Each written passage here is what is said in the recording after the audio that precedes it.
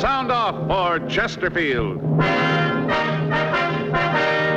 Chesterfield, low in nicotine, highest in quality, best for you. Chesterfield brings you Dragnet.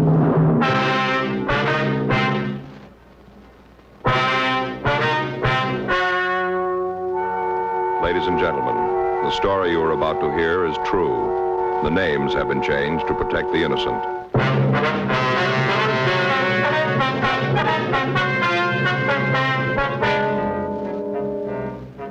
You're a detective sergeant. You're assigned to homicide detail. You get a call that a man has barricaded himself in his apartment. The report says he's going to kill himself. Your job, stop him. Smokers by the thousands are now changing to Chesterfield, the only cigarette ever to give you 1, proof of low nicotine, highest quality. 2, this proven record with smokers. No adverse effects to the nose, throat, and sinuses from smoking Chesterfield. Chesterfield, regular or king size, low in nicotine, highest in quality, best for you.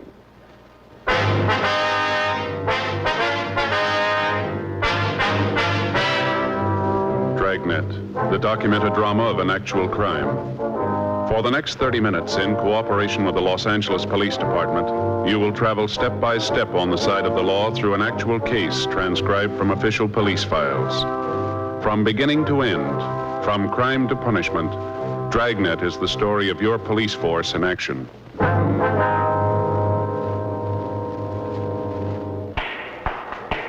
It was Wednesday, November 18th. It was cold in Los Angeles. We were working the day watch out of homicide detail. My partner's Frank Smith. The boss is Captain Warman. My name's Friday.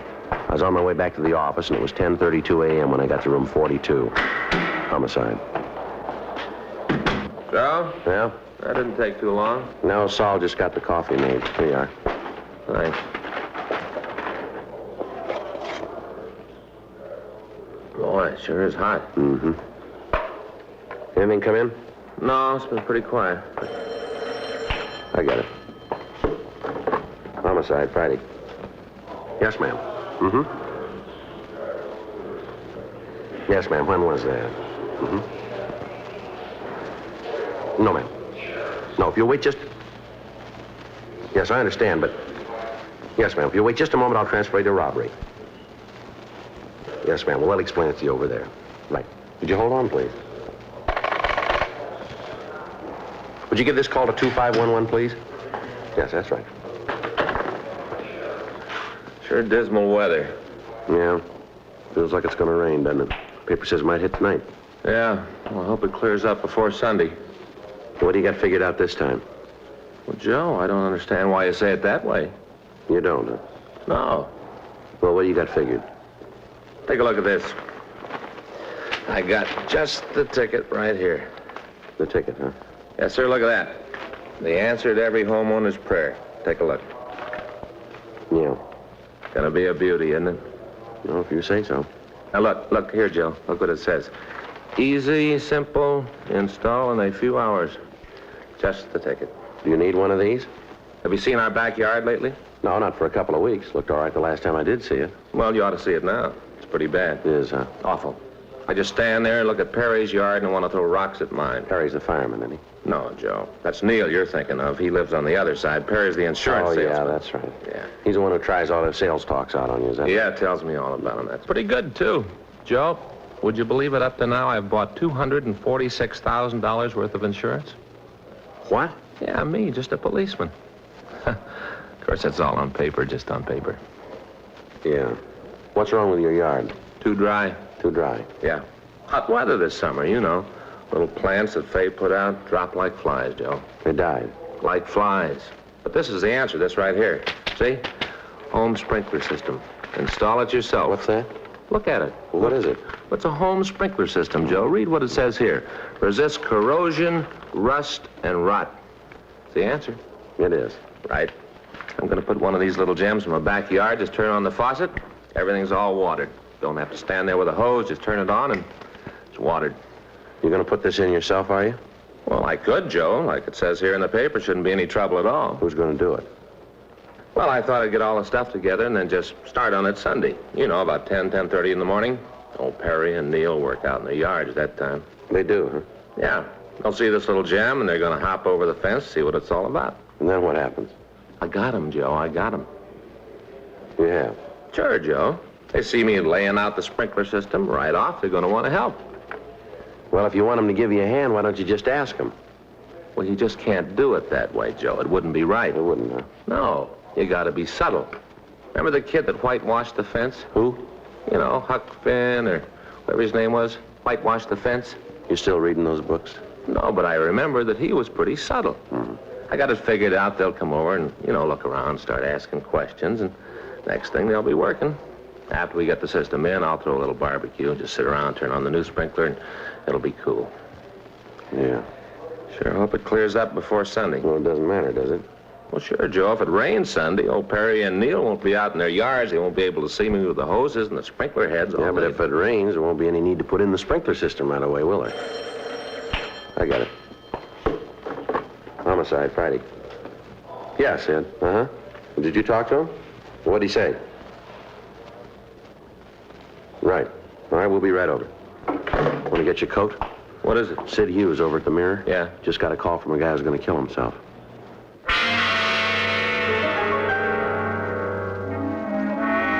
"10:37 a.m. Frank and I notified the complaint board what had happened, and then we left the office. As we drove out of the City Hall garage, it started to rain. We turned up First Street and then over to Spring. Sid Hughes, the reporter who'd called me, was waiting in front of the Mirror building. Sid, over here. Oh. You got the address, Sid? Yeah, here. 2682 North Ardmore, out by the Ambassador. Hi, Smith. Hi, Sid. All right, let's go.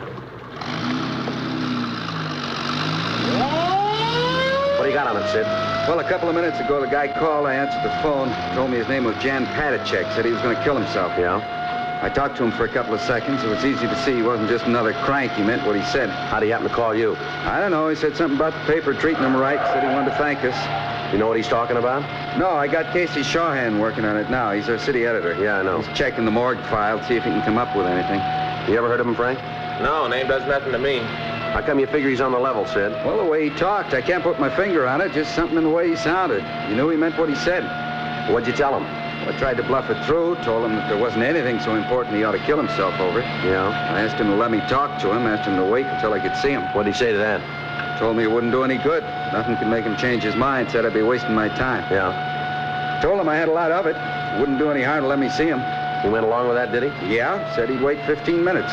Told me to come alone, not to figure on trying anything. Yeah. Frank, you better kill the siren when we get near the place. Right. What time you got? 10:42. Can we go any faster? What's that? I told you I believe the guy. Yeah? He said to get there before 11:05.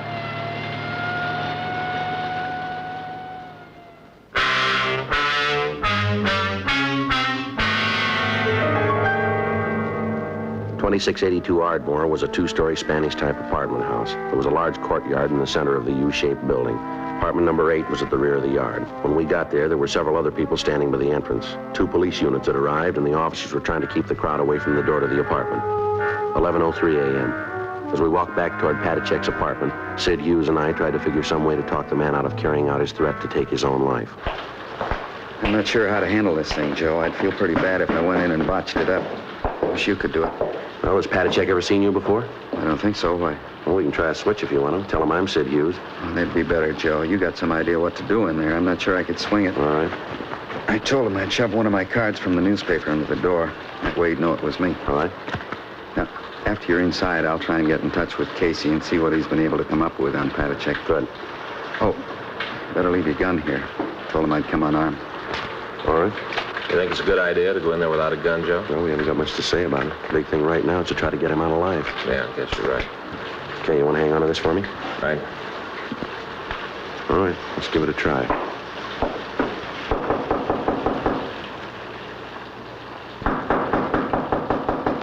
Who is it? It's Sid Hughes, Patacek. I told you I'd be out here. You want to let me in? What about the card? All right, here it is. Under the door. How about it? Patacek? Well, he took the card. Yeah. I don't know. I hope this thing works out. You're going to try to get in touch with your office, aren't you, Sid, and see what you can get on him? Might help. Come on, Patachek, let me in. The police are there. I'm not going to let them in. They aren't going to bother you. Tell them to go away. Tell them to get off the porch. All right, Frank, you better get the other officers to clear the place out. Right. All right, the police are gone now. You want to let me in? Will you bring my mail in for me? What's that? My mail, it's in the box, right on the side of the porch. In the box. All right, I'll get it.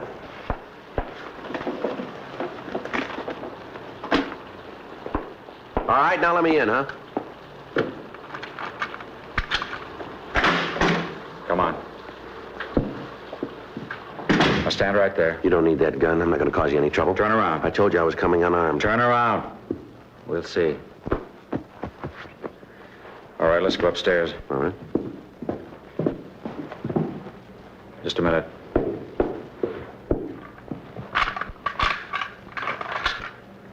Okay, let's go. Why don't you put the gun down? You're going to need that. I feel better with it. Mind if I take off my raincoat? No, go ahead. Make yourself comfortable.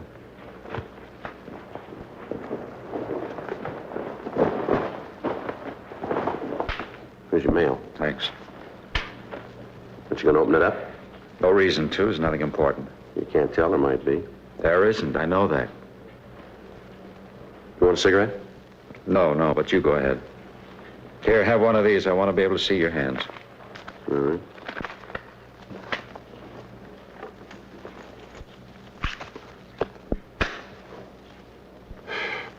Well, what's this all about? There's no other way. What do you mean?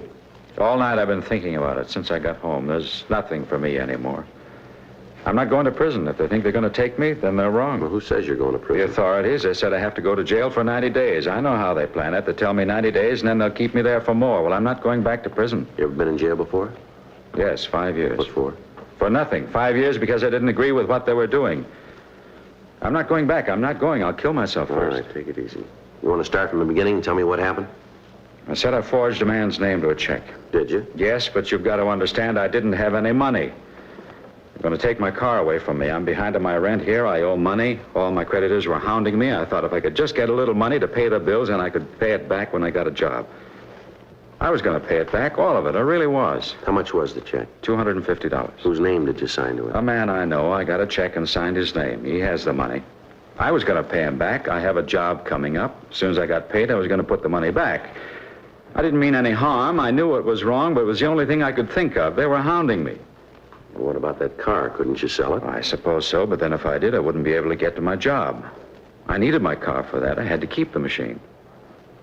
Well, you'll have a trial. If you tell them what happened, they'll probably understand. The court will make an allowance. I've had a trial. I told them I was guilty, that I did forge a check. They told me I had to go to jail. You said you'd been in prison before. Yes. 5 years, and I escaped. Where was that? In Czechoslovakia. They put me in prison because I wouldn't do what they told me. They killed my father and my mother, and then they put me in prison. I know what it's like. I'm not going back. Well, the prisons here aren't concentration camps. You know That's that. what you say. I know different. I've lived in them. You see here? You see these 4 teeth in front? Yes, I see them. Well, they're false. Is that right? I lost the teeth when I was kicked by a guard. You know why I was kicked? You know why he did it? No? Because my clothes were torn. That's the reason he kicked me. I tore my clothes, so he knocked my 4 front teeth Well, out. that's all over now, isn't it? Things like that don't happen here. Well, maybe not out in front of people, but they happen in the prisons. I'm not going to have it happen to me again. There were 800 of us, all arrested at the same time. 800, Mr. Hughes. Yeah. 800 men, people I knew. 800 human beings with homes and families. And I'm the only one alive now. All the rest were killed. All taken to Buchenwald and run through the showers. Now, don't tell me about prisons, Mr. Hughes. I know. I've lived in them. Tell me something. Yes. You remember the name of the judge who sentenced you here on the forgery charge? Yes. Well, let me call him. Let me get him over here and talk this thing over. We can work something out. There's no reason for you to do a thing like you're planning here. It's not that important. Maybe not to you. It isn't to anybody. And we can work something out here. Let me call the judge. No, sit down, Mr. Hughes. Look, I'm not a stupid man. I have degrees from 3 universities. I speak 4 languages. I spent 5 years jumping every time a guard looked at me. 5 years wishing they'd kill me. 5 years wishing I could live in hell because it'd be much better than the way things were. Now they think they're going to send me back. They're not. You understand that, don't you, Mr. Hughes? Don't you? Yeah, I think I understand it. Look, you said yourself that you thought about it all night.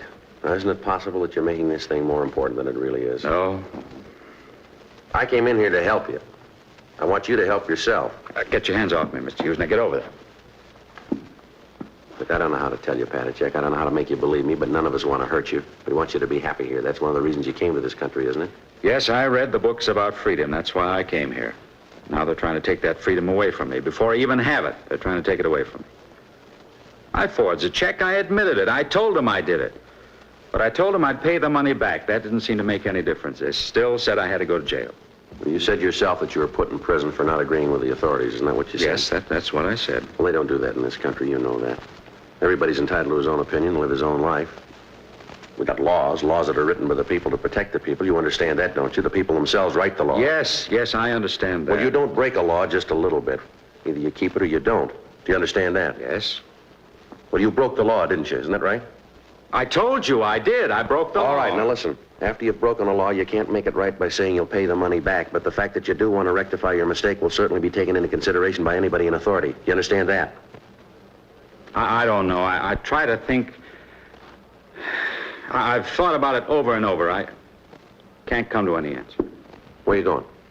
Gotta take something for this headache. Got a bad headache.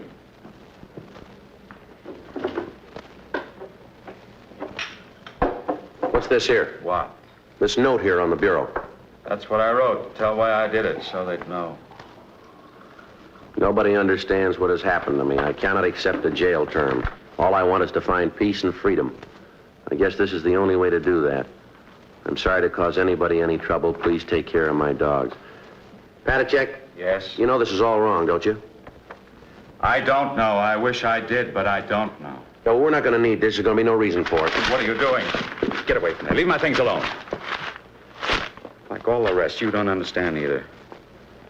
You better get out of here. Get out. All right, if that's the way you want it. Why'd you crumple up this note? Now, why? I didn't think that you'd need it. I thought we had this thing straightened out. Well, we haven't. I told you, get out. All right, wait a minute. You said that you'd pled guilty. You admitted you forged that check. Isn't that right? That's what I said. Well, how come you're here? How come you happen to be home? They gave me 24 hours to arrange care for my dogs. I put up a bond. They gave me 24 hours. Where'd you get the money for the bond? One of the companies by the jail, they put it up for me. Well, how about the dogs? Did you take care of them? No, not yet. Where are they? They're up in the kitchen. Can I see them? You like dogs? Certainly I like dogs. All right, come on.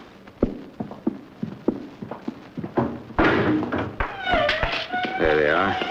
This one's Marta. This little one's Eric. Yeah, they look like real good dogs. They are thoroughbred shepherds. Only friends I have. That's not true. You got friends. Who? Tell me who. Well, me, for one, I'd like to be your friend if you'll just give me the chance. How about it? What do you say? What's that on your belt? What? The leather case on your belt. What is it? You don't have to answer. I'll tell you. It's a bullet clip. You're not Sid Hughes, are you? Are you? No, Jan. No, you're a policeman. You're here to take me to prison, but you made a mistake, a big mistake. Yeah? I'm going to kill you.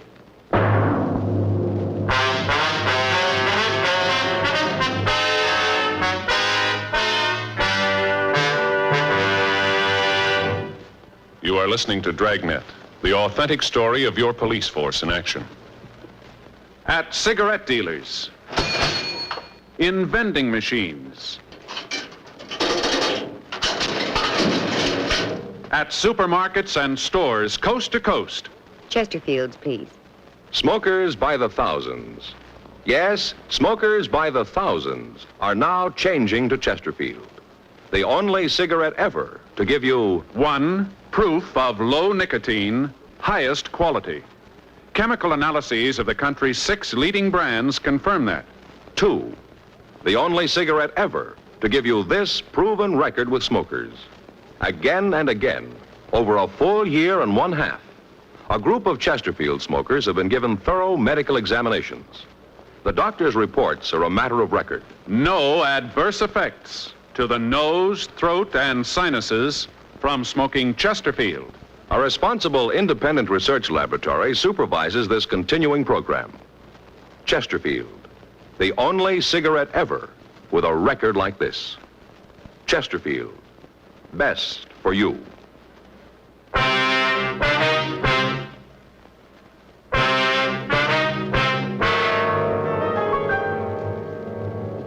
11:18 a.m. I'd been in the apartment with Jan Patacek for 13 minutes. During that time, he'd held a chrome-plated Luger pointed at me. We'd gone into the kitchen to see the dogs, and Patacek had noticed the cartridge clip on my belt. When I'd given my gun and holster to Frank, I'd forgotten to take the clip off. Patacek had noticed it when I kneeled down to pet the dogs. He'd looked at it for a minute, and then he motioned me to go into the living room. He followed, keeping the gun pointed at me. When we got into the center of the room, he told me to sit down, and he walked over to the other side of the room and sat on a chair. There's some cigarettes on the table next to you. Please give me one. Yeah, sure. Here. Just throw it over here. All right, here you are. Thanks. Take one yourself if you like.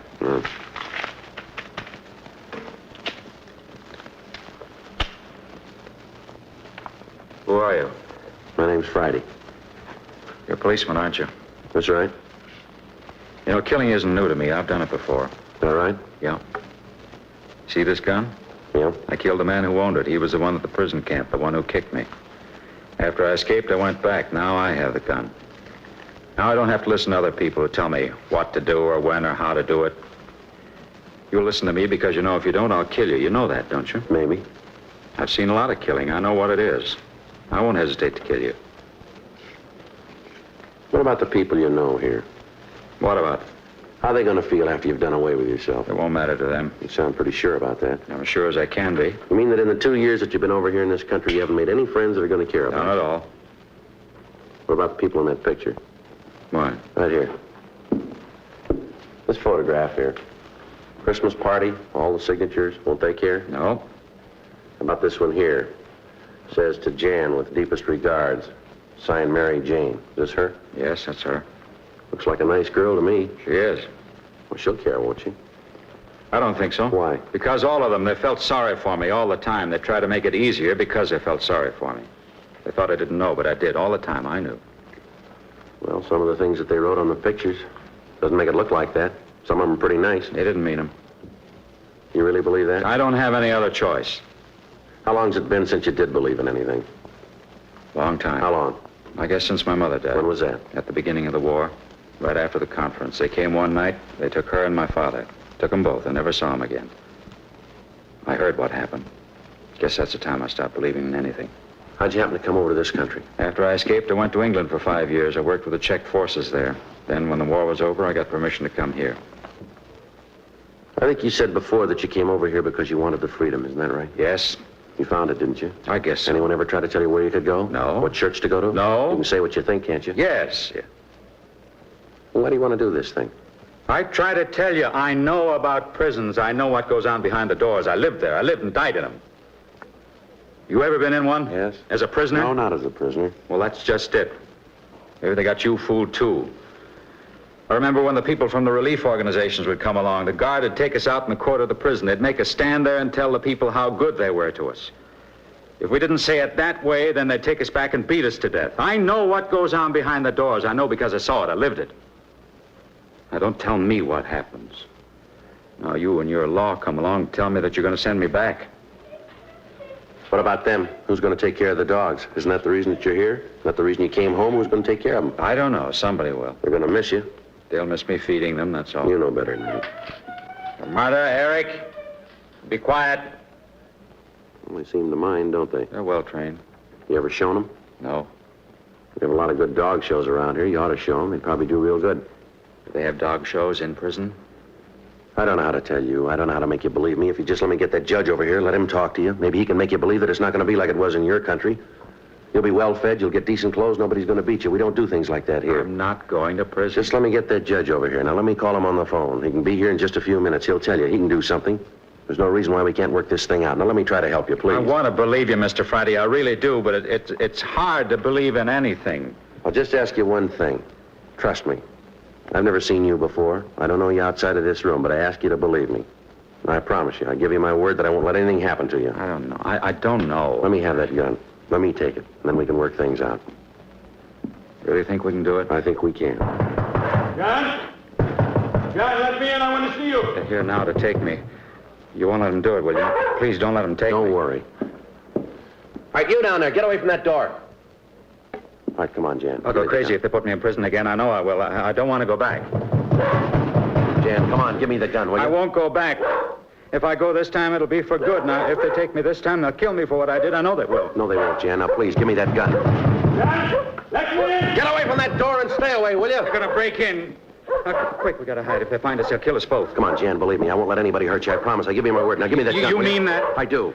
You won't let them take... No, now, come on. Give me the gun. I want to believe you. I want to believe Then do it. Trust me, Jan. I won't let you down. Come on, give me the gun. Get away from that door. I'm doing the best I can.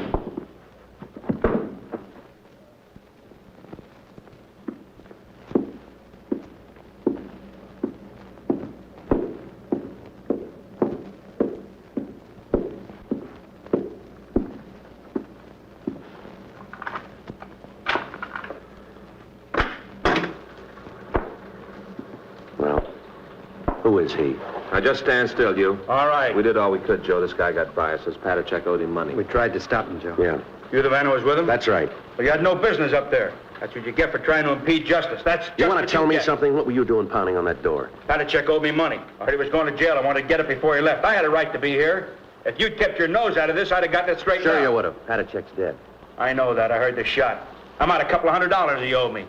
Think I'll ever get it back? I hope you're happy. You just took $200 away from me, didn't you? Come on, Frank. Sit. Yeah. Let's go.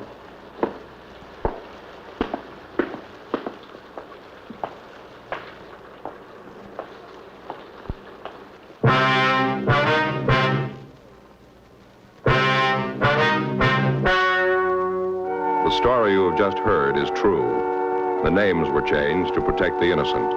On November 19th, an autopsy was performed in the coroner's office in and for the county of Los Angeles, state of California. In a moment, the results of that autopsy. Now, here is our star, Jack Webb. Thank you, George Fenneman. Friends, we've been getting letters from people all over the country telling us that they've switched to Chesterfield. Just as I've been telling you, thousands of smokers are changing to Chesterfield because only Chesterfield gives proof of low nicotine, highest quality. That's why I recommend you try them today. Regular or king size, you'll find Chesterfield best for you.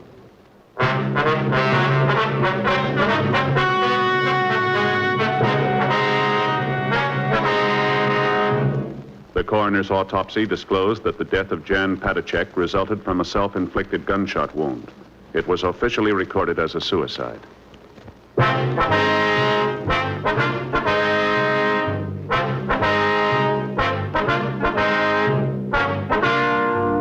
You have just heard Dragnet, a series of authentic cases from official files. Technical advice comes from the Office of Chief of Police W.H. Parker, Los Angeles Police Department. Technical advisors, Captain Jack Donahoe, Sergeant Marty Wynn, Sergeant Vance Brasher. Heard tonight were Ben Alexander, Whit Connor, Vic Perrin, Jack Crucian. Script by John Robinson. Music by Walter Schumann. Hal Gibney speaking. Watch an entirely new Dragnet case history each week on your local NBC television station. Please check your newspaper for the day and time. Chesterfield has brought you Dragnet, transcribed from Los Angeles.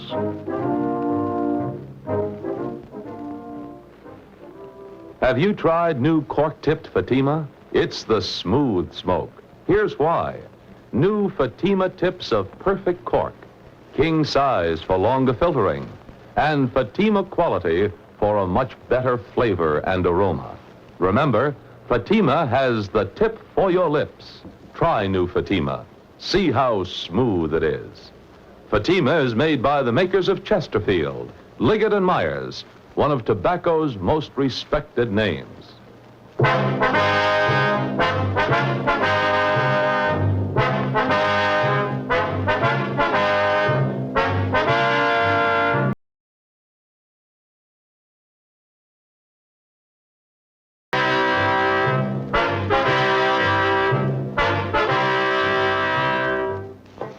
Visit with Cousin Willie next on NBC.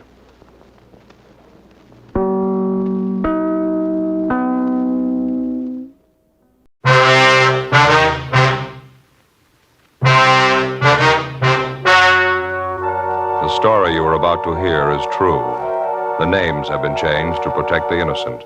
Fatima Cigarettes, best of all king-size cigarettes, brings you Dragnet on both radio and television.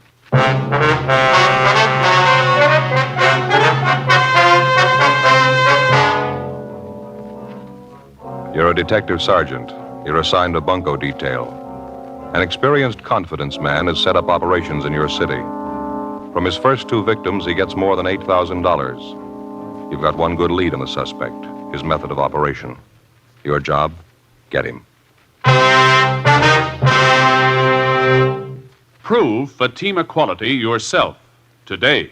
Compare Fatima with any other king-size cigarette. You'll find Fatima's length filters the smoke 85 millimeters for your protection. Fatima's length cools the smoke for your protection. You'll find Fatima's length gives you those extra puffs, 21% longer than standard cigarette size. And in Fatima, you get an extra mild and soothing smoke, plus the added protection of Fatima quality. Remember, Fatima gives you more for your money. Buy Fatima in the bright, sunny yellow pack. Best of all, king-size cigarettes.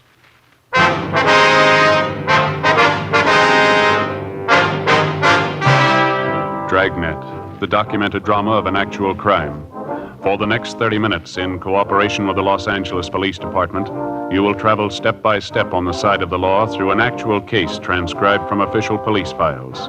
From beginning to end, from crime to punishment, Dragnet is the story of your police force in action.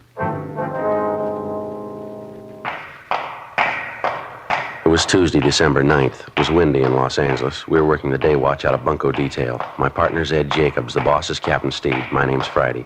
I was on the way into the office, and it was 7:50 a.m. when I got to room 38. Bunco detail. Oh, morning, Joe. Hi, Charlie. How'd you make out yesterday? Nothing. No luck at all, huh? Nothing's gonna help us much. Got the same description on the guy, used the same name, same M.O. Didn't get anything we don't already know about him. How about you? Your luck any better? No, about the same. Checked out the building where the suspect rented office space. He moved out 3 days ago. No forwarding address. Checked the hotel he was supposed to be stopping at. Didn't pan out. Give him time. He'll stick his neck out again. Well, it doesn't guarantee we'll reach him. Too late to start when the complaints come in. We're going to have to dig up a faster way of getting to him. Hey, you got a match? Yeah, sure, Charlie. Here you are. Thanks. You bet. Oh, by the way, what's this I hear about your partner? What? Ed Jacobs understands you're losing him. Oh, yeah, temporarily anyway. What's the deal? Well, he's going on a loan out up at the academy. Going to be an instructor up there 2 months anyway, maybe more. When does this happen? Tomorrow, the 10th. What are you going to do for a partner? You and Ken going to work together? No, the captain's bringing in a new man, young fella. He's been working in the business office. You mean the big Irish kid works the early morning? No, this boy's been working days. Name's Bill Lockwood. I asked for him as soon as I found out I was going to lose Ed. You know him? Well, a little bit, yeah. You remember Ben Romero? Yeah, sure. Well, Lockwood's a nephew of Ben's, sister's boy. Tall, red hair. Oh, yeah, I've seen him around. Seems to be a nice enough kid. A good record, has he? Well, the captain thinks so. Figures he ought to work in pretty well. Oh, by the way, have you seen Ben's wife lately? Yeah, I did, a couple of weeks ago. Seems to be doing all right. Still Mrs. Ben, of course. Yeah, I imagine. Her little boy's sure getting big. Looks a lot like his dad, too. Miss him quite a bit yourself, huh? Yeah, Charlie, I guess I do. Well, I better get on my horse. I got some checking to do. I hope the Lockwood boy works out for you. Well, I think he'll do all right. Can't say I'd be crazy about the idea myself. Well, how do you mean? Breaking in a new man. No detective experience. When I go out to pick up a thief, I like to figure I've got some good backing. I mean, a partner I'm used to. Tough enough watching out for yourself, let alone a green youngster. Well, somebody had to do it for us. That's the way it goes. Yeah, I suppose. I remember when I first started. It didn't come much greener than me. Partner did all the work, took all the chances, helped me every foot of the way. He never mentioned it once. I never forgot that. He's a good cop. What was his name? Ben Romero.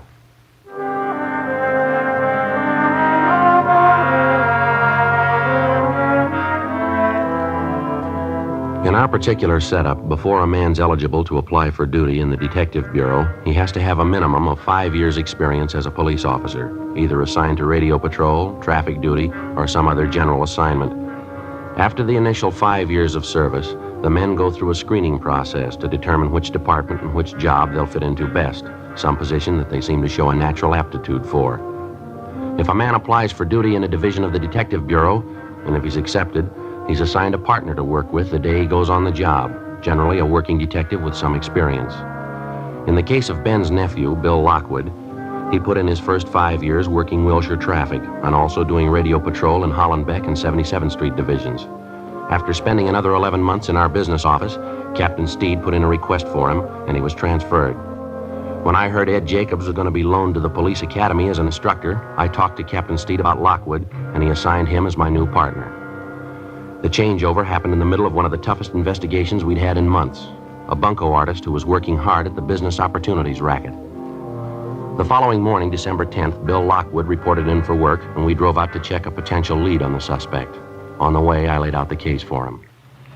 Nothing on the man in R&I, huh? No record at all? No, not as far as we know, Bill. Checked Brereton up at Sacramento, CII. Nothing doing there. He couldn't help us. What have you been going on? His description? Yeah, that and his M.O. and his name. He uses a different alias on each job. Russell Preston, that was the last name he used. I see. He usually starts by putting a want ad in the paper, is that it? Well, he rents himself an office first, usually a pretty expensive one, well furnished. And then he hires a good-looking secretary, has her put a want ad in the daily papers for him, and he's in business. How do the ads read? The usual? Yeah, typical thing you see in the daily paper.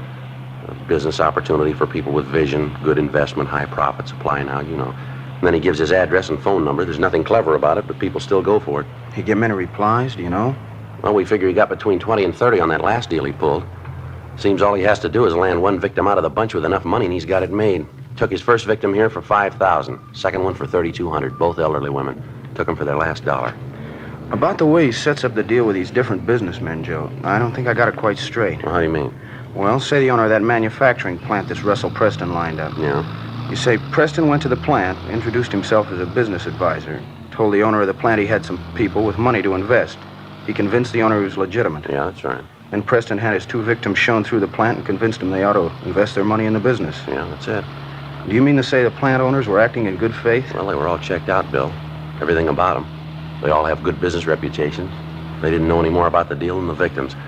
They needed more capital for their business, and they figured this was it. This Preston, or whatever his name is, sure must have a line that won't stop. He's got everything that goes with it. Nice clothes, well-mannered, good-looking.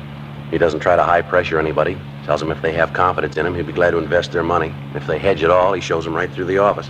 Pretty good pitch. Once they're sold on him, he's got him over a barrel. It's about the size of it, yeah. Funny there's no record on him. Sure sounds like he's had a lot of experience. What are the other names he's used, you remember? Well, just two of them we know of. Russell R. Preston and George A. Fairchild. I guess the newspapers have been checked out, huh? The ones he ran the what ads in? Yeah, they've all been talked to. All their personnel have been notified to watch for ads of that type. Be one way to get a lead on him if he tries again. Well, what about the buildings where he rented office space? Couldn't the people there help any? Well, they confirmed his description. We picked up samples of his handwriting. That's about it. He only rented the offices long enough to cover his deal, about 2 weeks. Let's see, what 100 block is this, Bill? Can you see over there? Let's see. Yeah, 1700. Well, we want the next one, 1811. Who's this woman we're going to talk to? Vivian Castle, that right? Yeah. I'm not sure if she's the right girl or not. Got the lead from an employment agency. Chance she might be the girl Preston hired to be a secretary. I don't know. Oh, good parking place up there ahead, huh? Yeah, that's good. You can pull up anywhere along here. It's fine.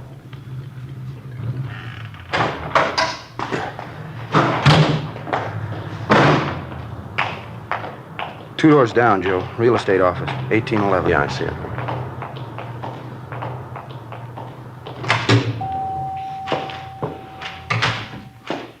Good morning. Good morning. Can I help you? Police officers, ma'am. We'd like to talk to a Miss Castle, Vivian Castle. Oh, I'm Vivian Castle. Well, here's our identification. This is my partner, Officer Lockwood. My name's Friday. How do you do? How do you do? What is it you want, officers? We'd like to find out if you know a George Fairchild, ma'am. Fairchild? No, I don't know anyone by that name. How about a Russell Preston, miss? That mean anything to you? Well, I used to work for Mr. Preston, Russell Preston. About how long ago was that? A month and a half ago. Mm-hmm. Where does he have his offices? Well, he did have them on South Grand near 8th, the old Belmont Harris building. Why? Would you mind describing Mr. Preston for us, ma'am? Just a general description of him. He was about 45 years old. Brown hair, a little gray. Nice build. Seemed to be a very nice man at first. Always dressed so nice.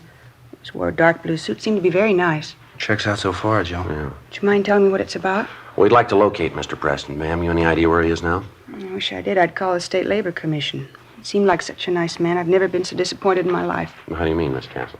He owes me 2 weeks' pay, $65 a week. Hired me as a private secretary. Good jobs aren't hard to get now either. He can't say he was giving me a break when he hired me.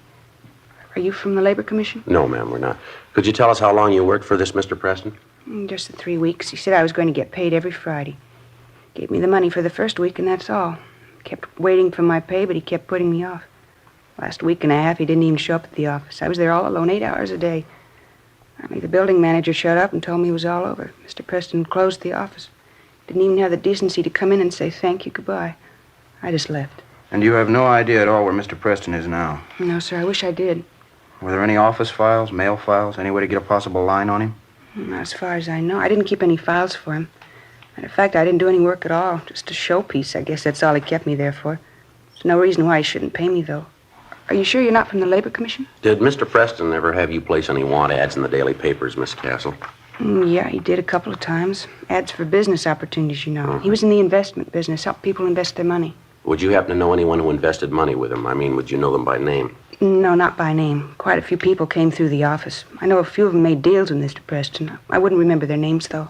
And you don't know any friends he might have had in town? Any of his business associates? No, sir, not a one. I didn't know he had any associates. How about where he was staying, Miss Castle? You must have known that. Now, the first week I was there, I did. It's the only week I got paid for. He was staying at a small hotel on South Flower. He moved the next week, though I don't know where he went after that. Neither does the hotel, I asked them. Well, during the time you worked for him, ma'am, did you ever have anything to do with Mr. Preston socially? I mean, was it part of your job to go out to dinner with him, things like that? I did once or twice when he asked me. I didn't think it was part of my job, though. Mr. Preston didn't mention it either. Once we went out to dinner, just the two of us. Another time we went out with my girlfriend, Norma. I had a terrible time. Mr. Preston was awful. And how do you mean, miss? Well, he drank too much and was throwing his weight around. You know, the boss. And he kept making a play for my girlfriend, Norma. I think he liked her quite a bit. Sure was embarrassing, though. Look, would you mind telling me what's the matter? Is Mr. Preston in trouble with the police? Yes, ma'am, I'm afraid so. He's cheated some people out of quite a bit of money. It's not the first time either. Well, what was it? What'd he do? Confidence scheme. Selling interest in a company he had no connection with. If that isn't the limit. I guess it's my own fault. I should have known better. It's happened before. Ma'am? They hire you. They give you a beautiful office, nice soft chair to sit on. They never give you any work to do. You don't have to lift a finger. I finally got the drift. Yeah. Those are the kind you have to watch out for. Bill Lockwood and I continued questioning the former secretary of Russell Preston, alias George Fairchild, but she was unable to come up with any kind of a definite lead as to the suspect's whereabouts. We left our card with the girl, and she promised to contact us in the event she came across any information regarding Preston. For the rest of the day, we ran down 3 more possible leads. They came from an informant, a head waiter in a second-rate nightclub, a small-time grifter with an axe to grind. And they all figured they had the right answer, where to find Preston. We checked out the 3 locations they gave us, a motel out near Santa Monica, a rooming house in Hollywood, a cocktail lounge in Highland Park. Not one of the 3 paid off. Russell Preston, alias George Fairchild, wasn't known at any of the places, either by name, dress, or physical description. During the next 3 weeks, along with Sergeants Charlie Riblett and Ken Scarce of Bunco Detail, Bill Lockwood and I ran down every possible lead on the suspect. Hotels, the want ad departments of the daily papers, managers of downtown office buildings, secretarial employment agencies, small businesses advertising stock for sale. They got us nothing. Despite all the precautions and all the legwork, on January 6th, we got a call from a Mrs. Marie Barrett in the Westlake Park area. She owned and managed a toy shop just off Wilshire Boulevard. Bill Lockwood and I drove out to talk to her. Yes, and they told me it was the opportunity of a lifetime, a big opportunity. I just can't believe it. Can't understand it. Why, he even took me out and showed me the factory. Him and the man who ran the place. They're making plastics. Showed me the whole plant. You say the plant was out in Glendale, ma'am. Whereabouts? It was right along San Fernando Road, maybe a mile or 2 before you get to the airport. They showed me through the whole plant. Who showed you through, Miss Barrett? Owner of the place in this, Mr. Fairchild. It's a big place, making plastics of all kinds. Can't say I wasn't impressed. What was Mr. Fairchild's first name? Do you remember? George Fairchild and Associates. That was the name on the door of the office when I went up to see him. Of course, I really didn't have a notion to invest any money when I first went up. It was a newspaper ad, you know, and I answered lots of them. Kind of a hobby with me. Yes, ma'am. So I went up to see him, and we talked. And as I say, I wasn't thinking of investing any money, but Mr. Fairchild seemed like such a nice man. Seemed to have a good business head on his shoulders.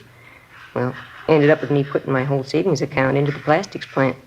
$6,400, every penny of it. I haven't heard from Mr. Fairchild since. I just don't know what to think. I can't understand it. Do you have any idea where to contact this Fairchild now? Any address, telephone number? Well, I called his office. It's in the Oxford Exchange building. Mm-hmm. There's no answer, though. They say it's disconnected. I've been trying for a week to contact Mr. Fairchild. I mean, $6,400. I just don't know what to do.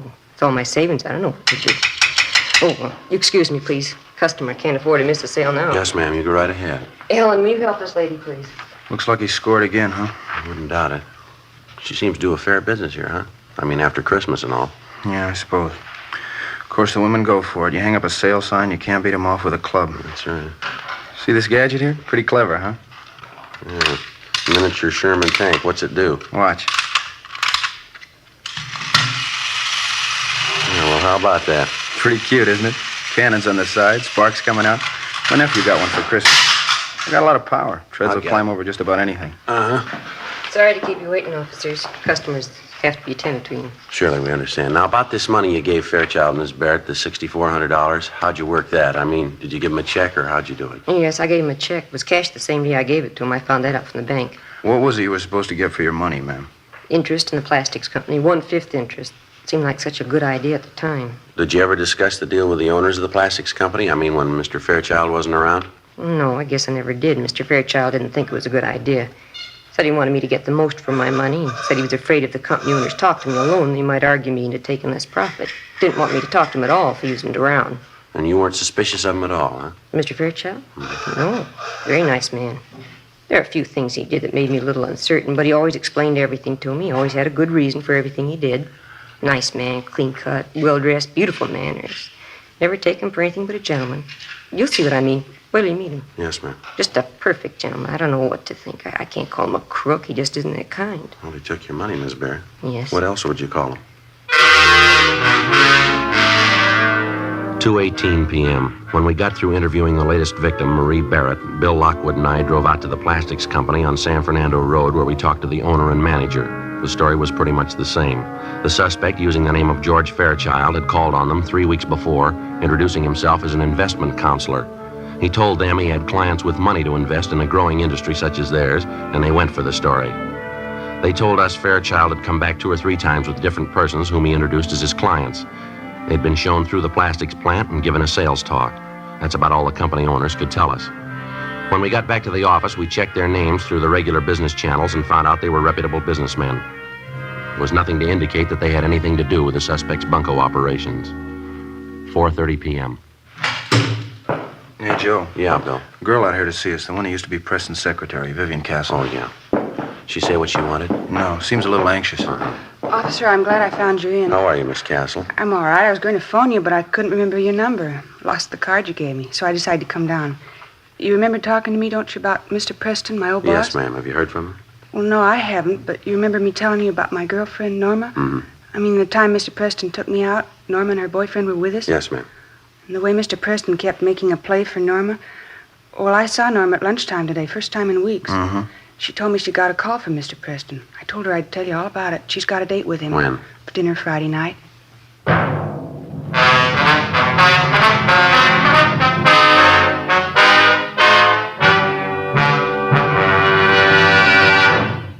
You are listening to Dragnet, authentic stories of your police force in action. To show our confidence in Fatima, we make you this money-back guarantee. Buy a pack of Fatimas. Enjoy Fatima quality, extra mildness, and superbly blended tobaccos. If you're not convinced Fatima is better than the king-size cigarette you're now smoking, just return the pack and the unsmoked Fatimas by August 1st, 1952, for your money back plus postage. Fatima, Box 37, New York 1. Prove Fatima quality yourself. Compare Fatima with any other king-size cigarette. 1. Fatima's length filters the smoke 85 millimeters for your protection. 2. Fatima's length cools the smoke for your protection. 3. Fatima's length gives you those extra puffs, 21% longer than standard cigarette size. And in Fatima, you get an extra mild and soothing smoke, plus the added protection of Fatima quality. Fatima gives you more for your money. Ask your dealer for Fatima in the bright, sunny yellow pack. Buy Fatima. Best of all, king-size cigarettes.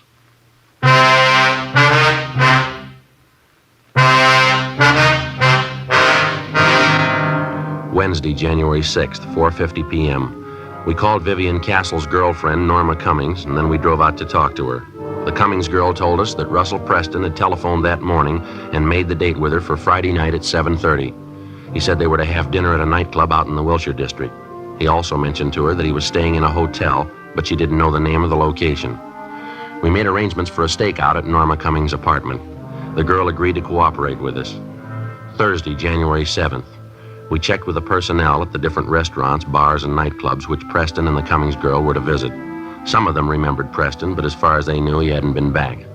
We left our cards with each one of them, and we asked him to contact us if he should return. Just after lunch on Friday, we got a phone call from Norma Cummings. When was that, miss? Uh-huh. Did you find out where he was? I see. Mm-hmm. Will you be there for the rest of the day? All right, fine. Yeah, we'll call you back. Goodbye.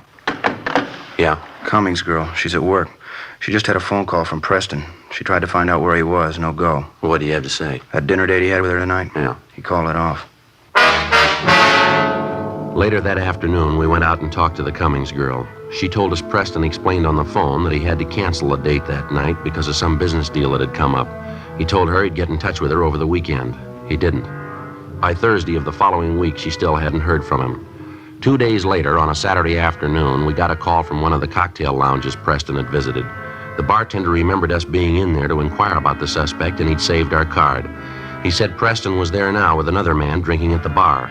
We asked the bartender to try and delay the suspect as long as possible. Then we got in the car and drove to the location. It was too late. The bartender explained that he tried to delay the man that he thought was Preston, but he didn't have much luck. The suspect had left a few minutes after the bartender had called us. He'd been drinking heavily. The man Preston had been with was still there. He was sitting at an old upright piano in the back of the place trying to pick out a tune with one finger. Bill and I went back and talked to him. He gave his name as Fred Sandell. Yeah, that's right. I was drinking with a fellow. Why? What's the matter, officer? Did you ever see the man before? Yeah, once or twice. In here? No, the place up the street, 780 Club. I had a couple of drinks with him in there. You know his name? Well, what's the angle? You want him for something? Oh, it's just a routine check. We'd like to talk to him. Well, I don't know. I might know his name.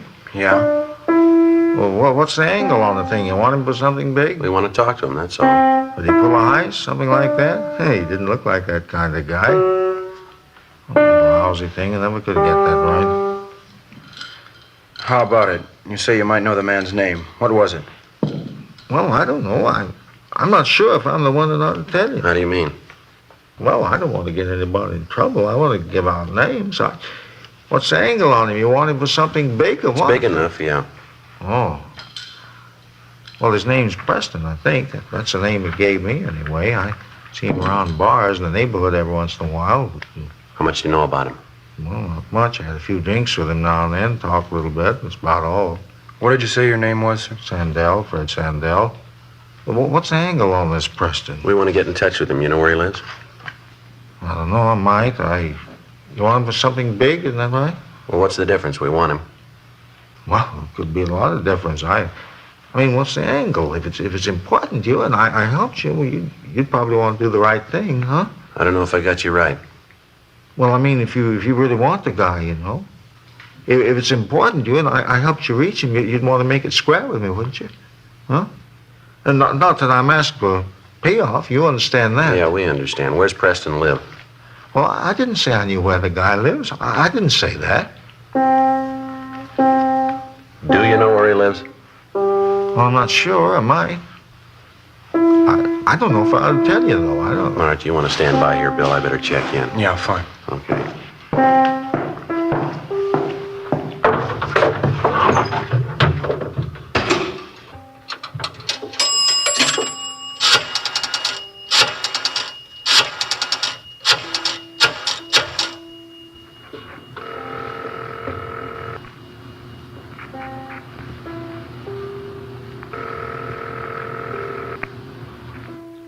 City Hall. 2625, please. 2625. Record Bureau, huh? Yeah, John, this is Joe Friday, Bunko. Yeah, Friday. I'd like to check on a suspect, John. He gives the name of Fred Sandell. He's a WMA, about 45, 5'10", 170 pounds, brown hair, brown eyes, ruddy complexion, small scar just below the left ear. Okay. Want me to call you back on that? Yeah, would you please? I'm at Dunkirk, 35016. Right, I'll call you. Thanks. Oh, say, John, could you switch me over to Bunko, please? I'm calling from outside. Yeah, sure. Hang on. Thank you. Yes? Would you switch? Switch this call over to Bunko Detail, please? Bunko Detail, surely. Bunko, Riblin. Joe Friday, Charlie. Anything doing? Oh, yeah, Joe, quite a bit. That suspect of yours, Russell Preston, Mm-hmm. he's been picked up. Yeah? Well, how'd that happen? A radio car picked him up 8th and South Grand. Drunk charge, I understand. He was pretty well plastered, wandering around in the middle of the street. Had quite a bit of money on him. They brought him into robbery for questioning. Are you sure he's Preston? Yeah, description checks. A couple of sets of identification on him, too. One for Russell Preston, one for George Fairchild. Well, where they got him now? Next door, interrogation room. Ken Scares is talking to him. He's copping out on 2 of the jobs he pulled. Okay, Charlie. Thanks a lot. We'll be right in. Right, Joe. All right, bye.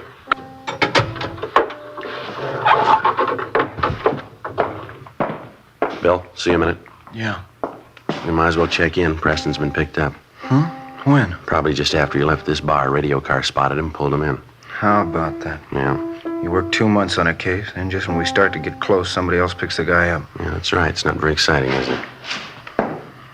You know, I was just thinking, officer, I don't want to be a hardhead about this thing, you know. I mean, if you want this guy Preston, I'd be glad I'd help you find him. I don't want to be a hardhead. Excuse me a minute.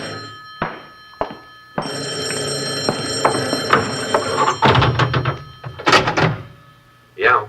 John Hunter, Friday, Record Bureau. Oh, yeah, John. I got a make on that name you asked for, Fred Sandell. There's a warrant on him.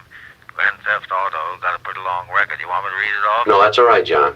Right, bye. Right, thank you.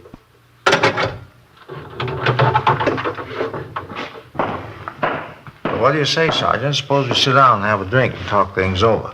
And I'll show you where I think this Preston hangs out. I mean, if we make the right deal, Well, it's already been made. You want to grab your top coat there? We'd like to talk to you downtown. Me? What for? What are you talking about? Grand theft auto. They want you, mister. Oh, wait a minute. You made a mistake. You didn't come in here looking for me. You're not even assigned to my case. Well, this ain't fair. Get your coat. Let's go. Yeah, but this ain't fair. You come in here looking for Preston. You didn't want me. We do now. Well, what kind of a deal do you call that? You're looking for Preston. You picked me up. Well, what's the angle? There's no angle. Some days you gotta settle for less, that's all. Come on, let's go.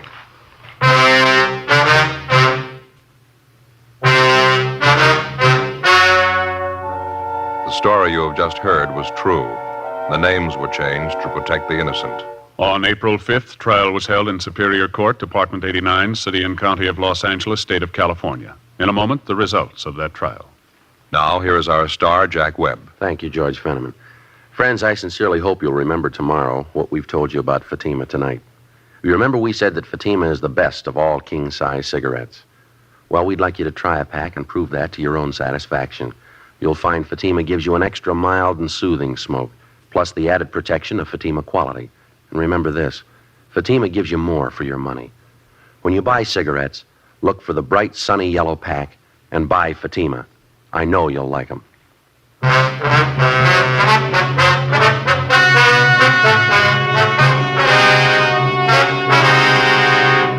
Russell R. Preston, alias George Fairchild, alias Robert Fairchild, was tried and convicted on 3 counts of grand theft.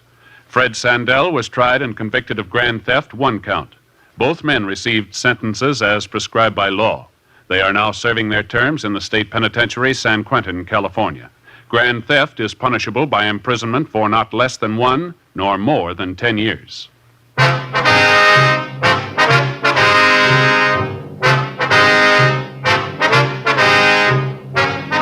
You have just heard Dragnet, a series of authentic cases from official files. Technical advice comes from the Office of Chief of Police W.H. Parker, Los Angeles Police Department. Technical advisors Captain Jack Donahoe, Sergeant Marty Wynn, Sergeant Vance Brasher. Heard tonight were Martin Milner, Marion Richmond, Vic Rodman. Script by Jim Moser. Music by Walter Schumann. Hal Gibney speaking. Fatima Cigarettes, best of all king-size cigarettes, has brought you Dragnet, transcribed from Los Angeles.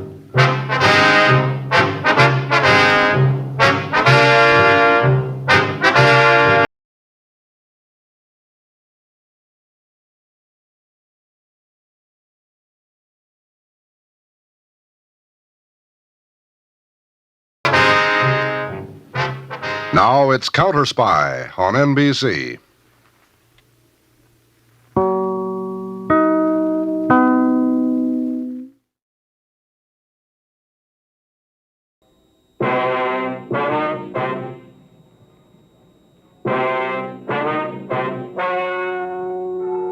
Ladies and gentlemen, the story you are about to hear is true. The names have been changed to protect the innocent. Dragnet is brought to you by Chesterfield, Made by Liggett and Myers.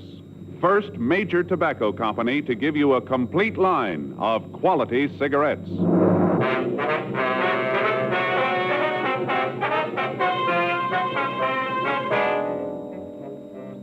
You're a detective sergeant. You're assigned to auto detail.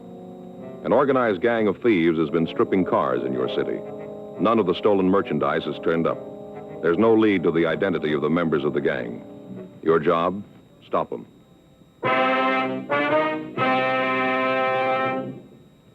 Smokers by the thousands are now changing to Chesterfield. No wonder. More and more smokers are learning this fact for themselves. Chesterfield, low in nicotine, highest in quality. A published fact proved by chemical analyses of the country's 6 leading cigarette brands.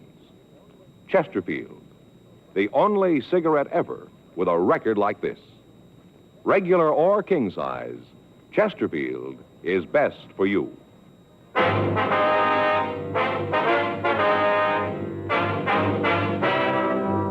Dragnet, the documented drama of an actual crime. For the next 30 minutes, in cooperation with the Los Angeles Police Department, you will travel step by step on the side of the law through an actual case transcribed from official police files. From beginning to end, from crime to punishment, Dragnet is the story of your police force in action.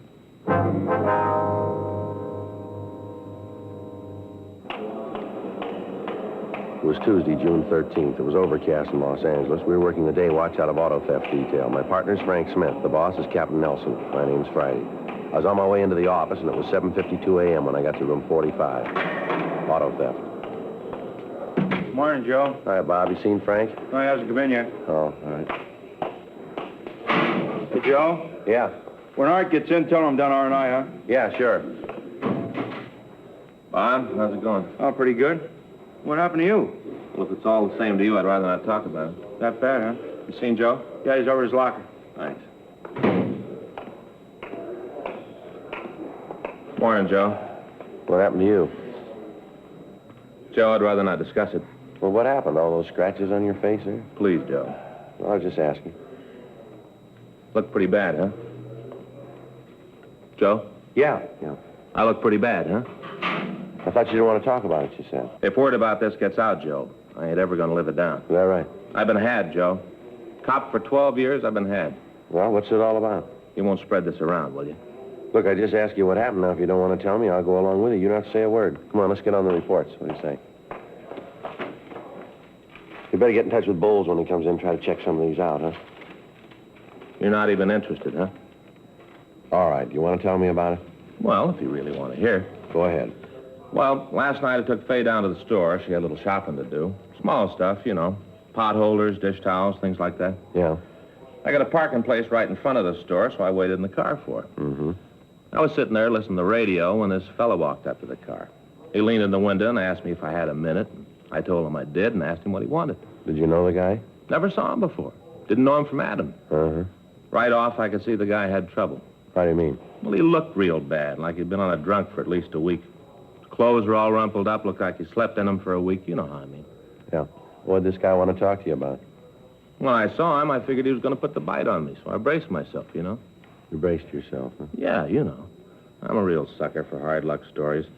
Faye's always telling me I should learn to stay away from those guys. She was just saying the other night that What'd this guy want, Frank? Huh? Well, what do you want, this fellow that talked to you? Oh, well, he gave me this story about how he'd been on a bat and how he was broke and he needed some money to clean up before he went home. Mm-hmm. But he makes it real plain that he does not want a handout. Nothing for nothing. What do you suppose he meant by that? That's when he showed me the package. The package, huh? Yeah. What package? Well, the one he was carrying. Didn't I tell you that? No, you didn't yet. Well, you see, before I couldn't see it. Then he showed it to me. It's all done up in tissue paper, ribbons and all. Paper was kind of dirty, like he'd been carrying it for a long time. Ribbon was a little tired, but it was there. Mm-hmm. So he asked me if I wanted to buy it. That was this package. Well, what was in it? He asked me if I wanted to buy that. Well, what was in it? He took off the paper and he opened the thing up. And, Joe, inside is a brand new razor. Brand new. Worth $26 in town. What kind of a razor? Well, he said he'd let me have it for $20. No, what kind of a razor? Just a razor, the kind you shave with? Yeah, an electric razor. Oh, well, you didn't tell me it was electric. Didn't I say that, Joe? No, you said he let you have it for $20 just because he needed the money. Huh? Yeah. Well, happened that I didn't have $20. You know me, so I told him I couldn't make a deal. Then he left, huh? No, Joe. Now, look, you wanted to hear it. Will you let me finish? Well, it takes you a little time. I have to keep drawing you out here. I'm sorry, Joe. I want you to get all the facts. We're officers together. We talked back and forth for a little bit. Guy finally said that I looked like I had an honest face. That's a new approach, isn't it? Joe. Well.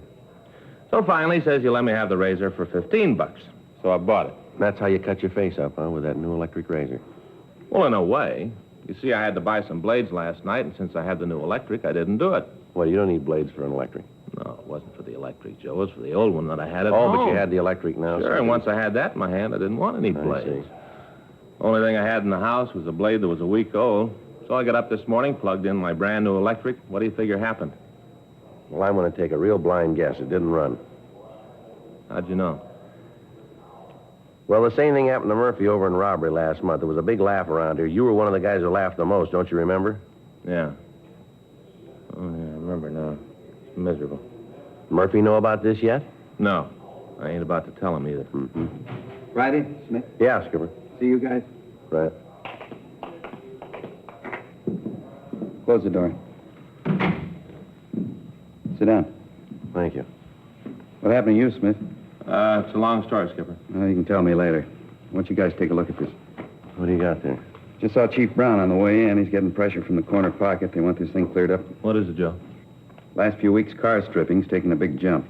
Not the usual line of stuff. Not just happening in certain neighborhoods. We got reports there from the Valley, Hollywood, Wilshire, all of the divisions. Same thing's happening all over town. Talk to the boys in the sheriff's office. They're getting it. Same in Burbank, Beverly Hills, Santa Monica. Doesn't seem to be any place they aren't getting to. How about the stolen stuff, Skipper? Any of it show up yet? Not that we can find. All the usual outlets have been checked. None of the loot can be bought. Any special kind of things being taken? Let him see those reports, Jim. Yeah, here. Thanks. Take a look. We're not messing with kids in this thing. The way the victims tell it, this gang can break into a locked car and lift the radio in under 10 minutes. They can pull all four wheels off a car in under 6 minutes. Insurance companies are screaming. They already got into the police commission. Chief Brown told me this morning he didn't care how we did it, but he wanted it stopped. Well, where do we start? Well, up to now, the investigation's been handled pretty much by the divisions. From here in, it's in your laps. Use as many men as you need. Just bring the thieves in. You're not working on anything now, are you? No, we're not. We're just winding up that Gibson thing. Couple of reports to finish. We should be through by noon. We'll turn the reports over to somebody else. I want you to start on this thing right away. Okay. Right, Skipper. Anything you need, let me know. Right, we'll check you later. Right. Smith? Yes, sir? How'd you get all those cuts on your face there? Shaving? Well, in a way, yeah. Yeah, same thing used to happen to me. Why don't you get yourself an electric razor?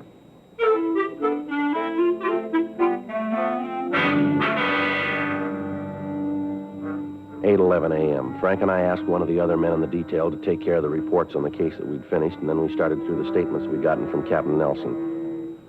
From them, we got a pretty good idea of how the car stripping ring was operating. There seemed to be a definite plan for the thefts. Most of the stolen articles were in the luxury class. Only radios were taken from Cadillacs and Lincolns. Heaters were stolen from Chryslers.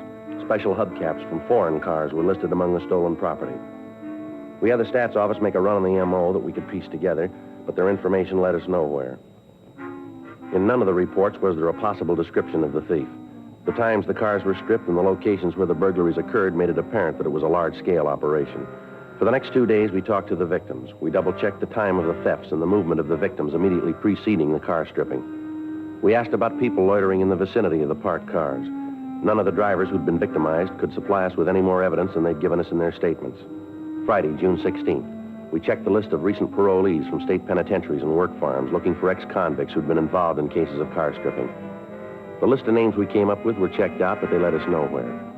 In the meantime, the pressure from the citizens groups in the city had gotten worse. At the end of the first week we'd been working on the case, the value of stolen articles reached about $500 a day. Additional officers were assigned to patrol the streets. Radio cars doubled the number of field interrogations they normally made, and although several arrests were made, the possibles picked up apparently had no part in the activities of the organized ring. On Saturday, June 24th, we got a call from an ex-convict. He asked us to come out to his garage and talk to him. Come on back here, fellas. We can talk while I finish up. All right. Hey, quite a place you got here, Al. Yeah, I've been pretty lucky.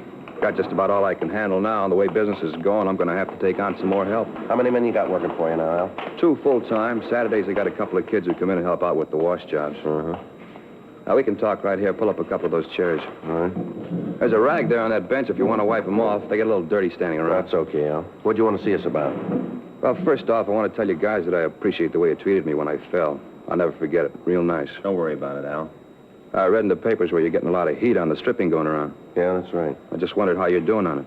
That's going pretty slow. Why, do you know anything? I got a couple of rumbles. You know, it's hard not to hear them. I heard that none of the stuff's been shoved, that right? We haven't seen any of it. Well, the way I get it, you aren't about to. Hey, hand me that socket wrench, will you? This one? Yeah, Here you go. Thanks. Fella came in here a couple days ago. I knew him from before. He said he wanted to do business. He asked me if I was interested in some good buys and used radios. I told him I might be if they were good. He said these were the best, all GMs. Then he gave me the price. When I heard that, I knew something was off. What was he asking? I told him he could deliver 6 Cadillac radios for $28.50 apiece. I asked him where he got them. What did he say to that? I told him he wasn't any of my business. Said where he got them didn't make the radios play any different. What makes you figure he might be in on the operation we're after? Well, I told him that if he could make deliveries at that price, I'd want a lot more than a half a dozen. Yeah? Well, he said he couldn't supply them. Said that he only could spring 6. I asked him if he was working alone. He told me no. I figured I ought to give you guys a call. Might be something for you. You said you know him, huh? Yeah, from before. Say, you guys like a cold beer? No, Al. No, thanks, sir. Well, you mind if I have one? It's kind of hot. No, go ahead. Thanks. Day gets a little hot, you really notice it. Are you sure you guys don't want a beer? No. No, thanks.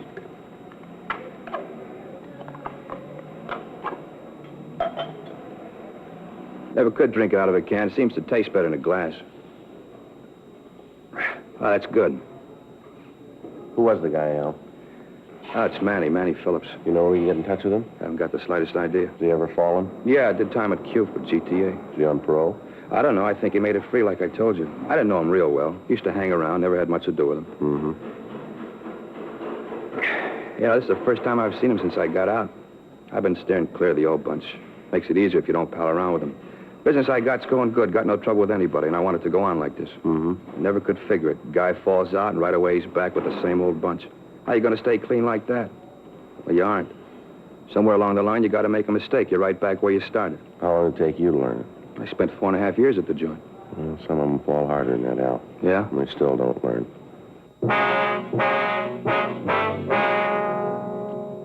11:20 a.m. We called the office, and Sergeants Bob Beck and Officer Art Molnar came out to the garage to stake out in case the suspect came back. Frank and I took Al Woodson down to the city hall and checked the name Manny Phillips through R&I. From the packages that were pulled, we were able to get an identification of the man who'd offered the radios for sale. We checked the information contained in the package. Phillips, whose real name was Manuel Richard Phillips, had an arrest record dating back 12 years. He'd spent 1 year at Fred C. Nellis School for Boys for car stripping when he was 14. From the time of his release, he'd been arrested on the average of once every 2 weeks. His age at the time of his latest release from San Quentin was given as 26. Out of that time, he'd spent a total of 8 years in state penal institutions. From his package, we obtained his last recorded address. We checked it out and found that he'd moved 3 months before. We checked his forwarding address. He'd moved. Finally, after talking to the managers of 9 more rooming houses and apartments, we came up with his present residence. The landlady told us that Phillips apparently didn't work for a living, but that he always had the money for his rent. She described him as quiet and said that he usually spent a good part of the daylight hours in his room. She was unable to tell us anything about his friends or any business associates that he might have. A stakeout was set up on the place immediately. Because of the apparent size of the operation, it was decided not to attempt to take the suspect into custody at this time. Instead, Captain Nelson agreed that we should keep Phillips under surveillance and try to learn more about the car stripping gang. For the next week, we followed Phillips. 24 hours a day, there were at least 2 officers tracing his movements. On 3 nights, he was watched while he stripped cars of expensive accessories. The area was put under a Code 5, so there would be no possibility of the suspect learning he was under observation. 11 days after the surveillance began, Phillips was observed to visit a large marine supply yard down in San Pedro. The next night, July 6th, he drove up to the place at 11:37 p.m. He parked his car in front of the gate and dropped the large bundle over the fence. Immediately afterwards, he returned to his room. The following morning at 8:06 a.m., we met with Sergeant Beck in Captain Nelson's office. What'd you find out about the ownership of the supply yard? The license was issued to a Harry Swenson. Well, how about him? We checked the name through the I Bureau. Nothing on him there. Beck, you and Molnar come up with anything? Not that you haven't got. We staked out on the yard every night since we found it. Hasn't been a night that passed that some car hasn't made a delivery of some kind. Got the license numbers of all the cars. They've all been checked out. We know who they are and where to find them. We've had a tail on Swenson every minute. Must have eyes in the back of his head. As soon as one of our men falls in step, he knows it. The way he's acted, there isn't a thing we can prove. What's the DA's office say about it? We had lunch with Alexander yesterday, Skipper. Laid out the evidence we had. Yeah? Told us if we tried to take Swenson to court with what we've got, they'd laugh us out of town. Well, where does that put you? Well, really not much further than we were. We know who's behind the ring. We know where they're operating from. The big thing now is to find the plant. Unless we can produce the stolen merchandise in Swenson's possession, we haven't got a case that'll stand up. There no leaks about the plant? No, not that we can find. Everybody that's been near Swenson's place has been tailed. Twice a week there's a truck that leaves the yard. There's no way of telling what's in it, and the times we followed it, we've lost it. Well, how about a bug? Can you get one into Swenson's office? Well, I don't know how. There's no way of getting him out of there long enough to install one. The night watchman's always on the premises. We're not even sure he's not in on it, too. So where do you stand on it? Well, your guess is as good as ours. Alexander says that without finding the plant, we can't take him to court. Now, we've used every trick in the book to get him to lead us to it, and not one of them's worked. They haven't left a thing open. They're playing it real smart. How many men involved in the operation? Well, we're not sure, but as near as we can figure, 12. That's not counting Swenson or that night watchman. You've been in the business long enough to know it, then. What's that? When there's that many men working, there's got to be a leak someplace. Yeah. Find it.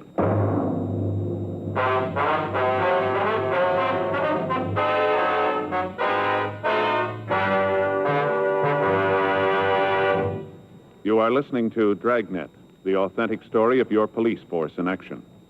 At cigarette dealers, in vending machines, at supermarkets and stores coast to coast. Chesterfields, please. Smokers by the thousands. Yes, smokers by the thousands are now changing to Chesterfield, the only cigarette ever to give you... 1, proof of low nicotine, highest quality, a matter of record. 2, the only cigarette ever to give you this proven record with smokers. Again and again, over a full year and one half, a group of Chesterfield smokers have been given thorough medical examinations. The doctor's reports are again a matter of record. No adverse effects to the nose, throat, and sinuses from smoking Chesterfield. A responsible independent research laboratory supervises this continuing program. Chesterfield. Best for me, best for you.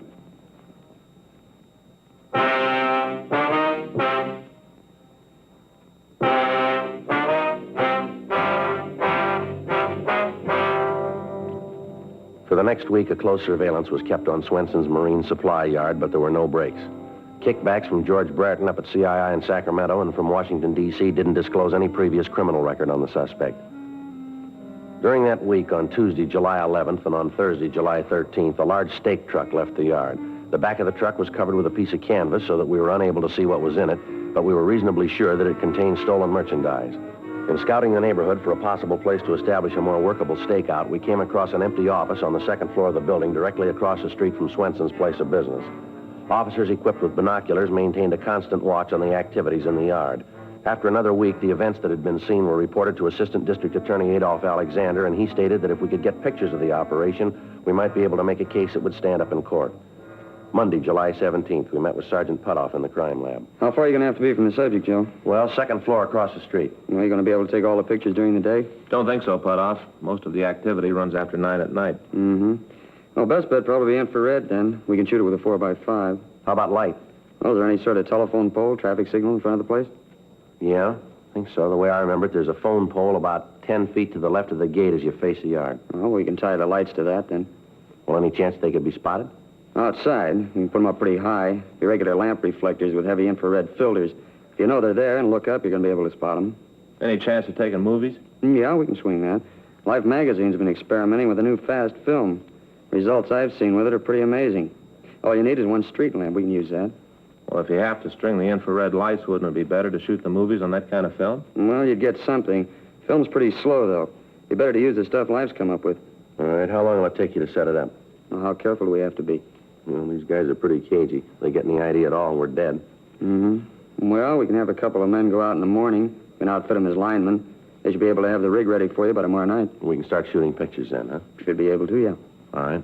Is Jay Allen around, do you know? Well, I think he's over the court this morning, Joe. Well, then maybe you can help us out there, too. What's that? We're trying to figure some way to tail a truck. We've been trying to find the plant these guys are using for a couple of weeks now, and we just can't get near them. We wondered if Jay might have any ideas on that. Probably use fluorescent paint. That ought to do it. What's the gimmick there? They tie a can of transparent fluorescent lacquer to the back of the truck, punch a hole in the can, and all you got to do is follow the drops. You punch a hole in the can, won't all the stuff run out? Well, there's a couple of brands on the market. They've got enough viscosity so the paint will stay in the can. Regulate the frequency of the drops by the size of the hole. Can you see it? Not without ultraviolet lamp. Tie one of those to the hood of your car and you got it made. You got the equipment here to do that? Mm-hmm. Well, would you have Jay give us a call when he comes in? Right. He'll know more about it than I do. Be able to give you all the dope. Okay. I'll get right on the other for you. Thanks a lot. Say, how long you been after this bunch? Well, let's see. We got the assignment on June 13th. That'd make it over a month now. A lot of time. Well, maybe now we'll have something to show for it.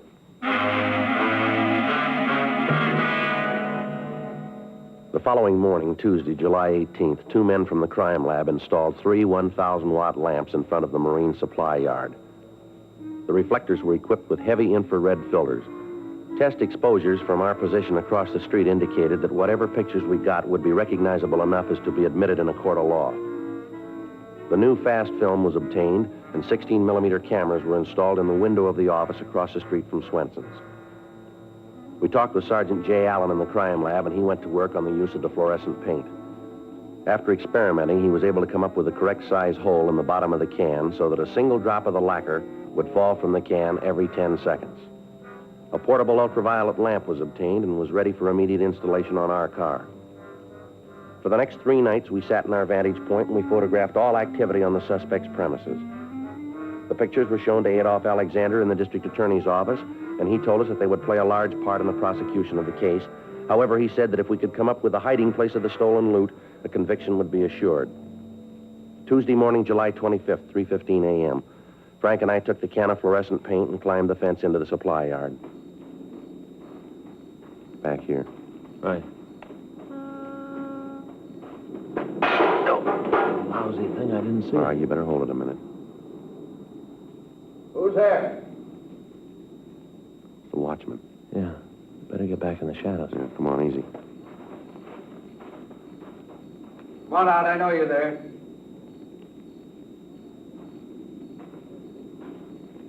Come on now.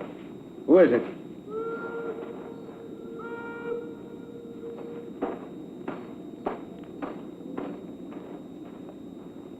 Well, that was close. Yeah. All right, let's go. The truck should be back in the shed. Right.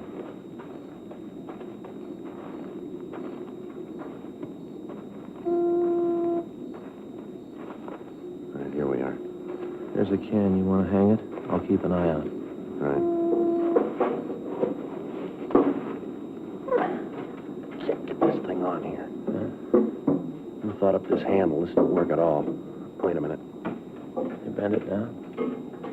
Yeah. Give me your handkerchief. Wait a minute. There's a sharp edge on this wire. Okay, here it is. All right, wait a minute. We still clear there? Yeah. How about that watchman? He went back. Right there we are. How about the stopper in the can? I got it in place. The first bump should knock it out. I hope so. Well, it's got to work. All right, now let's try to get out of here. See if you can kick something else, will you, on the way? Tuesday night at 11:35 p.m., the stake truck pulled out of Swenson's Marine Supply Yard. Sergeant Bob Beck, Frank, and I were parked in an alley just down the street. We let the truck get a good 20-minute start on us, and then the ultraviolet lamp was attached to the hood of our car. Frank started the motor, and we pulled out into the street. Spot anything yet? No. Maybe the lacquer dried up around the cork, held it in place. That's a happy thought. Well, here's the corner. Which way? Well, wait a minute. Let's take a chance straight ahead, huh? All right. Well, there's nothing up this way. You better double back. Okay. Let's try it to the left this time.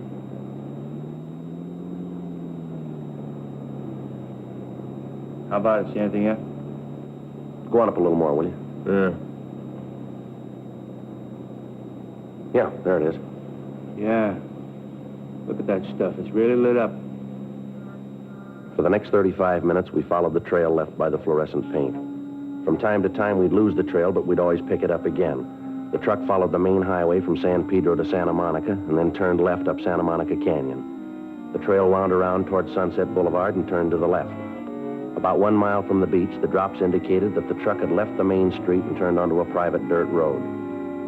Half a mile along the road, the trail stopped in front of a large wooden building in the middle of a field. We turned off the car lights and went up to the place. The blinds on the windows were drawn, but there were lights on in a front room. Sergeant Beck covered the rear of the building, and Frank and I went up to the front door.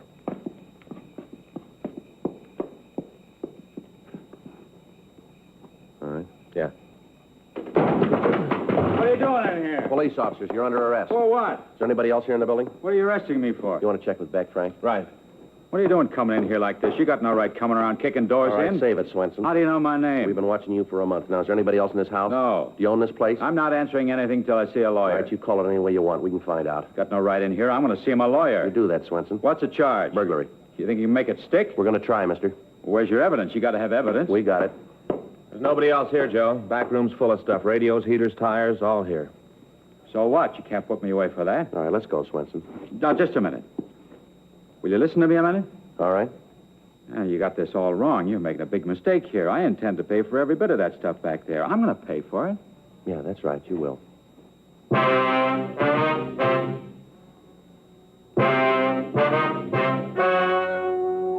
The story you have just heard is true. The names were changed to protect the innocent.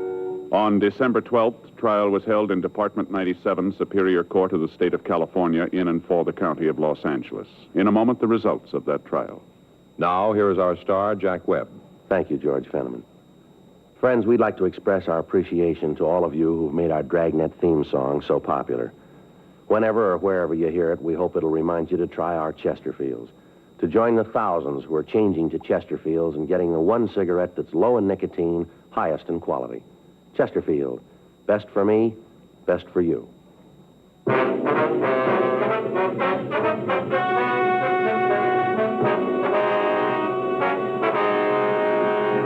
All other members of the gang were taken into custody and were brought to trial. Harry Ralph Swenson, along with his accomplices, was tried and convicted of 14 counts of burglary in the second degree and received sentence as prescribed by law. Burglary in the second degree is punishable by imprisonment in the state penitentiary for a period of not less than 1 nor more than 15 years. If you had only one book, the Bible, do you know that you would have within its covers the finest examples of literature, both in prose and poetry? You'd have stories which have never been equaled, adventure, love, history, and prophecy. So read your Bible every day during National Bible Week.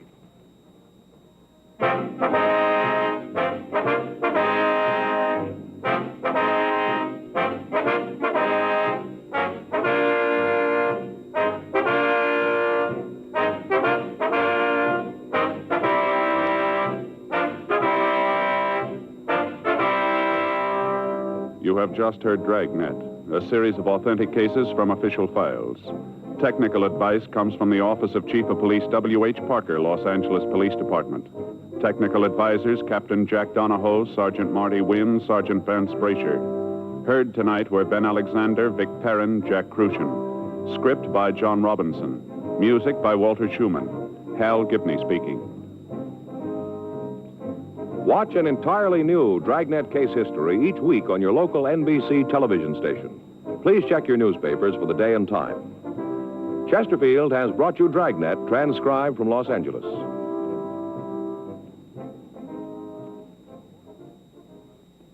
Have you tried new cork tip Fatima? It's the smooth smoke, with Fatima tips of perfect cork, king size for longer filtering, and Fatima quality for a much better flavor and aroma. Fatima is made and guaranteed by Liggett & Myers Tobacco Company. Try Fatima today.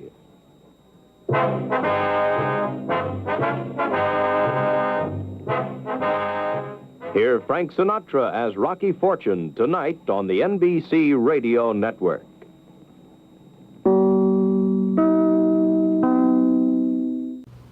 Here is another in NBC's great parade of new shows.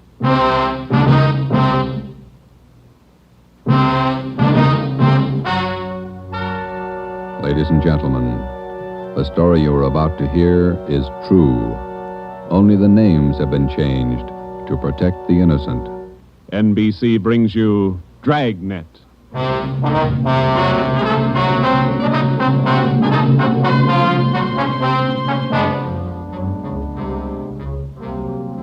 detective sergeant. You're assigned to burglary detail. A sudden wave of jewel thefts is sweeping the city. In 16 days, 16 burglaries have been committed, one each night. They bear the same trademark. Thousands of dollars of jewels are missing. The thief is a master at his trade. Your job, get him. Dragnet, the documented drama of an actual crime, investigated and solved by the men who unrelentingly stand watch on the security of your home, your family, and your life. For the next 30 minutes, in cooperation with the Los Angeles Police Department, you will travel step by step on the side of the law through an actual case transcribed from official police files. From beginning to end, from crime to punishment, Dragnet is the story of your police force in action.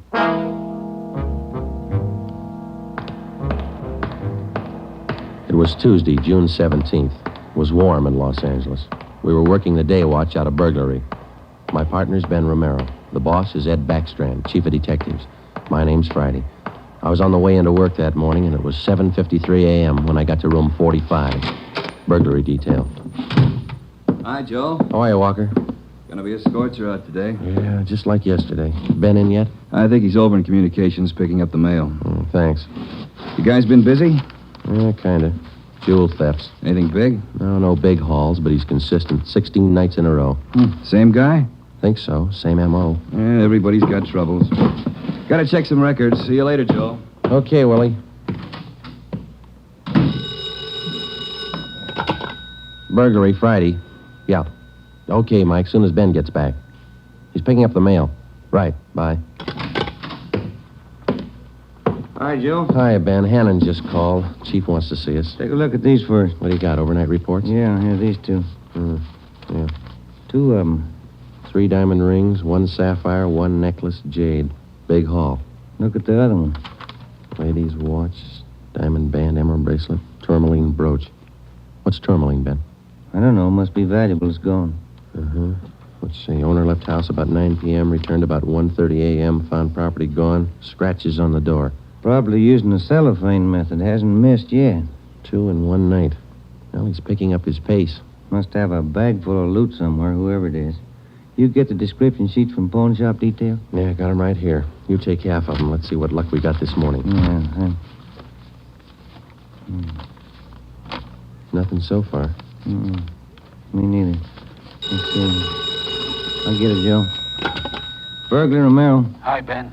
Chief still wants to talk to you, boys. He's got an appointment at 8:30. Wants to see you before he leaves. Okay, Mike. Just checking some buy sheets. Be right in. Better make it fast. He's in a bad mood this morning. Okay, Mike. Thank you. Backstrand again? Yeah, he's in a bad mood. Come on. Wonder what's bothering him. Something's bad. He doesn't blow very often. Chief of Detective's Office, Hannon. Go ahead in, boys. He's waiting. Thank you, Mike. All right, ma'am. I'll connect you. Friday, Romero, sit down. Wait till I get the phone. Backstrand. Oh, yes, Mrs. Winthrop. Yes, ma'am. We're doing all we can. Yes, ma'am. Yes, ma'am. Yes, I'll do that. Yes, ma'am. Goodbye. Got trouble, Ed? Taxpayer, Mrs. Winthrop. You two ought to remember the name. We do, Skipper. 10 days ago, somebody lifted $2,000 worth of diamonds from her bedroom while she was at the symphony. Last night, she was hit again. A diamond watch, an emerald bracelet, and some kind of a brooch. Tourmaline. I don't care what kind it was. It's gone. What's the pitch? We just read a report a couple of minutes ago, Skipper. Could be a tie-in with those other 16 jobs. 16 jobs in 16 days. You haven't got a lead on the thief yet? Nothing shows up. No prints, nothing. What about the pawn shops? Nobody's tried to soak any hot stuff as far as we know. We double-checked the detail. We got every hock shop in town on the alert. Whoever it is, they've got to try to pawn the stuff sometime. Unless they're going to give diamond rings for Christmas presents. And they haven't tried the pawn shops yet, Skipper. We're sure of that. Look, 16 burglaries in 16 days. Jewels and watches. Good ones. Well, it's got to stop. It's got to stop soon, you understand? We'll stay right on top of it, Ed. We're doing all we can. For 2 weeks, I've had half a dozen women calling me every day. Society women. Some of them figure they should get extra treatment. They're only DR numbers to us, Skipper. They all get the same attention. I'll try and explain that to some of them. They think you're in on the racket. Maybe you boys would like to take these calls some morning. No thanks, Ed. All right, then, let's get some action. Keep the pawn shop operators on their toes and get after every known fence in town. That's all. I've got an appointment. All right, Ed. Check you later. Holding a call for you, Ben. Oh, thank you. Hello. Oh, hi, Max. What? Well, hold it. Be right down. First break, Joe. What do you got? Necklace and a watch. Both of them on the stolen property list. Where? Henry's pawn shop. 5th and Main. 6 minutes later, at 8:25 a.m., Ben and I drove up in front of Henry's Square Deal Pawn Shop. Quick cash, no red tape, watches bought and sold.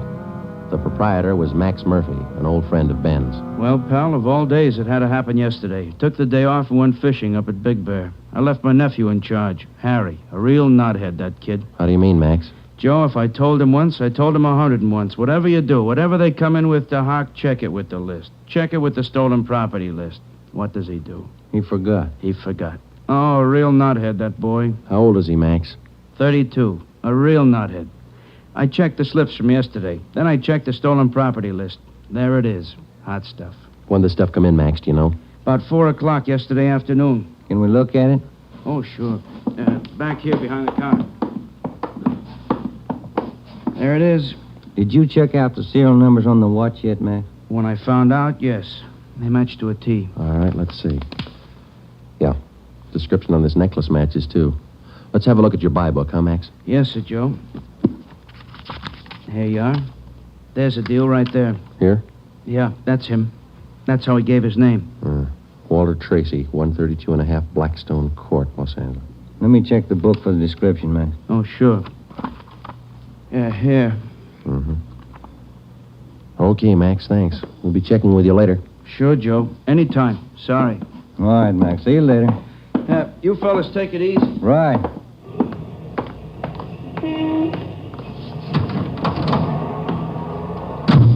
Want to check and see if we're clear, Joe? Yeah, I will. 80K to Control 1. 80K to Control 1. Are we clear? Control 1 to 80K. Stand by. Good lead, Joe. Got a description in here. Yeah. It's too bad Max's nephew had to slip up. Control 1 to 80K. Call your office immediately. Call your office immediately. KMA 367. Wonder what that's about. I don't know. I'll call in. You got some change? I'll use Max's phone.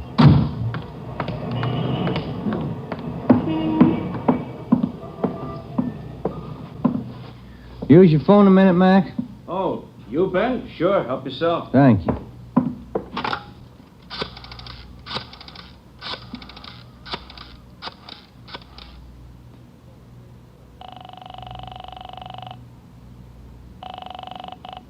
City Hall.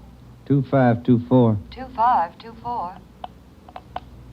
Burglary, Levine. This is Ben, George. You got something? Odd one. Universal Loan Shop, 6th and Barton Place. Guy just took in a couple of rings. He checked too late. What you mean? He checked the form after the guy left. It was signed Walter Tracy.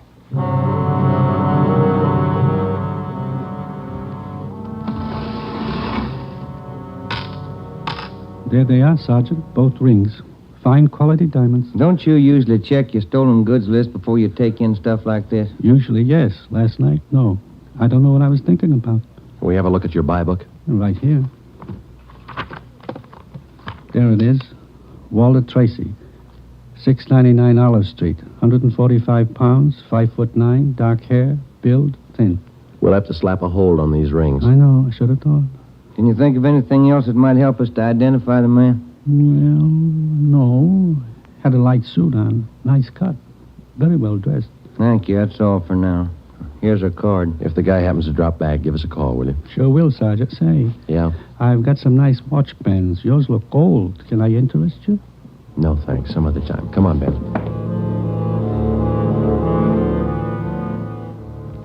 That afternoon and the following morning, despite our alert and our warnings, 2 more pawn shops called in with reports of stolen watches taken in. We checked them out.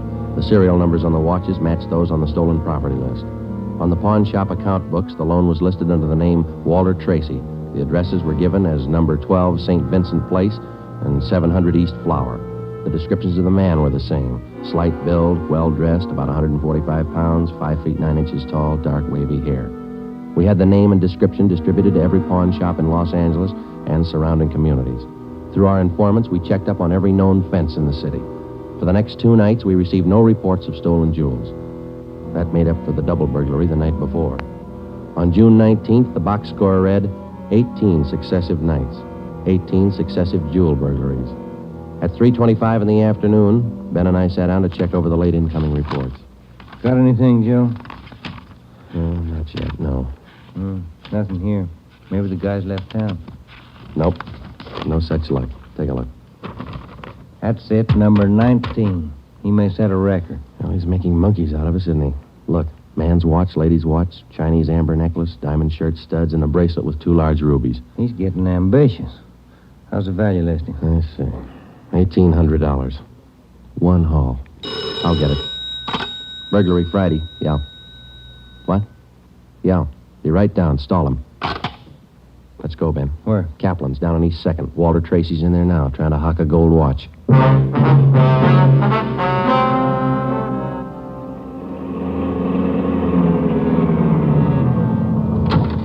Ben, cover the door. I'll go and look like I'm shopping around. Right, but watch your step. We don't know this guy. Yeah, stay close to the door, huh?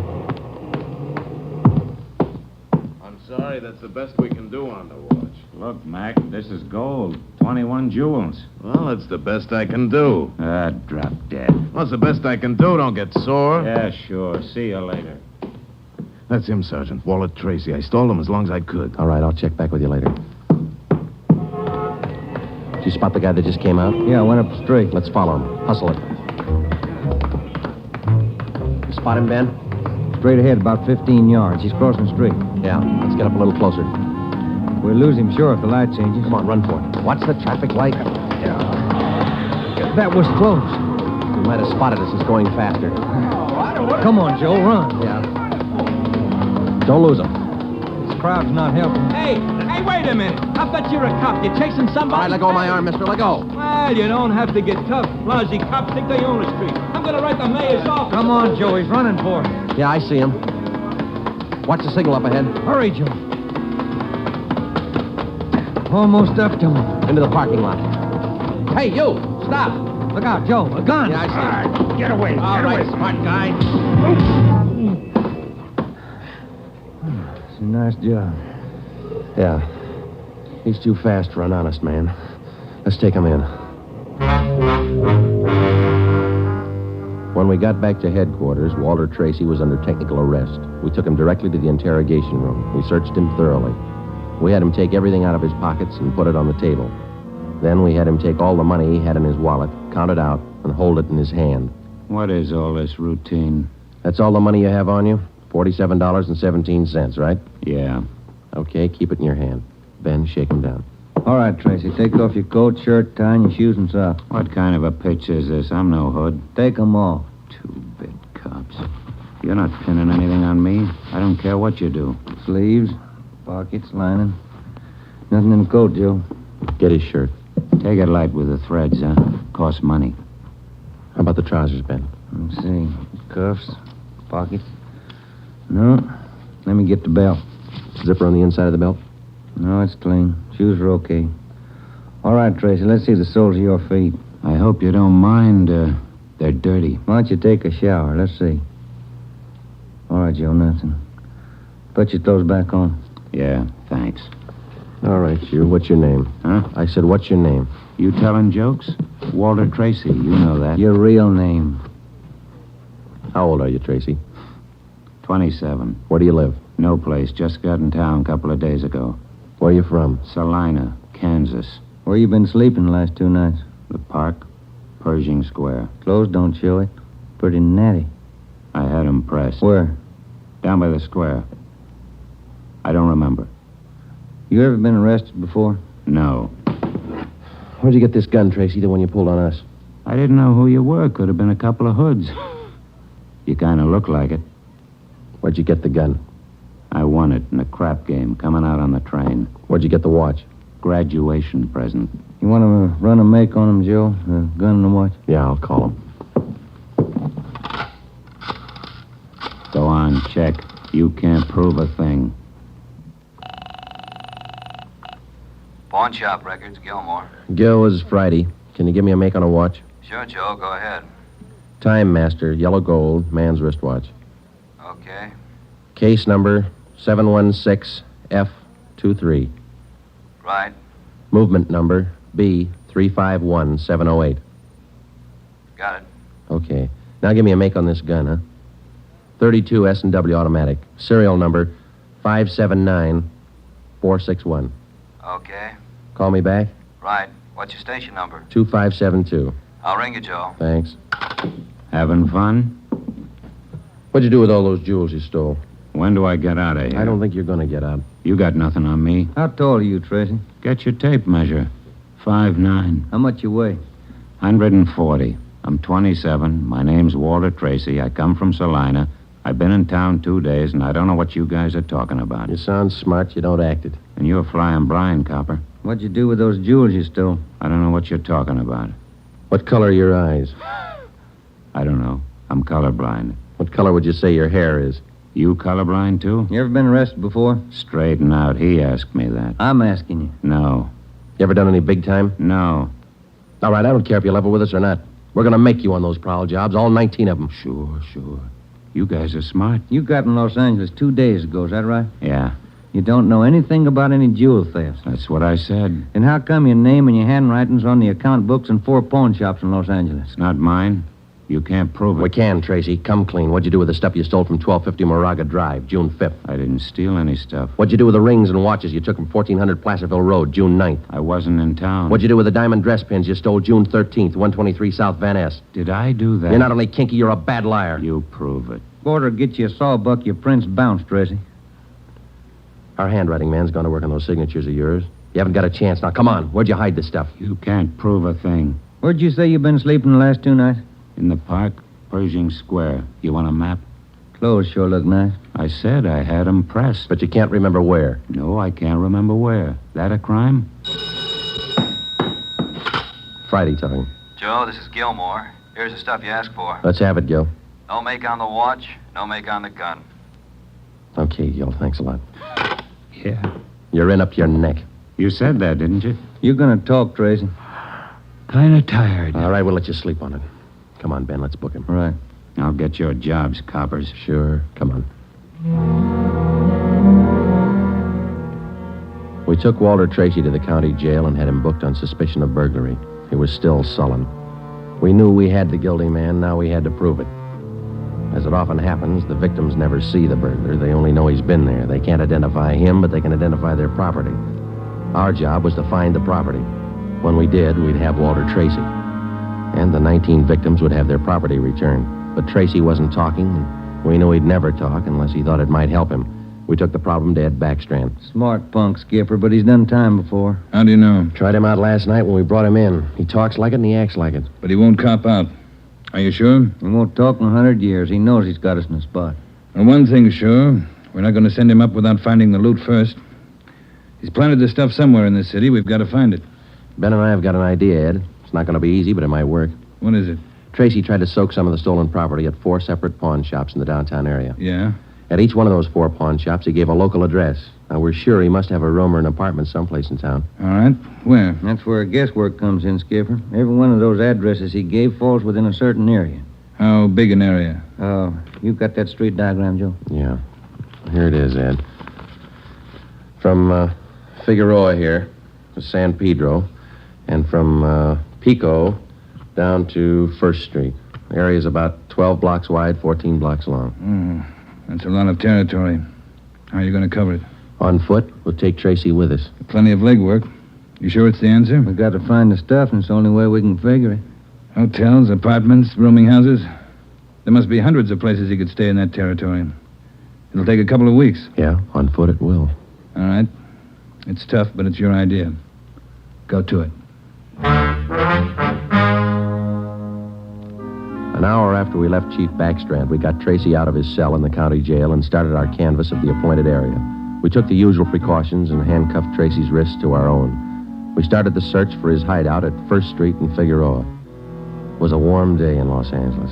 The temperature was 91. After the first 3 hours, I could tell Ben's feet were ready to give out, and so were mine. We couldn't even have the comfort of complaining. That had encouraged Tracy, and he was cocky enough already. He cursed and threatened every step of the way. My legs off. All right, quit pulling, will you? Come on, Tracy, up the stairs. Another one to check. Warm day, Joe. Yeah, a little. What do you mean, a little? Must be 110. Yes? What is it? You the manager? Yes. Could you tell me which apartment this man has in your house, ma'am? Who, him? Yes, ma'am, this one. Never saw him before. He don't live here. All right, ma'am. Thank you. Yeah. Hot, ain't it? When are you gonna get wise? Come on, Tracy. Well, that finishes this side of the street. You want to cross over, Joe? Yeah, let's go. I'm hungry. I want to eat. After we cover the other side of the street. You can't do this to me. I'm gonna get a lawyer. I'll have your jobs, both of you. Yeah, come on. We only got a couple of hundred places to cover.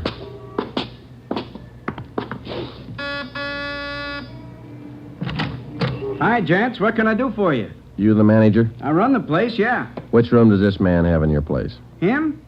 You made a mistake. He doesn't live here. All right, thanks. My feet are killing me. Wait till I get a lawyer. I'll burn both of you dumb cops.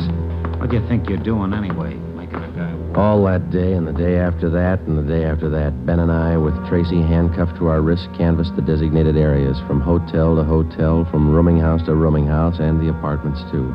Every day our feet ached a little more, our pace slowed down, Tracy got more irritable, and the weather got hotter. The second day it reached a high of 92, the third day 94, the fourth day 94. Police regulations say plainclothes officers must wear a coat and necktie on the street at all times. We wore our coats and neckties. The search continued into the fifth day. Our pace got even slower. Ben and I started to lose heart.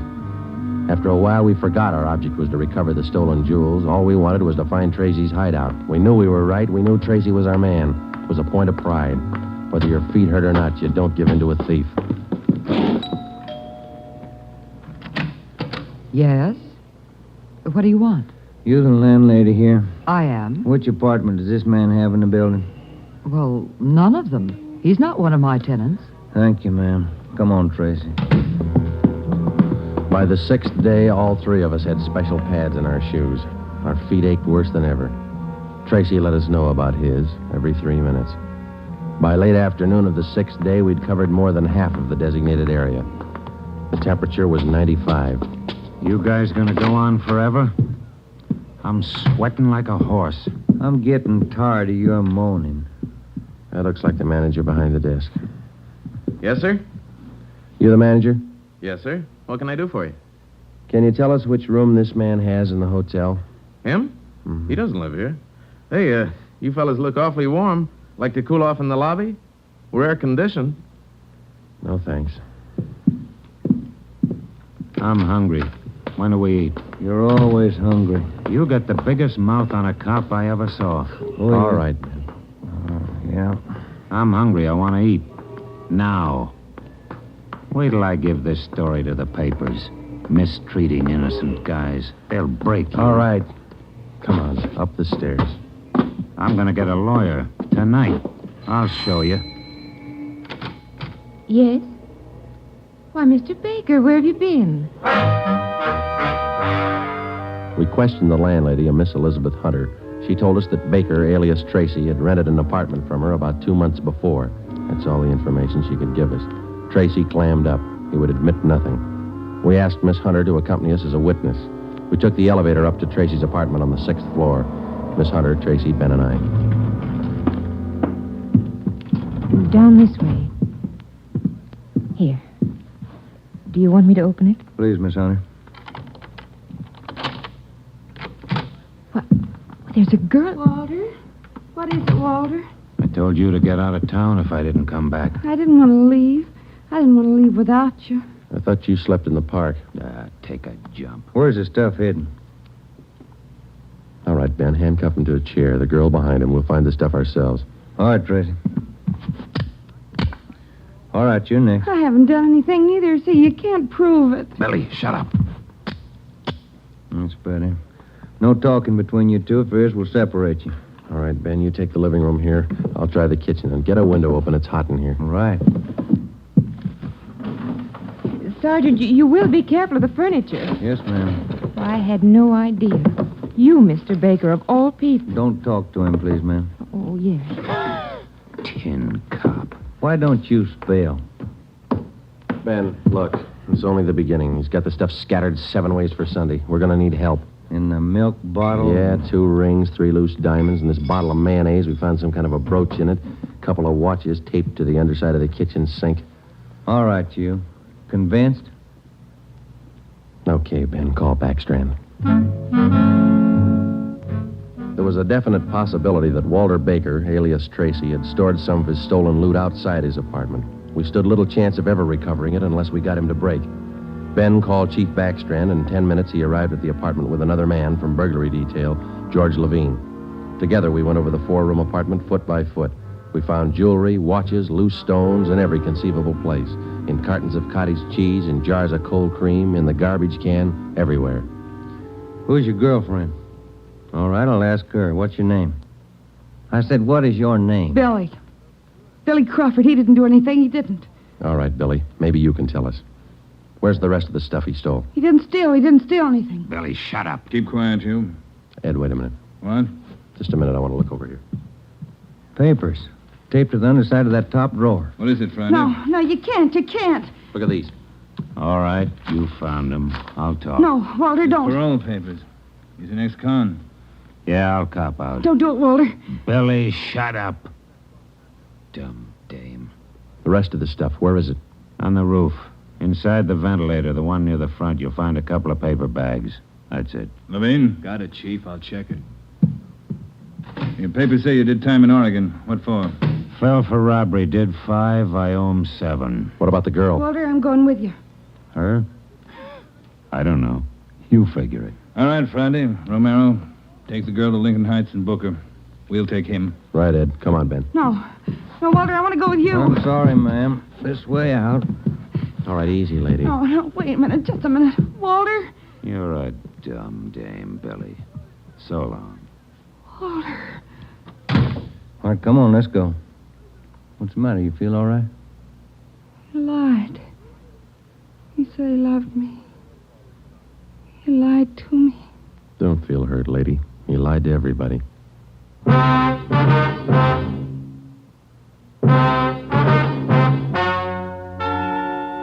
The story you have just heard is true. Only the names were changed to protect the innocent.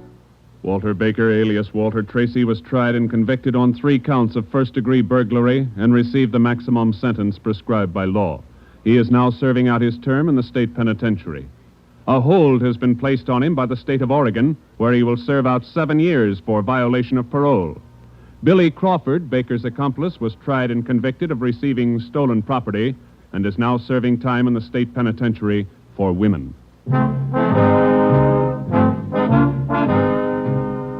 You have just heard the 11th in a new series of authentic cases transcribed from official police files. Technical advice for Dragnet is furnished by the Los Angeles Police Department. Tonight's program is dedicated to Warden Clarence A. Larkin of Folsom Prison, Sacramento, who, on the evening of September 24th, 1937, gave his life so that yours might be more secure.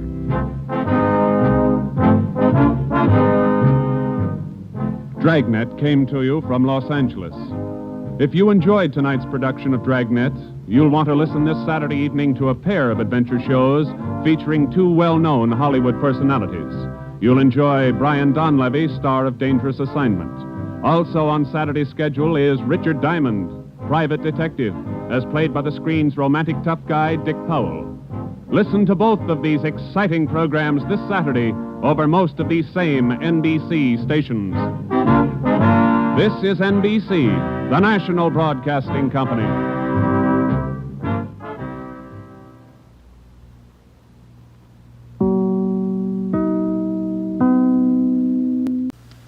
Here is another in NBC's great parade of new shows.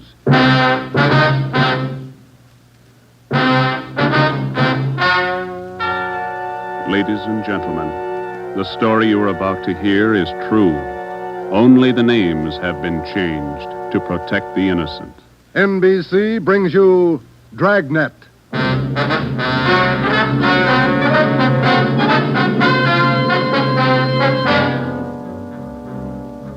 You're a detective sergeant. You're assigned to auto theft detail. In 3 months, more than 250 cars have been broken into. Property mounting well into thousands of dollars has been stolen.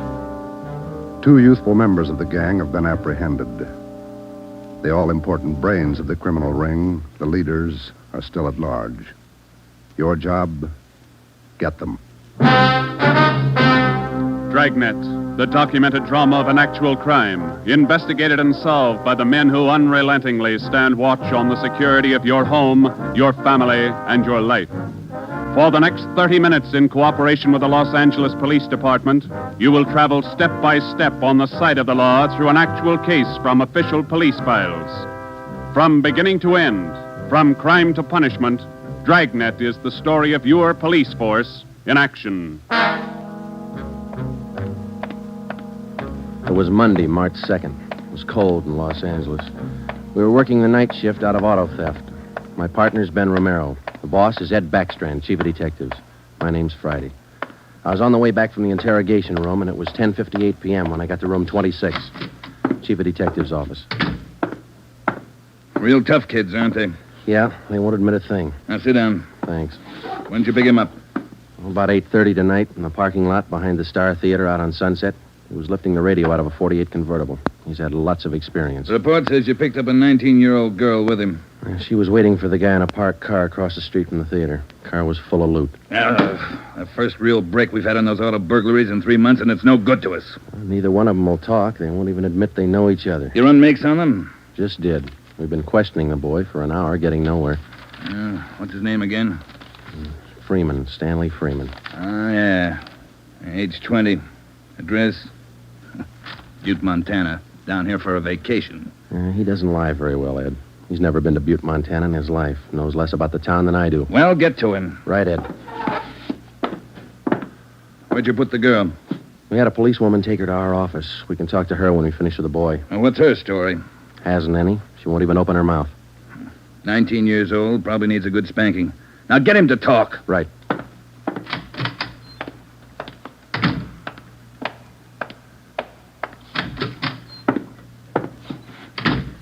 Did you run a make, Joe? Yeah, he's clean.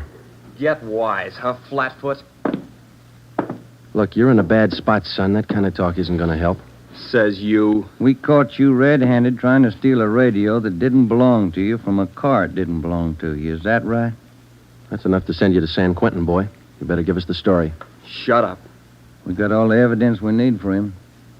Maybe you don't realize how serious this is. We've had more than 250 car burglaries in this city in the past 3 months. Over $200,000 worth of property's been stolen. That's a lot of money. So what? So you're the number one suspect, young fella. Your method of operation in breaking into that car tonight is the same used in most of the other burglaries. That means you're not going to be tried just for this job tonight. What are you getting at, Flatfoot? Listen, son. In the state of California, breaking into a locked car is a felony. You can go to state penitentiary for that. And we're going to file a complaint of burglary with the district attorney in the morning. You say you're from Butte, Montana. All right, I don't believe you, but we'll make sure. Ben, go down to our office and call the news photographers. Stanley here is going to have his picture on the front page of every newspaper in Los Angeles tomorrow. Right, Joe? No. You can't. I won't let you. I got my rights. What's the matter, youngster? Everybody wants his picture in the paper. Yeah, well, I don't. I won't let him. We got your picture already for him, remember? They took it when they fingerprinted you. You can't use it. You can't. I'll get a lawyer. Reporters will be over in a couple of minutes. We have to give them your story and your picture, too. This one. You won't. You won't. Give it to me. All right. Give it to all me. right, Freeman, get your hands off him. Now, sit down. All right. Now let's have it straight. Don't let him use the picture. Don't let him. You can't. You can't. We got to have the truth, son. Now, look, you're 20 years old. You know right from wrong. You'll have to take your medicine. If you cooperate, we'll do all we can to help. Oh, I live out in the Wilshire district. All I wanted was a little extra money. We didn't take much. We didn't think it was so wrong. It was stealing, Freeman. You know that's wrong. Where do you live out there? Piper Avenue. 821 Piper. You won't give him my picture. You live there with your family? Yeah, my mother. Father's dead. Promise me you won't give him the picture. My mother, she'd see it. Oh, promise me. You're working with a gang on those auto burglaries. We know that. Now, who are they? Where are they? And what's the setup? I can't. They get me for it. Who'd get you? I can't tell you. I can't. Who's your girlfriend, Stanley? The one you were with tonight? Joanne. Joanne Miller. Where does she live? Piper Avenue, same as me. Lives on the same block, 866. Is that her home? She live there with her folks? Yeah. Mother and father. They work. And you got her into this. Isn't that the story she gave us, Ben? I did not. I didn't. It was her. She said a bunch of kids were doing it. It was quick money, something to do at night. She started it. All right, Romero. I'll go see the girl. You stay here with Freeman. All right, Joe. Just stay put in that chair for him.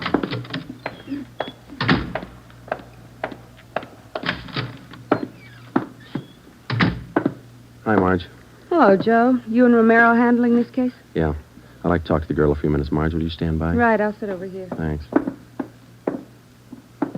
All right, miss. What's your name, age, and address? I told this lady cop 15 minutes ago I'm not saying anything. All right, then we'll tell you. Your name's Joanne Miller. You live at 866 Piper Avenue. You live with your father and mother. Both of them work. You're a liar. That's not me. You're 19 years old. You live on the same block as your boyfriend, Stanley Freeman, and you're the one who got him mixed up in this gang. Isn't that right? No, it's not right. It's not. I didn't do anything. Well, that's only half the story. Freeman told us everything. You want to hear the rest? No. Stan wouldn't tell you. He wouldn't. He told us how you got him mixed up in it. Quick money. That's what you told him, didn't you? No, it was him. I can prove it. The rest of the kids will tell you. He got me in this. Ask them, they'll tell you. It was Stanley and Fred Milford and George Jansen. They started it, all three of them. All right. Will you tell the story to a police stenographer? I'll tell him everything. He's not blaming this on me. Marge, will you go get the stenographer? Right, Joe. Now, how many persons in this gang of yours? Oh, about 10 or 12. And it's not my gang either. He got me into this, and now he's trying to lie his way out, blaming me. How long you been doing this, burglarizing cars? Me? Oh, only about 2 weeks. It was supposed to be fun, something to do at night. The rest of them been at it a couple of months. Who's the head of the gang? I told you, it's him, Stanley, and Fred Milford and Jansen, all three. I only started going out with him 2 weeks ago, maybe less. All right, Joanne. Tell it to the stenographer the same way. Stenographer will be in a minute, Joe. Okay, Marge, thanks. Stay with her. Right, Joe.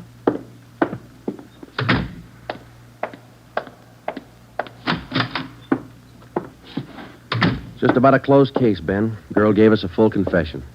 She didn't. Oh, you're not tricking me again. She didn't. She told us you're one of the leaders of the gang, Stanley.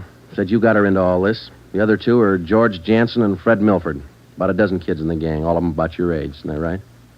She's lying, can't you tell? She's lying. She got me into the gang. Well, she did. She's Milford's girlfriend. Ask her. Oh, she can't lie out of that one. She got me into it. I can prove it. Who's the real leader of the gang? Milford. He started it. He organized the whole thing. He collects the stuff we get, and he delivers it. Jansen helps him do it. What do you mean he delivers the stuff? Where does he deliver it? Somewhere in Dogtown, I think. Down around South Main, near the railroad yards. Who's it delivered to? Well, I don't know exactly. I heard Jansen mention the name once. Myra, he said. It's supposed to be a big secret. Myra, that's all I remember. Where does Jansen and Milford live? Well, Jansen rooms down on East Flower. 1042, I think. It's a rooming house. And Milford lives 2 blocks over from me on Quincy. 234 Quincy. He lives with his grandmother. Got that, Ben? Right. All right, let's pick up Milford and Jansen. It was 10 minutes past 1 when Ben and I returned to headquarters with George Jansen and Fred Milford in our custody. In Jansen's room at 1042 East Flower Street, we found 2 fur coats, a box full of new car accessories, an S&W .38 revolver, and a .45 automatic. When we picked up Fred Milford at his home, we discovered 5 deluxe car radios hidden in the garage, plus a valuable assortment of cameras, cigarette lighters, and clothing. Both Jansen and Milford refused to talk, but when we got them to headquarters and showed them the signed statements of Stanley Freeman and the girl, Joanne Miller, they broke. Milford, where else did you and your gang operate besides the Wilshire district? No place, only out there, that's all. Same type of car burglaries have been committed all over the city. You telling us your gang didn't have a hand in them? It's the truth. Our territory was Wilshire district. We didn't go outside. You mean some other gang's responsible? I don't know. All I know is we didn't have any part of them. Is there another gang, Milford? Maybe, I don't know. You find out. It's none of my business. It is your business, Milford. You admit you and your gang committed 55 jobs in the past 3.5 months. That leaves about 200 jobs to be accounted for. That's right. You figure it out. We have figured it out. I think you and your gang of young thieves pulled every one of those 250 jobs. There isn't any other gang. That's the story the district attorney's going to get. You're crazy. There is. I know there is. Then give us the information and save yourself a lot of trouble. Well, we're not the only ones. That's all I know. Milford, do you know how many years you get for auto burglary? I told you, we're not the only ones. There must be a couple of others besides us. Vince Mahoney, he's got a gang. Where does Mahoney operate? West Hollywood and Beverly. Where's he live? I don't know. Honest, I only met him a couple of times. Where'd you meet him? I don't remember. Where'd you meet him, Milford? Delivery. I met him down at the delivery place a couple of nights. When you delivered the property you stole from cars, is that right? Yeah. Where was that? Down by the railroad yards. Where? Chavez Street. It's a little alley off East Main. Who'd you deliver the stuff to? I told you, her name's Myra. That's all I know. We meet her and some guy on Tuesday nights. We give them the stuff and they pay us off. Mahoney delivers the same night I do. Do you meet her every Tuesday night? Yeah. You're going to meet her this Tuesday, tomorrow night? I don't know. I guess so. Same place? Yeah. Are you the only one she deals with? Sometimes Joanne. Me or Joanne. I know what you're thinking. You want to use me to trap Myra. Well, what's it worth? You know better than that. How about it, Milford? Oh, what else can I do? Give me another cigarette. By 3:30 that morning, the signed statements and confessions were piling up fast. Milford gave us a list of the names and addresses of each member in his gang, and within an hour, they were all under questioning at headquarters. Most of the suspects, about one-third of them girls, ranged in age from 18 to 21. As they told their individual stories, the scope of the case grew until it covered most of the city. By late afternoon of the next day, Tuesday, March 3rd, 3 more gangs operating in Venice, Bel Air, and North Hollywood had been apprehended. They confessed to more than 175 burglaries from locked cars during the past 3.5 months. At 5 o'clock that afternoon, Ben and I met with Chief Backstrand in his office. How many admissions you have now? Over 50, Ed. Here are the gang leaders' statements. What's their story? Yeah, it's pretty much the same. They all say this woman Myra set up the operation. You mean she got the kids and put them to work burglarizing cars? Well, not exactly. She picked the leaders, contacted them in bars or on the street, asked them if they wanted to pick up some spare money getting auto parts for her. Then she didn't tell them to go out and burglarize cars? Well, not in so many words, Ed, no. After they brought in auto parts for a couple of weeks, she told them to bring her everything they could find, outside the car or inside. Those are the words she used. 5 of the kids dictated those words into their signed confession. That should hold in court.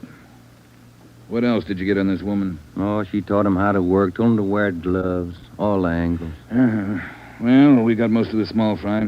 Now, where do we find this Myra woman? Any description on her? Yeah. Kids say she's about 33, 34. Good-looking redhead. 5'5", about 120, well-dressed. No description on the guy she runs with. You run a make on her yet? Yeah, no previous record. We set up a stakeout for her tonight. 2 of the gang leaders have volunteered to go along, this Milford and Vince Mahoney. Good. Down on Chavez, where she usually meets them? Yeah, that's right. When? 11:15. That's the regular time for the meet, according to the kid. All right, I'll be at home. Call me. I don't want to miss out on this one. When Ben and I left Ed Backstrand's office, we went home for dinner and a few hours' sleep. At 9:30 p.m., we were back at the office. We met the men in the special detail which Backstrand had assigned for the stakeout that night. We briefed them on their duties, and then we got Fred Milford and Vince Mahoney out of their cells. To avoid any possible suspicion of the presence of a trap, we had Milford's permission to use his car in the stakeout. The car which he had said he had driven to the delivery meetings with the woman Myra at least a dozen times before. We arrived at the stakeout area, Chavez Alley in East Main, at 9:58. The meeting was scheduled for 11:15. The moon was out, but the sky was overcast, and there was a cold wind blowing from the east. Hey, what time you got, Sergeant? About 10. Why, Milford? Getting nervous? No, I'm just wondering. How you cops gonna rig this thing? In just a couple of minutes, we're going to plant you 2 in Milford's car parked up there in the alley. Now, you stay there until Myra shows up. We'll do the rest. Yeah, I know, but what'll we say? Suppose she asks for some stuff. We ain't got any. You won't need any. You won't have much time for talking. Suppose she wises up. Maybe she'll pull a gun. Maybe. Does she carry one? No, never saw her with one. Don't worry, Milford. We'll make sure you're not in danger. She's got an awful temper, that redhead. Got mad at me once when I squawked at the prices she was paying us for radios. What was she paying you, Mahoney? For an 8-tube radio, good shape, $7. She got all the gravy and you got all the grief. You're not kidding. Joe, are you? Yeah, Steve. What do you got? Well, the men are all staked out, Joe. Got the area covered from every angle. All right. You got an extra man to stay in Milford's car? I'll handle that myself. Fine, thanks. Okay. All set, Joe? Yeah. Now, Milford and Mahoney, we're going to put you two in your car now. There's going to be an officer with you, so there's no need to be nervous or afraid. You just sit in the car and act natural. When this Myra drives up, don't leave the car. Have her come to you. You got it? Sure. Okay. All right, Joe, let's go.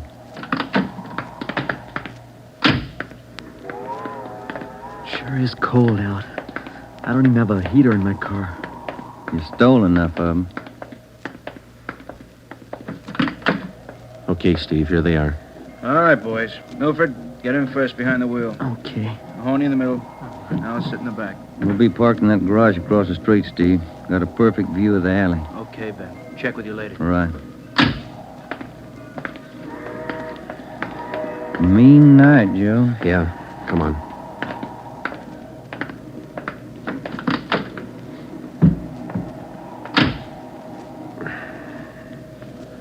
It's cold here in the garage, isn't it? Yeah. That might be a long wait. What time you got? 6 minutes past 10. Thank you.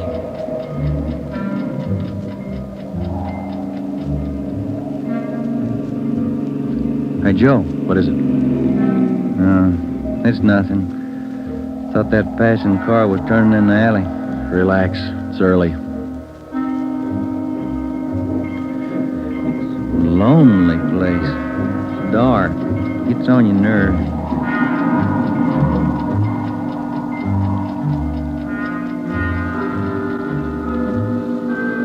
That's it, Ben. 11:30. Nothing yet. Somebody might have tipped her off. Yeah, that's what I was afraid of. Well, let's wait it out anyway. Joe, that blue coupe. Yeah, just turned in the alley. Let's go. Come on, run, Ben. Behind you. All right, you fella. Quit your fighting. What'd you get, Steve? Here he is. Just drove up in the coupe. Got out and called Milford Mahoney by their first names. He's in on it. What about the girl? No sign. Kid was the only one in the car. All right. Tell the men the stakeout's off for tonight. Have them report back in. We'll take the kid with us. Okay. All right, young fella, this way. What do you cops think you're doing? I ain't done nothing. Look, sport, we heard that from 54 different kids yesterday. We're tired of that line. Come on. When we got back to the office, we took the boy to the interrogation room and questioned him. He gave his name as Matthew Leiter, age 21. He wouldn't break until Vince Mahoney definitely identified him as a member of his car burglary gang and the special favorite of the red-headed woman they called Myra. Then Leiter copped out and told Ben and I that he had talked with Myra as late as 10 o'clock tonight. He told us that she had heard that the police had picked up some of the gang members, and she asked Leiter to drive down to the Chavez Alley meeting place. He was supposed to tell Milford and Mahoney that the weekly delivery date was off until further notice. We questioned Matthew Leiter for an hour and a half. You told us a little while ago that you talked with this woman, Myra, late tonight. Yeah. Where'd you talk to her? At her home? Her home? Don't be stupid. Nobody knows where she lives. I met her at a bar. Which bar? Julia's. Out in Santa Monica. How did she contact you? Called me at home. She's not such a bad dame. She treats you right. Sure, that's why you're in jail. Did you ever call her on the phone? I don't know her number. None of the kids do. She's smart. She taught me all I know about the racket. You'll have a rough time getting her. Maybe, but we'll get her. Ben and I left the office at 2 a.m. and went home to bed. We reported in at 8 that morning to head backstrand. The three of us went down the street to Koken's restaurant for a cup of coffee. Nobody was in a good mood. We had most or all the small fry in the citywide burglary ring, but it seemed we were still a long way from cracking the inner circle. The latter kid said that none of them knows where she lives, what her phone number is, nothing. Pass the sugar, Ed. I think we still have a few angles to study on that score. Right now, I've got some more bad news for you. What's that? You been through your mail this morning? No, not yet. We haven't had a chance. I saw the overnight reports. There were 32 car burglaries last night. 32. All the way from Wilmington to North Hollywood. How you figure it? I can't. This girl Myra must have an army of kids working for her. How much did they get, Ed? Any idea? Rough estimate about $3,000. Usual stuff people are foolish enough to leave in their cars. Watches, cameras, furs, expensive clothes. M.O.'s the same? And like the others. If the car happens to have a rigid handle lock, they slip a piece of pipe over the handle for a lever and break it. If that doesn't work, they pry open the wing window. Some of the windows were smashed out. Sounds like you're in an awful hurry, Joe. Yeah, maybe this Myra wants a few big nights before she peddles the stuff and gets out. If we're going to get her, we can't waste time. Any suspects picked up last night, Skipper? None. Well, where did they hit most of the cars? Outside the Pan Pacific. The parking lot. Hockey game going on. Must have been 4,000 cars for them to pick over. They picked the best. As usual. Well, you better get on it. There's one way to handle it. What's that? She works fast. You work a little faster. We got back to the office and we went over the reports one by one. Then we called the young gang members to the interrogation room and questioned them separately and re-questioned them. We got nowhere. Many of them had met Myra on the street, in a bar, but not one of them had any idea where she lived. At least that's what they told us. Ben had a hunch that Matthew Leiter knew more than he was telling. We had him brought to the interrogation room, and all that afternoon until 10 o'clock that night, with interruptions for his meal periods, we talked with Leiter. He would admit nothing more than what he'd already told us. Yeah, it's got me beat, Joe. Yeah. Well, let's check with Ed. Good morning, Joe. Ben? Hi, Mike. Skipper in? Just went down the hall for a minute. Be right back. Hold it a minute, will you? Yeah. Chief of Detectives always handing. Yeah. For you, Joe. Oh, thanks. Hello? Yeah. He does? We'll be right over. That was Sergeant Hopkins over at the jail. Yeah? Matthew Leiter's got something to tell us. Says it's important.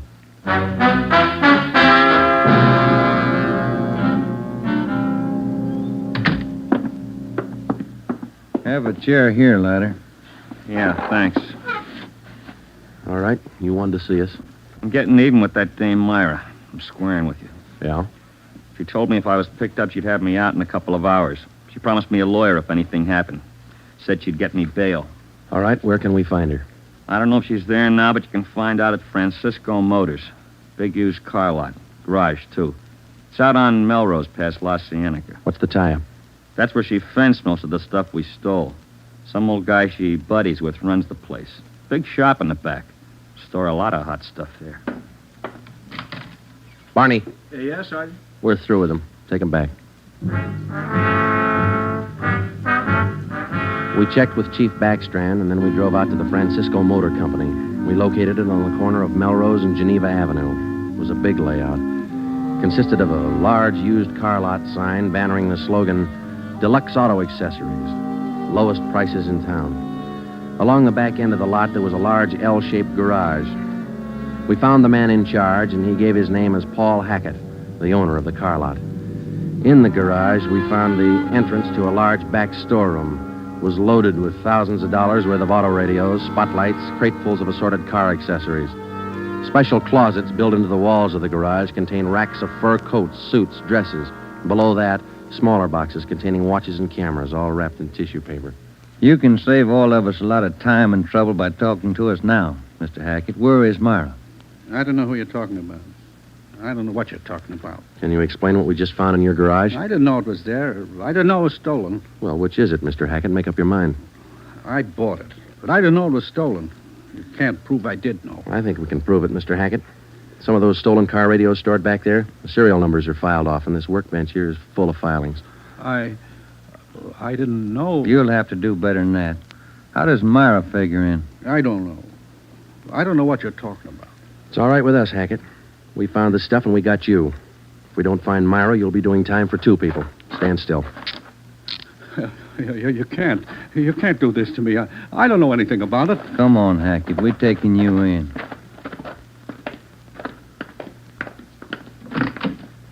All right, get in the car. Come on, in the car. Am I going to jail? You're going to jail. All right. I'll take you to Myra. Hackett told us that Myra lived at 1345 Munich Drive in Beverly Hills. He said that he was Myra's husband. He told us that he'd been in a legitimate garage business for 10 years before he married Myra. She talked him into the racket. He identified 1345 Munich Drive as their home. When we got there, we found stores of stolen property similar to those found in the garage. Myra was not there. Hackett had no idea where she might be. We sat down in the living room and waited.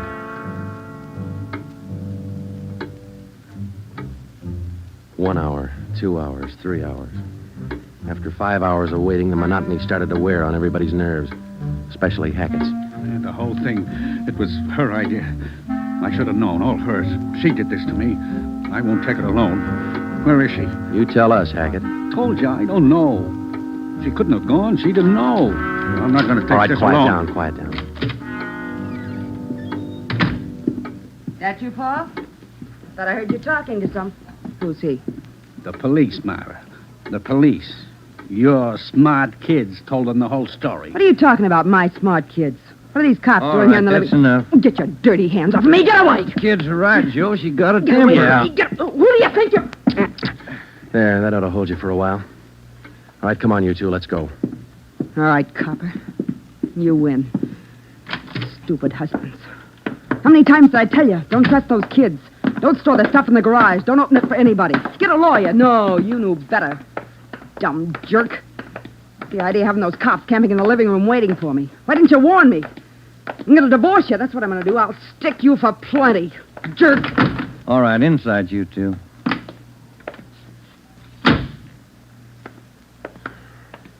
You got a smoke, Ben? Yeah. Here. Thanks. I was just thinking. What? Those kids were right. She's a pretty nice-looking woman. Yeah. Nice face. Beautiful figure. Mm-hmm. Sure talks a lot, though, doesn't she? Yeah.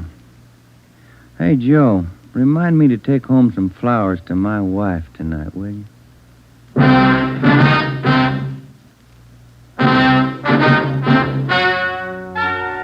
The story you have just heard is true. Only the names were changed to protect the innocent. Paul and Myra Hackett were tried and convicted on 7 separate counts of receiving stolen property. They are now serving out their sentences in the state penitentiary. Realizing that most of the young persons involved in the case were influenced by the strong personality of Paul and Myra Hackett, a separate investigation was made into the backgrounds and home life of the young offenders. In most cases, they were found to be basically good, and they were placed on probation and returned to their homes.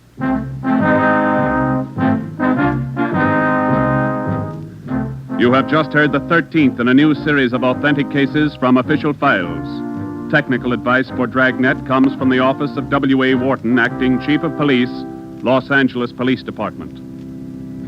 Tonight's program is dedicated to Detective Harry William Vosper of the Seattle, Washington Police Department, who on the night of July 21st, 1949, gave his life so that yours might be more secure. Dragnet came to you from Los Angeles. And now, an important announcement. Starting this Saturday, September 3rd, Dragnet will be heard at a new time over your NBC station. Consult your local newspaper for the new listening time. And now, speaking in behalf of the producers and the entire cast of Dragnet, we would like to take this opportunity to thank you for your many kind letters of encouragement and approval. Remember, next Saturday for Dragnet, this is NBC, the national broadcasting company.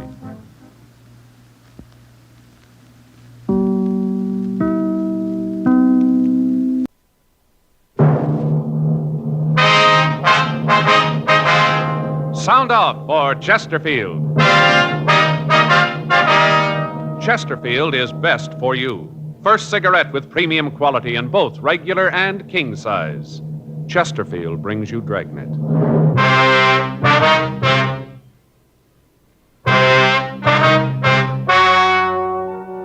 Ladies and gentlemen, the story you're about to hear is true. The names have been changed to protect the innocent.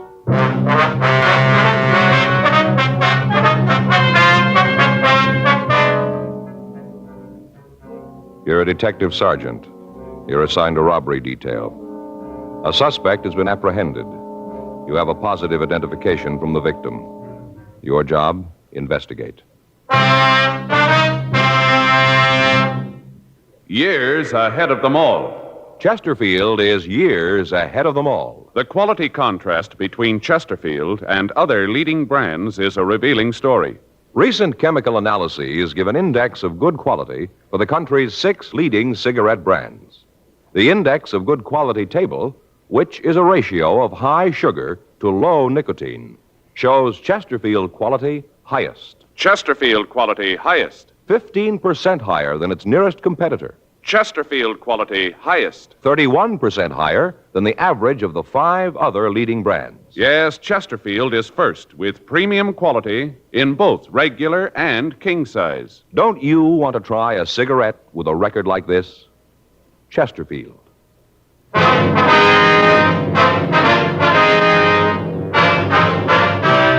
Dragnet, the documented drama of an actual crime. For the next 30 minutes, in cooperation with the Los Angeles Police Department, you will travel step by step on the side of the law through an actual case transcribed from official police files. From beginning to end, from crime to punishment, Dragnet is the story of your police force in action. It was Wednesday, June 3rd. It was hot in Los Angeles. We were working the day watch out of robbery detail. My partner's Frank Smith. The boss is Captain Didion. My name's Friday. I was on my way into the office, and it was 7:46 a.m. when I got to room 27A. Robbery. Joe? Yeah? You're early. Yeah. I got to run over to Georgia Street Receiving Hospital. What's the matter? I don't know, Frank. I started to get headaches last night. I couldn't sleep. Ringing in my ears. I don't know what it is. Now, hold on. Stay right there. What? It's got up my locker. I'll get it for you. What are you talking about? The headaches get worse when you move. What? When you move around, it gets worse, right? Yeah? Feels like your head's going to blow out? Yeah. Uh-huh. Glad you came to me. I know just what it is. Got stuff right up here. Someplace. Yeah, here it is.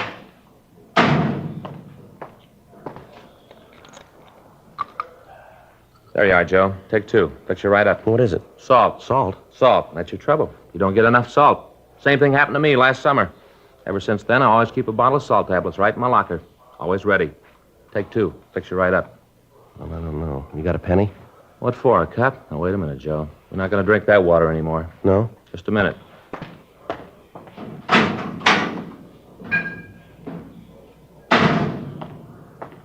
Bought a whole case of this for us.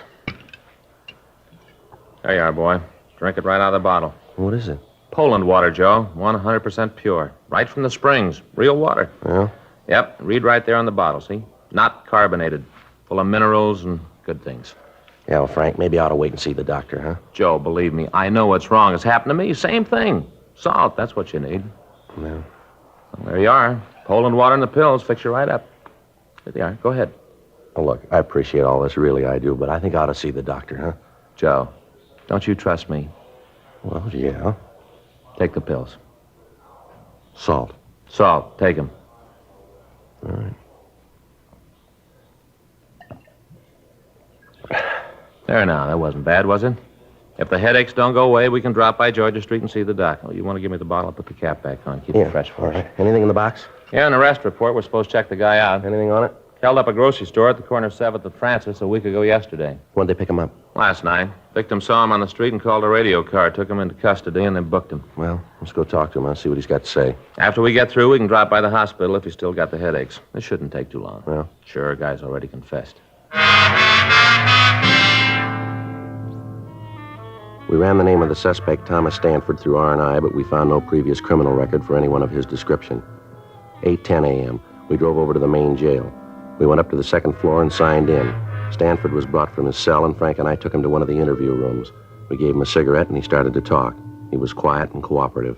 Yeah, I did the robbery a week ago yesterday. I'd like to check some things out here on the arrest report. Sure, I want to get this over with. I did it like I told you. Nothing special. Just held up the store. Mm-hmm. Your full name is Thomas Arthur Stanford, is that right? Yeah, Thomas Arthur. My friends call me Tom. Uh-huh. Your home address is 1824 1/4 South Mariposa Avenue? Yeah, I live with my father, 1824 1/4 South Mariposa Avenue, LA 7. What's your father's name? Arthur, same as my middle name. I was named after him. You employed? Not regular. What do you mean? Well, I don't have a regular job like in a factory or a store. I'm a gardener. I work for different people. You give us a list of the people you work for? Well, sure, if you gotta have. It's just routine. Oh. Yeah, I'll give them to you. You want to tell us how you committed the robbery? Yeah, I'll tell you. Isn't much to tell, though. It's pretty simple. I went in and held the place up, took the money. That's about all there is to it. Were you armed when you went into that grocery store? Yeah. Yeah, I had a gun. What kind of a gun? .32 automatic. Had 8 bullets in it. Where's the gun now? Threw it away. Where? In one of the ponds up in Ferndale. You mean up in Griffith Park?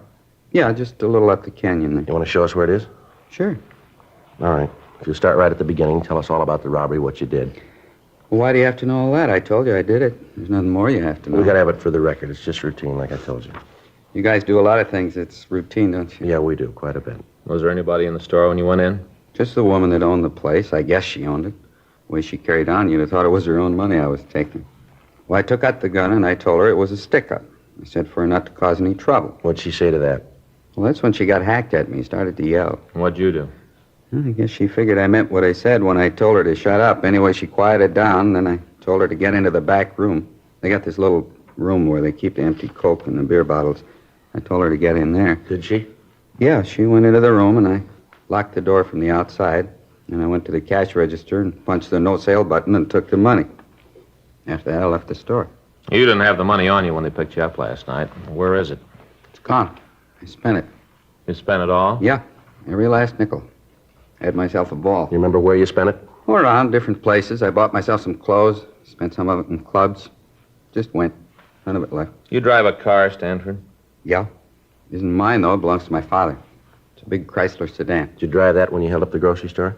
Yeah, I had it parked down the street on 7th. Mm-hmm. Remember the time when you went into the store? Yeah. It was just after 12 noon. What were you doing in the neighborhood last night? You mean when they picked me up? That's right. Just looking around. You ever been arrested before? No. Never been mixed up with the cops. You ever been to the hospital, mental institution? What do you ask a question like that for? Routine. Oh.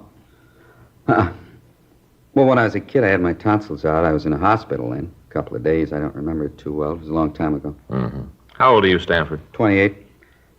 All these questions you're asking me. I told the 2 cops that picked me up the same things. Why you got to ask them again? Can't you just send me to the penitentiary and get it over with? Got to double-check the story, Stanford. I suppose so. Just seems that you're going to a lot of trouble you don't have to. I told you I did it. I'm not giving you any trouble. I confess. Yeah. My father know about this yet? Yeah, he was called. He's going to be pretty sore about it. All right. Sure, he doesn't know I used his car.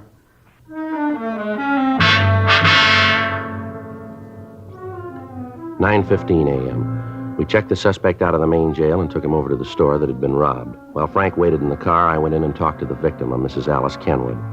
I told her that we'd bring the suspect into the store and ask him several questions about the robbery.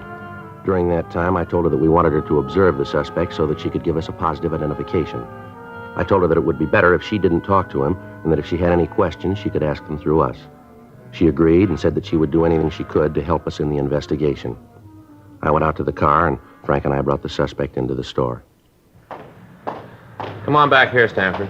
What are you bringing me here for? What are you trying to prove? I'd like to have you explain a few things for us. Well, I told you all I could. I told you I committed the robbery. Isn't that enough? Just a couple of things we'd like to have you clear up for us. Well, what things? I told you how I did it.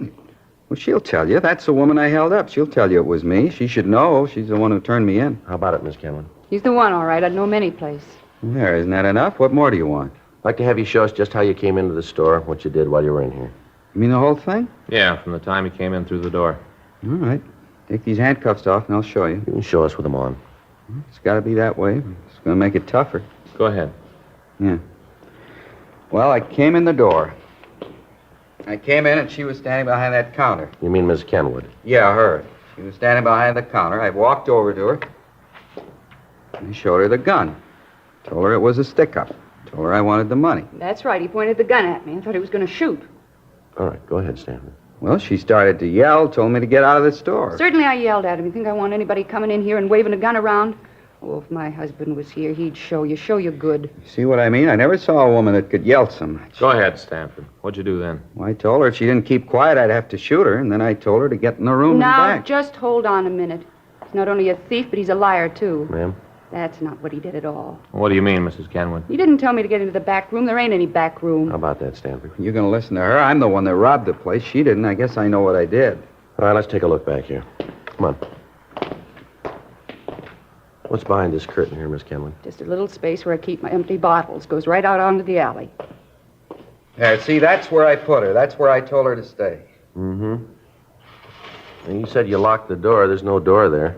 I got confused. It doesn't make any difference. I told her to get back there and stay there until I was out of the store. That's a lie. You did no such thing. You told me to get down on the floor and cover my face. Then you went over to the cash register and you took the money. I didn't move. Didn't want to give you any trouble the way you were waving that gun around. It's a wonder you didn't try to kill me. The way you're yakking that up, I should have done it. All right, that's enough. Frank? Yeah. You want to take Stanford out to the car? I'll be right with you. Yeah, okay. Come on, Stanford, let's go. You know what you got to go through all this for. I told you I did, and I never saw anything like it before. You can't even confess around here. Nobody believes you. Miss Kenwood? Yes, officer. Are you sure that's the man that held you up here? I said it before. I'm positive. There isn't any doubt in my mind. Uh-huh. Now, you heard what he said, how he said he robbed you. Is that the way it happened?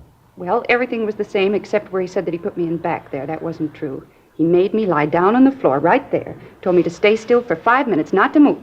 Said that if I caused any trouble, he'd come back and shoot me. Mm-hmm. I think he's crazy. Anybody who'd wave a gun around like that, it's terrible. I wish my husband was here. He'd show that snip. He's in the Army, you know, my husband. Yes, ma'am. Awful thing. Him overseas getting shot at and young punks like that roaming around the streets with guns, threatening people. It's a terrible thing. Now, this is pretty important, ma'am. I want to ask you once more. You're sure that's the man who held you up? How many times do I have to say it? I told you that it is. He admits it himself. What more do you need? Well, I don't know, ma'am. There's just something here that isn't right about the whole thing. Doesn't make any difference. He's the man. There's no mistake about that. Oh, you just let me know when you want me in court. I'll be there. I want to see him get what's coming to him, every bit of it. Yes, ma'am. So do we, if he's the right man.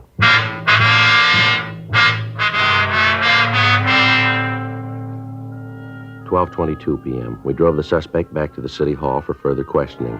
Frank took him to the interrogation room, and I checked into the squad room. Pardon me? Yes, sir? Sergeant Friday? Yes, sir. Something I can do for you? I'm Arthur Stanford, Tom's father. Oh, yes, sir. I understand my son is here. Is that right? Yes, sir. He's here. Wonder if I could see him, talk to him. Yes, sir. I think that can be arranged. Has he told you why he did it? Has he? Well, he's given us some reasons, sir. None of them are very good. I can't understand it. Just isn't any reason for him to do a thing like this. No reason at all that I can see. Mm-hmm. I don't know what to do, Mr. Friday. I left the house this morning, and all the people in the neighborhood knew about it. They all knew. I walked down the street, and they turned away from me. I could see them watch me through the windows of their houses. I could tell what they were thinking. My son's a thief. Common thief. And in my heart, I know it's true. I don't know what to do about it, Mr. Friday. Can you tell me? No, sir. I'm afraid I can't.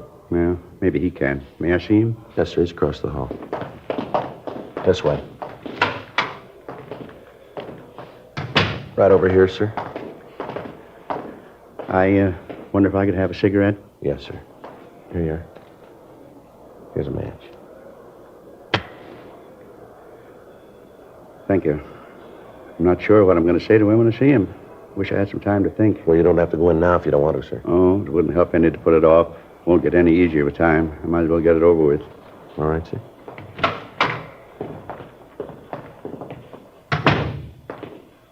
Hi, Pop.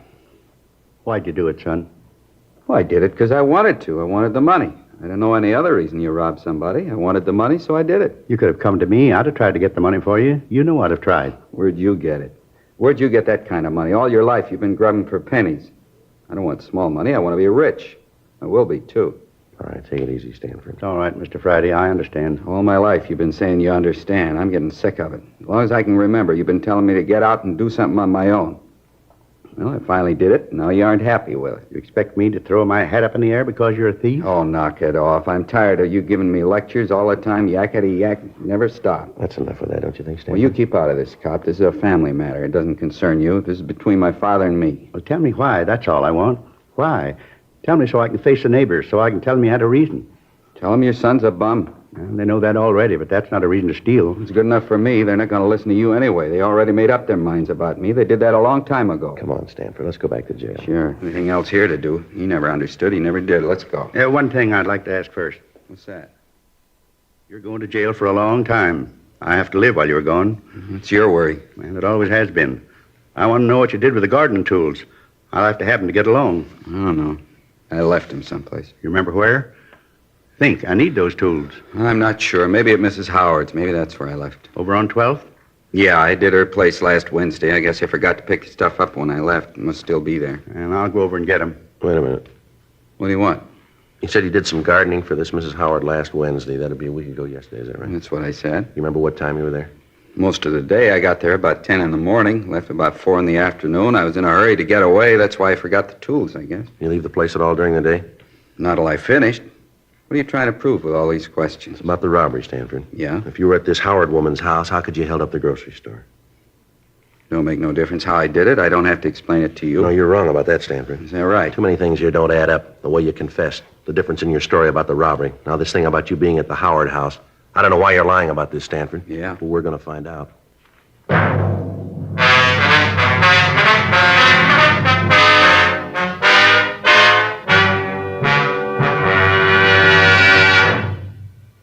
You are listening to Dragnet, the authentic story of your police force in action. Chesterfield is best for you. Listen to Chesterfield's record. For a full year and 2 months, a doctor has been making regular examinations of a group of Chesterfield smokers, and he reports no adverse effects to the nose, throat, and sinuses from smoking Chesterfields. Don't you want to try a cigarette with a record like this? Chesterfield.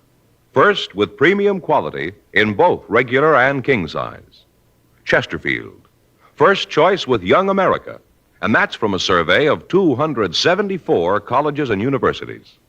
Try Chesterfields today. Remember, Chesterfield is America's best cigarette buy.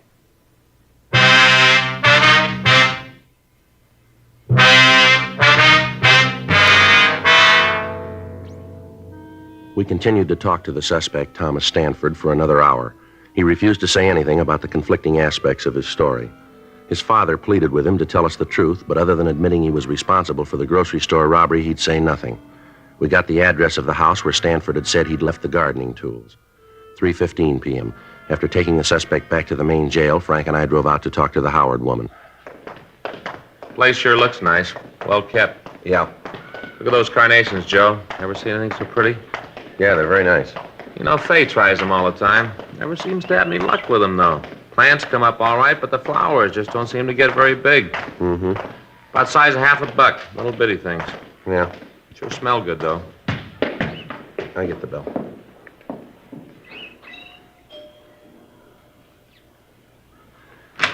Yes? Miss Howard? That's right. Is there something you want? Police officers, ma'am. We'd like to talk to you.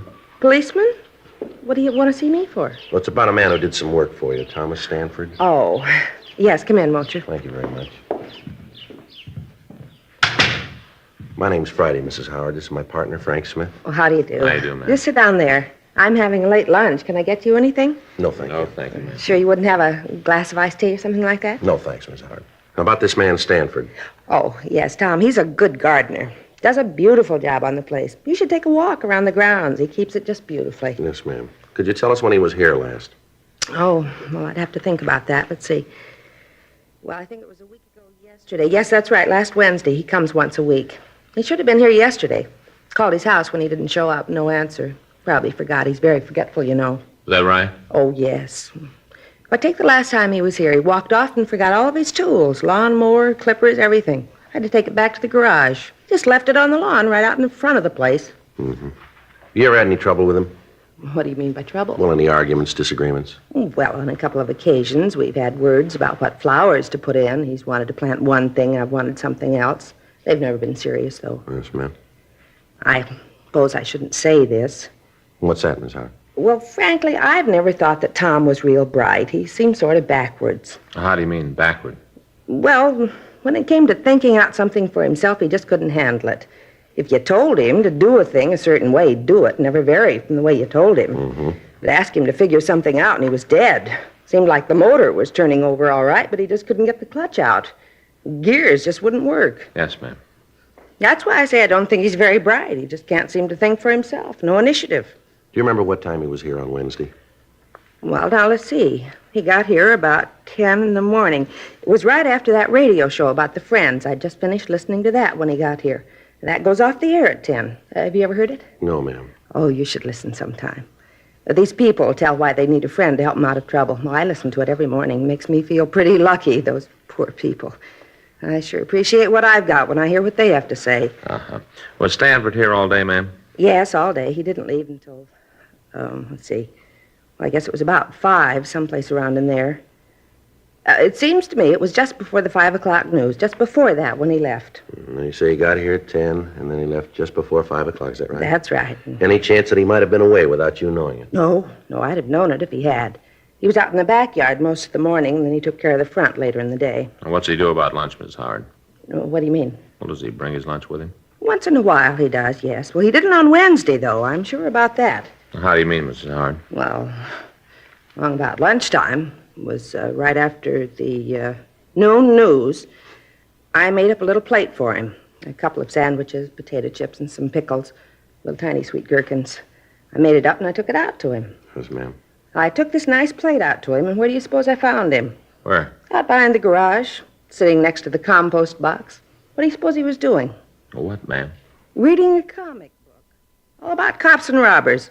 One of those with a picture on the cover of the crooks trying to shoot their way out of the bank. Mm-hmm. I told him that he'd better get on the ball, let the clutch out, and get to work. I told him that I wanted the yard finished up by 5, and that I didn't want any funny business about it. What'd he say to that? Well, he just looked at me for a long time, and then he said, "Okay, Warden." Just like that. "Okay, Warden." But he got to work right away, and he finished up on time. You see, my son and daughter-in-law were coming over. It was his birthday, and we'd planned a little party. I wanted the place to be nice for them. Yes, ma'am, we understand. Is it possible that Stanford could have gotten away from the yard at all between 10 and 5? No, I'm sure of that. He was here all the time. All right, ma'am. Thank you very much. What's this all about? Is Tom in some sort of trouble? No, it's just a routine investigation, Miss Howard. I'm going to give you our card in case you think of anything else. Here you are. Oh, thank you. Michigan 5211, is that right? Yes, ma'am. Ask for robbery division. That's extension 2511. It's right on the card. Oh, yes. Poor Tom, all this trouble. It's too bad. Yes, ma'am. I just wish this was New York. Beg your pardon? Well, if this was New York, everything would be all right. How's that? That program about the Friends? Yes, ma'am. Tom could sure use one.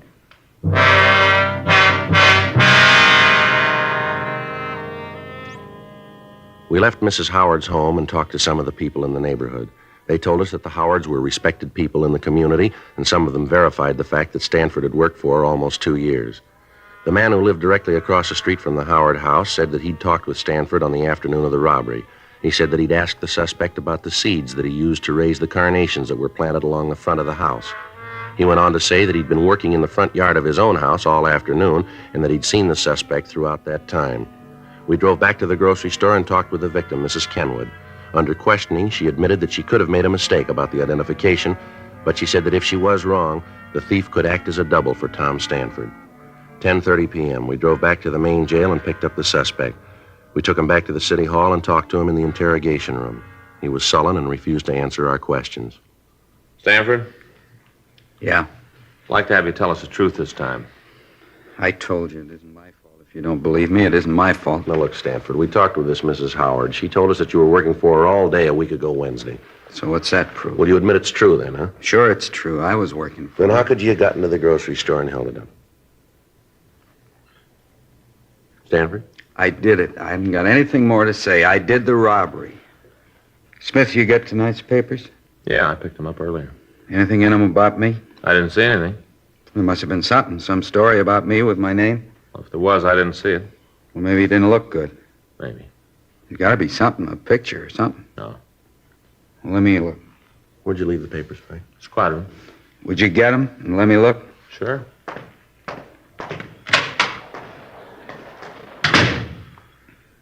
Pretty important to you that you're in the papers, isn't it? I just want to see him, that's all. Well, he'll bring them back. You must have made a mistake. There's something about me. There's got to be. It isn't every day there's a robbery like this. The papers would write it up big, wouldn't they? I don't know. Well, sure they would. There was a story when the place was robbed, told all about how it was done. It was just a little story, but now they've got me. It seems you should have a picture. Here it is. Let me see. Nothing on the first page. Robbery happened a week ago. It's old news. Yeah, but you just caught me last night.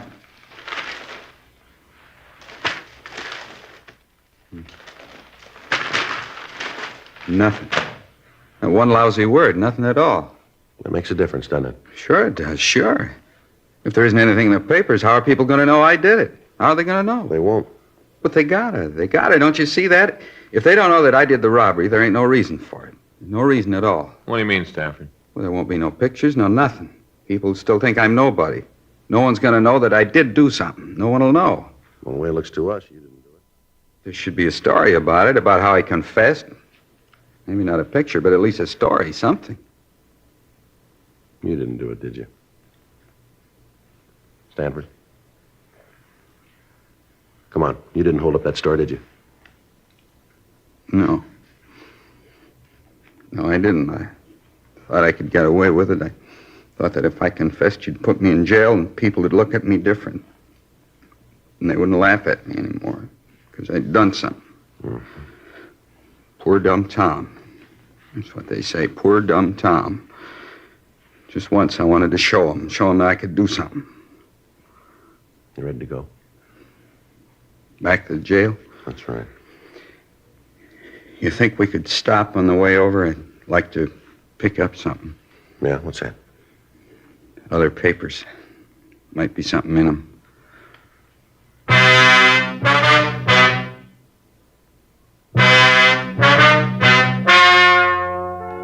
The story you have just heard is true. The names were changed to protect the innocent. On June 4th, a meeting was held in the district attorney's office, city and county of Los Angeles, state of California. In a moment, the results of that meeting. Now, here is our star, Jack Webb. Thank you, George Fenneman. I'd like to talk to you people who don't smoke Chesterfields. I'm convinced that if you try just one carton, you'll find they're best for you. They're milder, they have a wonderful taste, and most important, they have premium quality in both sizes, regular or king size. So pick up that carton, will you? Chesterfields. Try them.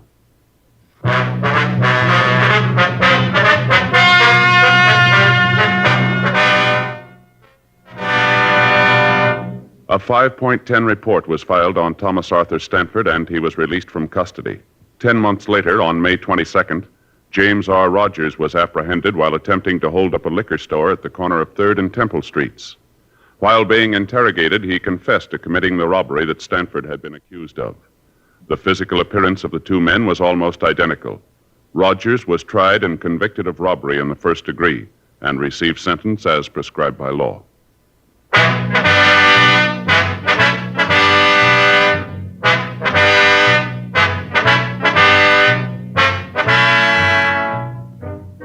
You have just heard Dragnet, a series of authentic cases from official files.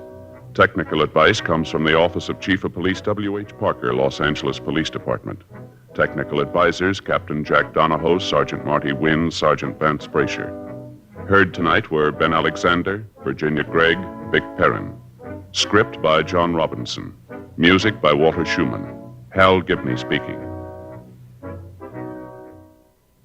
For a million laughs, tune in Chesterfield's Martin and Lewis show Tuesday on this same NBC station. And sound off for Chesterfields.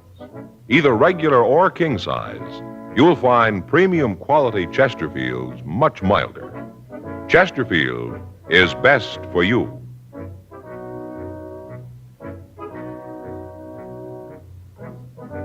Chesterfield has brought you Dragnet, transcribed from Los Angeles. Now, new Fatima has the tip for your lips. Fatima tips of perfect cork. King size for natural filtering. Fatima quality for a much better flavor and aroma. So remember, new Fatima has the tip for your lips. Fatima. See how smooth they are. Remember, Fatima is made by the makers of Chesterfield. Tonight it's Adventure with Barry Craig on NBC.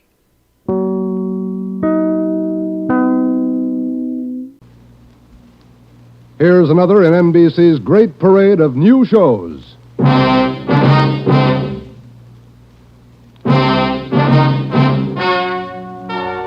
Ladies and gentlemen, the story you are about to hear is true. Only the names have been changed to protect the innocent. NBC brings you Dragnet.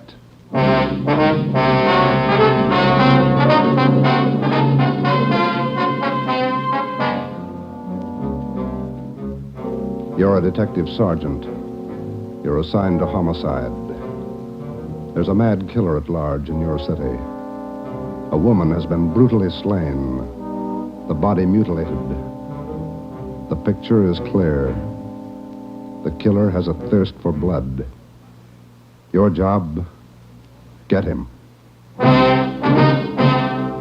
Dragnet, the documented drama of an actual crime, investigated and solved by the men who unrelentingly stand watch on the security of your home, your family, and your life. For the next 30 minutes, transcribed in cooperation with the Los Angeles Police Department, you will travel step by step on the side of the law through an actual case from official police files. From beginning to end, from crime to punishment, Dragnet is the story of your police force in action.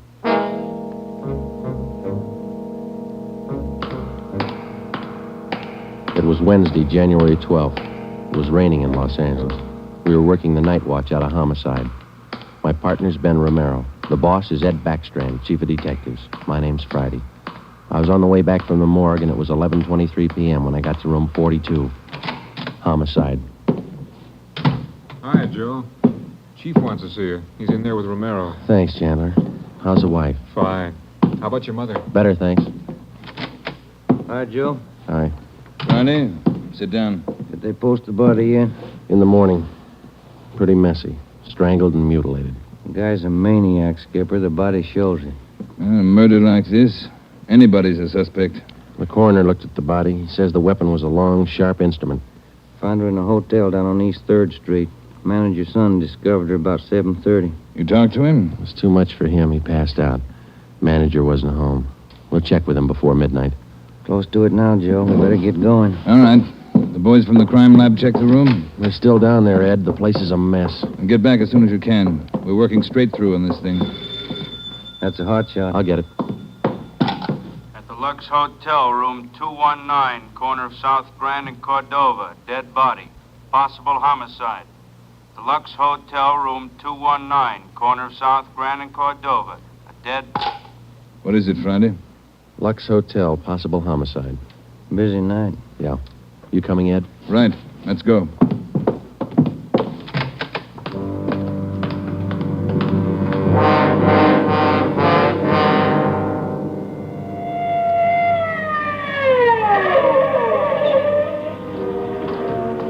Six minutes later, Ed Backstrand, Ben, and I pulled up in front of the Lux Hotel.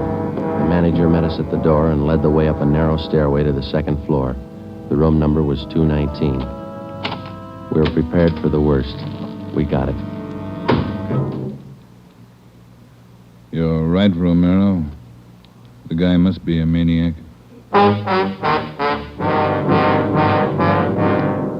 Two hotels, two murders. The same M.O. Three of us made a brief inspection of the room at the Lux Hotel. We took a few notes on the appearance of the girl's body and a brief description. Apparently, she'd been strangled to death first, and then her body brutally mangled. Ben and I went back down to the lobby, and the manager, Mr. Ford, showed us the house book. The girl was registered together with a man, Mr. and Mrs. Philip Grant. We took the hotel register to have it checked for fingerprints and to photostat the handwriting. Ben notified the crime lab. Then we went back to the room and questioned the manager. Mr. and Mrs. Philip Grant, that's all I know. I never saw either one of them before tonight. When did they check in, Mr. Ford? About 3 hours ago. That's right, about 9. Maybe a little before. Did they register together? Yeah, a little before 9. They came in together. Did you let them in the room? Yes, sir, like I always do. It's a small place here, maybe not first class, but I treat people right. What did the man look like? You remember? I think so. Kind of tall. Young, maybe 30 or so. Husky fella. Had a mustache. How tall would you say, Mr. Ford? Oh, about your height, Wade. Must have been at least 180. Seemed like a nice fella. Would you know him if you saw him again? I think so. People sure don't act like they look. You think it was him? Can you think of anybody else? Well, no. I never saw him before tonight, either one of them. I don't know anything about it. Did you notice anything in particular about them when they came in? Well, he didn't show it, but it looked like she'd been drinking a little. Giggling, you know. And you didn't see this man Grant leave the hotel? No, I didn't. I must have been checking the account books back of the desk. Guess he got by me. Is there a back entrance to the hotel, Mr. Ford? No, he had to come out this way, all right. How about the fire escape? I never thought of that. Say, I bet you cops think I'm trying to hide something. How did you happen to find the body? I don't know anything about it, honest. I've been running the hotel for 10 years now. Everybody knows me around here. You can ask at the bank. All right, Mr. Ford. Now, would you mind telling us how you happened to find the body? I don't want a lot of lousy newspaper publicity. Give the place a bad name. Can you blame me? The newspapers won't get your name from us. All we want to know is how you happened to find the body. Well, I told you. It's a small place here, but I like to treat people right. A couple hours after they checked in, I remembered I forgot to fill the ice water pitcher in the room. So I got some and took it up. The door was opened a little ways. It's got a bad catch on it, and the lights were on. I peeked in, and there she was. She was... Well, the guy must have been crazy. Do you remember what time it was when you found her? Well, just before I called the cops, about 11:30, I guess. All right, Ford, that's all for now. When the other officers get here, show them up, will you? Yes, sir, I sure will. Romero? Yes, Skipper? Get on the phone downstairs and call the Metropolitan Division. Have them send us every available man from the reserve unit. We're going to patrol the area for the rest of the night. Right, Chief. Least we can do is make it hard for him. 2 murders in 7 hours. Yeah, both of them in a 3-block radius. Same pattern. It's got to be the same guy. All right, we got a description. What do you think? Well, when the reserve unit shows up, have them cover this whole section of town. Pick up everybody who even comes close to that guy's description. All right, Ed. It's got to go fast. We can't lose a minute. 1 hour either way, it might mean another body. Like this one. 9 minutes later, at 4 minutes past midnight, the men from the crime lab showed up. It started to drizzle. They went over the room in detail. They dusted everything in the room for fingerprints, the walls, the doors, the fixtures in the bathroom, the lamps, chairs, everything. They took samples of the girl's blood and her lipstick. Small pieces of flesh and human hair were found under the girl's fingernails. The nails were scraped carefully and the contents put in an envelope, marked and sealed. Ed Backstrand ordered pictures taken of the room and the girl's body from different angles. Every object in the room that could have any possible tie-in with the murder was photographed. It was raining. The rear of the hotel where the fire escape was overlooked a vacant lot. Ben had a hunch. While the lab men were at work, we left the hotel and circled around into the lot for a look at the ground directly underneath the fire escape ladder. It was raining hard now. Must be an easier way to make a living. Mud's almost up to my knee. Mine, too. Watch your step.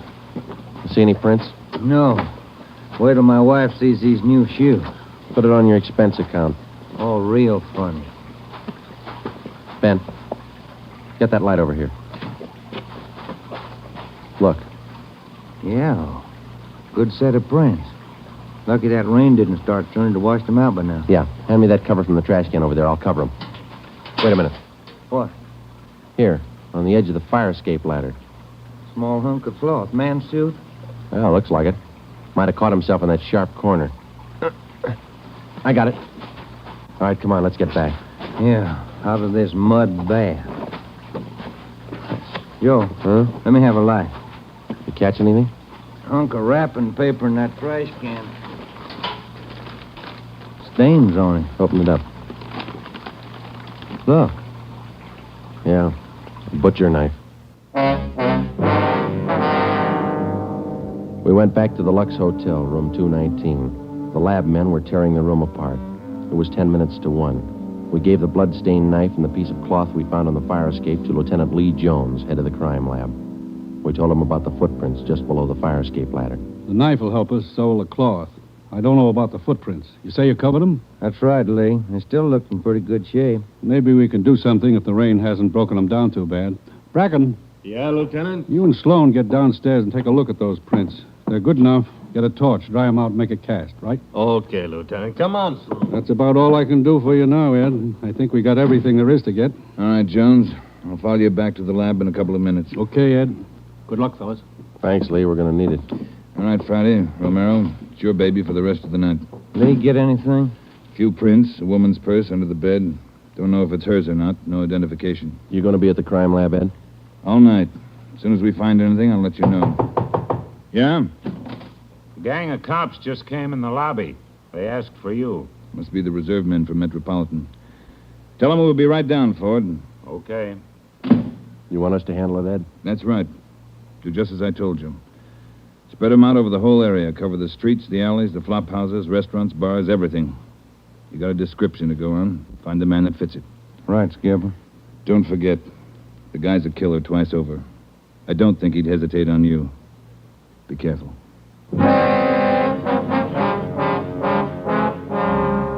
We went down to the lobby, and Ed Backstrand gave the reserve men their orders. Then Backstrand left, and Ben and I took over. We picked up another half-dozen men in addition to the men in the reserve unit. They were deployed over an area of a dozen square blocks. It was one of the toughest sections of the city. With a general description of the suspect, some of them were to travel on foot, some in cruiser cars. A few minutes before 1 a.m., there was a steady downpour. Visibility was bad. At 3 minutes past 1, the manhunt was on. For the first 30 minutes, Ben and I cruised the general area between East 3rd and College Streets and Alameda and Figueroa. No sign. The rain kept on. We sat and listened to the calls come in. 12A, call your station. 12A, KMA 367. Attention, all units. Recovered license plates in the 6th column. 4 Young, 7690. 41R, 788 Standard Avenue at 373. 41R, KMA 367. Unit 71 at 2816 West La Cienega, a 507 party. What do you think, Joe? Any hunches? I think he's still around, somewhere inside these 12 blocks. I'd bet on it. 5? All right, you're on. Want to check out a couple of these bars along here? Getting on to closing time. It's a good idea. Pull over, huh? All right, let's check him for the next couple of blocks, huh? Right. For the next 6 blocks until closing time, Ben and I checked every bar and every informant we met along the way. The questions got to be automatic. Have you seen a man answering this description?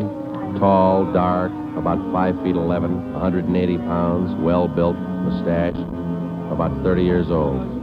The answers got to be automatic, too. Sorry, officer, I haven't seen him. No, can't remember him. Try the place down the street. We kept on checking the bars until they closed for the night. Then we started on the all-night restaurants and coffee counters. We did plenty of legwork for the next hour. Not a trace. About 2:30, the rain let up a little, and then it started in heavy all over again.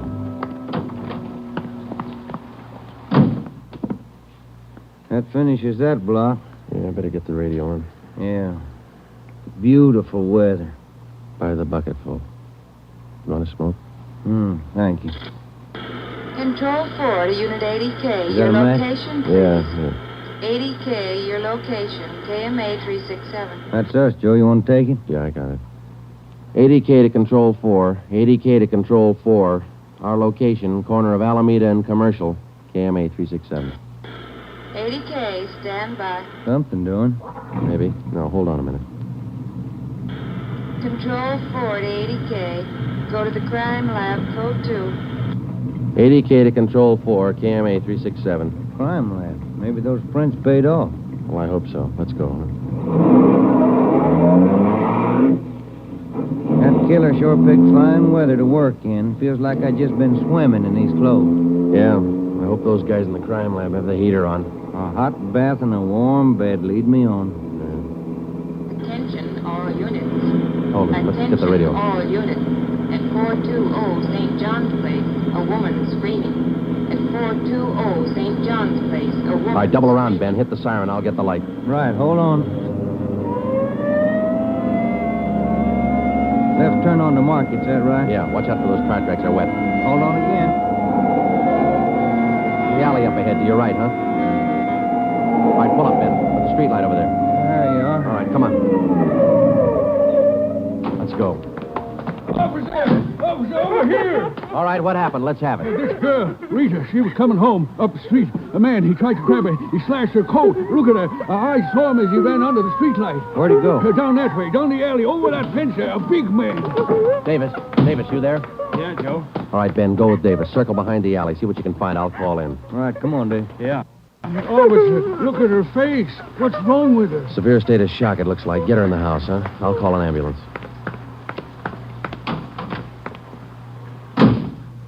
80K to Control 4. 80K to Control 4. Control 4, go ahead.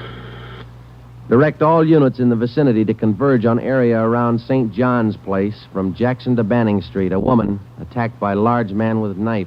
Suspect left seen on foot, possibly still in area. Request ambulance. KMA 367. 80K, Roger, stand by. Attention, all units.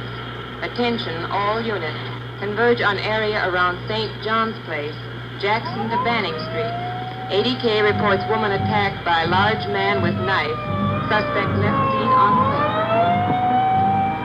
foot. In 3 minutes, the area around St. John's Place was surrounded. For the next hour, the men combed the neighborhood back and forth. Every building, every storehouse in the 2 square blocks was searched from basement to attic. No trace. The girl, Rita, was hysterical. She could give us only a bare description of her attacker. At 3:45 a.m., a detail was assigned to patrol the area and the rest of the cars, and men were deployed again in the general area from Figueroa to Alameda Street and East 3rd to College Street. The manhunt went on. So did the rain. At 3:54, Ben and I checked in at the Old City Jail building, 2nd floor, the crime lab. Chief Ed Backstrand and Lee Jones were waiting for us. Heard about the call. How'd he get away? Not sure it was him, Skipper. How do you mean? Well, the girl wasn't hurt bad for one thing. No attempted strangling. For another thing, the guy stole her purse. That doesn't sound like the man we're after. Did you get a description from the girl? Didn't jibe too well, what she gave us. She was pretty hysterical. And you raked the neighborhood good? Every corner. Not a sign. You find anything? Yeah. Jones? Yeah, Ed. Fill them in, will you? Not one print on that knife you found, boys. Blood, but not a print. Your killer's crazy like a fox. And how about the scrapings from the girl's fingernails, Lee? Didn't help too much. Rarely do. Not enough to go on. Gotta have a fair-sized bit of flesh to run it for papal ridges. All we found under the girl's fingernails were small bits of skin. Yeah? She probably scratched the guy up some. Might have drawn blood. We had more luck with the footprints. You get an impression? Dried out the ground with torches and cast them. About size 10B. That's fine, Lee. But how about the prints? Only good one was a thumb. Real good. Got it off the wall near the light switch in the bathroom. Did you classify it yet? Yep. Found it in our single fingerprint file. The print belongs to a man by the name of Long. Robert Long. You got a record, Ed? Yeah. Misdemeanor. 2 arrests for drunkenness last October. Petty theft in December. The mama sheet shows a dishonorable discharge from the United States Coast Guard in 1946. Age 29, 192 pounds, 5 feet 10 inches, dark hair, dark eyes. That's close enough. We got even closer, Joe. Long works as a counterman at the Cottage Cafe down on South Flower. Started there last week on the early morning shift, but he didn't show up for work last night. Good. Where'd you get the tip? The knife you boys found. It didn't have any prints, but it had a brand on it. We ran it down. It was taken from the Cottage Cafe. Mm-hmm. Any address on this Robert Long, Ed? Yeah, got it from his boss. Rooming house on East 1st. Landlady says he hasn't been home in 2 nights. Yeah, now we wait. Rooming house is staked out, and so is the Cottage Cafe, just in case Long decides to show up for work this morning. What time you got, Romero? 6 minutes past 4. All right. We've got every indication that Robert Long's the man we're after. His description, fingerprints, the knife, the footprint, his size. Maybe we're wrong. I don't think so. How about a motive, Ed? I think Robert Long likes to kill. He's thirsty for it. None of the victims were criminally attacked. They were strangled. Bodies mutilated. How about robbery? No. 2 of the women he killed had money in their purses. He didn't touch it. Well, what's next, Skipper? Back on the street? Figueroa to Alameda, East 3rd to College Street. Keep a net around that area and work it back and forth until we're positive he's not inside. I think he is.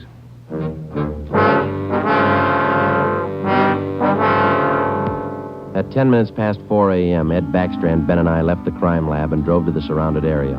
It was still raining. We passed several patrolmen from the reserve unit making the rounds. They didn't look any more comfortable than we felt.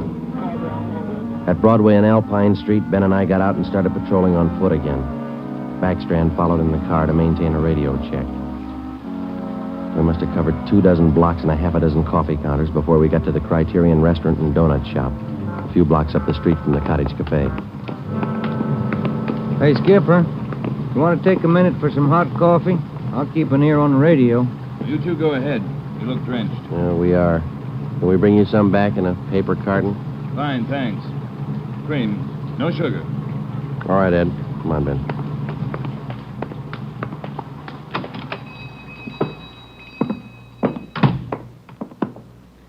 Place is empty. Yeah. Yes, sir, gentlemen. What'll it be? Hot coffee? Yeah, there's two of us here. Can you fix up one to go? Sure thing. Say, on that one to go, cream, no sugar. Right. Say, you fellas cops? Yeah, why? No offense, just wondering. Here you are. Thank you. Cop in uniform was around a couple hours ago. Wanted to know if I'd seen some guy he was looking for. Tall, about 190 pounds, mustache, about 30 years old. Yeah, that's the description he gave me. He was looking for the guy. So are we. Say, that's good. That other cop came in right at my busiest time, a little after 2 when the bars closed. You know, it gets pretty rushed, and I didn't have much time to think, so I just said no. Then after the cop left, I remembered. You saw a man answering that description tonight? Yeah. I would have told the cop, but I was rushed. You know how it is. No time to think, and then I remembered. Are you sure? Oh, I'm sure, all right. Whoever he is, he's a lady killer. What do you mean? No offense. There was a sharp-looking dame down the end of the counter, and this guy breezes in and picks her up. Talks to her about 20 minutes, buys her a cup of coffee, and they walk out together. Do you remember what she looked like? Oh, nice-looking dame. Not beautiful, you know, more on the cute side. Ben, you got that morgue shot? Oh, yeah. Here it is. Thanks. Here's a picture. This the girl? Let's see. Yeah, that's her. Who is she? I don't know, mister. Down at the morgue, they call her Jane Doe, number 7. Just by accident, we'd come across a concrete lead on the killer's method of operation. The picture we showed the man in the donut shop was a shot of the strangler's first victim the night before. Evidently, the killer would enter a bar, coffee shop, or restaurant, strike up a conversation with a woman, make friends with her, either buy her drinks or invite her to a bar in the neighborhood, and then the rest of the puzzle was still unsolved. We went back to the Cottage Cafe and checked with the men on stakeout. Not a sign of them, Chief. How are you men covering the place? Baxter up in front and the booth across from the cash register. Lyman's back with the dishwashers. I'm at the counter. When's Long due to report for work, Dave? At 5. About 20 minutes to go. You're lucky you're inside. It's wet out there. You'll look it. All right, Davis. We'll be around about 5. Right, Chief.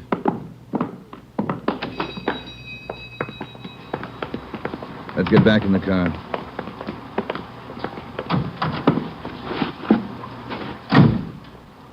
Where to, Skipper? Cruise the next 2 blocks, but don't go too far. If Long shows up for work this morning, we want to be around. The next 10 minutes dragged by. The rain kept on. Backstrand chewed nervously on a cigar. At South Flower and First Street, the sewers were clogged with street refuse. The rain backed up and filled the intersection. A group of aircraft workers huddled together in a doorway on one corner, waiting for the bus. It was cold and damp. I opened one of the back windows in the car to get some fresh air in. Off in the distance and close by, we could hear the sounds of a big city waking up slow to a rainy January morning. It was 8 minutes to 5. Attention all units. Attention all units. At 780 East Main, a restaurant. Man answering description of murder suspect. All right, Romero, step on it. Right, Skipper. About 10 blocks away, Ed. Who's going to cover the men at the Cottage Cafe? If this is a blind lead, it won't take us long to find out. They can handle it alone if they have to. Hang on. Look out. We're skidding. That was a close one, Ben. Yeah. If this is the guy, I owe you $5, right? Yeah. Attention all units. Additional information on your call to 780 East Main. Officers in pursuit of suspect. Suspect is on foot. Step on it, Romero. Attention all 2 more units. blocks, Skipper. Watch it, Ben. Next one to the left. Got it. That's the joint up ahead there. All right, watch your step and don't take chances. Don't play with him. Right. Here we go.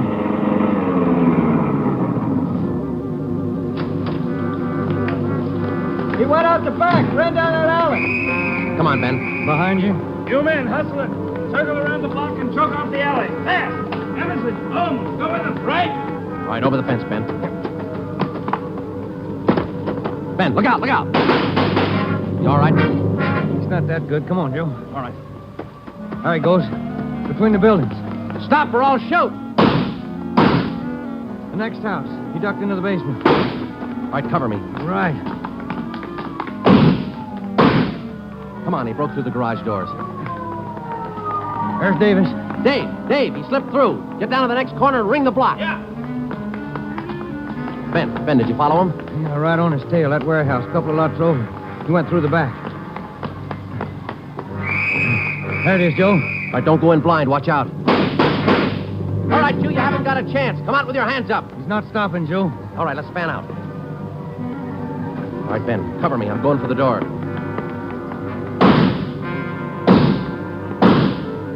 All right, Ben, come on. You're clear. You spot him? There he is. Let's get him. Close. He's in a good spot. Let's move. He's up in the loft. Come on, let's head for the stairs. Will you? Easy. You spot him, Ben? Not a sign. Ben, look out, that packing case.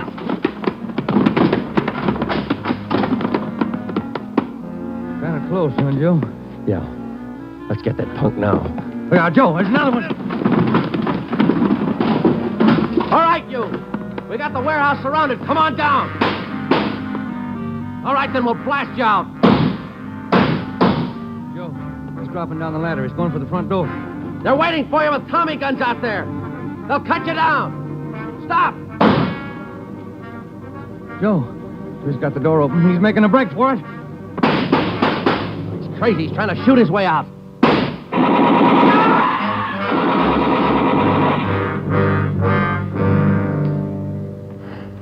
Well, he asked for it.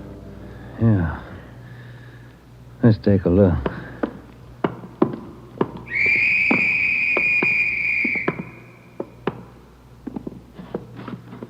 Messed up. Well, like his girlfriends. Yeah. Maybe he just didn't like women. Maybe.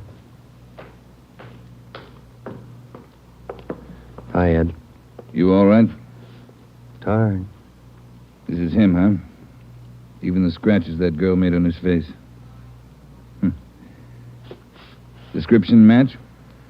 5'10", 192 pounds, dark hair, dark eyes, age 29. Robert Long, killer.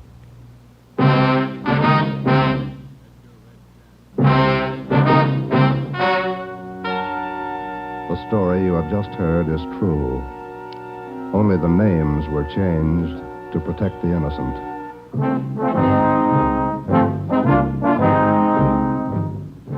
You have just heard the 10th in a new series of authentic cases transcribed from official files. Technical advice for Dragnet is furnished by the Los Angeles Police Department. Tonight's program is dedicated to Detective Louis A. Abbott of the Chicago Police Department, who on the afternoon of March 3rd, 1947, gave his life so that yours might be more secure.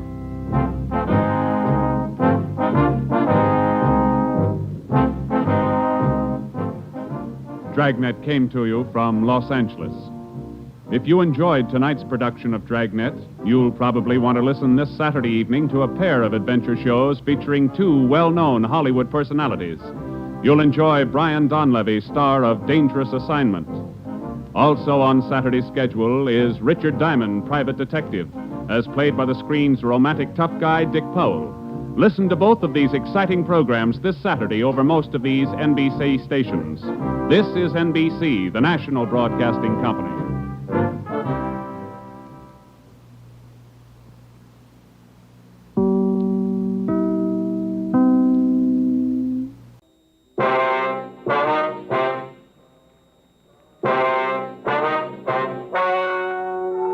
Ladies and gentlemen, the story you are about to hear is true.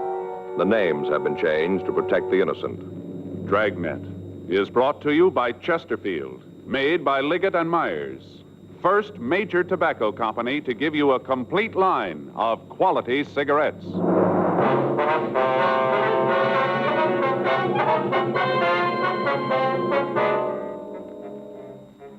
You're a detective sergeant. You're assigned to robbery detail. 2 hold-up men have been operating in your city. You've got descriptions of the men and of the car they're driving. Your job, get them.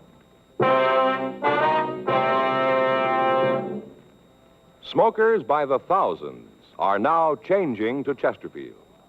No wonder. More and more smokers are learning this fact for themselves. Chesterfield. Low in nicotine, highest in quality. A published fact proved by chemical analyses of the country's 6 leading cigarette brands. Chesterfield, the only cigarette ever with a record like this. Regular or king size, Chesterfield is best for you.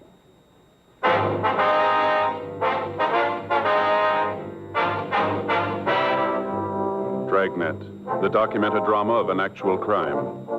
For the next 30 minutes, in cooperation with the Los Angeles Police Department, you will travel step by step on the side of the law through an actual case transcribed from official police files. From beginning to end, from crime to punishment, Dragnet is the story of your police force in action.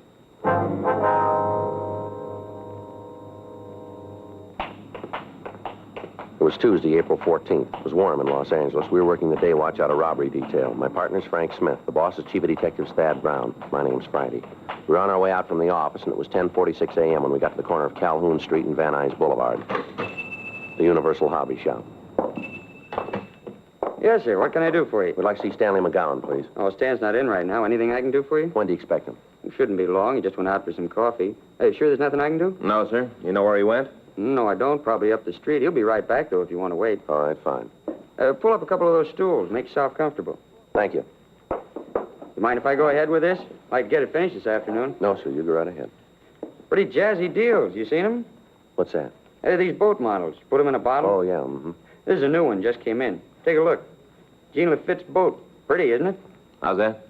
Lafitte, the pirate, you know. Oh, yeah. How do you get it inside the bottle? Well, the bottle comes in 2 halves. It's cut apart lengthwise. Here, you put the boat in and glue the halves together. There are a couple all finished over there. Look pretty good. Mm-hmm. How long's McGowan been working here? Oh, I guess it's been about 6 months, around in there. You guys friends of his? We want to talk to him. Oh. That's funny about him. What's that? Well, he doesn't seem to have any close friends. Hey, you know, like you could call up and ask a favor from. Never hear him talk about anybody like that. You ever seen any of his associates? Oh, a couple of times when we get ready to close up, there might be a guy waiting for Stan. Most of the time he plays a single, though. I've tried a couple of times to get him out, you know, stop at the bar on the way home, have a couple of drinks. Stan won't have any part of it, plays it single. If you have a car, would you know? Not that I've ever seen. Say, will you hand me that gold paint over there? Yeah, sure. This one? No, the small one there. Yeah, that's right. Here you are. Ah, thanks. A little bit of this goes a long way. Touch up the tops of the mast here, and she'll be ready to rig. And these friends of his that pick him up, what kind of car do they drive? Say, what are all these questions for? Who are you guys? Police officers. This is Frank Smith. My name's Friday. Cops. Well, what do you want with Stan? He done something? We just want to talk to him. I sure hope it isn't anything serious. I'd sure hate to lose Stan. Is that so? Yeah, he's one of the best riggers we've ever had. There's a couple of his models over there. Take a look. That one in the case, $150, old Ironsides. One of the best boats we've turned out. Stan did that. Sure got a steady hand. And that's what it takes when it comes to rigging, steady hand. Want to go out now, Rudy? Yeah, in a minute. A couple of fellas here want to talk to you. You want to see me? Your name's Stanley McGowan? Yeah, that's right. What's this about? They're cops, Stan. Yeah? This is Frank Smith. My name's Friday. I'd like to talk to you, McGowan. You sure? What about? Might be better if we went out to the car, huh? Make no difference to me. You fellas stay here. I'll go out for some coffee. All right, thank you. Bring you back some? No. No, thanks. I won't be long. Okay.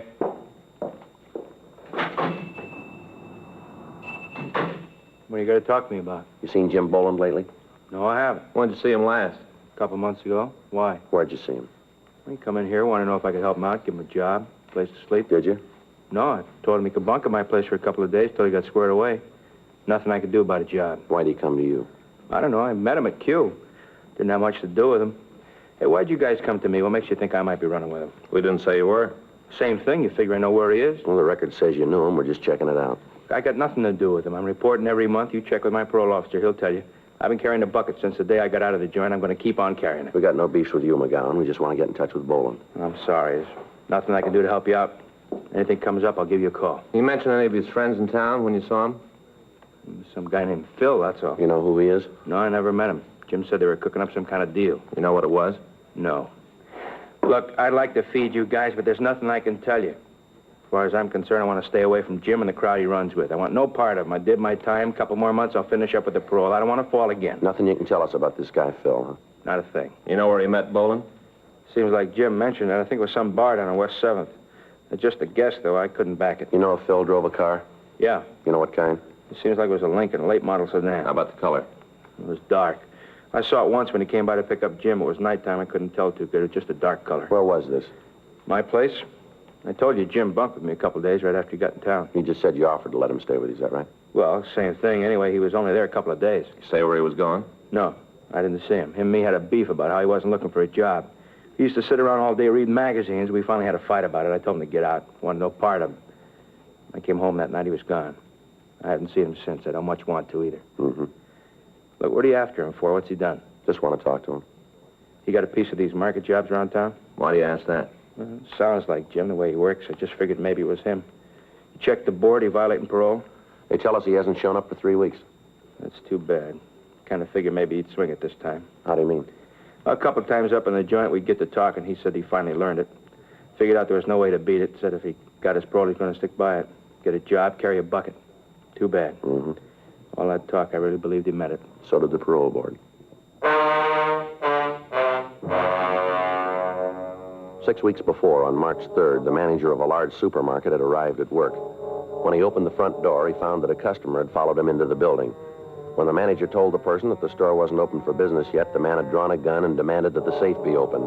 The manager complied, and after taking $1,400 from the safe, the thief had fled. The manager was able to give us a good description of the hold-up man and an accurate description of his car.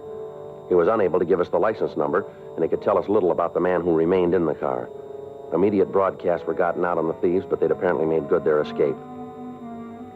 On March 12th, the procedure was repeated. Again, we were able to get good descriptions, but we were unable to come up with the suspects.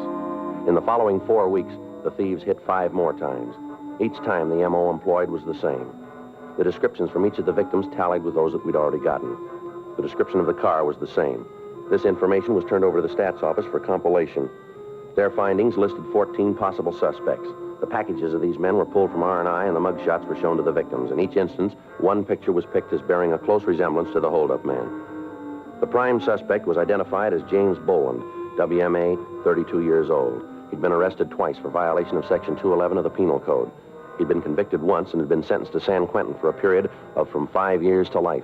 However, at the prison, his behavior and attitude had been good, and he'd been paroled on February 19th, 10 days before the first holdup. We'd found that Boland had violated his parole and was wanted by the state adult authority. A check of his friends netted us no new information. His relatives could tell us nothing about his whereabouts. The legwork continued. Informants were questioned, but were of no material aid. Saturday, April 18th, 8:46 p.m. I'd just gotten home from work, and I was unlocking my front door.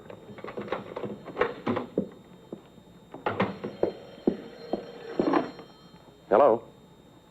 Oh, yeah, Dave. Mm-hmm. Yeah, well, I just got in. When was that? Yeah, I guess so. Yeah. I'll have to call my partner. Right. Yeah, where? Yeah, I know where that is. Well, let's see. It's 8:47 now. It'll take us about, 15, 20 minutes. Right. Okay, we'll see you there. Yeah, sure. Bye.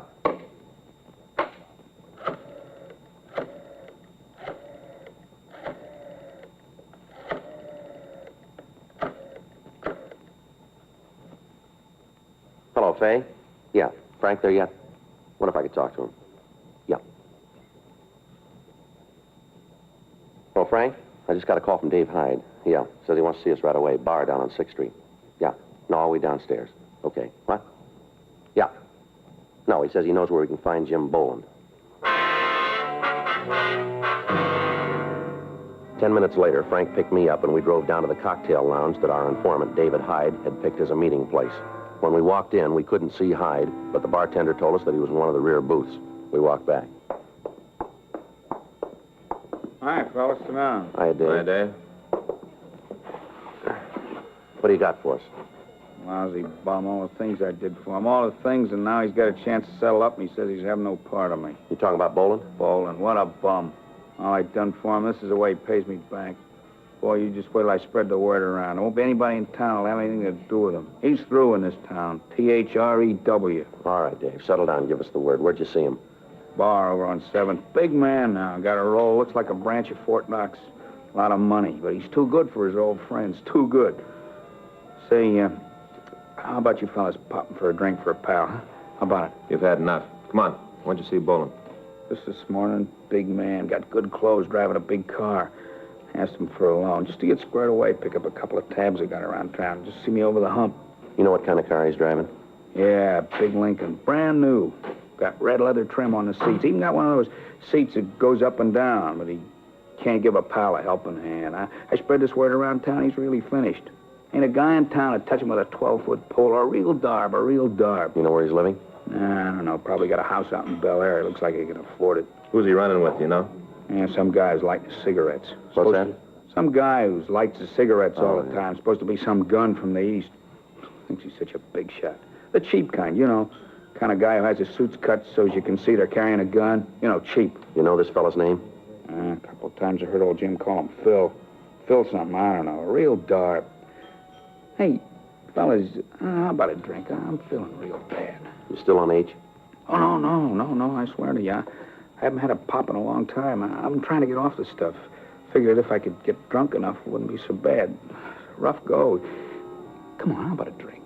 You've had enough, Dave. You know if Boland's carrying a gun? I don't know for sure. I didn't see one. This darb Phil's got one. Got his coat cut so as you can see it. Real cheap, small time. You want to show us where you saw Boland? I'll take you there if I have to carry you on my back. What a way to treat a friend. All the times I've helped him when he's had a bad yen, and now he treats me this way. Real dog in a manger. I got a lot of friends in this town, a lot of buddies. Word gets out about Jim, he's finished. Miserable bum. I think about the rough times him and me had together. I get ill. I-L. All right, let's go.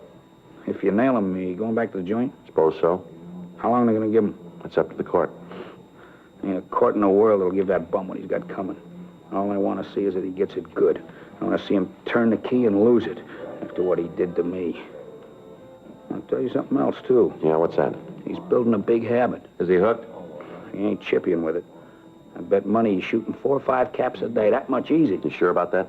Well, why'd I lie to you? What reason I got to lie? All right, Hyde, let's go.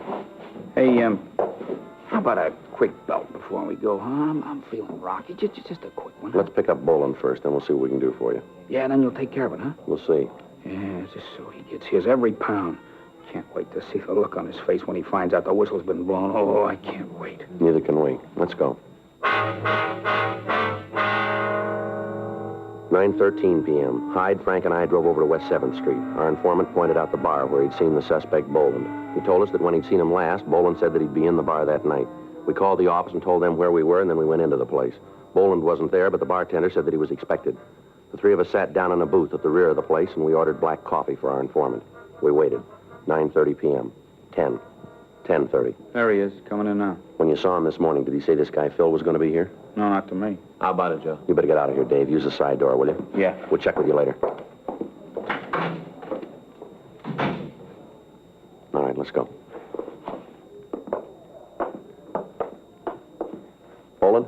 What? You Jim Boland? What do you want? Police officers, you're under arrest.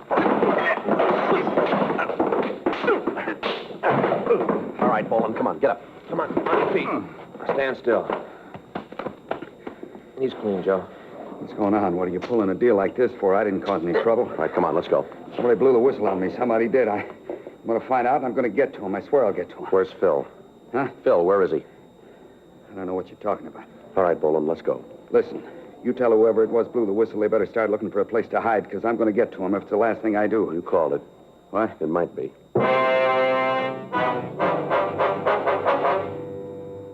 10:14 p.m. We returned the suspect to the city hall and questioned him. He refused to admit any complicity in the holdups. He refused to tell us who Phil was. We talked to him for 5.5 hours, and we got nothing. At 3:30 a.m., he was taken over to the main jail and booked in on suspicion of robbery. We checked out the room that he told us he was living in, but we were unable to come up with anything that would tie him in with the holdups. 3 days passed. On Tuesday, April 21st at 8:30 p.m., a special show-up was arranged. Out of the 7 victims who were present, 5 said that the suspect looked very much like the man who had held them up, but none of them would give us a positive identification. Jim Boland was returned to the felony cell block, and we talked to the victims. All of them commented on the fact that the suspect we had in custody was the same height, the same weight, and had the same general coloring and appearance as the person who'd robbed them. However, none of them would swear positively that he was the person. At 10:15 p.m., Frank and I went up to the felony section and had Boland brought from his cell to the interview room. His previous sullen attitude had changed considerably. How'd I make out? You get any identification? 5 of them say you look like the man. Well, they're wrong. They gotta be. I didn't have nothing to do with those holdups. If they say I'm the guy, then they're making a bad mistake. They seem pretty sure about what they say. Well, they can't be. Look, they saw me behind the screen. You bring them up here. Let me talk to them face to face. I'll talk to him. I got nothing to hide. Just let me talk to him. You know we can't do that. I always thought it was up to you to prove a guy was innocent as well as trying to make him for a job. That's right, it is. Then why don't you give me a break? I got no part in these heists. You look good for him. Probably a lot of other guys who do, too, but that don't mean they are. Come on, what do I have to do to make you believe? Why don't you come off of this, Boland? We got you going in. Why not play it smart and cop out? How can I cop out when I got no part in it? I'll lay it out for you. The M.O. used in the jobs matches yours. Big deal. A lot of guys work the way I used to. Physical description we got matches you. So I haven't got two heads. A lot of guys look like me. The beef in the bar. If you didn't have anything to worry about, why'd you start the fight? How'd I know who you guys were? Maybe you was out to pull a heist Oh, on that's me. a nice try, Boland, but it won't work. You knew we were officers. Now, why don't you save us a lot of time and tell us the truth here? You guys wouldn't know it if it bit you. There's one way to find out. Yeah? Try it. You got a cigarette? Here. You want one? Yeah.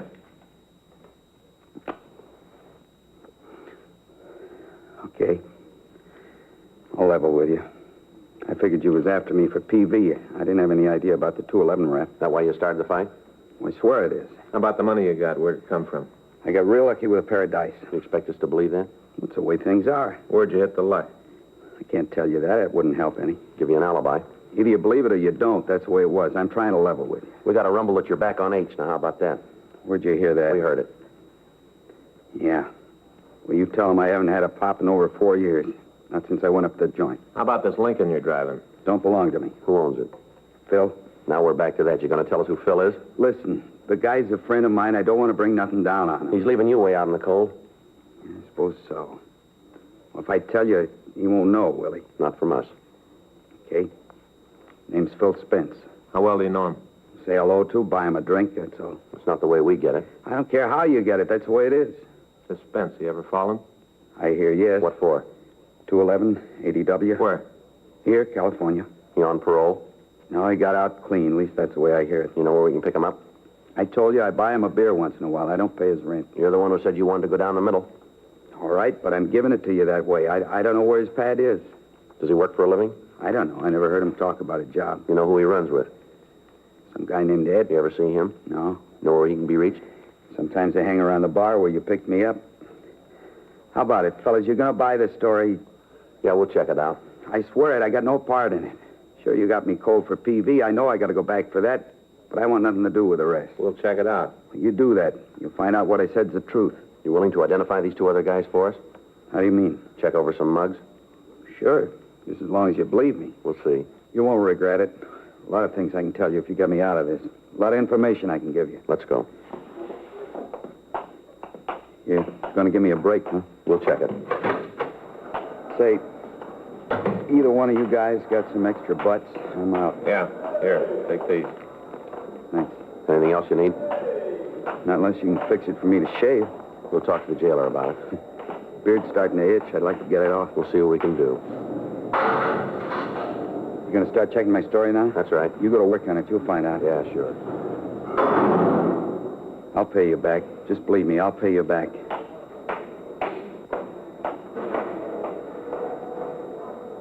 Figure he's telling the truth? It's hard to say.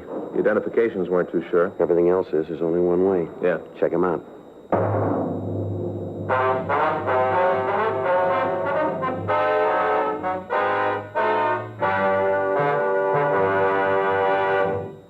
You are listening to Dragnet, the authentic story of your police force in action.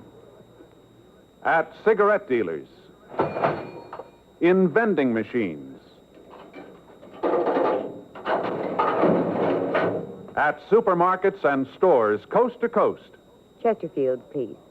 Smokers by the thousands. Yes, smokers by the thousands are now changing to Chesterfield.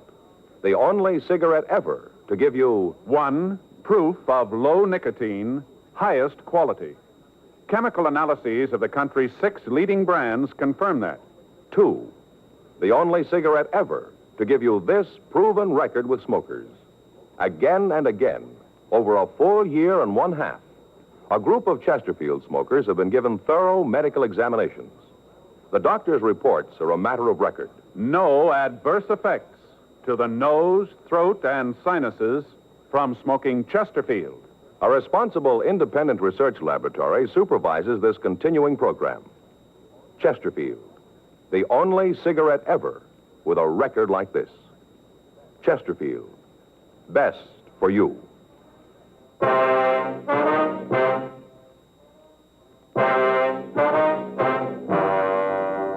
Tuesday, April 21st. After we left the suspect, Jim Boland, at the main jail, Frank and I went back to the city hall and checked the name Phil Spence through R&I. There were 9 packages carrying records for men with that name. 2 of them had served terms for robbery in the state penitentiary at Folsom, California. We got off communications to George Brereton up at Sacramento and to Washington, requesting information on known criminals having that name. 12:30 a.m. We went back to the jail and had Boland brought from his cell. We showed him the mug shots from the packages we had, but he failed to give us an identification. We talked to him about Phil Spence. He gave us all of the information he could about the missing suspect's habits. At this point, we were still not sure that Boland wasn't implicated in the holdups, but we had to check out what facts we had. The one point which seemed to verify Boland's story was that the victims were unable to give a positive identification of him. 1:30 a.m., we went back to the office and checked out for the night. The following morning, Wednesday, April 22nd, we started to recheck Boland's story of his movements during the times of the holdups. Upon re-questioning some of the witnesses, we found that they weren't as sure as they had been of the facts. That afternoon, we got a kickback from Sacramento. It contained 3 more possibles. CII said that they were sending us mugshots of the men by airmail special delivery. Boland gave us a list of places Spence was known to frequent. We came up with the name of a girl that the suspect was known to see from time to time. We got the address and we went out to talk to her.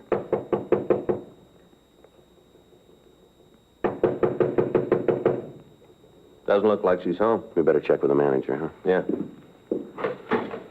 Yeah? You Jane Schofield? Why? We'd like to see her. Who are you? Police officers. Come in. I'm her. What do you want? I'd like to ask you a few questions. No, I figured that. Move some of those clothes and sit down. Can I get you anything? Drink, maybe? No, ma'am, thanks. thank you. All right. What do you want to talk about? How long's it been since you seen Phil Spence? Who says I know him? We understand you know him pretty well. I've gone out with him a couple of times. That's the end of it. When'd you see him last? A couple of days ago. Monday night, I think. You know where he is now? No. You know where he lives? Some hotel over on Flower. You know the name of the place? No. You ever been there? No. You know what Spence does for a living? I don't know. Got some kind of a job, I guess. He ever talk to you about what he does? I told you I just been out with him a couple of times. I didn't ask for his birth certificate. I just said I'd go out with him. What are all these questions about anyway? What do you want to talk to Phil about? It's a personal matter. What kind of trouble is he in now? You been in trouble before? I don't know. Just with you cops around, must be something he's done. Spence got any close friends that you know of? Couple. You know who they are? One of them is a guy named Jim something. How about the rest? Fellow he calls Ed. What do you know about Ed? Not much. Is he in it, too? Ma'am? He mixed up in this personal thing you want to talk to Phil about? Maybe. Never did like him. I always figured he'd end up getting Phil in trouble. Phil see quite a bit of him? Yeah. I think he's maybe in some kind of business deal with Ed. You ever say what the deal was? Not to me. One night a couple of weeks ago, he got real looped, and him and Phil were talking about it. What'd they say? I don't know. Phil told me to go powder my nose. I don't know what they said. And how do you know what they talked about? Because when I came back, I heard Phil say something about how the deal was going to work out all right. Then he saw me, and they shut up. Phil owns a car, doesn't he? Yeah, a new Lincoln. You ever let anybody else drive it? Ooh, once in a while, he lets Jim take it. Not often. Phil's kind of touchy about the car. Say, how'd you fellas know about me? Routine. Check and fill out. Your name came up. Oh, that's all, huh? Ma'am? I'm not mixed up in it. You can answer that better than we can. Yeah. Well, I want you to know that I'm not. I got nothing to do with Phil. Mm-hmm. I mean it. I just met the guy. I had a couple of dates with him. He's hung up in something. I got nothing to do with it. You got to believe that. When are you going to see Spence again? You believe what I tell you, don't you? If he's in trouble, I got no part of it. When are you going to see him again, lady? You mean whenever I got a date? Yes, ma'am. Tomorrow night. He's going to pick me up when I get through work. Where's that? Bar down in Olympic. I'm a hostess there. Is that where you met him? Yeah, he came in one night. We got to talk. He asked me for a date. I don't want you to get the wrong idea about it, though. Ma'am? Well, about how I met him. I don't usually go out with the customers. Boss doesn't like it. It's just that Phil seemed kind of different. That's the reason I went out with him. I want you to get that straight. Mm-hmm. Just a minute. Expecting anybody? No, I don't know who it is. Want me to open it? Yeah, go ahead. What took you so long, honey? I got company, Phil. I know. I don't think so. Hi. You Phil Spence? Yeah, who are you? Police officers would like to talk to you. What about? Might be better if we went downtown. Or who? What? I don't want to go downtown. You don't have much to say about it, mister. It's a pinch. If it makes you happy, mark it down that way. You want to shake him, Frank? Yeah. Get away from me, cop. What are you doing, breaking up my place? Get out of here! He's gone with you. All right, come on, get out. Come on, get out. You get out of here. Lousy deal. Get out of here, my deal, coming in and breaking up a girl's apartment. Who's going to pay for all this? Who's going to make it right? Just look at the place. Oh, shut up. Why don't you tell me they were here? Why didn't you say so? All right, Spence, let's go. I'm coming. All I want to know is who told you. Who yapped? That lousy Eddie, I'll bet. He's the one. Never should have picked him up. He with you on the jobs? He told you, didn't he? How about Jim Boland? He in with you, too? Oh, that guy hasn't got enough sense to come in out of the rain. He's worse than Ed. Should have known not to get mixed up with that dumb Eddie. I should have known. It always happens. Yeah? You're on with a jerk, you're going to get tripped up. Lousy Eddie shooting off his mouth. Hadn't been for him, you'd never got us. I'm going to tell him off. What's the difference? You told them everything they wanted to know. You're all going to jail. Why don't you shut up? You're always wrong, sister. Not this time. Let's go.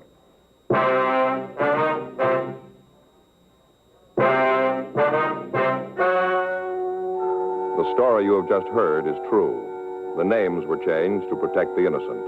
On August 13th, trial was held in Department 92 of Superior Court of the State of California in and for the County of Los Angeles. In a moment, the results of that trial. Now, here is our star, Jack Webb. Thank you, George Fenneman. Well, this is brief, but I think very much to the point.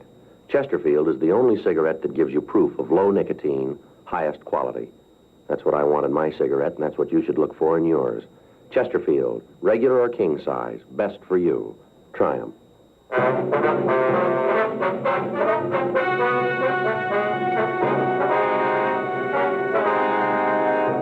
Philip Donald Spence and Edwin Floyd Morse were tried and convicted on 4 counts of robbery in the first degree and were sentenced as prescribed by law.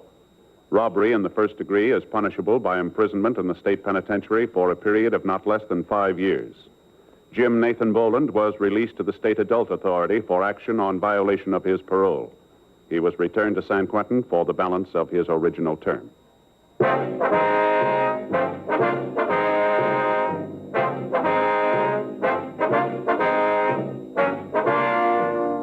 You have just heard Dragnet, a series of authentic cases from official files. Technical advice comes from the Office of Chief of Police W.H. Parker, Los Angeles Police Department. Technical advisors, Captain Jack Donahoe, Sergeant Marty Wynn, Sergeant Vance Brasher. Heard tonight were Ben Alexander, Herb Vigran, Vic Perrin, Michael Ann Barrett. Script by John Robinson. Music by Walter Schumann. Hal Gibney speaking. Watch an entirely new Dragnet case history each week on your local NBC television station. Please check your newspapers for the day and time. Chesterfield has brought you Dragnet, transcribed from Los Angeles.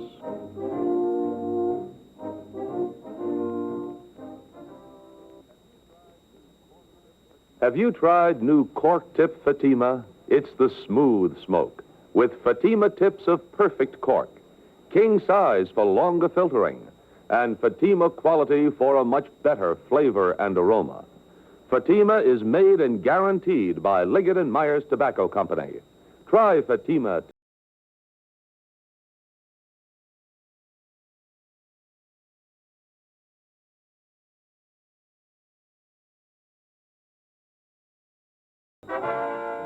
Hear Frank Sinatra as Rocky Fortune tonight on the NBC Radio Network.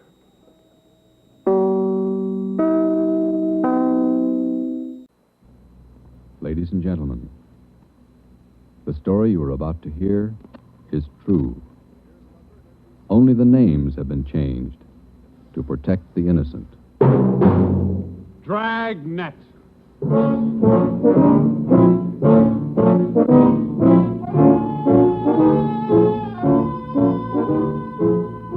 Dragnet, the documented drama of an actual crime, investigated and solved by the men who unrelentingly stand watch on the security of your home, your family, and your life. For the next 30 minutes, in cooperation with the Los Angeles Police Department, you will travel step by step on the side of the law through an actual case from official police files, from beginning to end, from crime to punishment. This is the story of your police force in action. Dragnet.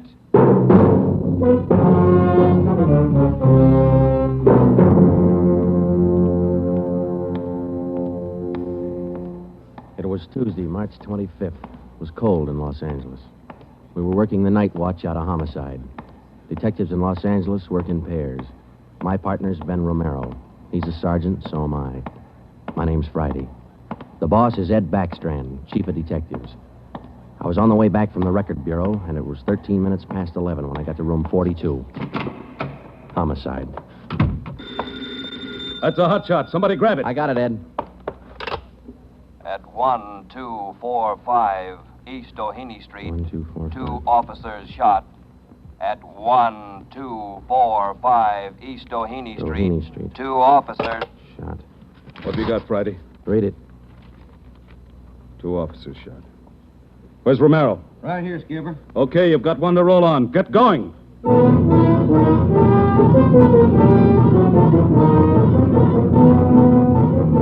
Both Ben and I knew where we were heading. We'd recognized the address.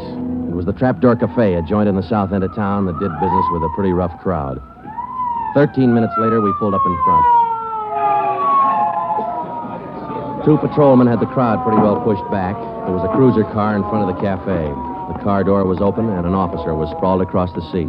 He was conscious but weak, and one of his pant legs was pretty red. Hello, Sarge. Hi, how you doing? I've done better. Yeah, well, what happened? Williams and I were cruising. We've been keeping an eye on this cafe lately. Tonight we decided to take a look. And just as we went in, 2 guys left in a hurry, the back door. We followed them out into the alley. It was dark out there, and I called to them. I said, "Hey, fellas, just a minute, I want to talk to you." They stopped? I'll say. One of them whirled. He had a gun in his left hand. He shot both of us. Left hand, huh? Williams went down and out. I went down, but I took a shot at them. No effect. And I started crawling out here to the car so I could call in. You started crawling? Yeah. Wait a minute, Emerson. Weren't there any people around by that time? Oh, yeah, quite a few ran out after the shots. You mean nobody would help you to the car? That's right. Did you get a good look at either of the gunmen? Well, one of them was tall. I think he was a redhead. There was something funny about his nose. That's all I saw. It's too dark out there. Williams was closer. I think he got a good look. Joe, the other officer, Williams. He's in pretty bad shape. Is he breathing? He's still alive, Emerson. I don't know how much time he's got. Ambulance? On the way. Okay, let's round up all the men who are in the cafe. We're taking them in.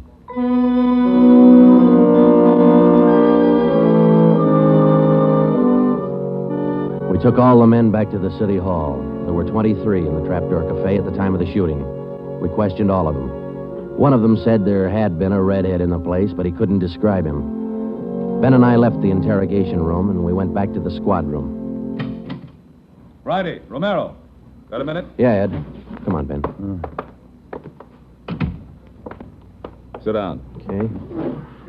You get anything from those people you questioned? Nothing we could use. How's Williams? It's pretty bad. When do they operate? As soon as he comes out of shock. Probably in the morning. You boys will be there. Yeah, we will. When the surgeon digs that slug out, get it and mark it for evidence. Yeah. Skipper, them 2 men shot without asking any questions. They must be hot. Yeah. Same thing occurred to me. When we get that slug, the ballistics can tell us whether that gun's been used on other jobs. We got enough of their modus operandi to have the statistician give us a run-through on the IBM now. One of them is left-handed, and he shoots quick. Okay, be in surgery tomorrow morning at 9.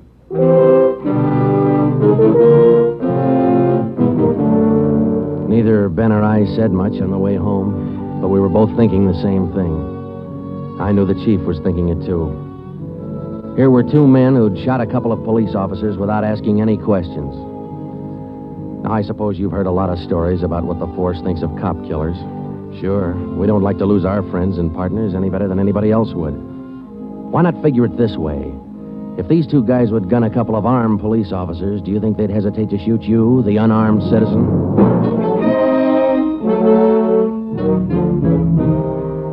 The next morning at 9 o'clock, Ben and I had scrubbed up and we were in surgery. Williams was on the table. The surgeon started in. A lot of minutes later, he got the slug. As for Williams, they took out 7 feet of his intestine and said he might pull through.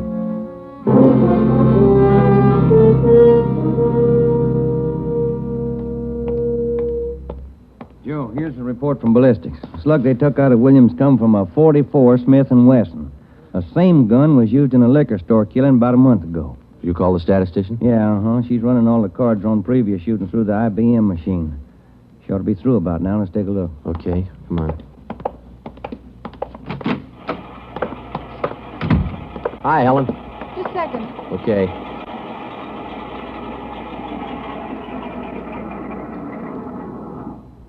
that's it, boys.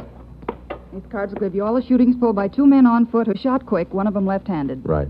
They're all yours. You sure can tell a lot from just a bunch of little holes in these cards, can't you? I can't, but this IBM machine can. It never ceases to amaze me. Okay, shall we check the cards, huh? Yeah, sure.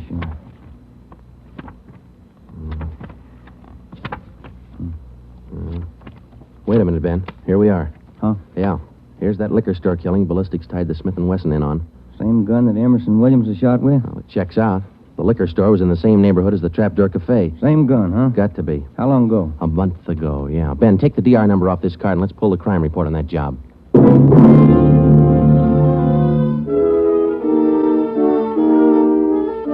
We pulled the crime report out of the files. It said that there was only one witness to that liquor store killing a month ago. That witness was a woman. Miss Forbes, I'm sorry to disturb you like this, but we'd like to ask some questions about that liquor store killing you witness a little over a month ago. Well, I told the police everything I knew about it then. Yeah, we know, but maybe you wouldn't mind telling us again, huh? Oh, no, I guess not. I've been trying to forget it, to tell the truth. It was pretty terrible, and I really didn't see so very much because I was awful scared. I understand. But try to describe again just what happened, will you? Well, it was about 10 o'clock at night.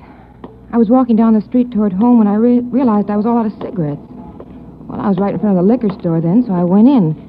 The clerk was behind the counter, and there were 2 men standing there arguing. What's the idea of changing your mind? I thought we was going to get bourbon. No, let's get the wine. I want bourbon. Costs too much. Wine's good enough. The rest of them want bourbon, too. We better talk to them. Well, okay. We'll be back when we make up our mind, mister. 2 men walked out of the store, and the clerk smiled at me and shrugged his shoulders. I bought a pack of cigarettes and turned to leave. But just then the 2 men came back in again, and each of them had a gun in his hand. This is a stick-up, mister. The clerk just sort of crumpled to the floor. I couldn't believe my eyes, but that's just how it happened. The men said this is a stick-up, and then they shot him right away. Get over against the wall, lady, or you'll get the same. One of them punched a no sale on the cash register. I was shaking so I almost caved in. He scooped the money out of the drawer and stuffed it into his pocket. And then the other one went over to where the liquor clerk was lying face down. He knelt down beside the clerk and he put his gun against the clerk's spine. Then they both ran out of the store. Oh, it was terrible. That clerk, he was lying there helpless and wounded, and they deliberately... Yeah, Miss Forbes, I understand. Oh, Miss Forbes, you said that both of the men had guns. Yes. One of the guns was black and the other was sort of fancy looking. What do you mean, Miss Forbes? Well, it was real shiny. Nickel-plated? I wouldn't know about that, but it was shiny. There were 2 guns, huh? Yes. Well, now about the men themselves. Well, I was so scared their faces just didn't register with me. The one who shot the clerk in the back was sort of stocky. That's about the best I can do. You mentioned in the report that one of the men was left-handed. Yes, I do remember that. Uh-huh. Look, Miss Forbes, this is very important to us. One of the men was a redhead? Redhead? Why, no, I didn't see any redhead.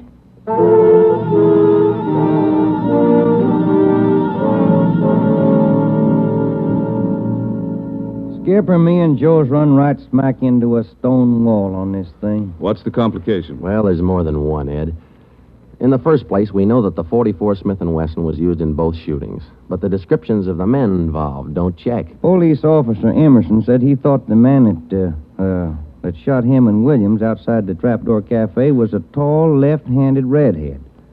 Said there's something funny about his nose. You think Williams got a better look at him? Well, he probably did, but Williams isn't strong enough to talk yet. And a girl that witnessed the liquor store killing a month ago said that one of those men was left-handed.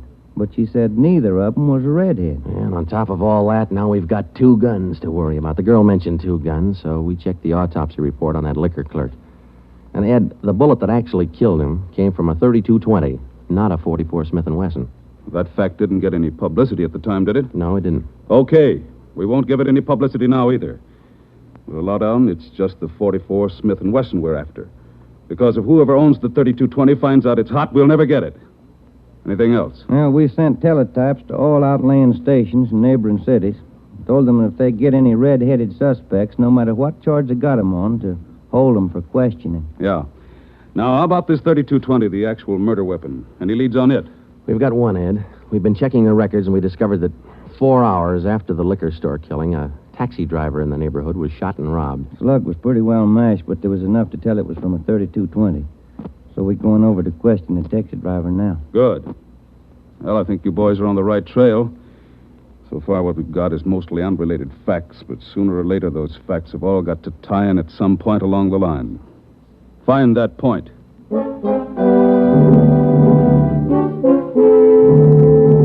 Yeah, find the point. Find the tie-in. Well, Ben and I went over to see the taxi driver, a guy who was living on borrowed time. Yeah, it was about 2 o'clock in the morning when it happened. I got a call to pick up a fare near 105th and Avalon, you know. Yeah. Mm-hmm. Well, I got there. Somebody came over, pulled open my cab door, and said, "This is a stick-up." Then blew it. You let me have it. Just like that, huh? Yeah, just like that. Same deal as others, Joe. Itchy trigger finger. Yeah. Did you get any kind of a look at the fella? Look, no, it's too dark. Uh-huh. Hey, according to the report, you got shot in the chest. Yeah, that's right. Oh, you're maybe wondering how come I'm still alive, huh? I'll tell you, pal, it's like something you'd see in a bad movie, you know? I'm carrying a few silver dollars with me, 9 of them to be exact. So I decided to stick them in my breast pocket. Well, mister, that just saved my life. The slug hit them silver dollars. It's one for the book, huh? Yeah, you said it. Well, thanks very much. Say, incidentally, we had a little trouble finding you today. You weren't at the stand you operated out of last month. Well, look, I'm not only not at my usual stand, I'm not driving a hack no more. Oh? Look, after what happened, are you kidding? No, I don't want to push my luck any further than it's been pushed. Yeah, I figure I had it, you know?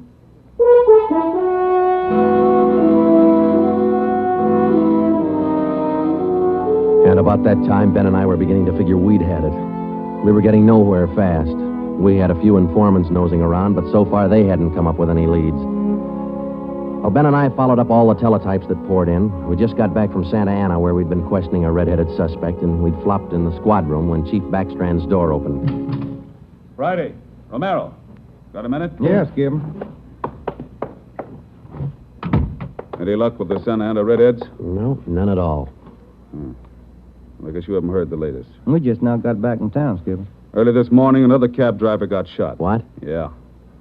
Man came up to his taxi, opened the door, said, "This is a stick-up," and shot him.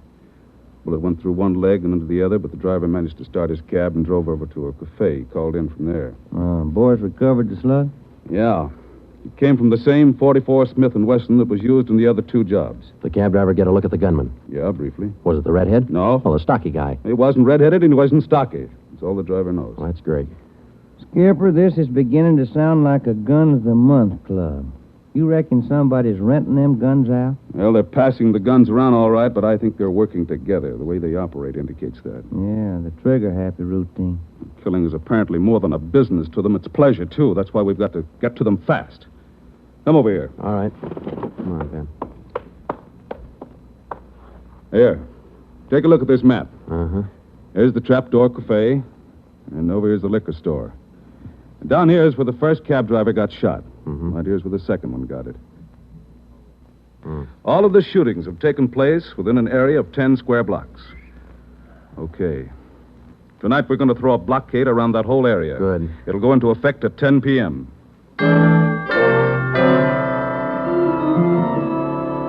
At 9:45 p.m., cars and officers started drifting into the area by 2s and 3s. And at 10, when Backstrand, Ben, and I arrived, the whole area was sewed up tighter than a tick. Now, code 3. Pacific Ambulance Davis? 1. Gotcha. Call to All set? All set. We got a primary line and a secondary line. If anyone tries to make a break, we'll pick them up in the secondary. Okay. Friday and Romero here will cruise around the area with me. Go to work, men. Every car in the area was shaken down. The same process was also followed on all persons on foot. The blockade went on all night. By the end of that time, we'd brought in 217 suspects. 26 of them were redheads. What's your name? Henry Wagner. Where do you work? Lumber yard. Which one? First star. What time did you get through work last night? About 6, I guess. What'd you do then? Had some dinner. Where? Harry's Grill. Then what? Shot a little pool.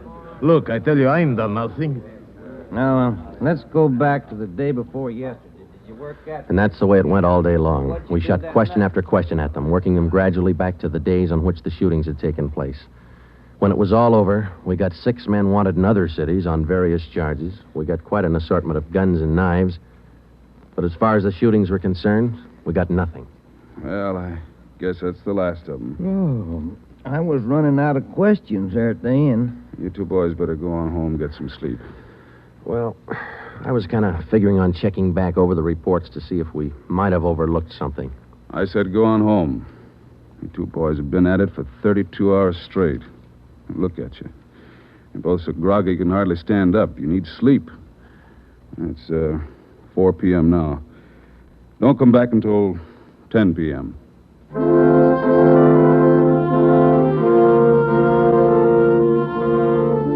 When I walked into the squad room at 10, Ben was already there.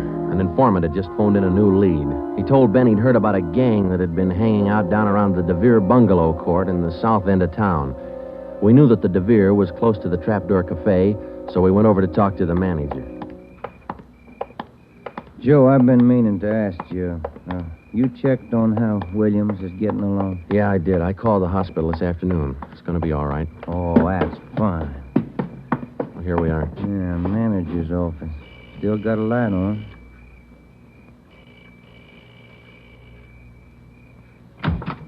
Yeah?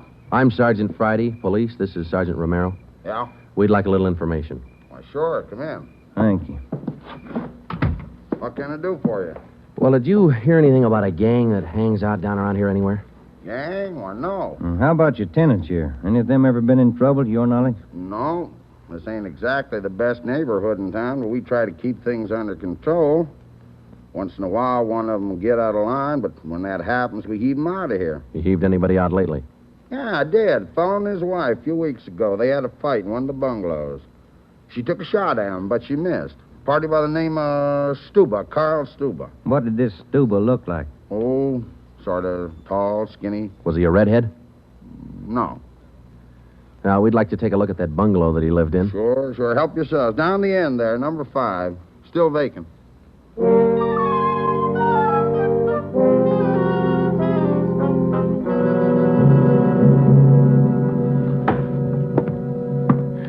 Well, I guess that does it. Stuba didn't leave a thing behind. Matter of fact, we don't have anything to prove that this Stuba's tied in at all. We're only working on a hunch. Hey, Joe, look. Where? Up on the wall there, just by the window. Oh, yeah. Yeah, that plaster there, it's newer than the rest. You got a knife? I sure have, boy, and I'm carving. That manager'd be awful unhappy with me if he was here. Yeah, he would. Yeah, Hey, Joe, here it is. A slug. They plastered right over it. Okay, dig it out, and let's hope it matches. It matched. The slug from the wall came from the same .44 Smith & Wesson that had been used in the other shootings. So now we had a name to work on, Carl Stuba. But he'd done a good job of dropping out of sight. Well, the next day, Ben thought he had another lead. I've just been talking to another informant, Joe. He says he heard that there's a fella down in that neighborhood been trying to sell a gun lately. What kind of a gun? Nickel-plated with steer horn handles. Nickel-plated? Well, maybe that's our .44 Smith & Wesson. Maybe. Did the informant know who this man was? Said the feller's name was Alonzo. Yeah. Alonzo who? Just Alonzo. That's all he knew.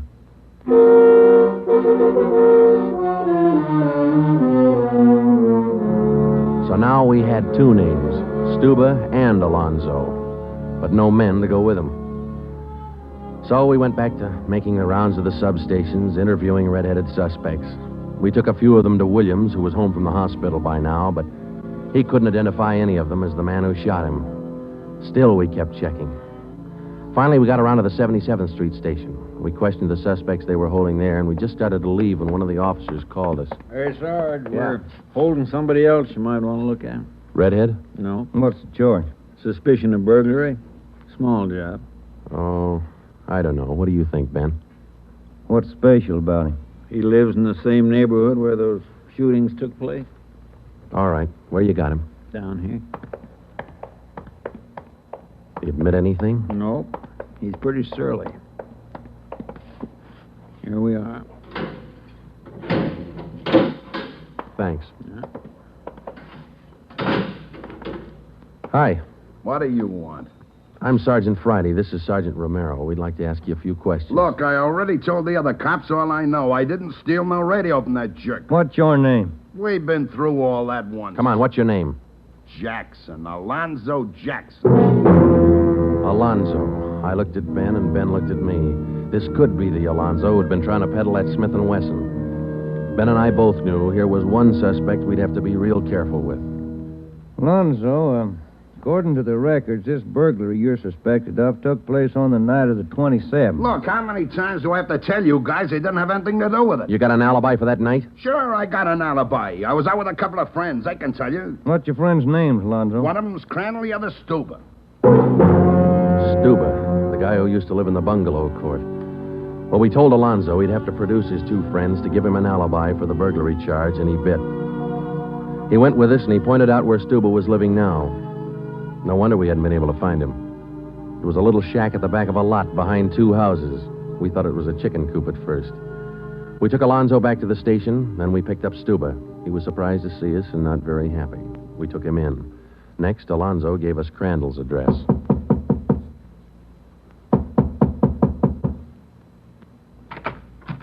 Yeah?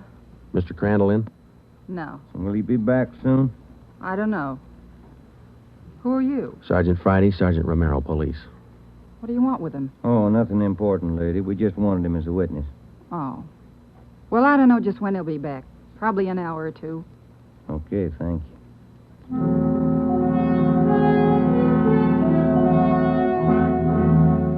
We went down the street away, and we staked out in the car.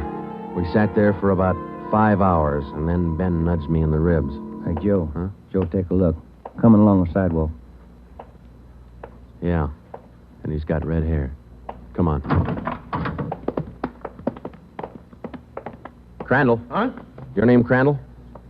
Who are you? Friday Romero, police. Police? What do you want with me? I haven't done nothing. Well, then you got nothing in the world to worry about. Come on.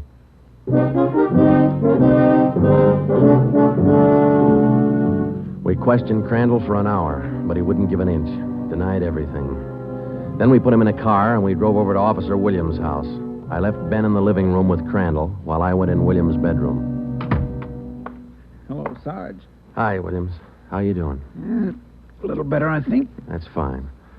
Look, we've got another redhead outside. Bring him in. Okay. All right, Crandall, come on in here. Who's in there? Why'd you bring me over here? Come on in here.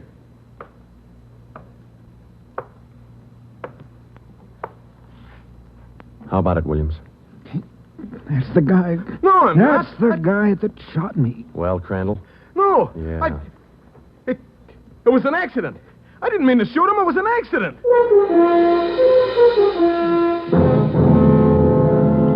Once Crandall got started, he talked his head off. He also admitted being in on the liquor store killing, but insisted he was only the lookout. We took him back to the station and got his whole story down on a tape recorder. Yeah, he was left-handed. Then we went back to Alonzo, who didn't know we had Crandall's confession. We met the chief in the hall outside the room where they were holding Alonzo. About ready to tie the knot? Oh, hope so, Chief. But Alonzo hasn't given any yet. And we still haven't found those guns. We've got one of them. Which one? The Smith & Wesson.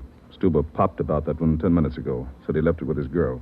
A couple of the boys are on their way over to get it now. That's good, Ed. That leaves just the 32-20. You haven't mentioned the 32-20 to Alonzo, have you? No. He still thinks we're after that Smith & Wesson, and that's the way we're going to play it right now. Go ahead. Look, how much longer are you guys going to hold me here? Didn't you check with those friends of mine? Alonzo, we got a tip that you've been trying to sell a gun lately. A gun? Yeah, 44 Smith & Wesson. Oh. No, it's not true. That Smith & Wesson's been used in a couple of robbery jobs this month, and we think it's your gun. That's a lie. Any proof of that? Why, yeah. Sure, I got proof of that. I used to have a gun, but it wasn't a Smith & Wesson. Look, if I tell you where it is, that ought to convince you, shouldn't it? It'll help things. Okay. I sold it to a neighbor of mine. He gave me $7. I'll give you his address. You sure it's not a Smith & Wesson? Sure, I'm sure. It's a 32-20. Yeah, it worked. We went to the neighbor's address, and he admitted having bought the 32-20, but said he'd lent it to a friend who'd never returned it. The friend had hocked the gun to a barber. The barber gave him $15 and a haircut for it. We finally got it from the barber, and we came back to the station. I'm all set, Joe. I'll be in the next room. Just give me the nod. Okay. Hello, Alonzo. Hey, you got the gun. Yeah, we got the gun. Well, now maybe you'll believe I'm on the level. Okay if I go now? I guess we won't be able to hold you here much longer. You can say that again, brother. You could have saved a lot of time for you to listen to what I've been trying to tell you all along. I guess you're right, Alonzo. Sure, I'm right. You know, you guys would be a lot better off you believe guys like me the first time we tell you something. But on the liquor Instead store of job, running- I was only a lookout. I was outside. It was the other two who pulled that one. Stuba and Alonzo. Alonzo killed the clerk. Hold it, Alonzo. Dirty, All right, Alonzo, that's enough. Now, come on, how about it? Now, what's the use? All right. That's like he said. Okay, Ben, bring the recorder in here. Alonzo's ready to make a record now.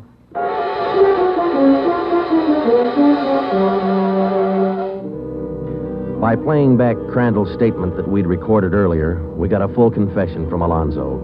We took the three of them out and had them reenact the 4 shootings, and we photographed it on sound film. Crandall, the redhead, was the one who'd shot the 2 police officers, but he was only the lookout for the liquor store killing, which explains why the girl witness didn't see him in the store. Stuba and Alonzo were the ones who pulled that job, and Alonzo, the worst of the bunch, was the one who put the .32-20 against the spine of the wounded clerk. The 3 of them took turns at shooting the cab drivers and robbing them. That accounted for the mixed-up descriptions, including all that left-handed business. 2 of the 3 suspects happened to be left-handed. Well, that was the crop. Crandall, Alonzo, Stuba. 4 shootings, 3 robberies, 4 attempted murders, 1 murder. The 3 men were tried and convicted. They're all in the state penitentiary. Crandall's there for life. Alonzo and Stuba, they'll be executed next week. File it, will you, Ben?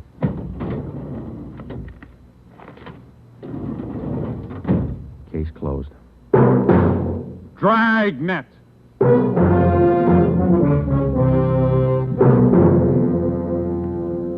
The story you have just heard was true. Only the names were changed to protect the innocent.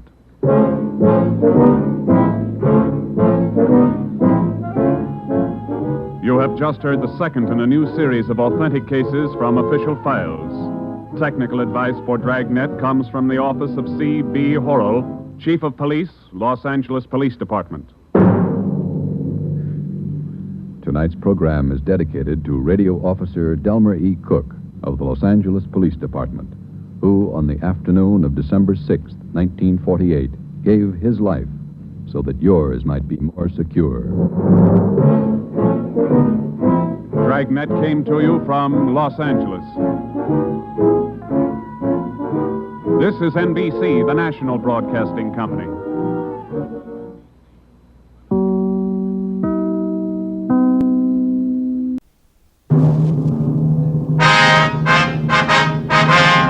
Sound off for Chesterfield. Chesterfield is best for you. First cigarette with premium quality in both regular and king size. Chesterfield brings you Dragnet.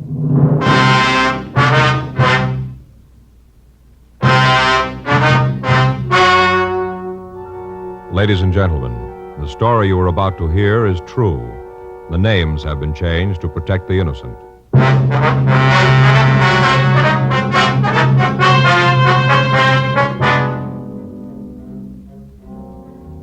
You're a detective sergeant. You're assigned to robbery detail. You get a call that a large market has been held up. You have a good description of the thief. Your job? Get him. Years ahead of them all. Chesterfield is years ahead of them all.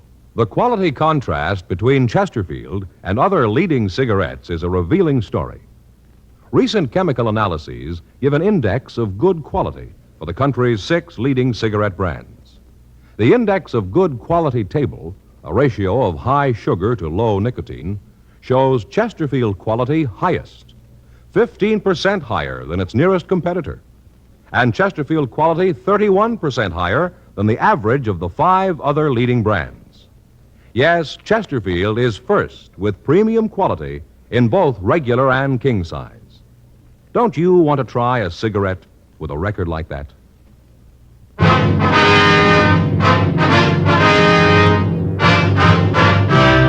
Dragnet, the documented drama of an actual crime. For the next 30 minutes, in cooperation with the Los Angeles Police Department, you will travel step by step on the side of the law through an actual case transcribed from official police files. From beginning to end, from crime to punishment, Dragnet is the story of your police force in action.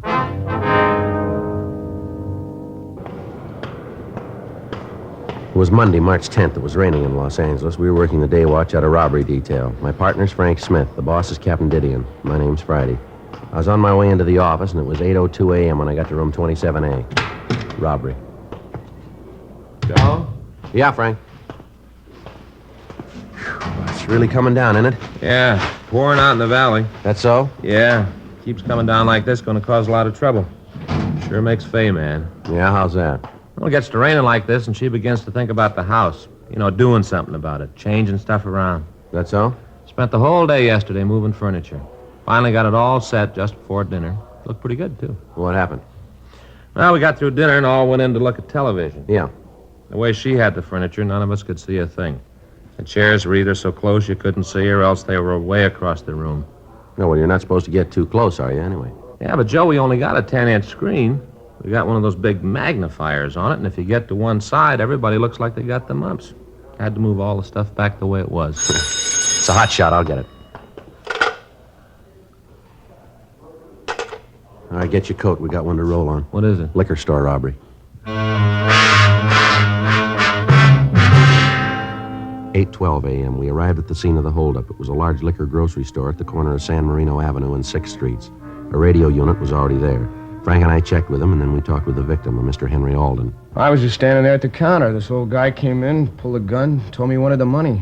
I gave it to him. Uh-huh. He said in the phone that he was elderly. Is that right? Yeah, old guy. Must have been about 65 or 70. Real bum. How do you mean? Well, the way he was dressed, you know. Old clothes, real seedy. Uh-huh. What if you tell us just what happened? Well, sure. Well, it was about 8 this morning. I opened up, and I was there making out the deposit slip for the bank. Guy walked in the back door and pulled his gun. Told me he wanted the money. Uh-huh. Well, like I said, I gave it to him. He told me to get into the closet back there. Told me to lie down on the floor. Well, I did, and he had that gun pointed right at my head. I did like he told me. I see. What happened then? Well, he walked over to the door and flipped the lock on it a couple of times, you know, make sure it worked. Yeah. And then he figured it was okay, and he told me not to make any noise for 5 minutes. And he locked the door and left. That's it. Took all the money. How much money did he take, would you know? Yeah, to the penny. I just finished adding it up. Just a minute. All right. I got the figures on the machine. Tell you right away.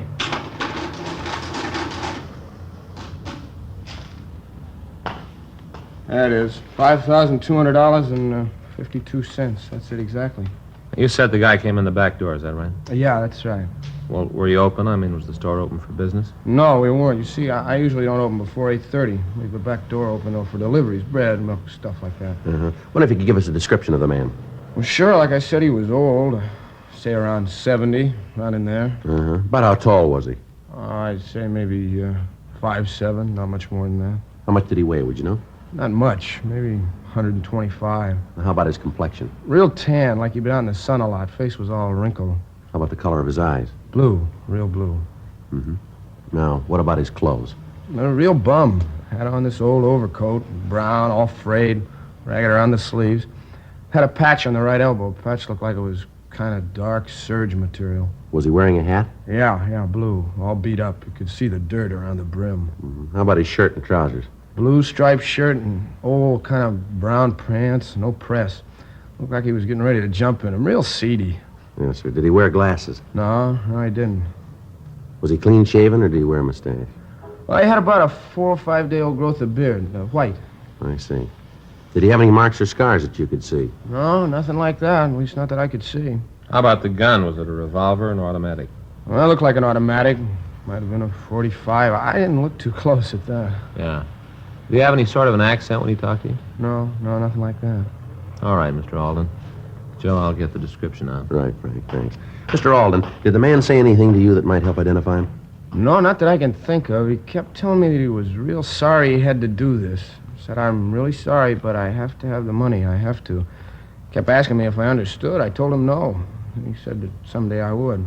Real weird. Kept apologizing while he robbed me. I see.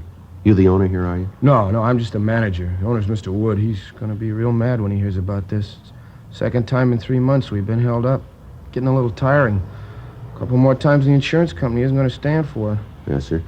Do you usually have that much money in the store? Most of the weekends, yeah. You see, a lot of our stuff is pretty expensive. This is about the only store in the neighborhood that's open over Sunday. We get a lot of trade. Weekend business usually runs between $3,000 and $5,000. Mm-hmm. About how many employees are there in the store? 3 all told. We stay open until 2:30 in the morning. I come in the morning and work until noon. Hank comes in, then there's 2 of us until 6, and John comes in. He works on through. Once in a while, Mr. Wood comes in himself when we get busy. Uh-huh. Wonder if I could have their names and addresses. Oh, sure. They weren't involved in it, I'm sure of that. Well, we have to check them out anyway, Mr. Alden. Yeah, I suppose so. But I tell you, he knew what he was doing, the way he moved. The way he knew just when to come in. This fellow's done that sort of thing before. Trying to say he was sorry about taking the money. He wasn't fooling anybody. No, sir, not a soul. Real bum, seedy, you know? Yes, sir. All that baloney about how he had to have the money wasn't any other way.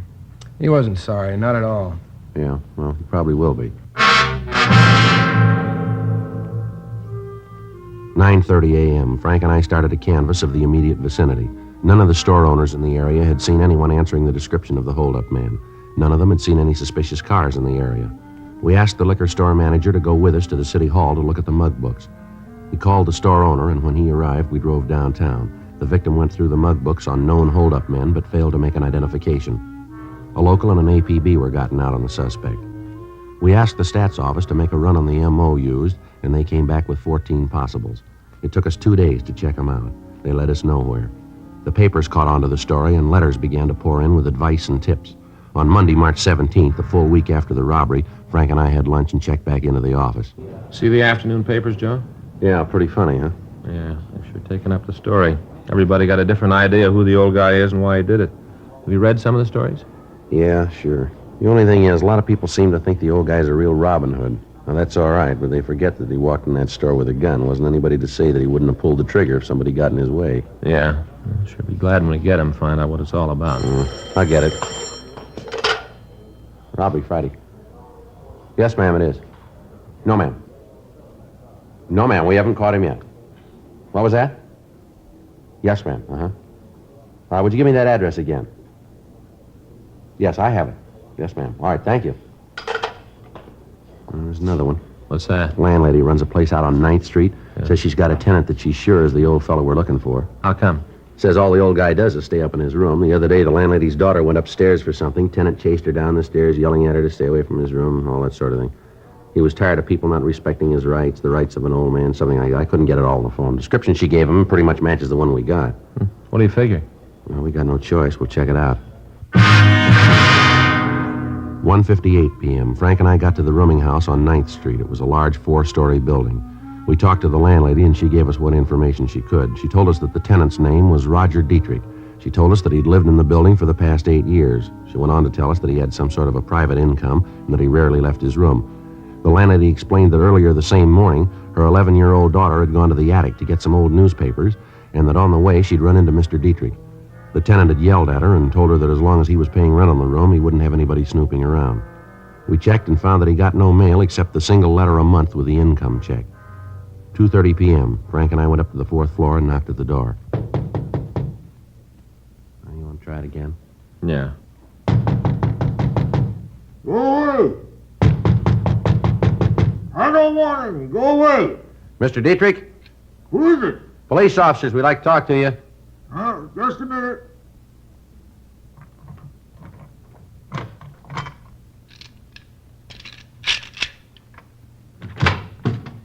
Who'd you say you were? Police officers, we'd like to talk to you.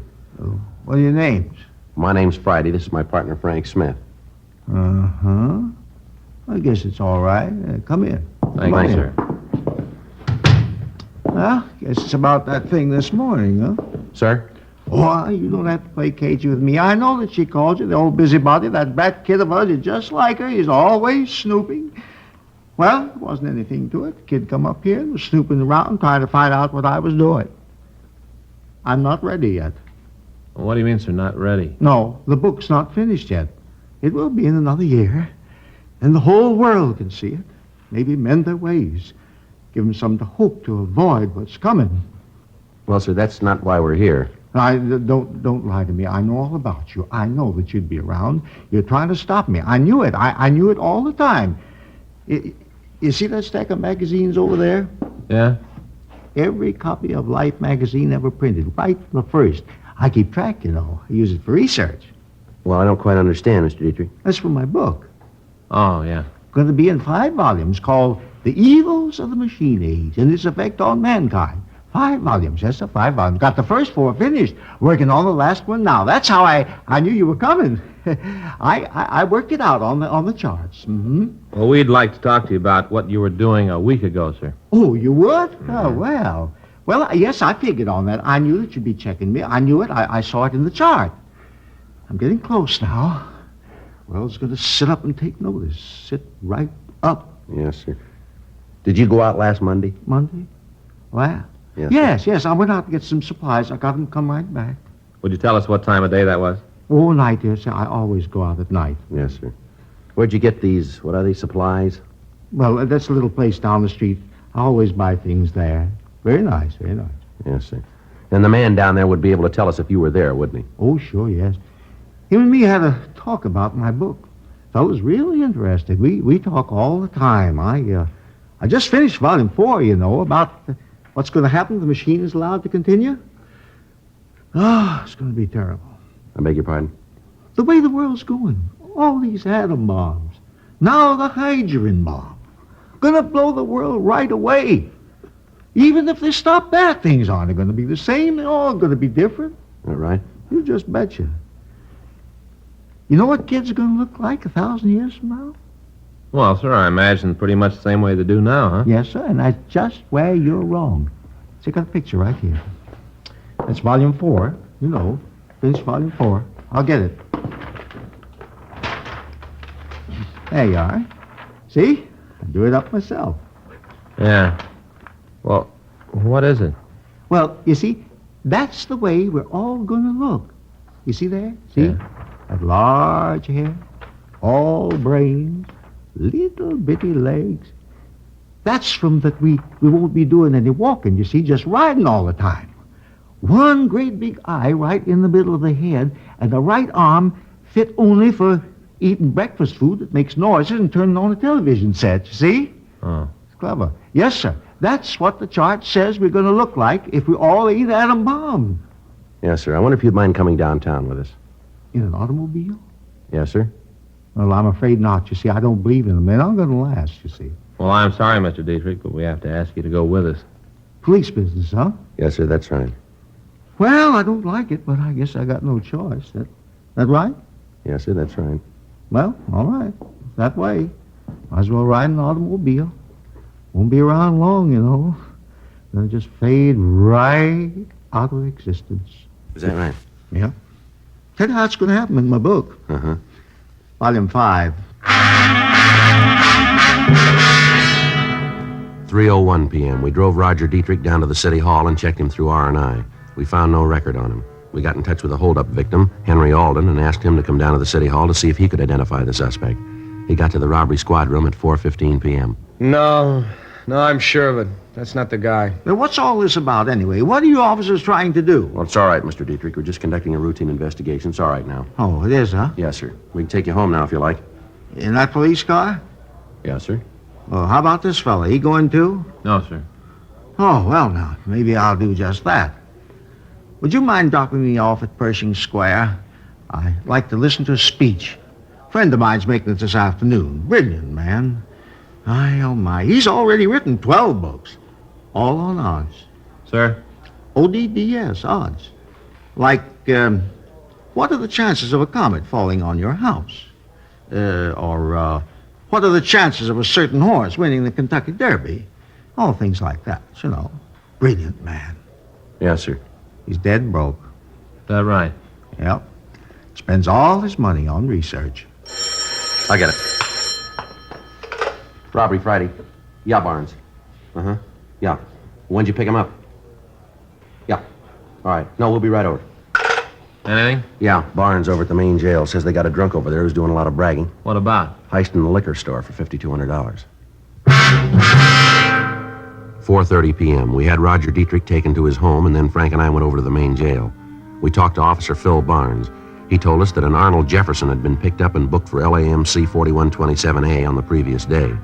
Barnes went on to say that this was Jefferson's 42nd arrest on drunk charges. We had the suspect brought to the interview room, and we talked to him.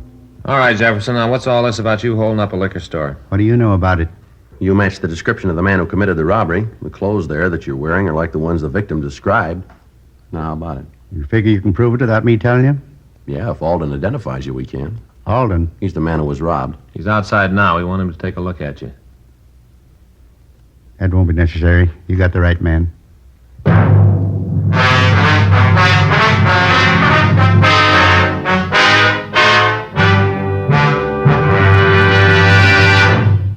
You are listening to Dragnet, the authentic story of your police force in action. Chesterfield is best for you. Listen to this report. It's a report never before made about a cigarette. Smoked day after day by a group of people smoking from 10 to 40 cigarettes a day for a full year. Here's Chesterfield's record. A medical specialist giving this group thorough examinations every 2 months for a full year reports no adverse effects to their nose, throat, and sinuses from smoking Chesterfields. Don't you want to try a cigarette with a record like that? You'll find Chesterfield's best for you. They're much milder, with an extraordinarily good taste. And for your pocketbook, Chesterfield is America's best cigarette buy. Chesterfield, years ahead of them all.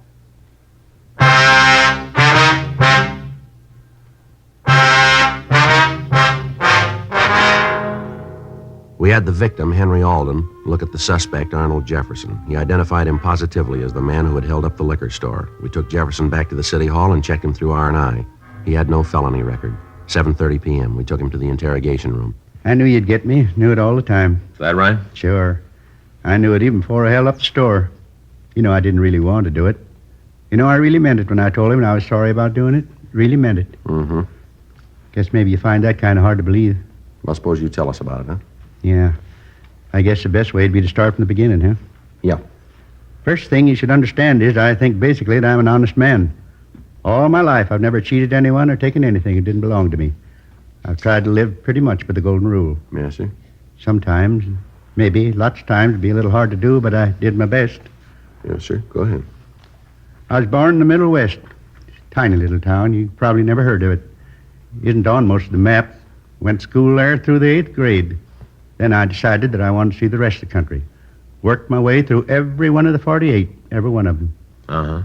Did a lot of things, met a lot of people. Is that right? Well, all that time, all my life, I never did anything real big.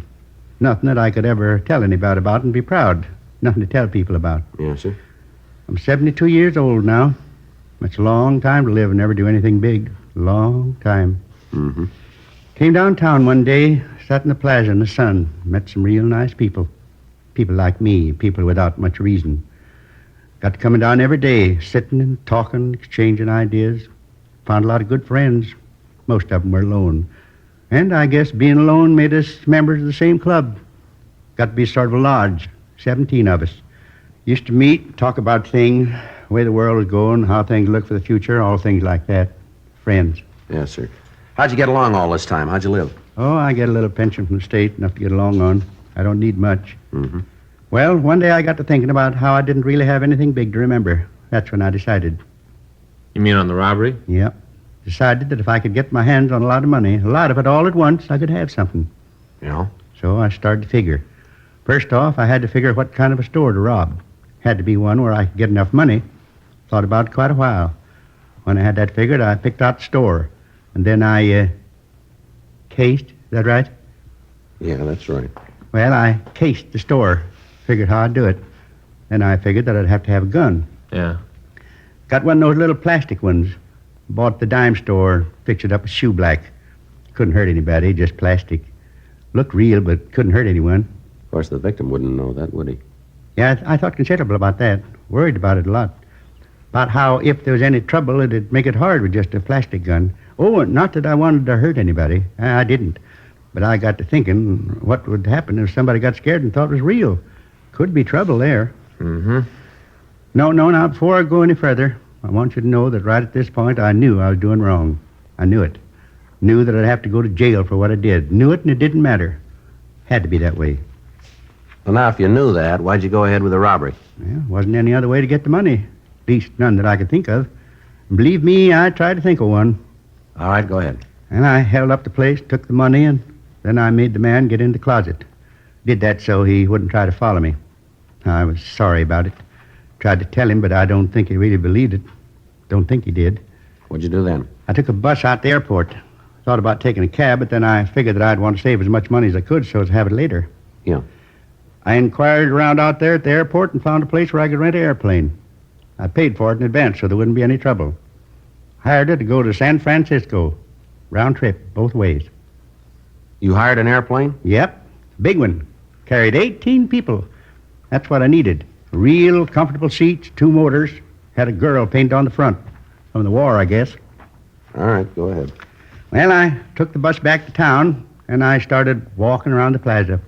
Rounded up all 17 of my friends, whole bunch of them. Talked to them all. Guys who had been nice to me, even if there wasn't anything I could do for them. Told them to meet me at First and Main, right by the fountain in front of the city hall that night. Told them that I was going to throw a party. A party they'd never forget. Well, we got together that night and took a cab out to the airport. Well, matter of fact, we took 4 cabs. Had to show the drivers that I had the money for the tickets. Guess they thought we was going to try to get a free ride. But anyway, when I showed them the money, they drove us out. Give them a good tip. Nice fellas. Mm-hmm. Got on the airplane and flew up to San Francisco. Wonderful. Got into the city and then we started.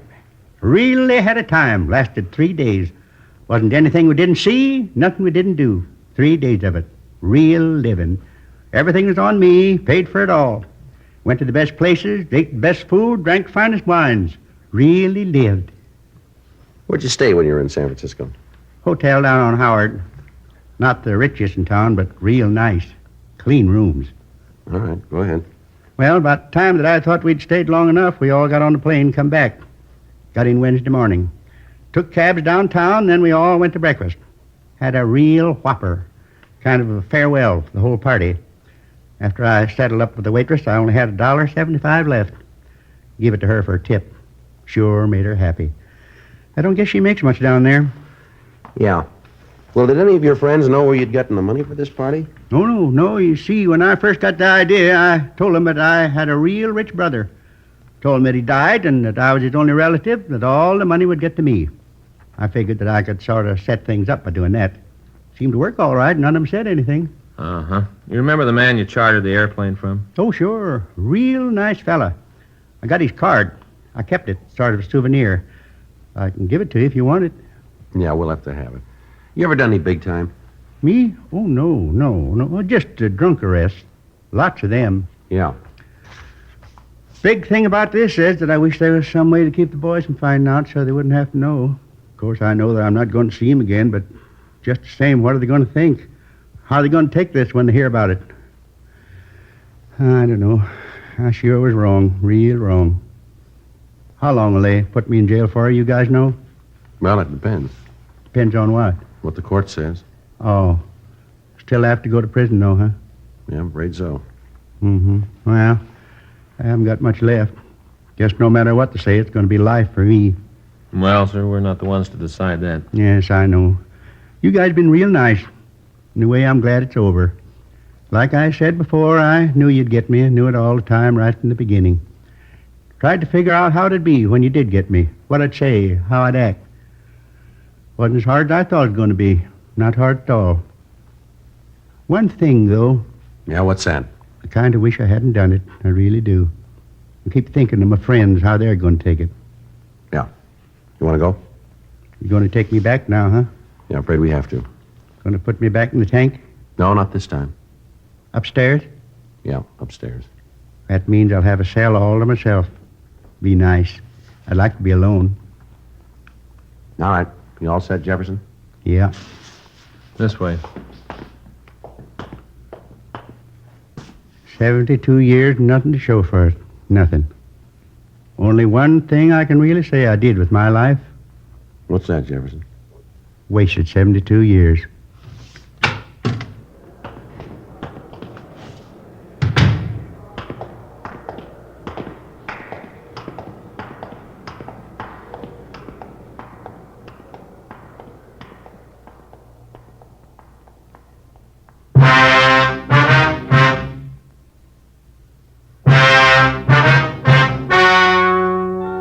The story you have just heard was true. The names were changed to protect the innocent. On July 24th, trial was held in Department 89, Superior Court of the State of California, in and for the County of Los Angeles. In a moment, the results of that trial. Now, here is our star, Jack Webb. Thank you, George Fenneman. I hope you'll remember the facts George Fenneman reported to you earlier. Recent chemical analyses give an index of good quality for the country's 6 leading brands. The index of good quality table, a ratio of high sugar to low nicotine, showed Chesterfield quality highest, 15% higher than its nearest competitor, and Chesterfield quality 31% higher than the average of the 5 other leading brands. Now, I'd like you to try Chesterfields today. I know they're best for me. I'm sure you'll find Chesterfields are best for you.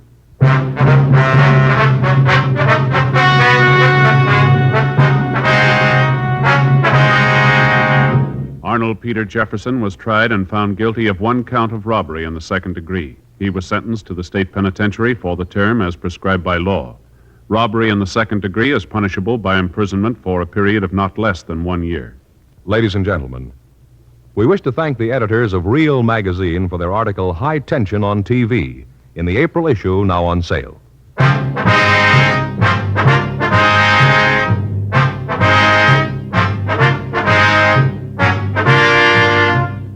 You have just heard Dragnet, a series of authentic cases from official files.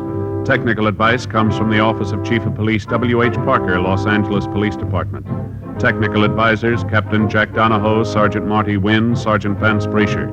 Heard tonight were Ben Alexander, Vic Rodman, Ralph Moody. Script by John Robinson. Music by Walter Schumann. Hal Gibney speaking.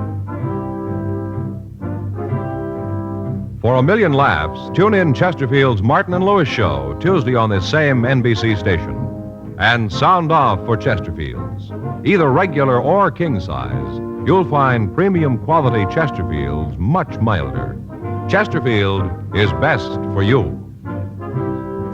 Chesterfield has brought you Dragnet, transcribed from Los Angeles.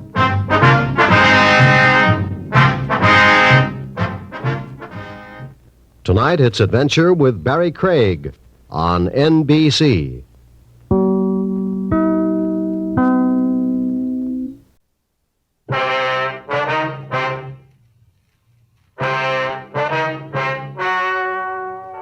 Ladies and gentlemen, the story you are about to hear is true. The names have been changed to protect the innocent. Dragnet is brought to you by Chesterfield, made by Liggett & Myers, first major tobacco company to bring you a complete line of quality cigarettes.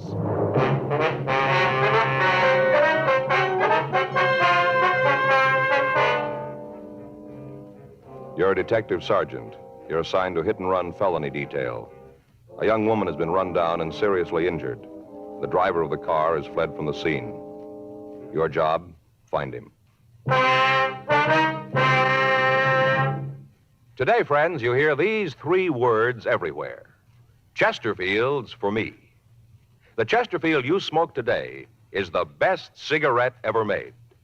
Best for you, because Chesterfield gives you proof of highest quality, low nicotine, the taste you want, the mildness you want.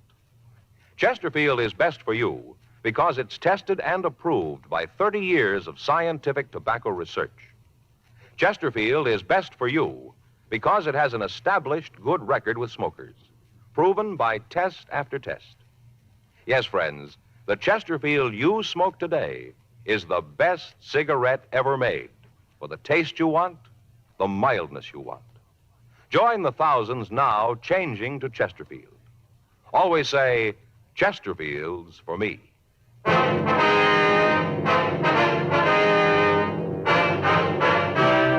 Dragnet, the documented drama of an actual crime. For the next 30 minutes, in cooperation with the Los Angeles Police Department, you will travel step by step on the side of the law through an actual case transcribed from official police files.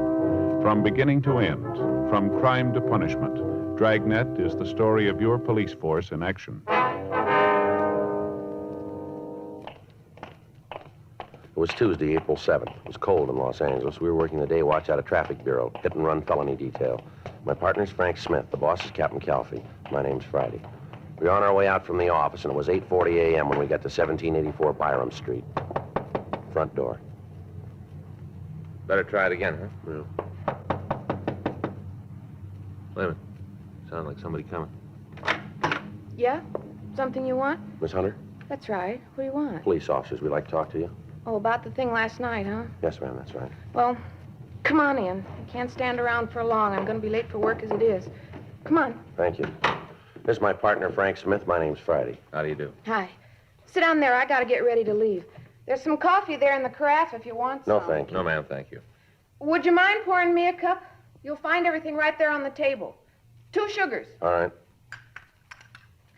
What do you want to know about last night? I told the officers who were there all I know. Yes, ma'am, we know. We read their report. We'd like to go over it with you if it's all right. Seems like a waste of time to me. Spend a little more of it trying to catch the kid that hit the girl. It'd be better all the way around. Yes, ma'am, there's your coffee. Oh, thank you. Ooh, still warm. Either one of you got a cigarette? Yes, ma'am, here you are. Here's light. Thanks. What do you want to go over? Well, according to what you said to the officers last night, you saw the accident. Is that right? I saw it, yeah. But I don't think it was an accident. If you ask me, I think the kid deliberately hit the girl, deliberately. Now, why do you say that? Well, just the way it looked, that's all. Kind of feeling. Way came barreling around the corner. He must have seen her. She was right under the light, didn't even make an attempt to stop, none at all. Mm-hmm. I saw her, the girl, step off the curb. Right under the light. He had to see her, had to. Anyway, she stepped off the curb and started to cross the street. Harry and me saw her. She started to cross, and then all of a sudden, this kid in the hot rod was coming right at her. Wasn't anything she could do. Yes, ma'am. She kind of looked up at the car and then, well, like she was going to run. But she didn't have time. The car hit her and knocked her down. Did you get a good look at the car? You mean the one that hit her? Yes, ma'am. You bet I did. Passed right under the light. Got a real good look at it. Mm-hmm. I wonder if you'd describe it for us. I told the cops all about it last night. Seems like that'd be enough. Why do I have to go through it again? Well, there might be something you didn't think of last night, Miss Hunter, something you might have forgotten. Isn't likely, but if you gotta have it, I guess that's the way it's gotta be. Hope we can get it over with fast enough. I gotta get down to the corner so I won't miss my bus. Well, if it'd help, we can drive you to work. You can give us the information on the way. Well, that'll be fine. Wait a minute, I'll get my coat. Uh-huh. How'd it look when you came in? Ma'am? Did it look like it was gonna rain? No, it's pretty cold, though. Paper said it might rain today. Well, better take an umbrella. What kind of a car was it, Miss Hunter? A hot rod, you know the kind, real low, 2 exhaust pipes kind of beat up. Well, what kind of a car was it, the brand name? Oh, I guess it was a Ford. Looked like one. Mm-hmm. Hard to tell. It was kind of banged up, you know. I don't know why the police allow cars like that on the streets anyway. It couldn't be very safe. Can you tell us what year the car was? Well, I'm not real good at that, but I'd say maybe a 1940. Might have been 1941. It was a pre-war car, though, huh? Oh, You yeah, sure I'm of that? sure of that. Mm-hmm. Would like to get in, ma'am? Okay, thanks.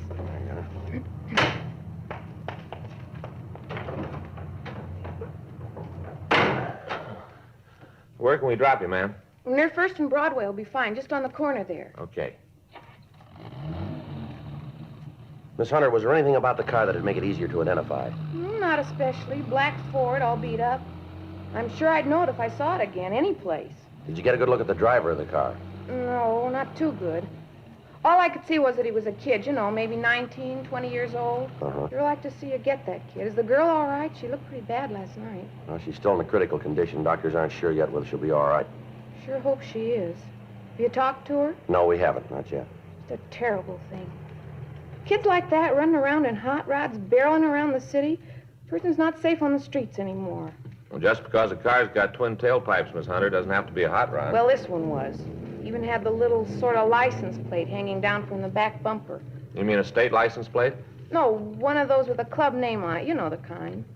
There's not a notation of that on the report that we remember. I guess I forgot all the excitement and all. I must have forgot. Well, did you see the name on that plate? Yeah. Not real good, but I saw it. Think you can remember it? Not all of it. The last part was wheels, something wheels, 2 words. You're pretty sure of that, are you? Yeah, wheels. That's the word I saw. Didn't remember it last night. Guess it didn't seem important then. Must be a lot of cars that have those plates on them all over town. Yes, we know. Don't seem like it's going to help much. A lot of cars with those plates on them, lots of them. Yes, ma'am. Even if you do find the kid with one of them, how are you going to know if he's the right one? Well, it's not going to be too hard. Huh? His car will tell us. According to the report, an automobile driven by one male occupant had struck a woman while she crossed the intersection of Olympic Boulevard and Connecticut Street the night before. When the ambulance arrived at the scene, the victim, who was identified as Mrs. Helen Chapman, was unconscious and was removed to Georgia Street Receiving Hospital for emergency treatment. Members of the crime lab had arrived at the scene and gathered what physical evidence they could find. All citizens in the vicinity were interrogated and their statements were taken. Photographs of the coroner were made and held for evidence. Because of the hit-and-run aspect of the case, Frank and I had been assigned to investigate it. At 1:14 p.m., we drove over to Georgia Street Receiving Hospital to talk to the attending physician, Dr. Sebastian. He said the patient's condition was so critical that she couldn't be moved to her own hospital. He told us that the victim hadn't recovered consciousness to the point where she could be questioned. He went on to tell us that she'd been administered serum albumin to counteract shock. He listed her injuries for us: compound fractures of the femur, rib fractures, and associated internal injuries, including a punctured lung and brain concussion. It was not expected that she'd live. Frank and I left the doctor and walked down the hall. In the waiting room, we met a tall, thin man who looked as if he hadn't slept in several days. On the floor in front of him was a small pile of half-smoked cigarettes. He identified himself as the victim's husband, Carl Chapman. I don't know. I came home from work. They told me about it. I didn't even know. Didn't they try to call you at work? No, I guess they called the house. There wasn't anybody home. I just walked up to the door, and there was a note telling me to call her. Didn't even know about Helen. I see. You like cigarette, Chapman? Thanks.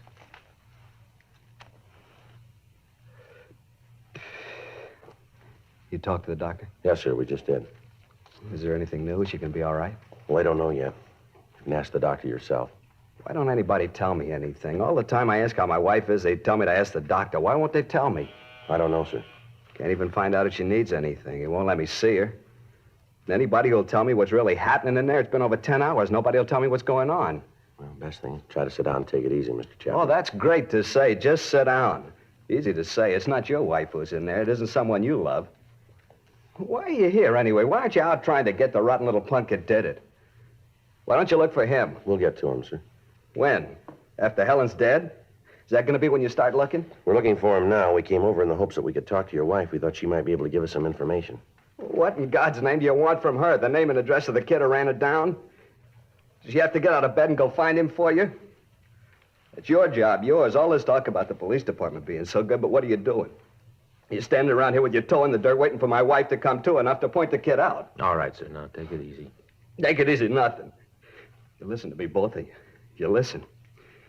If she dies, if that kid killed her, I'll find him. I don't know how, but I will. I'm going to do the same thing to him with my hands that he did with his car. I'll find him, I swear I'll find him, and I'm going to kill him. With my hands, I'm going to kill him. Mr. Chapman? Yeah. Can I see you for a moment? Yeah. Would you excuse us for a minute, Sergeant? Sure, Doctor. We'll wait out in the hall. It's a rough one, isn't it? Yeah. Wonder what's going on in there. I don't know. Better call the skipper. Tell him about that plate on the car. Get a broadcast out on it. Check the phone book for the address of the National Hot Rod Association. Better talk with them, huh? They might have something for us on the club. Right. You better start, cop. You better find him fast because I'm looking too. You ought to go home and get some sleep, Mr. Chapman. You're all worn out. I'm not going to get any sleep until I catch that kid. Until I catch that kid. How is the girl? She's dead. Both of them are. Both of them? Yeah. She was going to have a baby in a couple of months.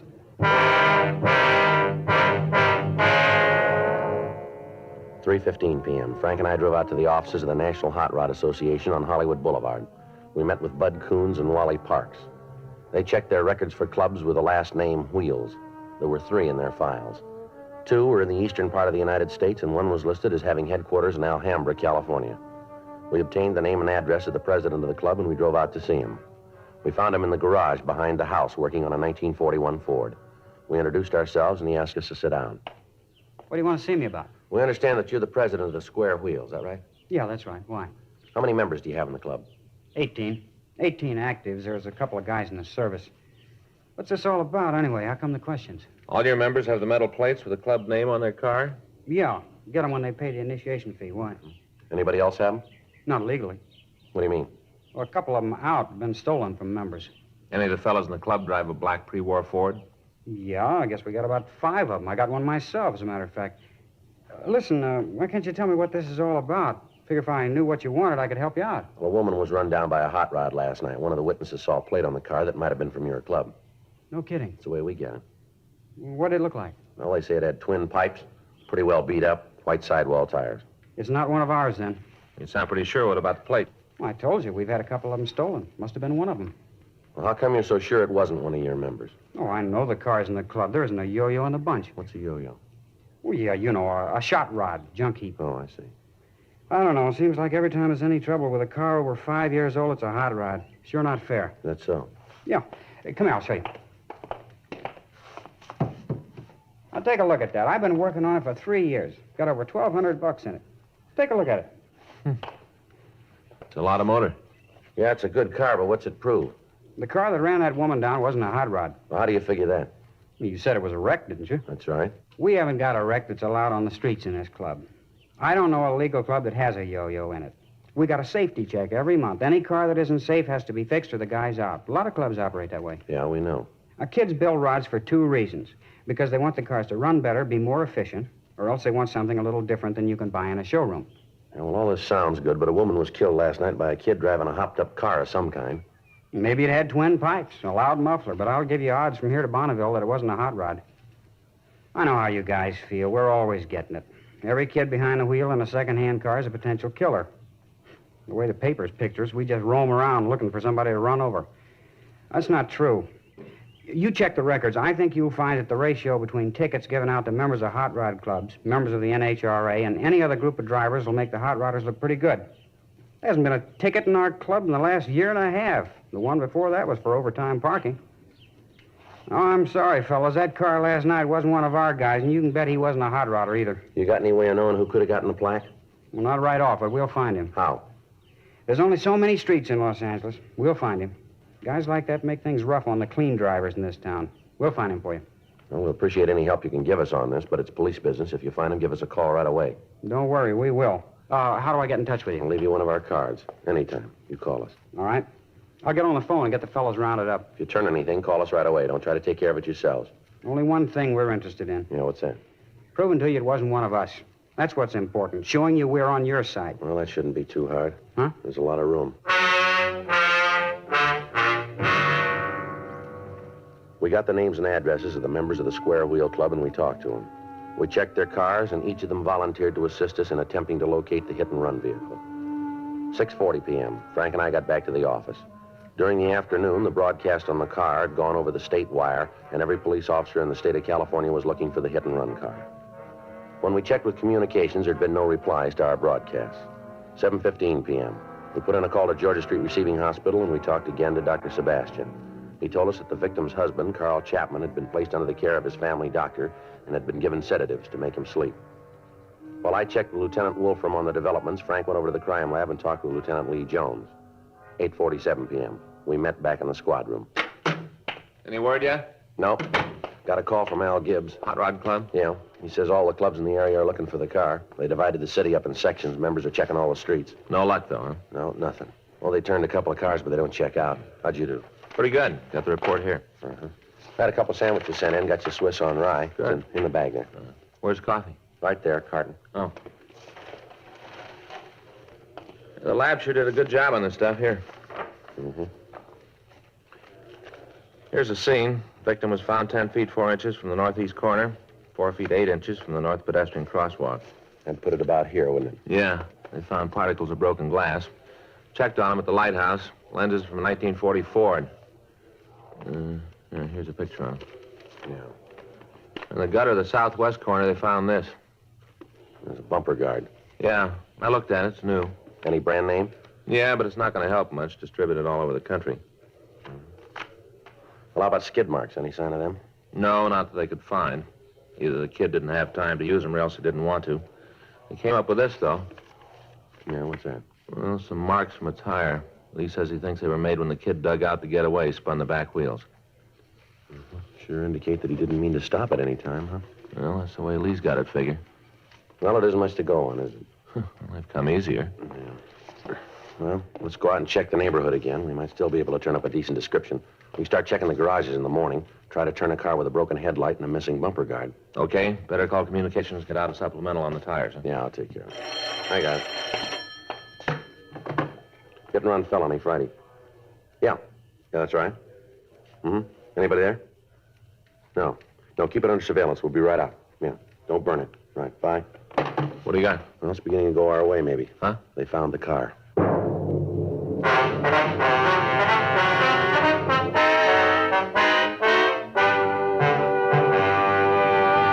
You are listening to Dragnet, the authentic story of your police force in action. Chesterfield's For Me. You hear it everywhere. Tonight, we hear from America's #1 band leader, Ray Anthony, who, with his attractive wife, Dee, plays college dates from coast to coast. In cigarettes, the young crowd really goes for Chesterfields. I've noticed that wherever we've played. And I guess it's one of the reasons Chesterfield is America's most popular two-way cigarette. Of course, Dee and I are Chesterfield smokers, too. We know they're best for us. Chesterfield's For Me. You hear it everywhere. The Chesterfield you smoke today is the best cigarette ever made. For the taste you want, the mildness you want, join the thousands now changing to Chesterfield.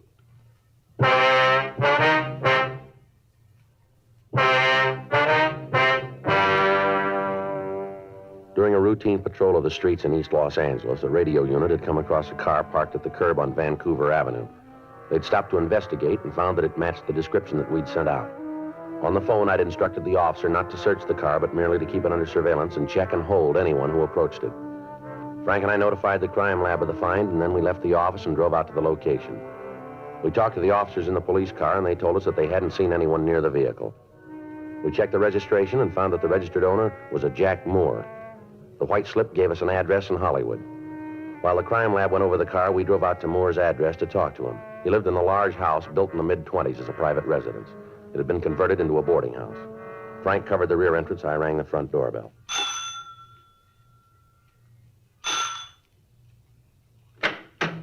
Yeah? What do you want waking me up this time of night? Police officers. You have a tenant here named Jack Moore? What about him? We'd like to talk to him. Too late, Mac. He ain't here. Where is he? I don't know. He moved out this afternoon. He didn't say where he was going. A thorough search was made of the suspect's room. The manager told us that Moore had come home that morning, packed his belongings, and left the house. We called the crime lab, and Lieutenant Lee Jones told us that they'd established that Moore's car was the one that had run down the Chapman girl. We talked to the other people in the rooming house. None of them could tell us where Moore might have gone. We put in a call to auto records, but the car was not listed as being stolen. Frank called his name into R&I, but we found that he had no felony record. From the occupants of the rooming house, we found that the suspect had no relatives in this state and no close friends that they could recall. Leighton Prince came out and went over the room, and in going over it, we found a wastebasket Moore had used to dispose of articles that he didn't want. In the basket, we found several match folders from a bar out on West 7th Street. We put in a call to the bar, but we found that it was closed. From the manager of the rooming house, we got a good description of the suspect, along with the information that he received no mail and that he was apparently unemployed. A stakeout was set up on the house, and at 3:36 a.m., Frank and I checked out of the office and went home for the night. The next day, Wednesday, April 8th, we contacted DMV and asked that they give us all information on the car. 9:15 a.m., we drove over to the bar on West 7th Street. Not open yet. Don't open till 10. Police officers, like some information. License is back there on the wall in plain sight. There's nothing going on here. You have a customer in here named Jack Moore? We just open the doors. We got no say about who comes in. As long as they don't cause trouble, we don't either. This guy's about 20 or 21, 5'8" to 5'10", 165 pounds, blonde. Name's Moore, Jack Moore. What's he done? We want to talk to him. About what? Police business. Have you seen him? Nothing that's going to get the bar in trouble? That's a simple question, mister. Have you seen him? Maybe, yeah.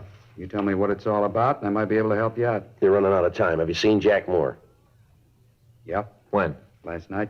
Here? Yeah, he was in. Got liquored up. I tossed him out when we closed. Where's he now? You better ask him. I'm going to tell you once more. If you know where he is, you're going to save yourself a lot of time by cooperating with us. I run a clean place here. I don't want any trouble with the cops. My license is on the wall. I got no choice of the customers who come in here. I don't want to get mixed up in anything. We're not calling it that way.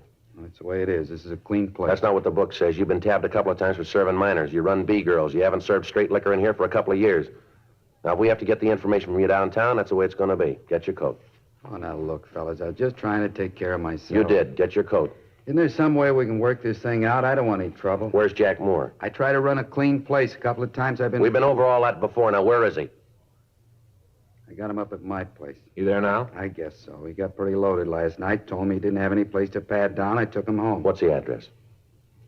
1862 and a half Woodworth Court, room 14. All right, let's go. Yeah. And don't try to call him. I got no phone in the room. If he's done anything, I had no part in it. Just trying to help a friend out, that's all. Just help a friend out. Yeah, sure. You tell him that. How he got me in trouble, all because I tried to help him out. You just tell him. Yeah, we will. And tell him not to come around here anymore. Tell him to keep out. Tell him that, will you, for me? Tell him not to come back? Don't you worry about it. He won't be back. We called the office, and another team of detectives came out to the bar to keep the bartender under surveillance in the event that he might try to contact the suspect. It took 5.5 minutes to drive to the Woodward Street address. It was a large building located at the end of a blind street. Room 14 was on the third floor in the front of the building. Frank and I approached the room, and we listened. There was no sound from inside. You want to try the door? Yeah. Some like. Yeah. There he is on the bed. Yeah. Looks like the right guy. Now, let's wake him up. Come on. Come on, Moore. Wake up. Come on. Let me alone, Charlie. Come on, get up, Moore. Get up. Boy, let me alone. I told you, Charlie, let me... Who are you guys? What are you doing Police here? officers, you're under arrest. Now, wait a minute. Let me go. Come on, stand still. All right. All right, I quit. You want to shake him, Frank? Yeah. Yeah, he's clean. Where you taking me? I ain't done nothing. You got no reason to push me around like this. All right, let's go. Where? Where you gonna take me? Downtown. For what? Manslaughter. I didn't do it. I didn't. You got the wrong guy. You got the wrong one. I didn't do it. All right, come on, let's move. But you got the wrong one. I didn't do it. I didn't know what you wanted. That's why I run. I didn't know what you wanted. Well, you do now, so let's go.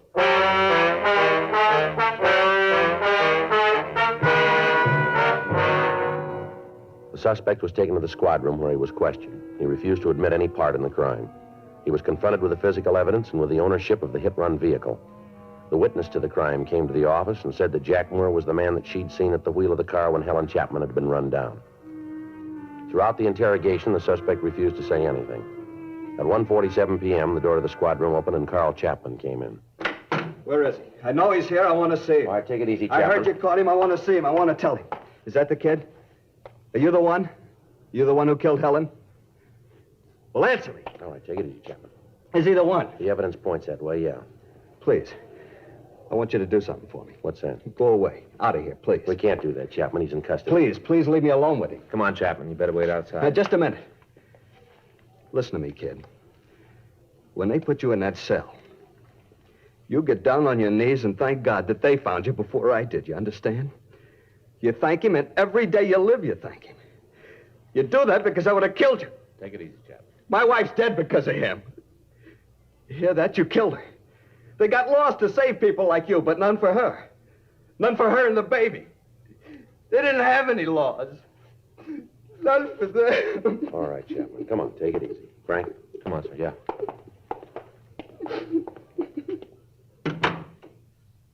Pretty upset, ain't he? I want you to remember something, kid. In the years I've been in this department, I've seen some bad ones, real bad. Teenage kids that didn't know any better scraped up off the pavement and sent home to their parents. Drunks who were too loaded to know what went on. There's been a lot of them go through here, but you finish way ahead of the field, boy.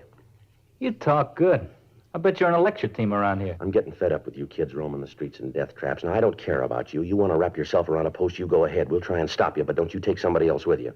Every year, the number gets bigger, more people killed. It isn't the honest drivers that do it. It's people like you who don't care for anybody else. Now, we've tried about everything in the books to make you understand. Doesn't look like any of them did any good, does it? I'm a bad one, ain't I? You killed a human being, boy. A woman who didn't even know you. She never saw you until it was too late. You threw a 10.5 of metal at a 120-pound woman, and then you ran away and left her in the gutter to die. You've wrecked the family. You tore it right down the middle and rolled over it. You've ruined the lives of all the people around that woman. You gave a group of decent kids a bad time because you stole their name. Now, you get on your feet, young fella, and you keep that smart mouth of yours closed. Do you understand? Can I ask you something? What's that? Hit and run. How much will I get? I don't know, but it won't be enough.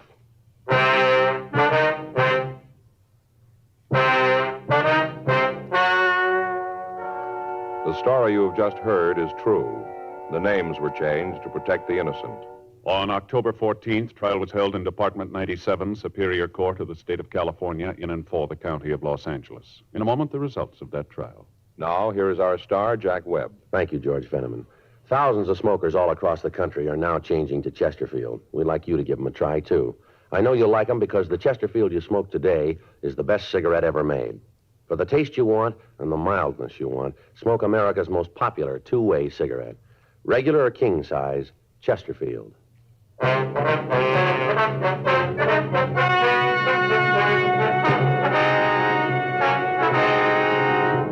Jack Carlisle Moore was tried and found guilty of manslaughter, 1 count, and received sentence as prescribed by law. Manslaughter is punishable by imprisonment in the state penitentiary for a period not to exceed 10 years.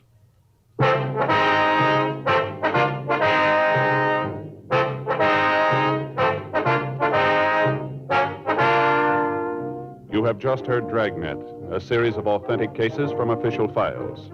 Technical advice comes from the Office of Chief of Police W.H. Parker, Los Angeles Police Department. Technical advisors, Captain Jack Donahoe, Sergeant Marty Wynn, Sergeant Vance Brasher. Heard tonight were Ben Alexander, Joyce McCluskey, Harry Bartell, Vic Perrin. Script by John Robinson. Music by Walter Schumann. Hal Gibney speaking. Watch an entirely different Dragnet case history each week on your local NBC television station. Please check your newspapers for the day and time. Chesterfield has brought you Dragnet, transcribed from Los Angeles. Filter tip smokers, this is it. L&M Filters. The only filter tip cigarette with plenty of good taste. The right length for effective filtration, and just the right filter. Only the L&M filter contains the miracle product, alpha cellulose. You get much more flavor, much less nicotine. This is it.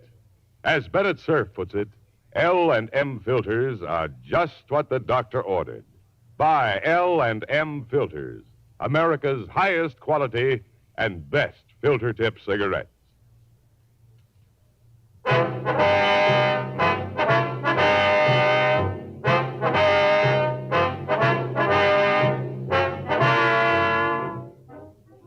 Hear Rocky Fortune following John Cameron Swayze and the news on the NBC Radio Network.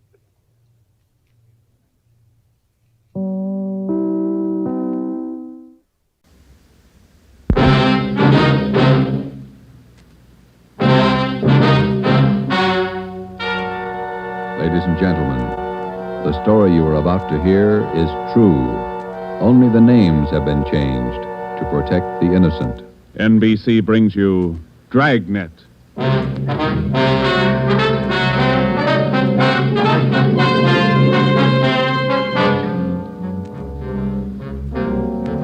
You're a detective sergeant. You've been off duty 2 hours. You receive an emergency call from the chief of detectives. An entire block in the heart of your city is threatened with complete destruction. Your job? Report at once. Dragnet, the documented drama of an actual crime, investigated and solved by the men who unrelentingly stand watch on the security of your home, your family, and your life. For the next 30 minutes, in cooperation with the Los Angeles Police Department, you will travel step by step on the side of the law through an actual case from official police files. From beginning to end, from crime to punishment, Dragnet is the story of your police force in action.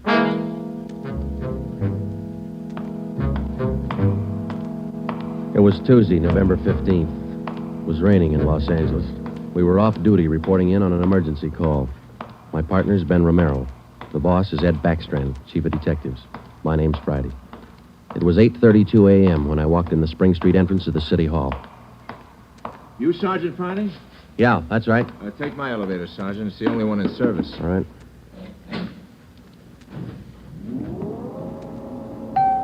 I'll run you up to 16. The chief's waiting for you up there.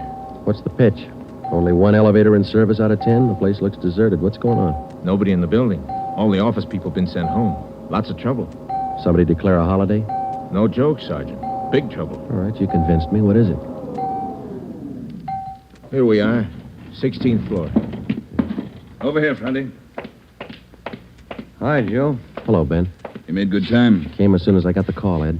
Sorry to have to bring you back in. You worked last night, didn't you? Yeah, midnight to 8 this morning. Sorry. Come on. Okay. What is it, Skipper? Why all the hush? Wait till we get inside. In here. Okay. Number one, let's keep our voices down. All right. I'll make it as brief as I can. Every minute counts. What time you got, Friday? 8:33. All right, here it is. 55 minutes ago, a man walked into this building with a homemade bomb under his arm. If we don't release his brother from the county jail by 9 o'clock this morning, he says he'll pull the trigger on the bomb and blow up the whole building. He's kidding, Skipper. Who is the guy? Name's Vernon Carney. Here's his package.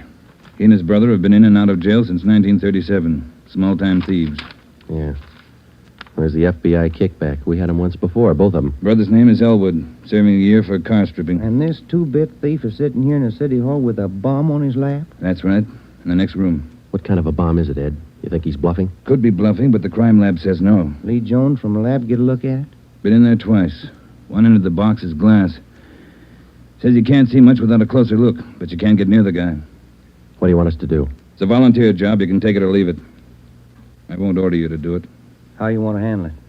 You sure you want a piece of this one, Romero? No, he doesn't, Ed. He's got a family. Get me another single man. We'll give it a try. Wait a minute, Joe. What makes this job so different? Anytime we kick a door in, we never know what's on the other side. That's what makes it different. This time we do. No, you're not going to cut me out. Not the only time I know what I'm getting into.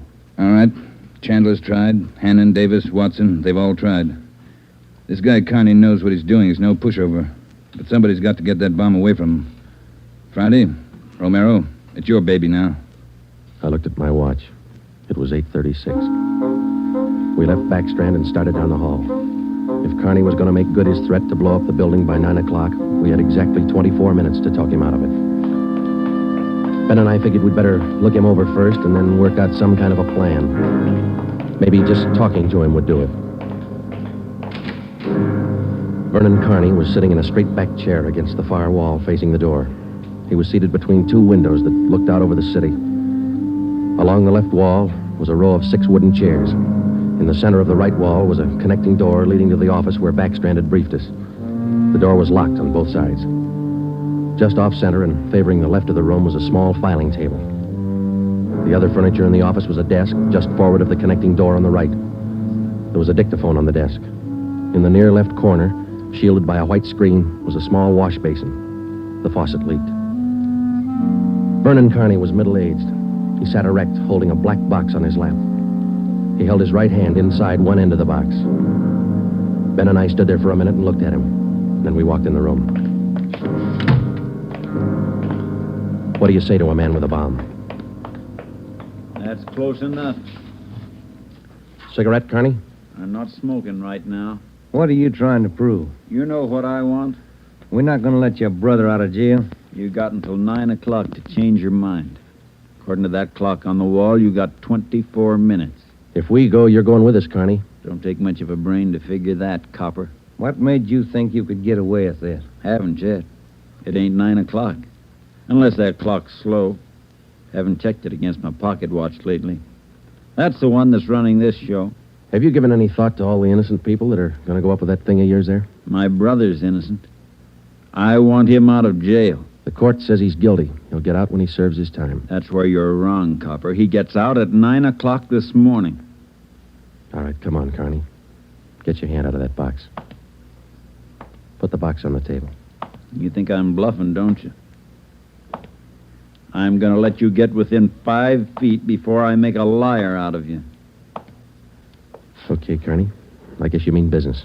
You can take 3 more steps and find out for sure. Suppose we did let your brother out. We'd just come out and pick him up again, you along with him? If you could find us. Let's get this straight. If we let your brother Elwood out, how do we know you're going to keep your promise? What promise? I ain't made any promises.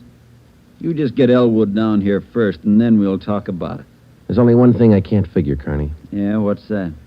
If we don't let your brother out, you say you'll pull the trigger on that bomb. You're going to kill a lot of innocent people. What are you going to prove by that? It's 8:37. You've got 23 minutes left. Now, I wish you'd answer that one for me. Why do you want to kill a lot of innocent people? Don't try to con me, copper. I know they cleared everybody out of this building 45 minutes ago. I know they cleaned out the whole block. They got it roped off. Where'd you get your information? I got a couple of windows here to look out of. Don't you think it's about time to send somebody over to get Elwood? You know, Carney, we've got a way out of this. We don't have to let your brother out neither. I've heard that before. What's to stop us from leaving the building along with the other few officers and let you sit here and touch off Fat Bomb?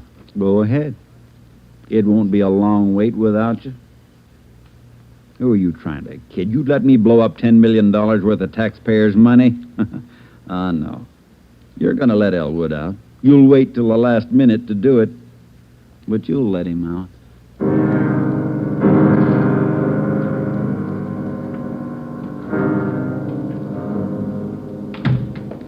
Ed, I'm still not convinced Carney can back up what he says. Then why didn't you take the box away from him? Yeah. We're in a spot, let's face it. How about an eye for an eye, Skipper? What do you mean? If he pulls the trigger on that machine, he kills us. How about us getting him first? All right, Romero. How are you going to handle it? Well, I'm not top man on the pistol range, but I could wing him. And then he hands the box to you? Or maybe he falls and his reflex action pulls the trigger. Okay, I don't wing him. I stop him for keeps. You just can't walk in there and shoot him down. Why not? You do the same thing with an armed criminal. Yeah, but you warn him first. I'll warn him. Yeah, and after you shoot him, you find out it's a harmless gadget. Couldn't have gone off in a million years. No, a gun's not the answer. We can't shoot him until we're positive. We'll be positive by 9 o'clock, and there might not be anybody around to shoot him. We've located Carney's apartment. There's a detail out there checking it now. Pacelli and Morris. Ed, have you got any ideas at all? Anything we could try? That's why I called you in. None of us have gotten any further than you did just now. There's just one thing I want to know for sure. Yeah, Friday. Is it or isn't it? We all want to know. Either way, we've got to get that box away from him. Backstrand. Yeah. You did? Yeah. No, stay out there till I call you. All right, here's half the answer. That was Pacelli. They found 28 sticks of dynamite in Carney's apartment. We knew Carney wasn't kidding now. We could see into the bomb through that glass window in one end. It looked like dynamite inside, and there was dynamite in Carney's room. We didn't know if he had the nerve to pull the trigger. We didn't know if it would go off when he did.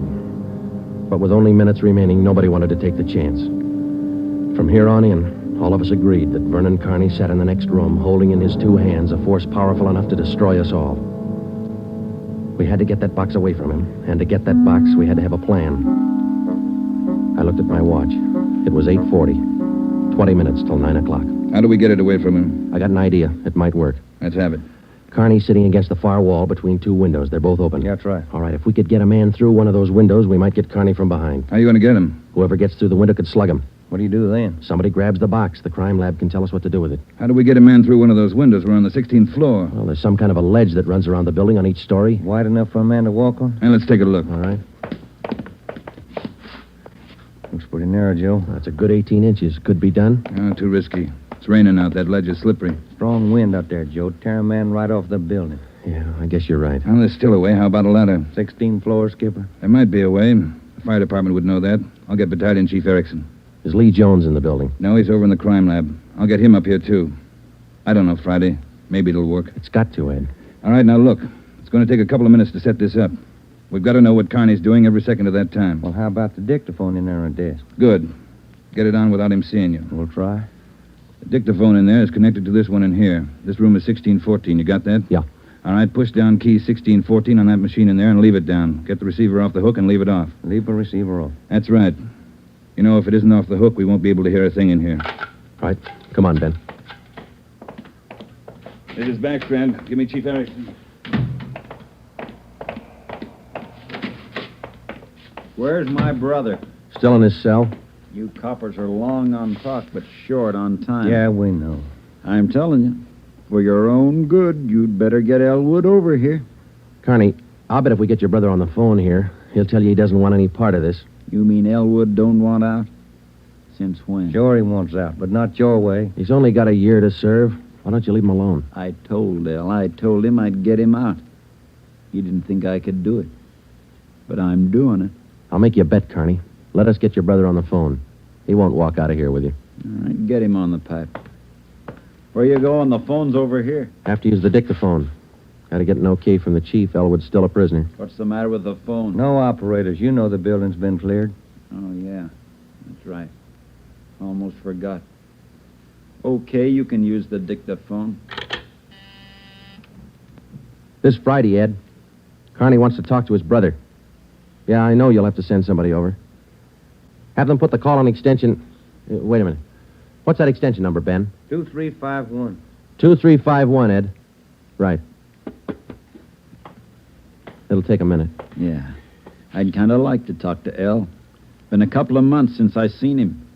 We've always been together, me and El, most of the time. Joe, let's go in and see if we can hurry that call. Good idea, boy. 16 minutes to 9. Hey, cop. Yeah.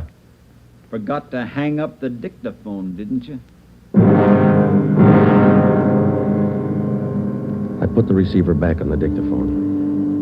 Ben and I had failed to make good on the first step of the plan. When we got outside the door, we briefed Davis and Watson. They went in to sit with Carney.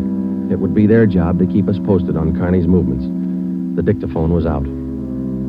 We went back into the office next door. Chief Sam Erickson of the fire department and Lieutenant Lee Jones from the crime lab were already there. We told Backstrand what happened. Would have been a help. We haven't got time to cry over it. Carney's wide awake, Skipper. He doesn't miss a thing. Backstrand told us the plan Friday. We can't run a ladder up from the street. Too high, Chief? Best we got is a 100-foot aerial. You figure 12 foot to the story, that'll take you up 96 feet, 8 floors. And we've got the latest equipment. What's the idea you had, Jones? Sam, can you get hold of a pump here in a hurry? Sure, we got a lot of scaling ladders, but you got nothing up there to hook 'em on. You figure on dropping down from the floor above? That's right, and I figure a pump here would do it. Sure it would. You could make it fast to the windowsill up there, but you got a 1.5 foot ledge in the way. No, what you want is a lifeline. You mean lower a man on a rope, Chief? Yeah, Romero. That's the quickest and the quietest. Could you rig it so one of my boys could do it? Sure, Ed. What's the risk? None if you work it right. We'll strap on a life belt, give the man heavy leather gloves. 2 of my men will lower him down. Pick your lightest man. What do you think, Lee? That's it. What do we do with the bomb when we get it? I figure that box Connie's holding is about a foot square. Here's what I'll do.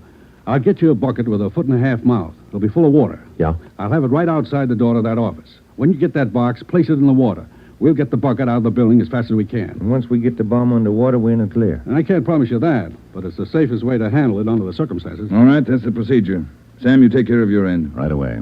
I'll get a detail to give me a hand down on the street. We'll have a car ready to take the bomb to a safe area to decommission it. Work as fast as you can. Come on, Sam.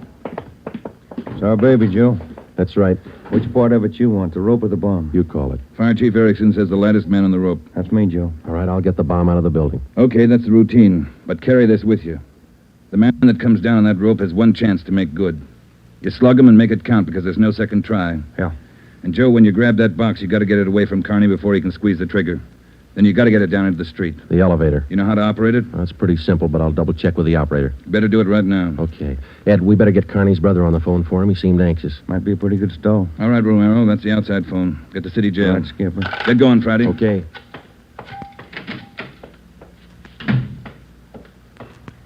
Hey, you. Elevator man. Yeah, Sergeant. Let me see if I know how to work that thing. You taking over the elevator? Well, in a couple of minutes. You want to check me out? Nothing to it, Sergeant. All right. Now, here's the control, see? You push this lever right to go up, left to go down. You see this little trigger on the underside of the handle? Yeah. That's the safety lock. Be sure you squeeze it or you can't move the lever. Let me try it, huh? That's it. Right to go up, left to go down. Right to go up, left to go down. How do you operate the doors? Automatic. They work off the control lever. When the control lever is locked in the up or down position, the doors will close. I get it. Now, in case they jam, this red emergency button up here? Yeah. Push it.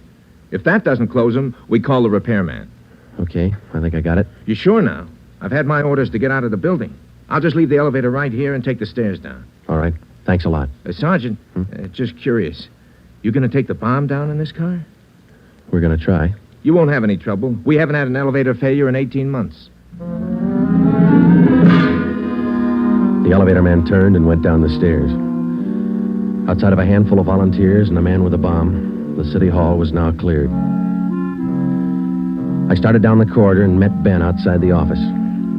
He told me that Lee Jones and Chief Erickson were on their way up in the freight elevator at the rear of the building with the necessary equipment. The 2 fire department volunteers were with them. The phone call had been put through to the city jail, and in a moment, Elwood Carney would be ready at the other end of the line. We went in to tell Kearney. I told him over at the jail to put the call through on extension 2351. Yeah. When's it coming through? Right now. You got Elwood with you? No. Look, Kearney, we told you we'd get him on the phone for you. The call will be through in a minute. Minute's a long time, cop. You only got 12 of them left. Elwood's going to talk you out of this. Oh, sure. Sure, everybody's going to talk me out of this. First it was them other two cops, the little Porky guy and that other monkey. Then you and this Dixie Doughhead here, and now it's Elwood. Come off it, will you, and get my brother over here. That's him. It's your brother, Connie. I'll get him. Stay put, you. Just gonna get the phone. You want to talk to your brother, don't you? I'll take care of the phone. We'll disconnect it for a while. Now get it straight, copper. I'm through with your stinking, rotten lying. I want Elwood here. And I want him now. Bring him here before I blow you all to pieces. What's going on? Who threw that phone out in the hall? I did. You want me to go out and pick it up? Connie, that's not going to get you anyplace. You the big boss around here? Maybe. Are you or aren't you? I answered you. All right, big boy. I've got a piece of advice for you. Take your rookie cops here and get it through their heads I mean what I say. I want my brother over here in this room. And you've got just 11 minutes to get it done. Tell him that, will you, boy? All right, Connie. It's your show.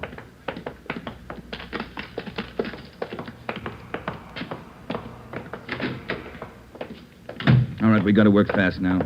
Jones, everything set for you? Got the bucket with the water right here. Car's waiting down in the street. Right. Erickson, your boys ready? Upstairs, waiting. And we all know what to do. Ed, I got to have somebody to give me a hand with Kearney when he falls. I'll be in there with you Friday. Ready to go upstairs, Chief? Anytime. Oh, one thing you ought to know. What's that? Strong wind coming up, about 20 mile an hour out there right now. That going to louse us up? No, but it's going to increase the sway. Got to allow for it. How you mean? Wind's coming from the south. We'll lower you just to the right of the window. If I figure it correctly, the wind will do the rest. Bigger risk, but we don't control the weather. How you going to do it, Ben? As soon as I get in position, I'll reach in through the window on his right. I'll use the billy. Try to catch him on the right side of his head. One good hit should put him away. Let's make it two and be sure, huh? Right. You ready, Chief? Now, let's go. Ben. Yeah? Nothing. I'll be careful. You too, huh? What's the time, Friday? 8:50. Shouldn't take more than a couple of minutes for Romero to get down to that window, lest the wind gives him trouble. Jones, no use you sticking around. I'll give Friday a hand. That's my job. We've got to keep you alive to decommission the bomb. Bum joke. See you downstairs.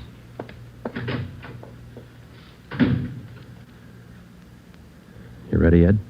Yeah. Scared, Friday? Yeah. That makes us even. Come on. Ed Backstrand and I went into the next room with Vernon Kearney. Our job was to keep him occupied until Ben was lowered to the windowsill from the floor above. Ben was going to make a try from the window on Kearney's right. Somehow, we had to keep Kearney's attention on us and away from that window. If anything went wrong and Kearney got out of position, the plan would fail. If Ben was spotted, the plan would fail. If Chief Erickson didn't estimate the force of the wind correctly, the plan would fail. After Ben slugged Kearney, my timing had to be perfect. If it wasn't, the plan would fail. I looked at my watch. It was 8 minutes to 9. Kearney, anything we can say that'll make you change your mind? I've asked you 100 times. Now I'm ordering you. You're going to get to a phone and have somebody send Elwood over here right now. I'm through waiting. Now move. You ripped out the phone, Kearney. Well, find another one. I told you I'm sick of your two-bit stalling. We've got until 9 o'clock to make up our mind about this. You had until 9. But you wouldn't do what I told you. Now I'm cutting you short. You guys have got exactly 1 minute to get a phone in this room where I can hear you call the jail and have them send Elwood over here. You said 9, Kearney. All right, Joe. We'll give him what he wants. Davis, unlock the connecting door to this office. I'll get the phone, Ed. Will the cord reach? Yeah. Your brother's a prisoner. He's in our custody and he's under our protection. We can't place his life in jeopardy. Why not leave it up to Al? Here's the phone, Ed. Yeah. Kenworthy, this is Backstrand. We want Elwood Kearney over here at City Hall. His brother wants to see him. Explain the situation. If he wants to come, get him over here. Leave it up to him. Room 1614. You'll have to use the freight elevator. And tell him to hurry. Yeah. Tell him to hurry. That's the only smart thing you've done today. Now, why don't you go next door and figure out another angle? We'll wait for Elwood, too. You don't think I'd let you get out now, do you? We're all going to wait right here for my brother. In case he don't show up, you're going to see me pull the plug. Just sit down. Not so close. Right where you are, sit down.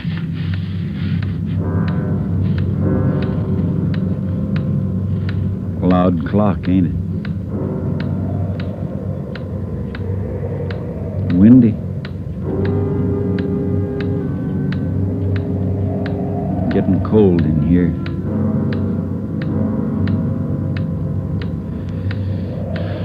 Sure a loud clock.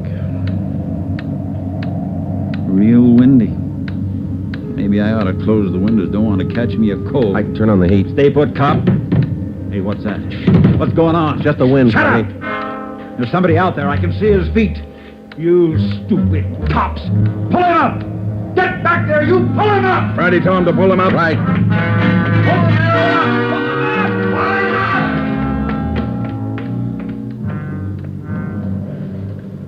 up! All right, Carney.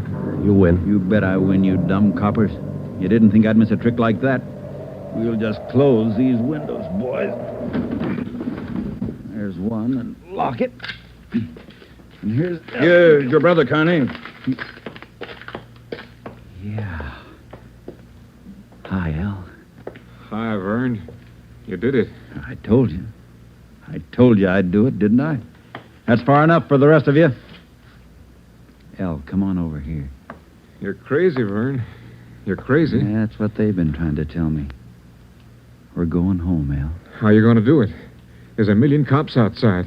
People all over town heard about this. They're holding the crowd back. They ain't gonna stop us now, Al. You'll never make it. Either one of you. I got him this far, didn't I? We'll make it. Vern, you think we could do it? Hey, you. Yeah. You're gonna get a car ready for us, a fast one. Have it in front of the building. Move! All right, Friday, do what he tells you. Right. Hold it. Yeah. If you ain't back by 9 o'clock, the deal still holds. I told them I'd pull the pin at 9, Al, if they didn't let you out. You ain't fooling, are you, Vern? Will that gadget really blow? 4 miles high. You know what that means, Al? Yeah, but they won't let you pull it. We're getting out. All right, Copper. Get the car. You got 4 minutes. Hey, Ben. What happened? He spot me? Yeah, there's no time to explain that. Listen, we got to work fast. Yeah. We had to bring Carney's brother over from the jail. I don't think he cares if they get out or not. He just wants to use that bomb, and for some crazy reason, he's waiting until 9. How much time we got? Let me look. Less than 4 minutes. How about the ledge? You think you can do it? Strong wind. You'll have to hang on like a fly. I don't know. I can give it a try. Okay. Same plan. Every second counts. Now, I can't brief Ed. He's in the room with the guy. It's up to you and me. I'll get on the ledge from one of these offices. I hope I make it. If you don't, we'll know you tried. Hurry. Hey, Ben, wait a minute. Yeah? I forgot. The windows. The one on his right. He locked it. You'll have to crawl around to the one on the left. You got it? Right. Okay. The car will be ready in 2 minutes. Out front. Fine. Al and I'll just sit here and wait. Gonna be good being back together, huh, Al? We always were real good together, Vern. Yeah, that's the way brothers ought to be together all the time. Together. Vern, I'd feel better with a gun. We don't need no gun, Al. We got the bomb. We'll need a gun when we get out, when we get on the road. Okay. Take your pick. They all got 'em. Hey, you, give him yours. I'm not carrying a gun. I left it in the other room. A cop without a gun? Who's kidding who? I left it in the other room. Frisk the big boy, Al. He's got one. About time for the car, ain't it? 2 minutes to 9. Yeah, this feels like it. Right on his hip. Hey, Vern, look out! Grab him, Joe. I got him. Get the box. Leave that gun alone. I got him, Ben. I gotta get his hand out of it. Run, Joe. Get it in the water. Run!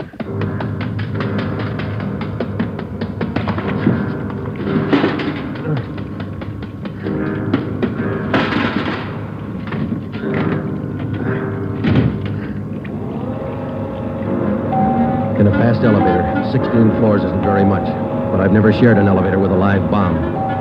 It seemed like minutes between floors. I kept watching the bucket. The bomb was completely underwater. A small stream of bubbles was hissing to the surface. I waited.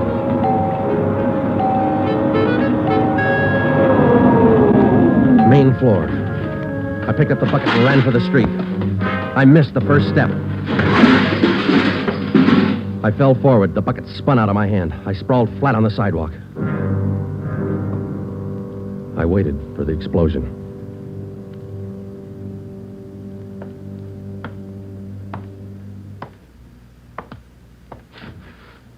It didn't go off Friday.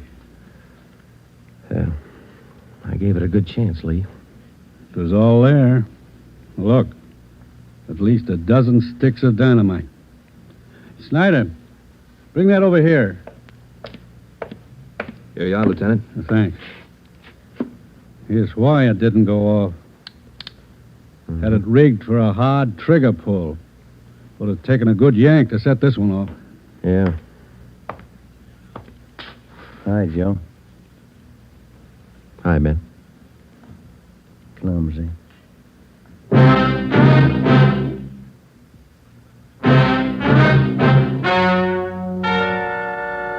The story you have just heard is true.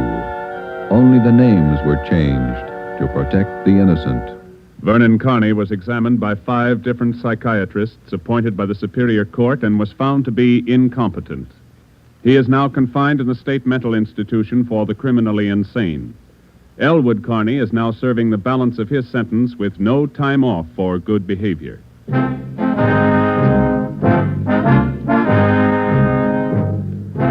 You have just heard the 7th in a new series of authentic cases from official files. Technical advice for Dragnet is furnished by the Los Angeles Police Department. Tonight's program is dedicated to Town Marshal Lon T. Larson of the Mount Pleasant, Utah Force, who, on the night of October 15th, 1945, gave his life so that yours might be more secure.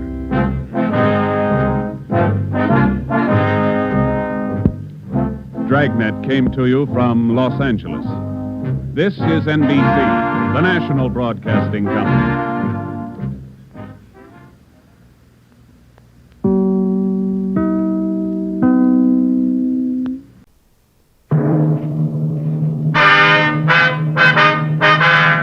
Sound off for Chesterfield. Chesterfield is best for you. First cigarette with premium quality in both regular and king size. Chesterfield brings you Dragnet.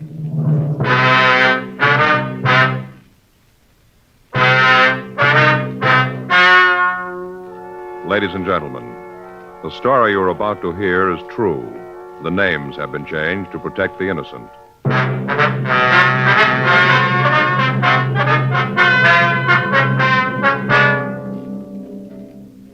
You're a detective sergeant. You're assigned a robbery detail. Somewhere in your city, a man is endangering the lives of your fellow officers. His weapon, a 10-cent piece. Your job, get him. Years ahead of them all. Chesterfield is years ahead of them all. The quality contrast between Chesterfield and other leading brands is a revealing story. Recent chemical analyses give an index of good quality for the country's 6 leading cigarette brands. The index of good quality table, which is a ratio of high sugar to low nicotine, shows Chesterfield quality highest. Chesterfield quality highest. 15% higher than its nearest competitor. Chesterfield quality highest. 31% higher than the average of the 5 other leading brands. Yes, Chesterfield is first, with premium quality in both regular and king size. Don't you want to try a cigarette with a record like this? Chesterfield.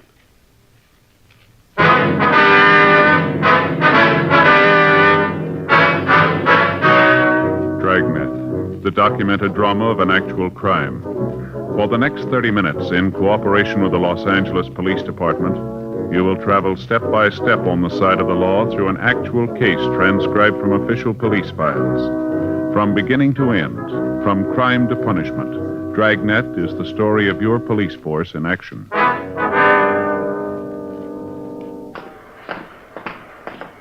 It was Wednesday, May 6th. It was warm in Los Angeles. We were working the day watch out of robbery detail. My partner's Frank Smith. The boss is Captain Didion. My name's Friday. We were on our way back from the drunk tank, and it was 8:34 a.m. when we got to the first floor, the interview room. Okay, you want to sit down, Harris? Yeah. What a head. Either one of you got an aspirin? No, I'm sorry. How about a cigarette? Yeah, here you go.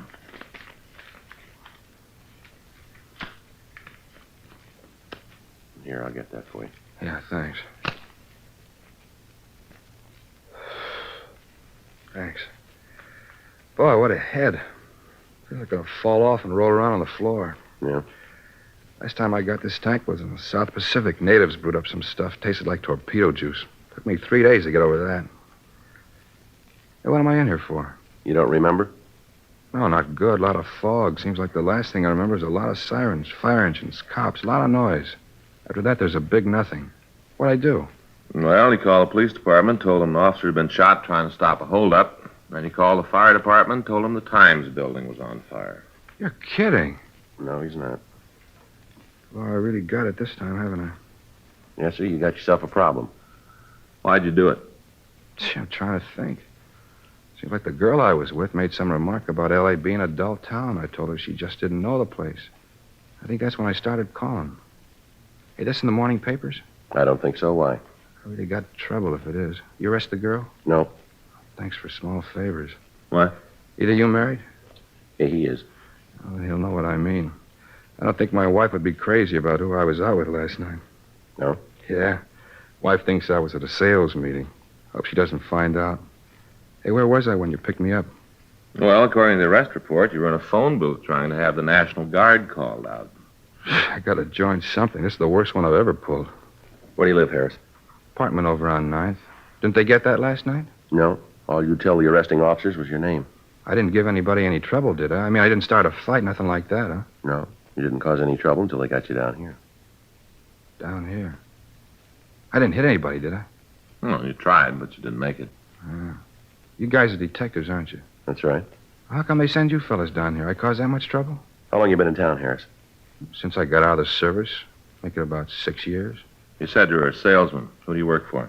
Coddington and Michaels. How long you been with them? Since I got out, went to work for them right after I was discharged. Ever been arrested before? No. Oh, a couple of traffic tickets, nothing serious. Hey, what's all this about anyway? Well, you guys act you're trying to prove something more than just a drunk rap. What's the pitch? Well, there's been some fellow around town who's been making calls like you made last night. He's been making a lot of them. They all been phony, but we got to send out equipment. Oh, you figure maybe it was me, huh? Looked like it might have been. We have to check it out. No, I guess I made the ones last night. You say I did, but that's it. Hey, you mind if I take another cigarette? Yeah, here. Help yourself. Thanks. Here's a match. Thanks. Thanks. No, I'm sorry. You guys got the wrong fellow. No. You can check me. You'll find out you got the wrong man. Uh-huh. How come this is so important? You must get a lot of phony calls. How come this is so big? A lot of reasons make it that way. Yeah?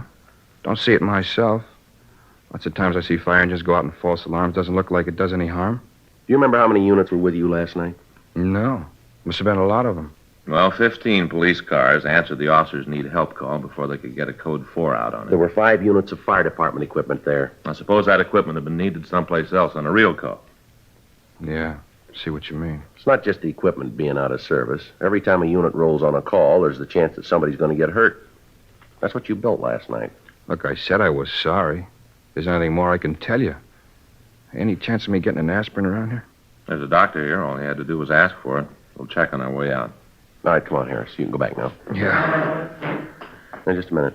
What's the name of the friend you were out with last night? You gonna have to drag her into this? We got to check your story.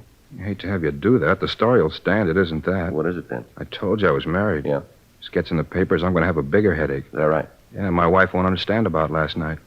Well, that's too bad, Harris. She just won't understand, that's all. Well, how's that? Well, she's president of the Neighborhood Temperance Club.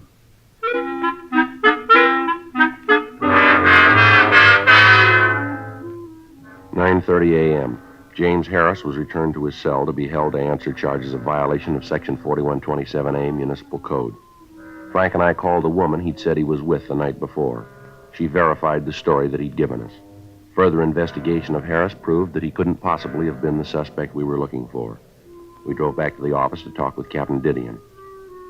For the past 3 weeks, both the police and fire departments had been getting a number of false calls, apparently from the same person. The officers on the complaint board told us that they had gotten so that they almost recognized the voice of the caller. They told us that it sounded like a male voice, and the caller could be middle-aged. The person had no noticeable accent or speech peculiarities. They'd tried to hold the suspect on the phone when they were certain that it was the same caller, but they'd been unable to do so. Most of the calls the suspect put through were of the emergency type. As a result, we had to send men and equipment to the reported scene, even though we might think that the call was a false one. The calls averaged 6 a week during the period that the suspect had been operating. In cooperation with the members of the fire department, Frank and I were assigned to try to apprehend the person making the calls. The operation was simple. The individual would call the board, give an address that we couldn't check out, and then describe what had happened. The address given was usually a corner, so that it was impossible for us to make verifying phone calls. In each instance, as soon as the suspect would report the disturbance, he would hang up. The operation was simple and untraceable. 11:17 a.m. We finished talking with Captain Didion and left his office. Right, Skipper. Check you later. Boy, he's in a great mood this morning, isn't he? Do you blame him? The way this thing's going, we're no nearer to breaking it. Yeah. Joe, it figures the guy who's doing this is going to be around to watch all the excitement. That's got to be the reason he's making the call, so he can get his kicks. Well, it figures he's got to be in the crowd someplace. So? Well, let's try to get a hold of the newspaper pictures. Try to check them. Find one person who's at the scene. Might work. Well, it's someplace to start, isn't it? It's a hot shot. I get it.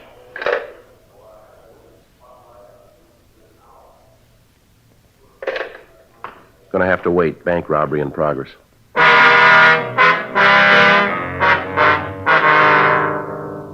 11:26 a.m. We took the call car and started for the bank. Before we arrived, Control 1 put out a code 4 on the call. No further assistance needed. It was another false alarm. We completed our investigation, and on the way back to the office, we answered an ambulance follow-up call 2 blocks from the bank. A squad car had been on the way to answer the robbery call at the bank. It had been traveling north on Spring Street. An ambulance had been making an emergency trip to Georgia Street Receiving Hospital. It had been traveling west on 7th Street. Both had been rolling code 3. Neither one of them heard the siren of the other unit. Neither of them knew of the other's presence. Both had hit the intersection at the same time. The police car, in an attempt to avoid the ambulance, had swerved. It had caromed off the side of the larger vehicle and then plowed through traffic and hit a traffic signal pole head-on. The car had hit the pole at the seam of the left front fender and the body. The police unit had been split wide open. The officer on the passenger side of the car had been thrown against the windshield. The other one had been thrown into the steering wheel and then out of the car onto the curb 10 feet from the wrecked unit. The ambulance, after being hit, had spun across the intersection on 2 wheels, hit the curbing, and tipped over. Only the fact that it had hit a streetlight pole had stopped it from going on through the pedestrian traffic on the sidewalk. It had come to rest laying on its side at the southeast corner of the intersection. The driver of the ambulance had been thrown clear of the truck. The patient in the rear and the attendant with him had been thrown about in the interior of the unit, and when we got there, they were lying in a mass of wreckage. The intersection was covered with gasoline and oil. A traffic officer was attempting to do what he could for the survivors. Let us through here. Police officers, please All let us right, through. sir, if you'll just step back there. I'm sorry. Keep back, please. Friday and Smith, Central robbery. Oh, I'm sorry. Jake's in traffic. They alive? I don't know. Both unconscious. Pretty bad. I didn't want to move them. How about an ambulance? I put the call in right away. Did you call in about this oil on the streets here? No, I didn't yet. Well, you better get a call in, don't you think? Have them warn all approaching units. Street slippery. Have them approach with caution, huh? Right. Thank you. Sure is a mess, isn't it? Doesn't look like they got much of a chance, does it? How about that ambulance? A couple of officers there now. Guess they're looking after him. Let's check the driver. How about it, Joe? Well, that ambulance better get here quick. Yeah? He isn't going to last long. The ambulance arrived, and the injured men were removed to Georgia Street Receiving Hospital. The police garage sent out a wrecker, and the damaged vehicles were removed. The intersection was cleaned of the gasoline and oil, and inside of an hour and a half, the coroner was handling traffic as usual. The only indication of the wreck left on the scene was a broken hubcap lying in a puddle of dirty water in the gutter. 2 police officers had been seriously injured in the accident. Frank and I checked the immediate neighborhood for witnesses. We found a newspaper vendor who had a stand a block from the scene. He identified himself as George Kennedy. He told us what he knew of the wreck. I saw the whole thing, Yes, sir. If you tell us what you saw, please. Well, my stand is just up the street there. So you can see it on the corner. Uh-huh. Well, I was checking stock. A lot of new magazines came in this morning. I was going through them. You know, marking them up, going through them. Yes, sir. I was just standing there fixing up the new magazines when all of a sudden I heard these sirens. Sounded like they're coming from all directions. I see. Then I saw that there ambulance coming down 7th Street. I stopped what I was doing to see where the ambulance was going, then I heard the crash. Terrible. Did you see the accident, Kennedy? Well, not at first, no. I saw it right after I heard the brakes. I didn't really see it at first, you know, just after I heard the brakes. And then I looked up and saw what was happening. I started to run down there. Mm-hmm. Saw the cars all smashed up. Right after that, I saw you guys come up, and then the other ambulance. And that's about all. Nothing more, I tell you, I guess. Anything I can do to help? Anything at all? No, sir. How about the officers in the car? Are they all right? I heard one of them was dead. Any truth in that? No, sir. Both of them are in pretty bad shape. Awful thing to happen. Biggest crash I ever saw. Just awful. Uh-huh. Well, thanks, Kennedy, for your help. Oh, it wasn't anything. Glad to do what I could. Anything else I can do, if you guys just let me know. All right, Kennedy. Thanks very much. Oh, not all. Glad to do it. Sure, terrible thing. No need for it. Such a waste. Yes, sir. If they die, it'll almost seem like they was murdered, won't it? Yes, sir. From here, it looks that way.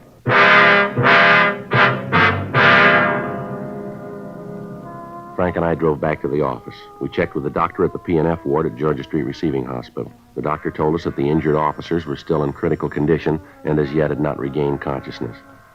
We checked with the complaint board, and the officer who'd answered the call about the supposed bank robbery told us that he thought that the caller was the same suspect we were looking for. With Captain Didion and Captain Hagenbaugh in communications, we worked out a plan to attempt to apprehend the caller. The next time he put in a call, the officer answering the complaint would attempt to keep him on the line with questions regarding the complaint until we could get to the vicinity and start a search for him. We would be notified by a hotshot call immediately. 2 days passed without the caller making a move. On Saturday, May 8th, we got a call from Georgia Street Receiving Hospital. Yeah, Doc. Uh-huh. Well, how about the families? They've been told yet? Uh-huh. Well, I imagine they're pretty happy about it, huh? Yeah, well, thanks for letting us know. Right, Doc. Bye. Doc Hall? Yeah, both officers are going to be okay. They're doing what they can for him. Hot shot.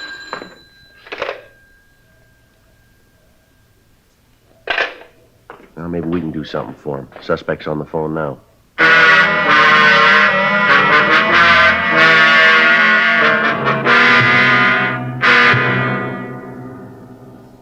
The caller had told the officer on the complaint board that he wanted to report an attempted robbery at the corner of 6th and Spring Streets. He said there was a shooting as the operator of the store involved had tried to stop the holdup man.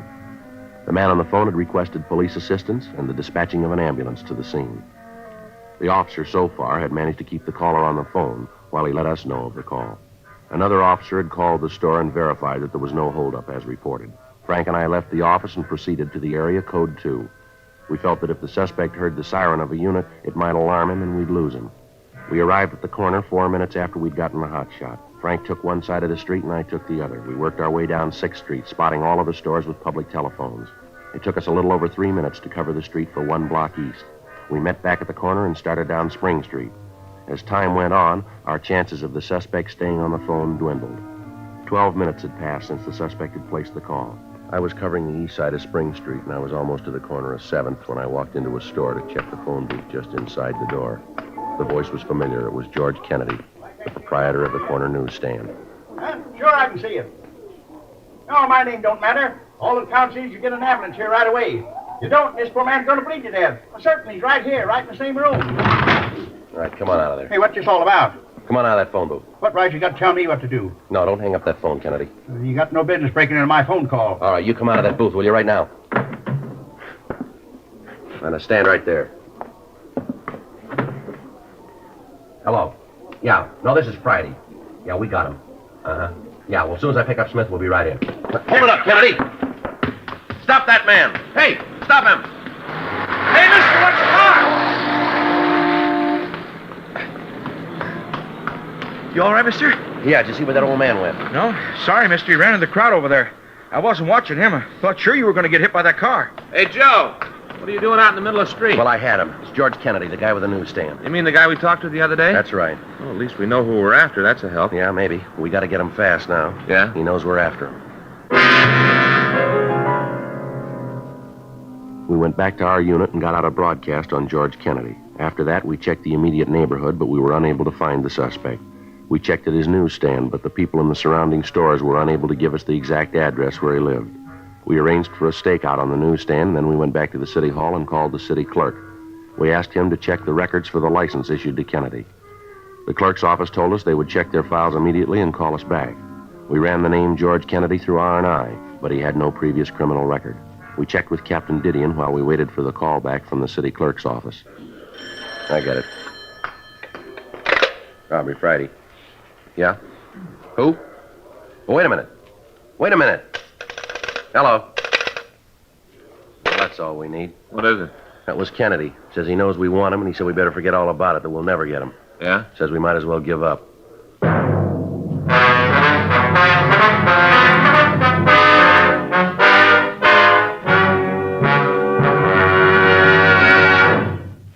You are listening to Dragnet, the authentic story of your police force in action.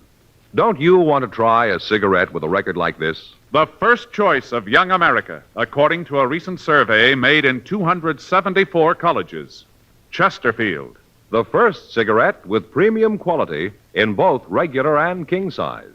Chesterfield. The cigarette with highest quality, proven by chemical analyses to have higher quality than the 5 other leading brands.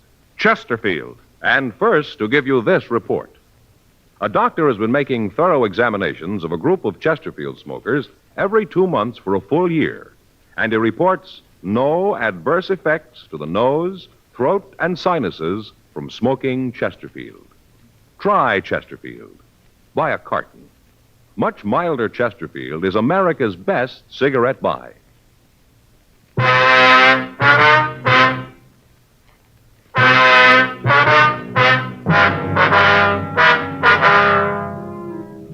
A local broadcast was gotten out on Kennedy. The city clerk called back and gave us the home address listed on his application for a vendor's license. We checked out the address, a rooming house on 9th Street, and the landlady told us that Kennedy was not at home, that she hadn't seen him all day.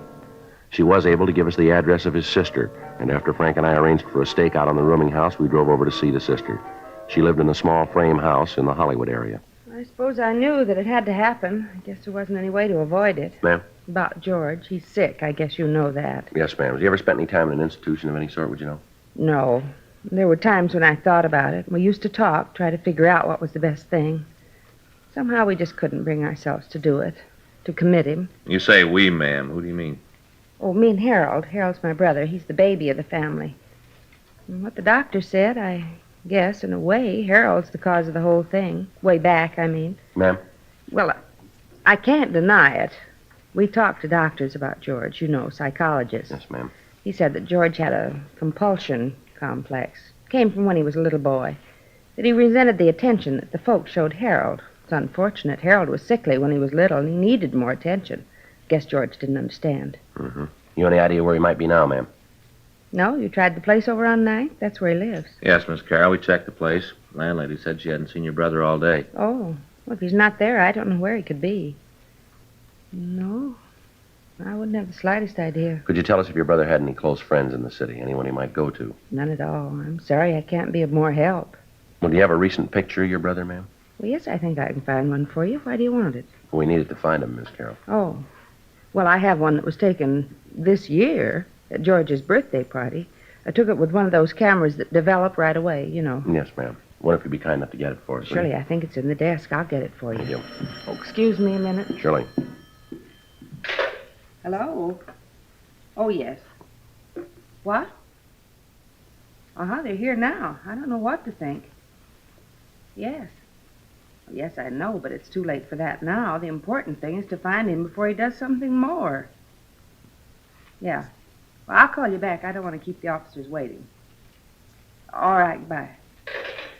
That was Harold. He heard about George. Mm-hmm. It's possible your brother might go over to his place. No, that's the last place he'd go. What if you could give us his address, please? Well, sure, I can give it to you. I know that George wouldn't go there, though. Why are you so sure, ma'am? I told you about the birthday party. Well, George and Harold were there, just a family sort of thing. At least it started out that way. The way it finished was awful. George and Harold got into a big fight. They were always arguing. What if you'd get that picture for us now, Miss Carroll? Oh, yes, right away. It's here someplace. Harold just said that we should have put George in an institution a long time ago. We should have had him helped. I guess he's right. I guess it's all my fault. Why do you say that, ma'am? Well, it was me that didn't want George committed. I was the one who fought against it. I was so sure that everything would work out all right. Oh, here it is. Yes, ma'am. That's George. He got a paper hat on. He come out of one of those little snapper things. George liked things like that, kid things. I guess he never grew up. Yes, ma'am. Always lived in a dream world. Made it up himself. Thought that everybody was persecuting him, that people were after him. It's so silly it wasn't true. I'm afraid it is, ma'am. What? We're after him.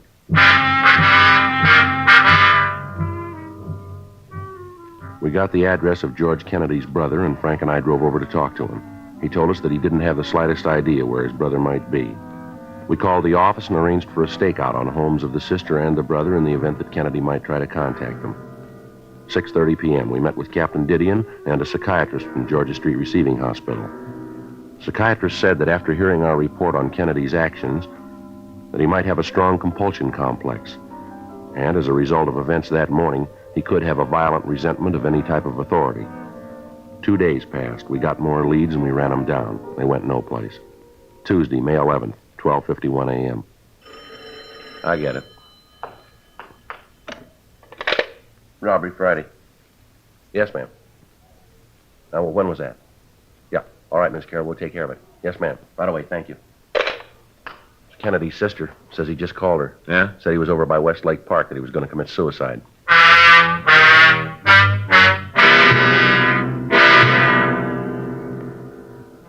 (1:02 a.m.) We called the complaint board and told them what had happened. They contacted all available units and asked them to proceed to Westlake Park, Code 2. Frank and I drove to the area. By the time we got there, several units had responded to the call. As yet, none of them had seen Kennedy. From the bridge on Wilshire, 2 men had been watching the lake, and up to the time we got there, they'd seen no activity on the surface of the water. 1:30 a.m. Frank and I started to go through the park. A heavy fog had risen from the lake, and visibility was dropping fast. You see anything? No. Now, let's head down toward the lake, huh? Yeah. This way. Gee, it's getting cold. I should have worn a heavier coat. Hold it a minute. See him? Yeah. Just sitting there. Doesn't see us, though. All right. You take him from that side. I'll go this way. Watch it, huh? Right.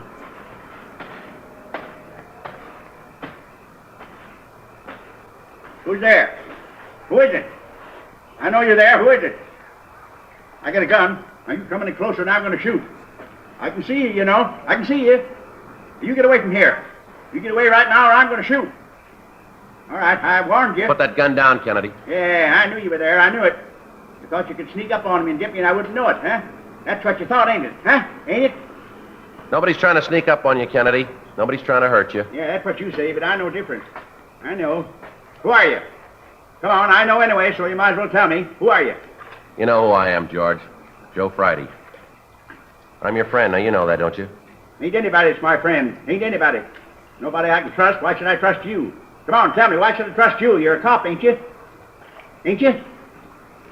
You know that, George. We met before. You know I'm your friend, too, don't you? No, you ain't. You ain't my friend. You want to take me away and lock me up. It's not true, George. I just want to talk to you. Just sit and talk, that's all. You stay away from me. I'm not going to tell you again. I don't want you near me. Now, take it easy, George. No, you ain't going to get me. I'm going to get away from you. Away from all of you. All right, wait a minute. Yeah. I know all about you. I know you ain't going to get me. I can't swim. Somebody help me. Help. All right, Kennedy, take it easy.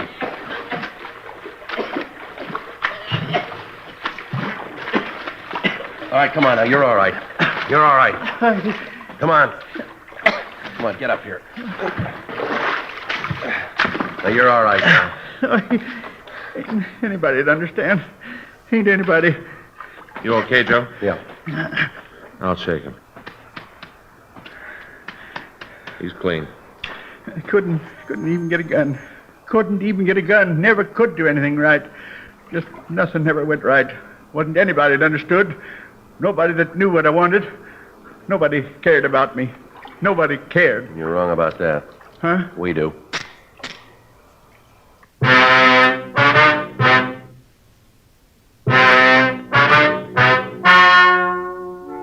The story you've just heard was true. The names were changed to protect the innocent. On September 21st, trial was held in Department 97, Superior Court of the State of California, in and for the County of Los Angeles. In a moment, the results of that trial.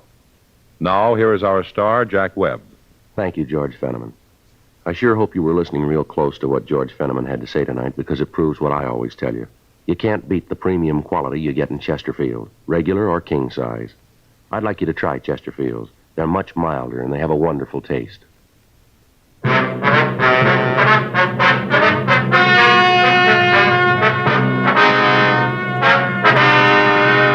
The case of George Hoyt Kennedy was referred to the city attorney. Due to the mental condition of the suspect, the case was then referred to the psychopathic detail at Georgia Street Receiving Hospital. After due process in Superior Court, the suspect was committed to a mental institution for treatment.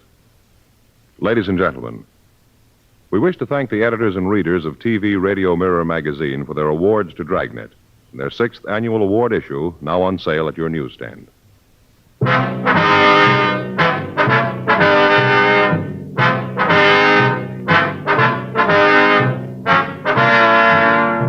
You have just heard Dragnet, a series of authentic cases from official files. Technical advice comes from the Office of Chief of Police W.H. Parker, Los Angeles Police Department. Technical advisors, Captain Jack Donahoe, Sergeant Marty Wynn, Sergeant Vance Brasher. Heard tonight were Ben Alexander, Herb Ellis, Ralph Moody. Script by John Robinson. Music by Walter Schumann. Hal Gibney speaking. For a million laughs, tune in Chesterfield's Martin and Lewis show Tuesday on this same NBC station. And sound off for Chesterfield's. Either regular or king size, you'll find premium quality Chesterfield much milder. Chesterfield is best for you. Chesterfield has brought you Dragnet, transcribed from Los Angeles. Now, new Fatima has the tip for your lips. Fatima tips of perfect cork. King size for natural filtering. Fatima quality for a much better flavor and aroma. So remember, new Fatima has the tip for your lips. Fatima. See how smooth they are. Remember, Fatima is made by the makers of Chesterfield, Liggett & Myers, one of tobacco's most respected names.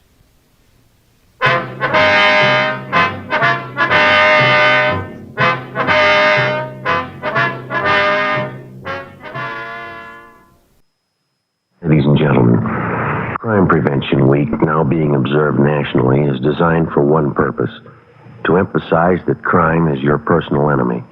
Costs money and lives. It weakens the moral and physical strength of your community. Show your respect for the law by cooperating with your police officer 52 weeks a year. Join the fight to stamp out crime, the ally of treason.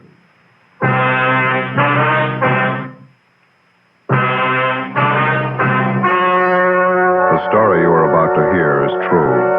Only the names have been changed to protect the innocent. Fatima Cigarettes, best of all long cigarettes, brings you Dragnet.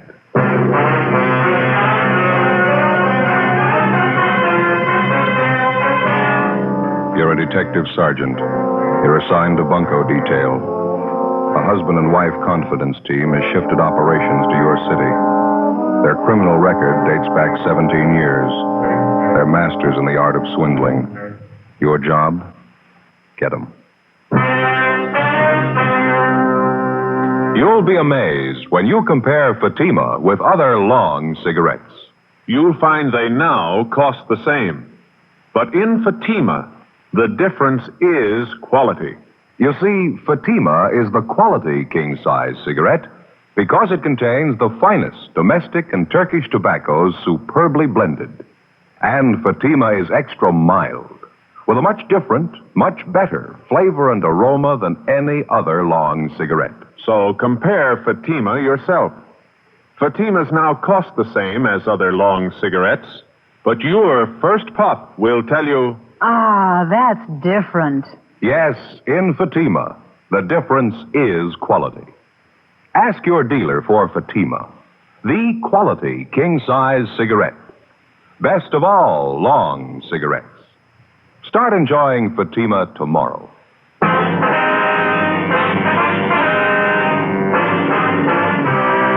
Dragnet, the documented drama of an actual crime.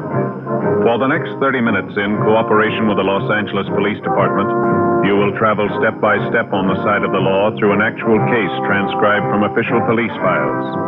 From beginning to end, from crime to punishment, Dragnet is the story of your police force in action.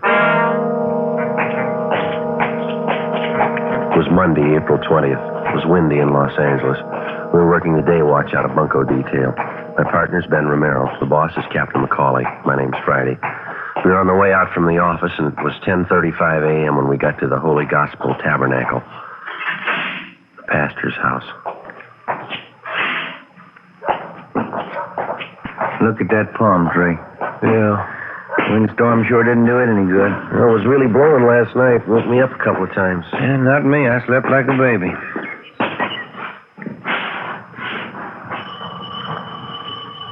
What'd you say the name here was, Olson? Yeah, got it right here. Reverend Andrew Olson. Mm-hmm. Doesn't seem to be anybody at home. I'll try it again.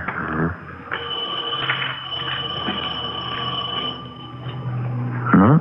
We said on the phone he'd either be here or at the church. Where's that? Just around the corner, faces on South Spring. Not a very wealthy-looking neighborhood. It must be the church up there, huh? Sure could stand a coat of paint. Grounds are well kept, aren't they? Nice flower beds.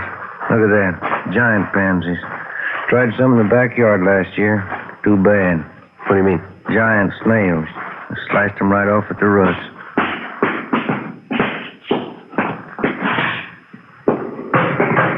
Guess that must be him up at the front, huh? Better close the door, huh? Oh, yeah. Come on.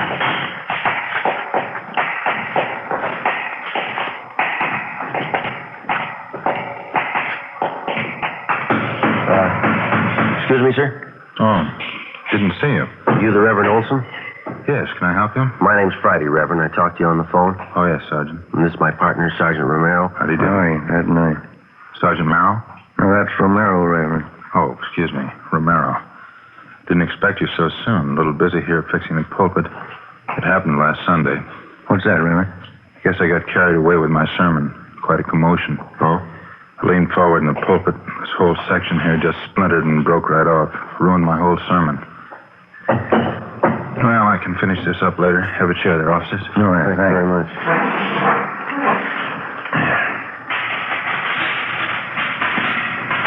Well, there it is, Sergeant. The names, descriptions. Mr. and Mrs. Tom Herbert. That's the name they used, anyway. Mm-hmm. Would you mind briefing us on how it happened, Reverend? When did you first meet this couple? They came to us a little over a month ago. Didn't have any reason to be suspicious.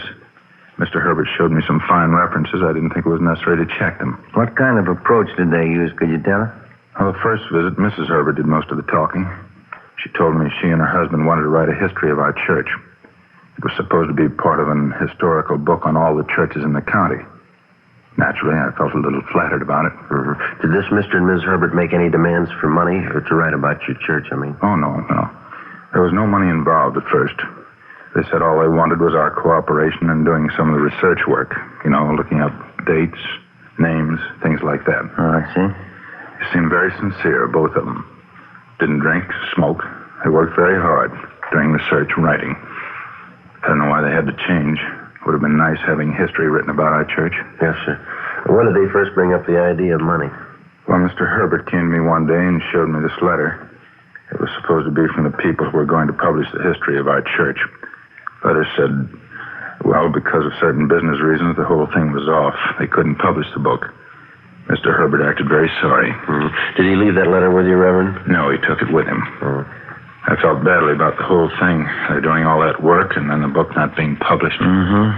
Well, did the Herberts broach the idea of you and the church putting up the money to print the book? Well, no, not exactly, but I guess they gave me the idea. How do you mean? They suggested that I talk it over with the church board, so I did. We all agreed it'd be a shame to give up the idea of the book after so much work had gone into it. Is that when you agreed to finance the book? Well, the board and I did, yes. It's all my fault, though. I helped to persuade them. And the money came out of church funds, is that it? As a matter of fact, it didn't. We only have a small operating fund, so you can see we're a small church. Congregation isn't wealthy. And where'd the money come from, sir? Well, for one thing, the ladies of the Altar Society put on a Sunday afternoon ham dinner. It made some money, and then the Herberts suggested we help sell advertising to pay part of the cost, so we did that, too. It still wasn't enough. Well, exactly how much did you turn over to the Herberts? $804.61. I had to borrow $350 from the bank to make it. It'll all have to be paid back. People who paid for their advertising, too. It'll all have to come out of our pocket. It's a terrible thing. Yes, sir, it is. Terrible. I don't know what I'm going to do. I hate to ask the congregation for it. Their offerings have always been so generous, and they're not wealthy either, just working people. When was the last time that you heard from this Mr. and Mrs. Herbert, Reverend? A week ago, I guess. Yes, it was last Monday. I got anxious and called them at their hotel. It's on South Grand. I can give you the address. They told me when the books would be ready. They said it would be on Tuesday. That's the last I heard of them. No forwarding address, no other place that you think we might find them? No, I'm sorry. Just don't have any idea. It's so hard to believe anyone would do such a thing to us. Yes, sir. Wonder if we could have the address of their hotel. Yes, all right. If you'll come with me, I have it over at the house. Did Mr. and Ms. Herbert have a car, do you know, Reverend? I don't think so. If they did, I never saw it. I don't know what I'm going to tell the congregation. $800, that's a lot of money to our people. Yes, sir. Tell me, Sergeant.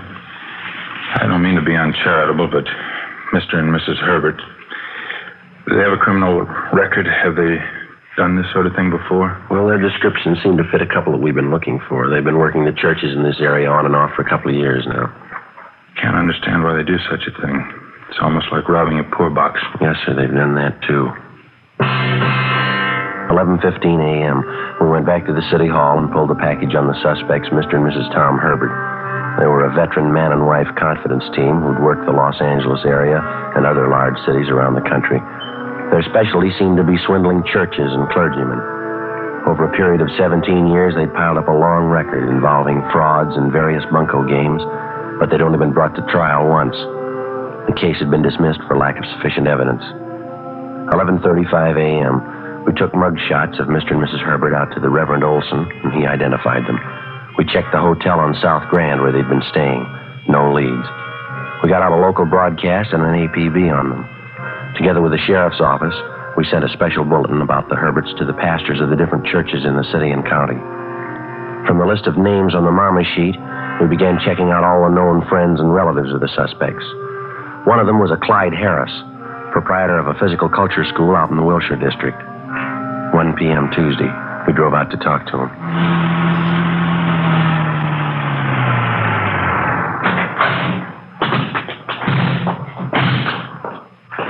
Which way, Joe? Right down the street, the blue and white sign there. Oh, yeah. Venus School of Physical Culture. I can make you an all-American girl, Clyde Harris, manager. This looks like the office here. No, we're supposed to meet him in the gym. That's next door. Oh. Yeah, here. No, go ahead. Oh, yeah. It's back this way, I guess.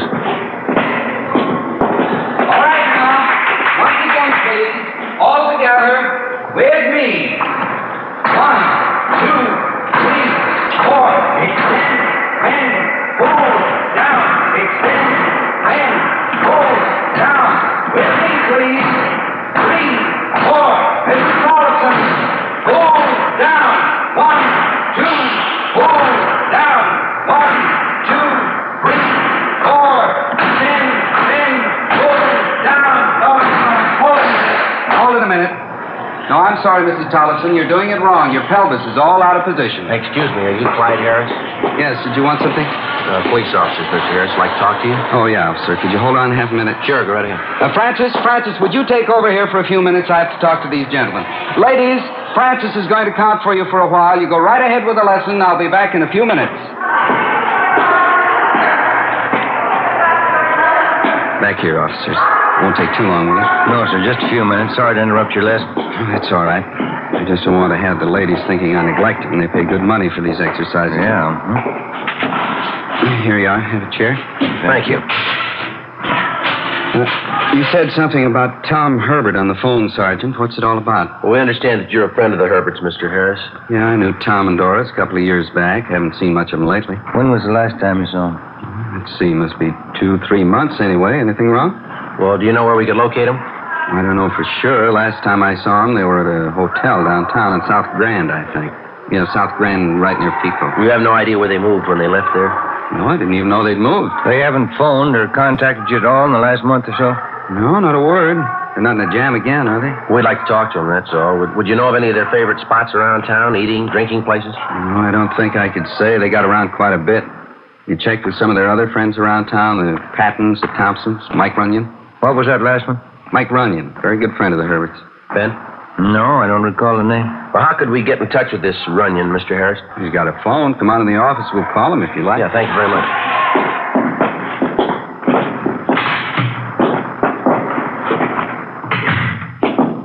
I'll get Mike on the line for you, introduce you. Would you mind talking to him, Harris? Don't tell him it's for us. Just ask if he knows where the Herberts are. Would you mind? Yeah, all right.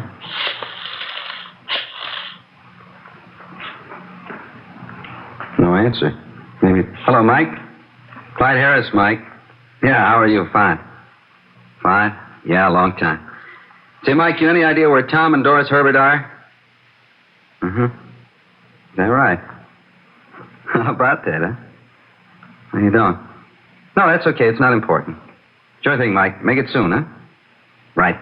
Goodbye. Yeah? No, he doesn't know where the Herberts are staying. Saw him a week ago out in Hollywood, though. Says they're doing fine. How do you mean?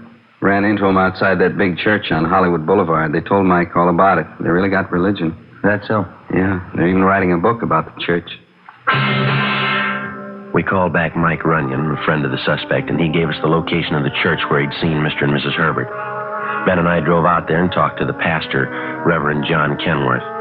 We showed him the Herberts' mugshots, and he identified them. They were going under the name of Williams, and supposedly they were writing a book about the history of the church. To cover publishing expenses and research, more than $1,000 from parish contributions had been placed in a separate account at a local bank. Reverend Kenworth told us that it was a special joint account, and the Herberts had access to it. Ben got on the phone and called the bank. How's that? Yes, sir. Uh-huh. Yeah, all right, thank you. What'd they say? The two of them were in the bank yesterday. They didn't draw out everything. How much did they leave? $3. Ben and I checked with the teller at the bank and showed him mugshots of Mr. and Ms. Herbert. He identified them as the couple who'd withdrawn the church funds. We went to the hotel address the suspects had given to Reverend Kenworth. They'd checked out 2 days before. The search went on. 2 weeks passed. We ran out of leads. No further reports on the couple. A month went by.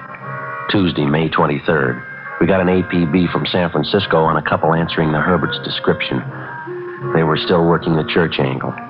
During the next 6 weeks, we got reports on them from Washington, Oregon, Nevada, and Northern California. In Sacramento, they apparently changed their M.O. for the first time. They started selling phony health insurance policies. They promised everything, and they had a lot of takers. One of the big selling points was a clause which promised full protection if anybody in the family should come down with polio. From Sacramento, they headed south to Oakland and then to Fresno. On July 10th, the complaints started to come in, and we knew the Herberts had moved into Los Angeles with their health insurance racket. One of the first victims was a Carl Fogarty. He lived out in the Westlake area. There's a policy they gave me, Sergeant. Apex Health Insurance. Not worth the paper it's printed on. When did they sell you this, Mr. Fogarty? You remember? 3 weeks ago, I guess. Never would have known it was phony if my boy hadn't come down with polio. How's he getting along? Not too good. Right leg. He's got it bad there. It's not as if we don't have enough grief. We got to lose out on this bum insurance. You mind if I take a look at that policy, sir? No. Go ahead. Here you are. Thank you.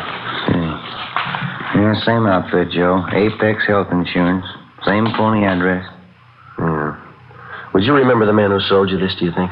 I think I would, yeah. I wonder if you'd mind looking through these pictures, Mr. Fogarty? Mm-hmm. Not at all. Just look at them carefully, if you will. Mm-hmm. Yeah, this one. That's him. I remember. Who's he? His name's Herbert. When he came in to sell you this policy, was he alone? Yeah, he was. Had a real good sales talk. How much did you pay for the insurance? Let me see.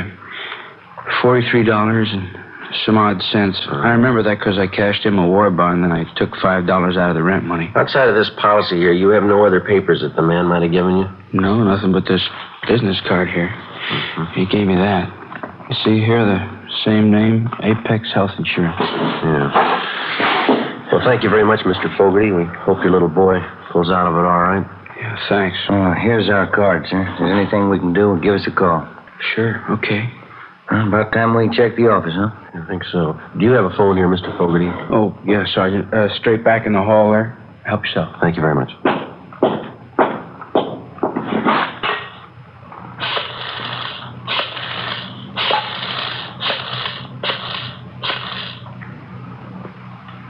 $2572.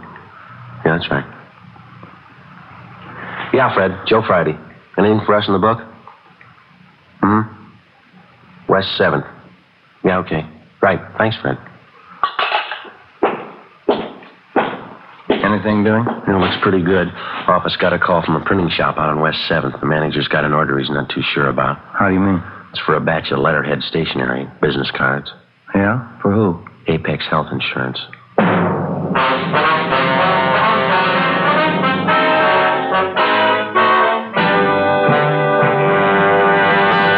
You are listening to Dragnet for the step-by-step solution to tonight's authentic case history. Here, step by step, are the actual reasons why Fatima is the quality king-size cigarette. Why in Fatima the difference is quality. Quality of tobaccos. The finest domestic and Turkish varieties, extra mild and superbly blended to give you a much different, much better flavor and aroma. Quality of manufacture. Smooth, round, perfect cigarettes. Rolled in the finest paper money can buy. Manufactured in the newest and most modern of all cigarette factories. Quality even to the appearance of the bright, clean, golden yellow package. Carefully wrapped and sealed to bring you Fatima's rich, fresh, extra mild flavor. Compare Fatima yourself. Fatimas now cost the same as other long cigarettes, but your first puff will tell you. Ah, that's different. Yes, in Fatima, the difference is quality. Insist on Fatima. Start enjoying the quality king-size cigarette. Fatima.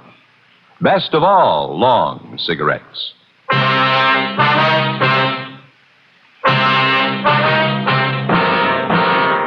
Wednesday, July 10th, 4 p.m. Ben and I drove back downtown to the printing shop on West 7th Street and talked with the manager. He told us that the order for stationery and business cards for the Apex Health Insurance Company had been placed 2 days before. He said he'd become suspicious after reading a story in one of the newspapers about the polio insurance fraud. He also said that the customer who'd ordered the stuff was a woman. She told him that she would call and pick up the order on Friday. We showed the manager a handful of mug shots. He could give us only a partial identification of Mrs. Herbert's picture. We called the office, told them we were going on stakeout, and arranged for a relief. Ben and I spent the rest of Wednesday and all day Thursday and Friday in the rear of the print shop, where we could keep an eye on everyone entering the place. Friday, 6 p.m. No sign of the Herberts. Not a trace. Saturday, the same. No sign of either one of them. Monday, more waiting. The suspect stayed away. Tuesday, 3:30 p.m. I went out the rear door, went down the street and got some cigarettes, and then I headed back for the print shop.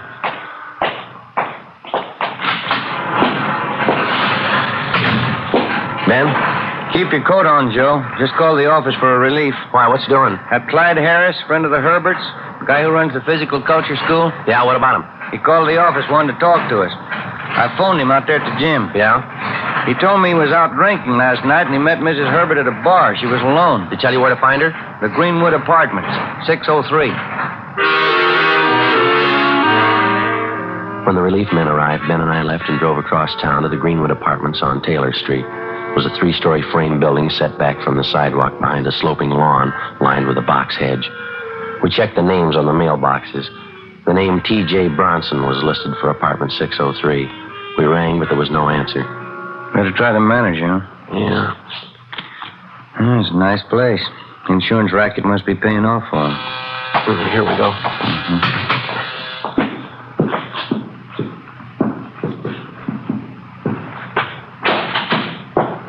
Yeah? Can I help you? Yes, are you the manager here? That's right. Thatcher's my name. Can I help you? Police officers, Mr. Thatcher. We're trying to locate the people in 603. Oh, that crazy woman tried to blow up the place last night. Why, what do you mean? Mrs. Bronson, she came in drunk about 2 a.m. No sense at all. About 3 a.m., the folks in 601 called me and they said they smelled gas. I went up there and found her in the kitchenette. Out like a light gas stove turned on, going full blast. Crazy. Where's her husband? Couldn't say, chasing around again, I think. Hadn't been home in a week. Lucky I got to that gas before somebody lit a match. You said it happened about 3 this morning? That's right. Crazy woman. She'll be all right, though. Where's she now, do you know? Yeah, County Hospital. 4:25 p.m. Ben and I got in touch with the office and arranged for a stakeout at the Herberts' apartment. We called homicide and checked on the attempt suicide report. They informed us that the woman had been taken to the psycho ward, County Hospital. We went over to the hospital, checked at the main desk, and identified ourselves. The nurse on duty had us shown to the ward where the suspect, Doris Herbert, was confined. She was a halfway attractive woman in her late 40s. Short, bleached blonde hair, dark eyes with deep circles under them. She turned and looked up as we stopped beside her bed. Excuse me. You Doris Herbert? Is your name Doris Herbert? What do you want? Police officers, we'd like to talk to you for a minute. I knew you'd be around. I don't care. Ma'am? I'm sick of it. I'm sick of the whole rotten thing. I knew you'd come. We just have a few questions, ma'am. It won't take long. Go ahead. I don't care. Did you find him yet? You mean your husband? He's not my husband. Not anymore. Him and that cheap girl behind my back sneaking around. 20 years we've been happy, and he throws me away. Where's your husband now, Miss Herbert? With her. He's been with her a week. He doesn't even care I'm here. 20 years ago, he cared. I found him and taught him something. I taught him everything he knows. This girl that your husband's with, where does she stay, do you know? Yeah, an apartment. It's on Franklin, right on the corner, Franklin and Laurel. You were close, weren't you? You knew it was us. What's this girl's name? Marie Daly. I saw her with him. Tell me something. Yeah. You know it was us, Tom and me, the insurance? Yeah, we knew it was you. I didn't like it. It wasn't a clean game. Tom's idea. We made money, but I didn't like it. It wasn't clean. All right, Miss Herbert, we'll talk to you later. No, not me. I'm going to die. I'm going to die and forget all about it. You just be sure and get him, won't you, Tom? I told him everything he knows. Get him. You're sure about the address? Yeah, I'm sure. Tell me something. Why do you have to do it to me? Throwing me away, lying, taking that cheap girl. Why'd you do it to me? Well, you ought to have an idea. Huh? You taught him everything he knows. Before we left the hospital, we made arrangements to have Doris Herbert transferred to the prison ward. 5 p.m., we drove out to the apartment house at Franklin and Laurel and checked with the landlady. She told us that Tom Herbert's girlfriend, Marie Daly, had checked out of her apartment the day before. She said the Daly girl had a middle-aged man with her. We showed the landlady Herbert's mugshot, and she identified him as that man. She had no forwarding address on her, but she did remember the name of the express truck that called to pick up the Daly girl's baggage. We checked with the express company and found that the trunks had been taken to the Lockheed Air Terminal. We started calling the airlines. 6:30 p.m. We finally got a report that a man answering Tom Herbert's description had booked passage for 2 on a flight to Mexico City. The plane was scheduled to leave at 8:35 that night. Ben and I drove out to the airport and went on stakeout. 8:15 p.m. We waited. 8:20. No sign of them.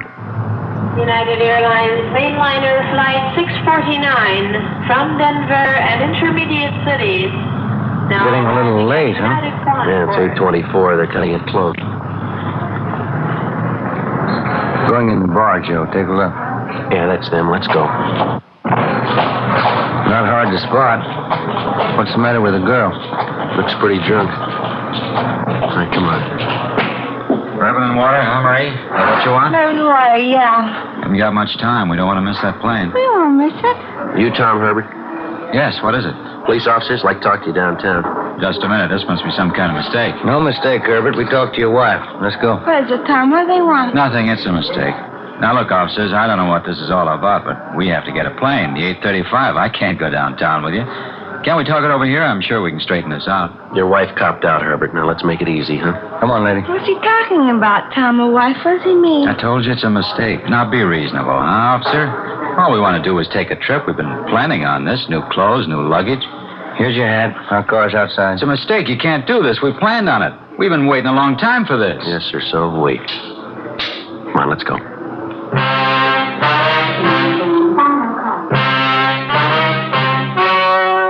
The story you have just heard was true. Only the names were changed to protect the innocent. On October 28th, trial was held in Superior Court, Department 88, City and County of Los Angeles, State of California. In a moment, the results of that trial. Now, here is our star, Jack Webb. Thank you.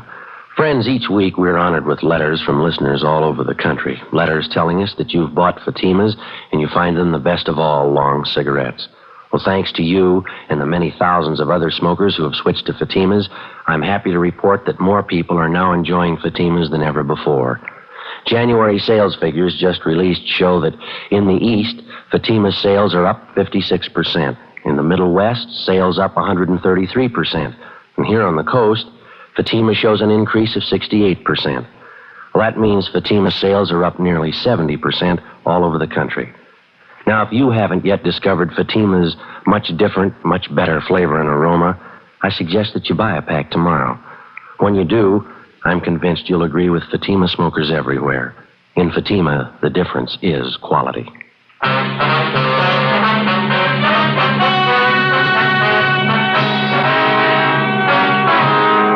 Mr. and Mrs. Tom Herbert were tried and convicted on several counts of grand theft. They are now confined in the state penitentiary for the term prescribed by law. Grand theft is punishable by confinement for not less than 1 nor more than 10 years. You have just heard Dragnet, a series of authentic cases from official files. Technical advice comes from the Office of Chief of Police W.H. Parker, Los Angeles Police Department. Fatima Cigarettes, best of all long cigarettes, has brought you Dragnet, portions transcribed from Los Angeles. David Harding, counter-spy, solves an exciting case next on NBC.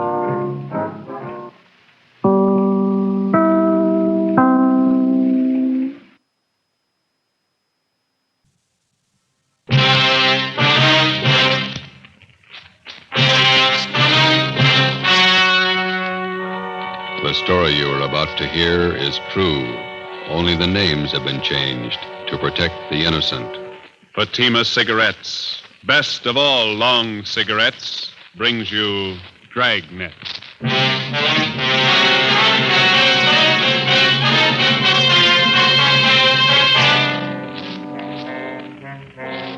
You're a detective sergeant.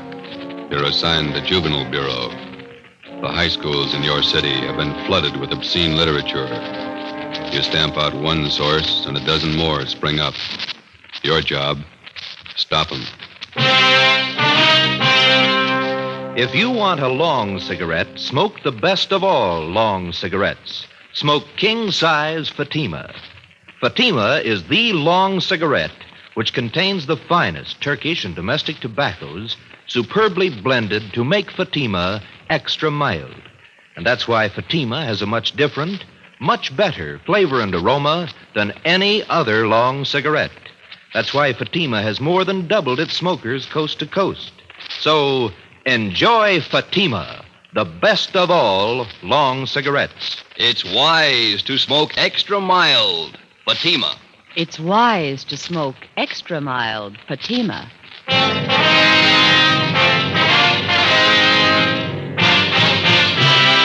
Dragnet, the documented drama of an actual crime. For the next 30 minutes, in cooperation with the Los Angeles Police Department, you will travel step by step on the side of the law through an actual case from official police files. From beginning to end, from crime to punishment, Dragnet is the story of your police force in action. It was Monday, October 21st. It was cool in Los Angeles. We were working the day watch out of Juvenile Bureau. My partner's Ben Romero. The boss is Inspector Lester, commander of the Juvenile Bureau. My name's Friday. It was 10 a.m. when we got to the auditorium of Canfield High School. Stage door. Guess we go right out onto the stage. Yeah, we better wait till we're called, though, huh? You're the men from the police department? Yes, sir. This is Sergeant Romero. My name's Friday. How do you do? How do you do? I'm Paul Fisher, the principal here. Come right out onto the stage and get the meeting started. Yeah, all right. Yes, sir. Just have a chair there. Thank you. Is the microphone on? Ladies and gentlemen of the Coordinating Council, members of the Parent Teachers Association. As you know, this meeting has been called for the purpose of discussing ways and means to bring about an end to the distribution of the filthy and obscene books and pamphlets that have been littering every high school campus in the city of Los Angeles. We've tried every means at our disposal to clean this matter up, and they all seem to fail. On the advice of the Coordinating Council and Mrs. Randall to the PTA, we've called in the authorities. Here to discuss the matter with us this morning are two officers connected with the Juvenile Bureau of our police department, Sergeant Romero and Sergeant Friday. And now, may I turn the meeting over to Sergeant Friday of the Los Angeles Police Department. Thank you. Ladies and gentlemen, the only way we're going to get to the bottom of this thing and put a stop to it is to get all the information we can on where this lascivious material is coming from. Now, you people, as parents and teachers of the children who are buying and reading this stuff, might be able to give us some help. So, if it's all right with you, Mr. Fisher, I'd like to hear from some of the people sitting out there, if I may. Certainly. Go right ahead. Thank you. Well, if any of you people have anything to say or any information, any questions, why, we'd be glad to listen to you and do our best to answer your questions. Yes, the lady out there, go right ahead. I'm Mrs. Stein. I know of a place in our neighborhood that has dirty books. I feel sure that that's one of the places where the children are getting this trash. Complaints have been made to the police department, but the man who runs the place has never been arrested. Can you tell me why? Well, ma'am, I think I better make it clear now that there's only one way a police officer can arrest anyone for possession of lewd literature. The officer has to prove that the party who possesses this literature does so for the purpose of selling it. Sometimes that's difficult to prove. Well, I told you I can prove it. You mean you can go to this place and buy a book from him? Well, maybe I couldn't. If I were known. Yes, ma'am, that's just the point. Now, I don't know offhand about the one in your neighborhood, but I can assure you that we've cracked down on hundreds of such peddlers in the past few months. And you can see for yourselves that this doesn't put a stop to it. We've got to get to the source. I have a question for you. Yes, sir? My name's Fred Scott. I'm director of the Square Shooters Boys Club. Yes, sir. The point I'm trying to make is, I know the young boys pretty well. With the exception of my boys, 49 in number, I'll wager just about every boy in this high school has one of those books. Or at least he's seen one. Yes, sir, we're aware of that. The point I'm trying to make is, somewhere in the municipal code, there's got to be a law to forbid such things. Yes, sir, there is such a law. Then why isn't it enforced? It is. What does the law say? Well, how do you mean, sir? Well, I mean, what happens when somebody's found guilty of selling these books? What's the penalty? Oh, well, the law states that an offender is liable to fines, a jail term of 6 months, or both. That's not much of a law, is it? Why isn't there a stronger law? Well, I wouldn't know that, sir. The point I'm trying to make is, we need laws with some teeth in them. We have good laws in the state of California for the most part. It's true that we're weak in some cases, but you can say that about most states, I think. Well, you may be satisfied with the laws, but I'm not.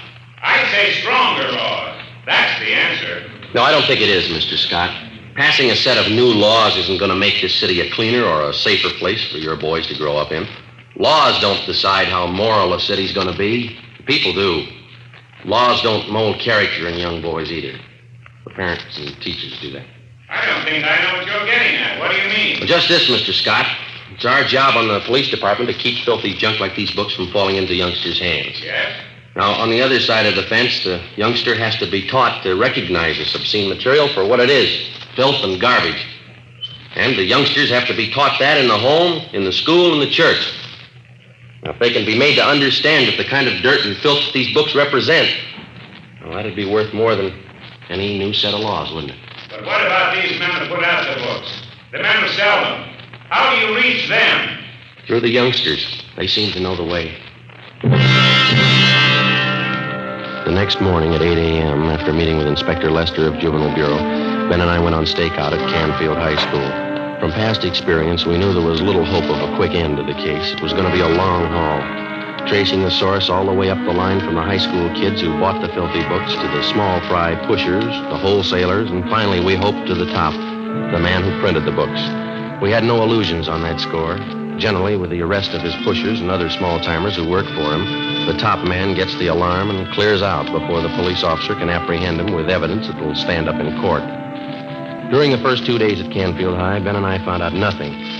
The obscene literature was being bartered and exchanged between students, but the main source of supply was still a mystery. We had one slim lead to go on. Mr. Fisher, the high school principal, helped run it down. We've been watching that boy down in the yard since yesterday, Miss Fisher. Seems to have quite a bit of spending money, expensive clothes, car of his own. I don't know that boy's family. They could be wealthy. We saw him with a stack of those dirty books in his notebook. He must have had a dozen of them. He was showing them around to his crowd. Travers, are you sure? Joe, take a look down there. Yeah, Travers is showing him something. I can't see what it is. Come over to this side of the window. Yeah.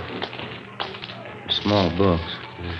He's giving them to one of the other fellows. They've got their wallets out. They're giving Travers money. Come on, Ben. You better come too, Mr. Fisher. This way out to the yard? No, to the left. That's it. Let's hurry, huh? This door, Sergeant. Right here. Travers. Hello, Mr. Fisher. I'd like to talk to you. Yeah? These men here are from the police department. They want to ask you some questions. Can we go inside? Sure. Come on. Oh, what's the matter, Mr. Fisher? I haven't done anything. We'll see. Come on. What is it? What's it all about? Sergeant?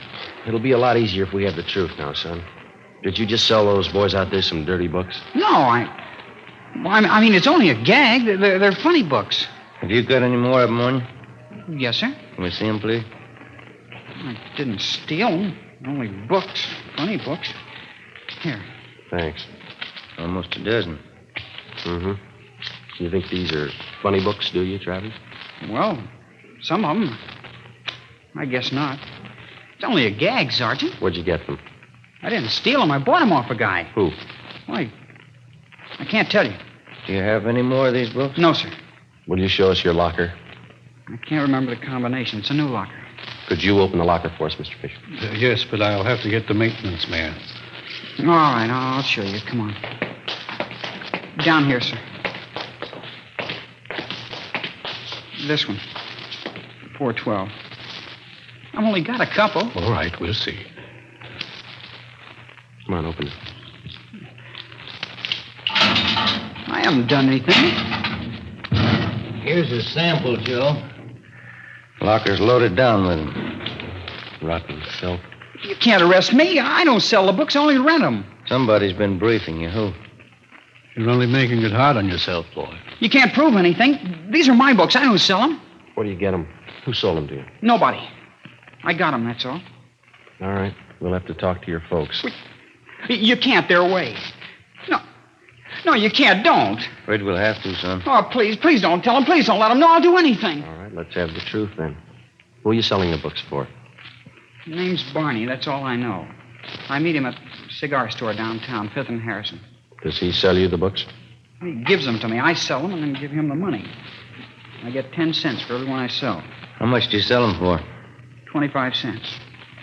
Some are $1. I get 30 cents for those. And the boys in this school have been paying that kind of money for this film? Yes, sir. This man who gives you these books, you know where he lives? No, sir. I haven't any idea. When are you going to see him? Well, this is Wednesday. I was going to meet him downtown this afternoon. The cigar store? Yes, sir. But I don't want to get Barney in trouble. He's been okay to me. Sure. He's done a lot for you. 4 p.m. Wednesday. Ben and I drove downtown with 16-year-old Eddie Travers. We parked the car near the corner of 5th and Harrison and kept an eye on the cigar store. We waited. No sign yet, Travers? No, sir. Barney usually waits by the newsstand there. I haven't seen him yet. How long you been selling for this man, son? About 3 months, maybe 4. Any idea where he gets the books? Well, Oh, just a minute, Sergeant. Yeah? Well, I think... Yeah, that's Barney, the one going up to the cigar counter. The man in the gray suit there? Yeah, that's him. He's going into Juanita's cafe. Is that where you usually go after you meet him? Yes, sir. You better take the boy back to the office, Ben. I'll tail this guy and see what I can find out. Okay, you want me to pick you up later? I'll call you at the office. Oh, you got any matches? No, I'm out. I'll pick some up at the cigar stand. Right. See you later. Yeah.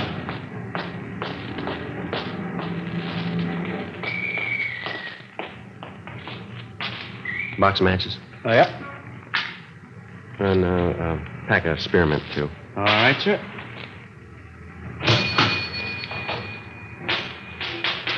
Much obliged. Got a special on Old Typical New Bourbon today. $2.69 a fifth. No, thanks.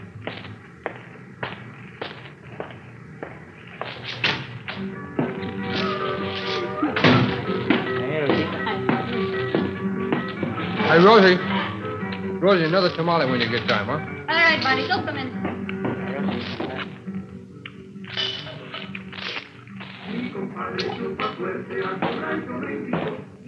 Yes, sir. Let me have chicken tacos, side order of fried beans, and a cup of coffee, huh? Chicken tacos on one, side of beans. Another tamale. Anything else, Barney? Yeah, some more coffee, huh, Rosie? Tamale on one. Hey. Slide the ketchup down here, will you? Yeah, here you go. Thanks. They got good tacos in there. Lots of meat of them. It's fresh stuff. Yeah. There's the sugar. Oh, thank you. Hey, Rosie. Here. Here, Rosie. Yeah. I got some new ones in just today. Whole stack 'em. What are you talking about? You know, the picture books. Good ones. You can make some money on the side. They'd sell good around here. Listen, Barney, I told you once, no. Oh, come on, here. Look them over. These are good ones. I said no, that lousy junk. The next time you bring that stuff in here, I tell the boss, understand? Now eat and get out. Well, that's a real funny day. Looks great, but boy, what a cold potato. Yeah? Come on, eat and get out and take that junk with you. Cold potato. I don't like the chow in there anyway. Well, coffee's certainly cold. Yeah. Yep. You probably get a big boot out of these. Take a look.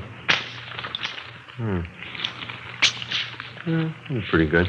Yeah, it's good quality stuff. Yeah. Give me that little book there. Let me show you one. Wait a minute. Yeah. Wouldn't I kill you? Yeah. How about sell me one of them? Okay. 4 bits for the small ones, $1 for the big one. Wait a minute. Let's see, I got 14 of them here. I'll tell you what I'll do. I'll make you a deal. You can have the whole works for $10. Okay. You got any more? Well, you going in business for yourself? No, I got a newsstand out in Riverside. Books like this ought to go fast. I think I can probably handle another $25 worth. Ah. I got the rest of them back at the hotel. Some of them are in color. Yeah? You want to meet me there tonight? Around 7? Where's the hotel? Well, you go straight up 6th Street from here. It's just 1 block on your left. Call the Denver House. I'm in room 337. You going up there now? Well, I was supposed to meet some guy, but... Yeah, we can go now. How about a check, Rosie, huh? Yeah. Hey, you'll probably be wanting more of these. I can put you on my mailing list. Okay. The prices are right. I don't want to pay retail. Nah, we can work out a deal. Come on, let's go. Okay. Hey, that Rosie, huh? She's really put together. Yeah? Too bad. A real cold potato, though. Some are like that. Yeah. No sense of humor.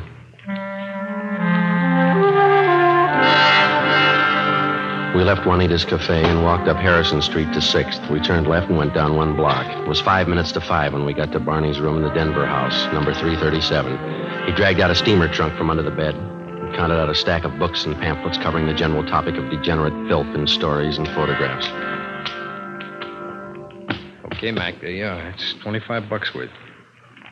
Pay the money and the bucks are all yours. Okay. Here you go. That's 10, 15, 18. I'll have to give you a check for the rest. How do I know it's any good? You could take off. I'd never see you again. You'll see me. You're under arrest. Huh? Hey, you're kidding. Hey, let go. All right, let's hold it right here. Hey, wait a minute. Oh, Now, look, Lieutenant, we can work this thing out. We'll work it out downtown. Now, wait a minute. I can set this thing right for you. Where are you getting this junk? Who's supplying you? Oh, look, why not use your head? You never get the top, man. Not in 10 years you won't. We got lots of time. Come on.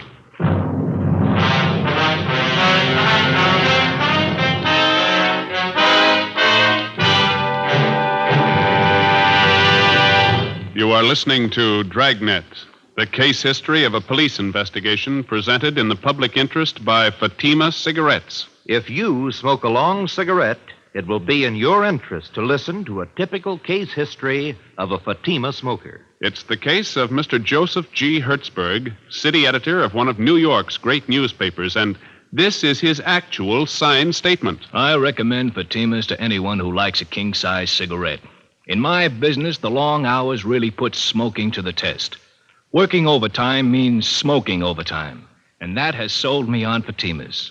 No matter how often I light up, Fatima gives me an extra mild smoke. And Fatima flavor, it's much better every time. I found out it's wise to smoke extra mild Fatima. And more smokers are discovering this every day. Actual figures show Fatima has more than doubled its smokers coast to coast. So enjoy Fatima yourself. The long cigarette, which contains the finest Turkish and domestic tobaccos, superbly blended to make it extra mild. You will prefer Fatima's much different, much better flavor. You will agree. It's wise to smoke extra mild. Fatima. It's wise to smoke extra mild Fatima. The best of all long cigarettes. The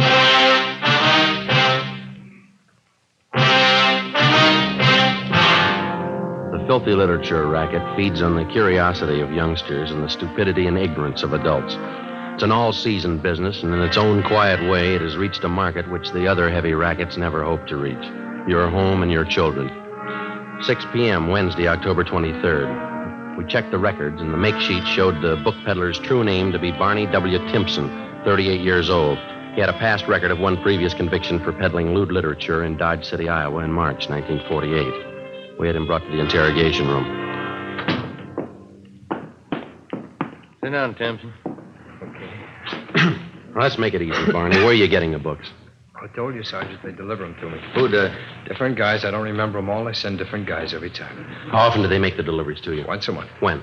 Around the first, usually. Sometimes maybe the second and the third. They bring the books to your hotel? Yeah, they leave a pack up in the lobby addressed to me. They ever use the mails? They never do. They're not that dumb. So you've never seen the men that you do business with, huh? Not so I'd know them, no. You have no idea where they're operating from? I don't know.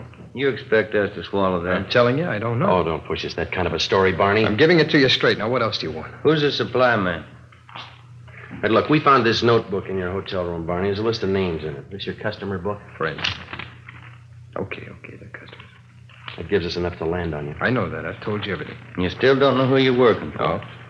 Look, there's a phone number in this notebook. No name to go with it. Yeah? Now, look at it. This one right here. I don't know. Must be another customer. Yeah.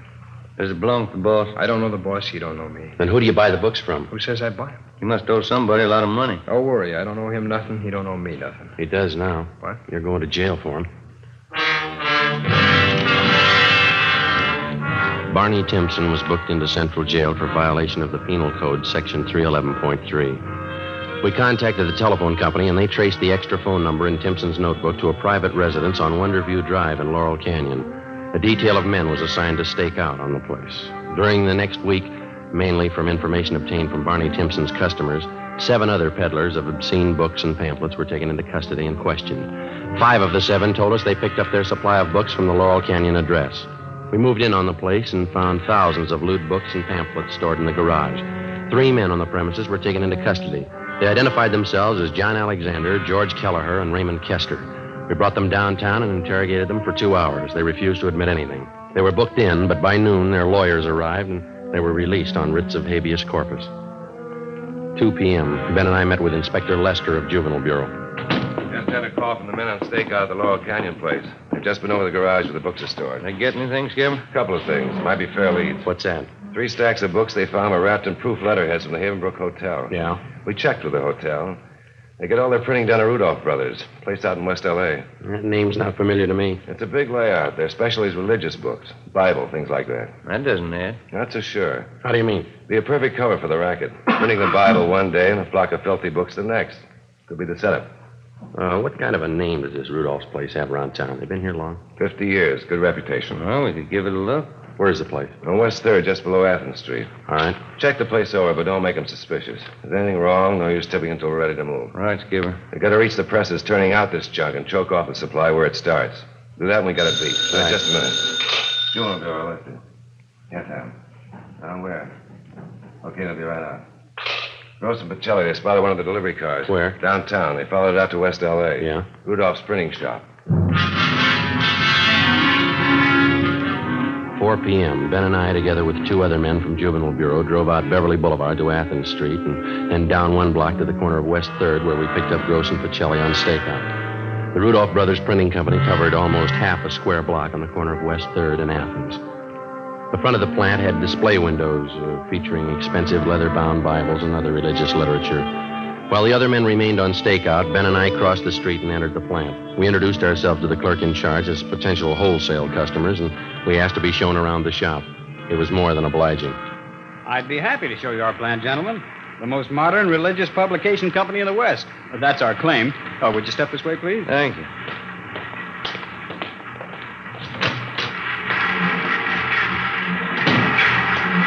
On your left there, those are 3 of our new Ludlow machines. Excellent mechanisms, needless to say. Mm-hmm. You must employ quite a few men in here. 65 full-time. Enough to meet any emergency rush jobs you might want done. Now, over here are Bush Emerson hand presses. Oh. You handle only religious books then, nothing else? That's right, sir. We specialize exclusively in that. You don't take in any small contracts, school journals, things like that? No, our steady customers take up all of our time. Here on this stone, you see the pages of a new prayer book we're getting together. Very ultra. Mm-hmm. An entirely different kind of typeface. Oh, is that so? Yes, and back there, along the wall, are new linotypes. The very latest, monotypes. Then the proof presses. Next to them are proof readers. And the flatbed truslow press beyond that. Seems like lots of activity. Business is pretty good, I guess, huh? Oh, yes, we're kept pretty busy. Quality printing is always in demand. Yeah. Well, thanks very much for showing us around. Not at all, gentlemen. Anytime. Here, this way out. All right. I'll get you one of my cards here. There you are. Oh, thank you. And when you're ready to do business, why, just give me a call. I'd be glad to take care of you. All right, sir, thanks. We'll do that. Good afternoon, gentlemen. Goodbye. All right. What do you think? You got me. Nothing out of place. Yeah, whatever system they're using, they got it down pat. Bibles, prayer books, church announcements. That's all I saw. Hey, Ben, look. That man getting out of that car going into Rudolph's there? Alexander, the guy we picked up this morning out in Laurel Canyon. Yeah. Printing plant continued. 6 p.m. The lights in the display windows went out. The shades were drawn. We watched the employees leave. 6:30 p.m. The lights in the plant were still burning. Gross went down to the corner and picked up some hot dogs and coffee for our dinner. We ate in the car. 7:30 p.m. A black Cadillac convertible pulled up across the street. 2 men got out and let themselves in through the front door. We waited. Between 7:30 and 8 p.m., we counted 21 men entering the plant. That printing press.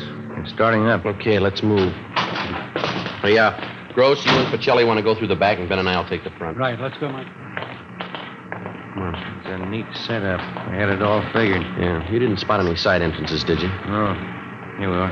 Can you try the door? Yeah, it's no good. All right.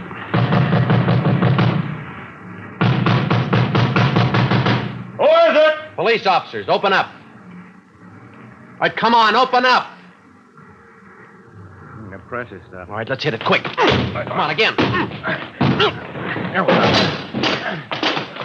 There they are, Joe. They're trying to smash the plates. Come on. Pacelli! Pacelli, save those plates! Watch it, Ben. All right, come on. All right, you. All right, hold it. Hold against the wall. Hey, Gross, get those plates off the press, will you? All right, hold it, you two. Now, Joe, look out! All right. Get the plates, Joe! I round up those men and keep the doors covered. Get away from those tables. Come on over by the wall. That's about most of them, Joe. Those 2 men going out the door. Come on, head them off, will you? on, you. Come on, back inside. Get out of the way. Get your hands off her. Hold it up, mister. Come on, over there with the rest. You'll pay for this. I'll sue you down your last nickel. Yeah, come on, simmer down. Hey, Joe, we got Rudolph going out the back. Right. Call the office, will you? We're going to need transportation. Okay. Take those two with you, huh? Right, come on. Well, we got enough evidence against them. Yeah, we're going to need it. 2 full pages of the junk right here. Yeah. Look. Right next to it. Yeah. Page from the Bible.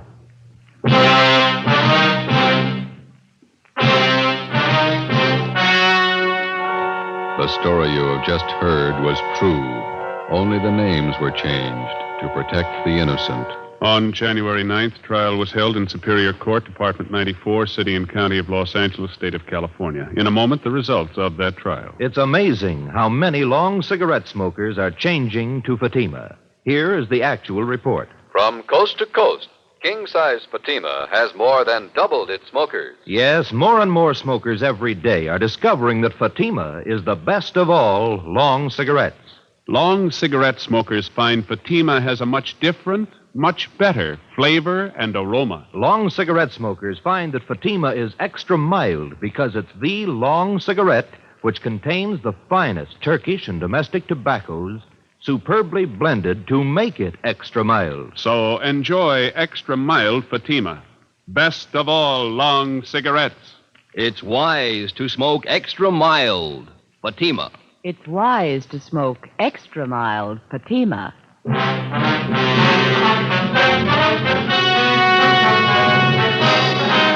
Frank Rudolph and 16 of his accomplices were tried and convicted of possessing lewd and lascivious literature for the purpose of sale. They received sentences as prescribed by law and are now serving their terms in the county jail. Remember this Saturday, because that means Dimension X on NBC.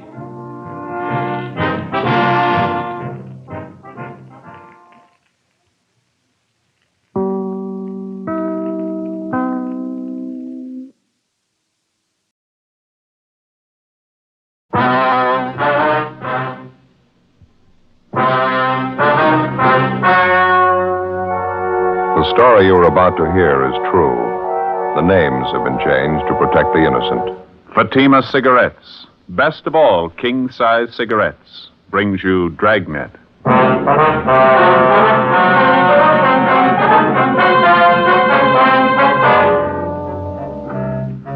You're a detective sergeant.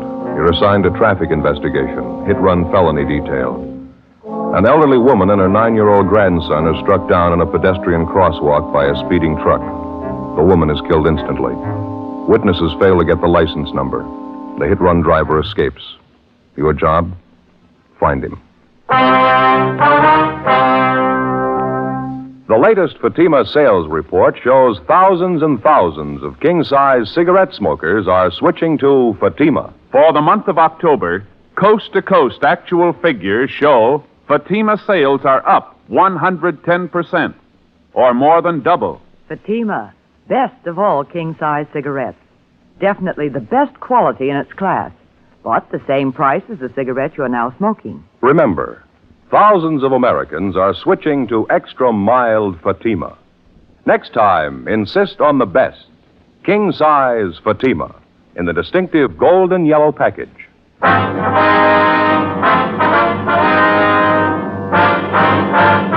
Dragnet, the documented drama of an actual crime. For the next 30 minutes, in cooperation with the Los Angeles Police Department, you will travel step by step on the side of the law through an actual case transcribed from official police files. From beginning to end, from crime to punishment, Dragnet is the story of your police force in action. It was Tuesday, December 21st. It was windy in Los Angeles. We were working the night watch out of traffic division, hit-and-run felony detail. My partner's Ben Romero. The boss is Captain Calfee, Commander AID. My name's Friday. It was 10:51 p.m. when we got to the Carlton Theater, the box office. Thank you. How many, please? Police officers, ma'am. I'd like to talk to you for a minute, if we could. Oh, yes, you mean about the accident? Yes, ma'am. One of the officers in the traffic car across the street. He told us you're one of the people who saw it happen. Yes, that's right. Terrible thing. It was an old lady and her grandson, you know. Yes, ma'am. Would it be possible for you to get a relief for a little while? A few questions we'd like to ask you about it. It won't take very long. Well, I'll be off duty at 11. That's when the box office closes. 8 minutes to 11 now. Would you like to wait? All right, ma'am. Fine. Cold wind out there. Would you like to wait in here? Right around back here. I'll open the door for you. All right, ma'am. Thank you. Yeah, it's nice and warm. Did anybody get the license number? Do you know, officer? I mean, on that truck that ran them down. No, not that we know of. We understand the officers in the traffic car talked to you. You didn't see the number either? No, I'm sorry, I didn't. The whole thing happened so fast. I saw the old lady grab the little boy, pull him next to her. It was an awful thing. The truck hit them both together. It's funny the things you notice. The boy was carrying a little box of candy. I heard this terrible thud when the truck hit them. I looked and the candy was spilled all over the street. I just couldn't help it. I got sick to my stomach. Yes, ma'am. I can understand. Now, about this truck that ran them down, do you think you'd know it if you ever saw it again? Well, I'm not sure. I think I might, yes. It was one of those delivery trucks, you know. I think you'd call it a panel truck. It was a light tan color all over, and there was black lettering on the side. Mm-hmm. Could you make out any of the lettering at all? Well, I think there were 3 or 4 words painted on the side, and I know one of them was bakery. I'm sure of that. Did you recognize what make of truck it was, ma'am? The year, the model? It was a late model. I'm pretty sure of that. Either a Chevrolet or a Ford, I'd say. One of those regular delivery trucks like some bakeries use. You sure about that word you saw lettered on the side? It said bakery. Yes, I'm positive of that. Now, anything else out of the ordinary that you might have noticed about the truck, ma'am? Anything outstanding that might have caught your eye? No, I'm sorry, officer. That's about all I can tell you. How is the old lady? Do you know? And the little boy? Could they tell you anything? Yes, ma'am. The woman's dead. She was killed instantly. They've taken the youngster over to Georgia Street Receiving Hospital. Afraid he's in pretty bad shape, too. Terrible shame. Poor old lady. She lives right here in the neighborhood, you know. Seen her shopping in the market next door here Saturday afternoon. It's just tragic. Yes, ma'am, it is. Boy's her grandson, you know. Somebody said he was down visiting her for the Christmas vacation. Seemed like a nice kid, well-behaved. She seemed so proud of him. Sure be a sad Christmas for the family. There's just one more question, ma'am. When the boy and his grandmother were crossing the street, would you say the visibility was good? I mean, is there any reason why it would have been hard for a driver to see them? No reason in the world, officer. It's a clear night. You can see how well the intersection's lighted up, all the Christmas lights strung up along here. Mm-hmm. The lights from the theater marquee. It was just as well lighted then as it is now. Yeah, I see. The intersection was perfectly clear, no other cars around. The boy had a white sweater on. The old lady was wearing a light-colored coat. Certainly easy to see the traffic light, too. It said stop. I can't understand why that driver didn't see him. No, ma'am, neither can we. How could anybody do such a thing? It just isn't any excuse for it. No excuse in the world. It's downright murder. Well, maybe that explains it. What? That's why he kept going. 11:35 p.m. Ben and I finished interviewing the cashier in the theater box office, and then we called the office and had them get out a supplementary broadcast and an APB on the description of the hit-and-run vehicle. We went back across the street to the scene of the accident where the officers in the T-car, along with the crew from the crime lab, were finishing up their preliminary investigation. We interviewed 2 more witnesses to the hit-run accident, but they were unable to tell us anything that we didn't already know. When we got back to the office, we put in a call to Georgia Street Receiving Hospital, where they told us the 9-year-old boy struck down by the hit-run driver was still in a critical condition. The husband of the 64-year-old woman, who had been killed instantly, was brought downtown to the morgue where he identified the body. The next morning, we got out a special bulletin to all garages, auto repair, and paint shops throughout the city to be on the lookout for a late-model tan panel truck, black lettering on the sides, with damage to the front end. 8:30 a.m. I checked with communications, and then I went back to the office. Hi. Just checked with Georgia Street, Joe. I asked him about the boy. The old lady's grandson, how's he doing? About the same. Critical condition. That's about all they'll say. That's a lousy shame. Communications get any kickback on the ore point yet? No, nothing at all. Did you get in touch with the crime lab? Yeah, they're not going to be able to help much. What'd they find out there? Anything at all? Just what we saw. 2 small pieces of glass, probably from one of the headlights on a truck. They don't think they're going to be able to do much with them. There's not enough there to go on. That's the only physical evidence they got, huh? That's all. Might be able to tie it down a little tighter if we could find that panel. Yeah. You start checking on that bakery truck angle yet? McGowan and I called every bakery in town, got it pretty well narrowed down. There's only 2 companies that use tan late model panels for delivery trucks. Well? Only one of them uses black lettering on the sides of the truck. Other company says they use red lettering. Which one has the black? I got it right here. Outfit called Nielsen's Wholesale Bakery. They got a fleet of $100 black lettering on both sides, late model Ford delivery truck. Mm-hmm. They tell you whether or not any of their drivers could have been making deliveries that time of night, 10:30, 11 o'clock? Yeah, there were about a dozen of them out on deliveries. More of them to account for than that, though. How do you mean? All their drivers are allowed to take the trucks home with them when they are off duty if they want to. Yeah. I'm afraid it's going to mean checking out every one of them, Joe. Well, we might as well get moving on it. They're going to give us some kind of a list to work with, are they? Yeah, I've got it all set up with them. I'll get it. Accident investigation, Romero. Oh, yes, sir. That's all. I see. You're right, thank you. Rotten deal. Yeah, what's the matter? That young kid, the grandson? Yeah. He just died. Many times and on many different occasions, the police officer has it proved to him that there can be very little difference between a crime of neglect and a crime that's been willfully premeditated. If you look at it closely enough, you can judge it for yourself. How much difference, for example, as far as moral guilt is concerned, is there between the following? Number one, a man who plans a killing, takes up a gun, finds his victim, and shoots him to death. Or number two, the man who thinks he has to look out for no one's welfare but his own, gets behind the wheel of a car, disregards the ordinary rules of safety, and proceeds to commit homicide with a motor vehicle. Oftentimes, the crime masquerades under the guise of an accident. Morally, no matter how you spell it, it adds up to murder just as surely as if the person had taken a gun and shot the victim down. The way it looked to us, the hit-and-run killing of the elderly woman and her grandson was a prime example. Wednesday, December 22nd, Ben and I began checking out the delivery trucks owned by Nielsen's Wholesale Bakery. Late that afternoon, we located one of the trucks with recent damage to the front end. We checked and found the driver's name was Arthur V. Singer. We drove out to his home to interview him. No, I wasn't working last night, officer. I was off. What's it all about? Did you spend the night at home, Mr. Singer, or were you out? Was home part of the time. After dinner, I went downtown, did a little bowling. Our neighborhood team bowls every Tuesday night. Where is that, sir? Place downtown. It's on West 7th. Got a pretty good team. Mm-hmm. Did you drive down, Mr. Singer, or did you take the bus? No, I drove down. Had the company truck with me. Let us use them when we're off duty. We pay for the gas. Did you drive down by yourself, or was there someone else with you? No, I was alone. The other boys had their cars. When did you leave the bowling alley, you remember? About 10:15, I'd say. How'd you drive home, Mr. Singer? I mean, what route did you take? Oh, I drove straight out West 7th. Got the Coronado. Came over Coronado to the house here. Why do you want to know? What time did you get home? About 11:15. This wouldn't be about that little scrape I had last night, would it? What was that? Down at 7th and Grandview, right by Westlake Park there. Old guy in the car ahead, he stopped fast right in front of me. Didn't even signal. All right. Yeah, I almost plowed right into him. Lucky I was watching. I slammed on the brakes, turned in toward the curb. Should have seen it. I clipped the headlight and the right fender against a telephone pole. Had to take the truck in this morning, get it fixed up. Are there any witnesses to this accident that you had, Singer? Yeah, a half dozen people saw it. Did you get any names and addresses? Well, no, I didn't. I was so teed off about the whole thing, I guess I didn't think about it. Is there anyone at all we can check with? Anybody to corroborate your story? Just the old guy in that car. Sure a lousy driver. I really chewed him out. Did you get his name and address? No, but I took down his license number. I wasn't going to pay for that damage. He admitted it was his fault. I see. Do you mind giving us that license number? No, if I can find it. Wrote it down on the back of an old envelope. Thought I put it in my jacket, but when I looked this morning, it wasn't there. It's around someplace, so I'll check around again before I leave for work. It's bound to turn up. I'd like to have you look for it now, Mr. Singer, if you would. It's pretty important.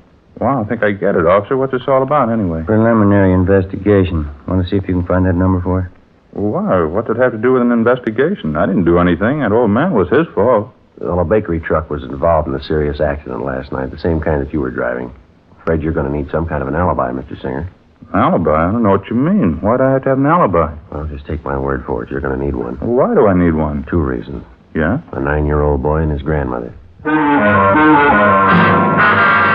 We continued questioning the suspect, Arthur Singer, but he denied any knowledge of the hit-run accident the night before at the intersection of Drexel and Pico Boulevard. We stayed with him while he searched his home for the license number of the car, which he said caused him to have his accident the night before. After half an hour of looking, he came up with a number scribbled on a scrap of paper which he'd found back in one corner on the floor of his closet. We put in a call to RDMV, and they came back with the information that the license number was registered to a Mr. Thomas Foley on Lankershim Boulevard. We drove out to the address to check with Mr. Foley, but there was nobody home. We left our card along with a message to contact us as soon as possible. 4:15 p.m. Ben and I got back to the office. At 4:35, Mr. Foley returned our call. Yes, sir, that's right. Oh, you did, uh-huh. I see. Well, what time was that? Do you remember? Oh. Well, all right, Mr. Foley. Thank you very much. We may be contacting you later. All right, bye. What'd you get? Thought this was starting out too easy. Why, what'd he say? Apparently, this Arthur Singer's telling us the truth. Mr. Foley says he did have a little scrape with a bakery truck last night. Described Singer as the driver of the truck. Well, what about the location? Is Foley pretty sure about that? Grandview and West 7. Said it happened about 10:35 last night. That puts Singer about 3 miles from the scene of the hit run. It's impossible, Joe. Yeah. This Mr. Foley's right. Singer couldn't have done it. Wasn't anywhere near the scene. I sure thought he was it, didn't you? We can drive out and double-check with Foley. Can't think of any reason why he'd lie about it, can you? I guess I'll get it. Accident investigation, Friday. Yeah, Ted. Where? Yeah. Nobody, huh? Yeah, right away, thanks. It's moving a little fast. Got a piece of luck here. Who was it? Ted Zimmerman. He and McClendon are down the south end of town. Yeah? The hit-and-run truck. They think maybe they found it. 4:28 p.m. Ben and I left the office and drove to the south end of the city where we met with Sergeants Zimmerman and McClendon, a block from where the tan panel bakery truck had been located. As soon as the truck had been discovered, an immediate stakeout was placed on it. A code 5 was broadcast on the vehicle's location, warning all units to stay away so as not to discourage the suspect in case he decided it was safe to return and get the truck. Ben and I drove down the side street where the truck was parked and got a good look at the front end of it. The right headlight was damaged, and so was the right fender. While Zimmerman and McClendon remained on stakeout, Ben and I contacted the Nielsen Bakery people again, gave them the number of the truck, and they traced down the driver's name for us. He was listed as Daniel Miller. He'd been employed by the bakery for the past 3 years, and he had a good record. They told us this was his day off. 5:30 p.m. We checked at his home address, but his wife told us he wasn't there. She said that besides driving a truck for the bakery, he also had a part-time job at night. He worked as a counterman at a small coffee shop out on Wilshire Boulevard. We drove out to the coffee shop and interviewed him on the job. No, I'm sorry. I don't know where the truck is. I wish I did. What happened, Mr. Miller? Was it stolen? No, not exactly. A fellow that comes in here quite a bit, his name's Paul. Good customer. He borrowed the truck from me last night. Said he'd only be gone an hour. I haven't seen him since. Where does this man live, this friend of yours, Paul?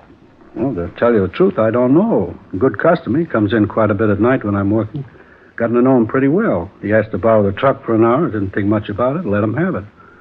Is there anything wrong? What's this Paul's last name, do you know? No, I guess I don't. Never thought to ask him, as a matter of fact.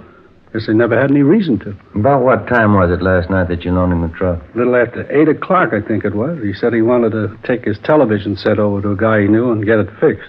He told me he'd be back by 10 o'clock at the latest. You don't know where this man lives? You have no idea at all how to get in touch with him? No, I guess I don't, Sergeant. Why? You in the habit of lending the truck to strangers? No, not usually. Well, what's your beef, anyway? What's this all about?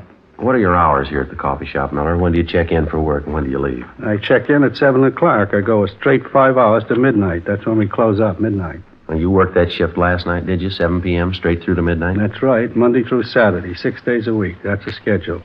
Just a part-time job for me, extra dough, you know. My regular job is driving the truck for the bakery. Was anyone around last night when your friend Paul came in to borrow the truck? Maybe another customer, a waitress, somebody we could double-check with? No, there were a couple of other customers in the place.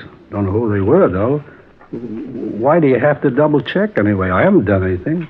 I loaned Paul a truck, that's all. Well, have you any way at all of proving you were here from 7 to 12 last night? Must have been some customers you waited on that you remember. Sure, there are at least half dozen, and they'll tell you I was here. I'd like to have their names and addresses if you don't mind, Miller. Yeah.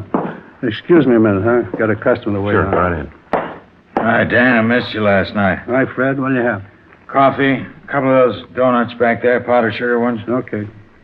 Yeah, me and the missus dropped in for a sandwich after the show last night. Looking for you. That's so? Yeah, about 10:30. Where were you, Dan?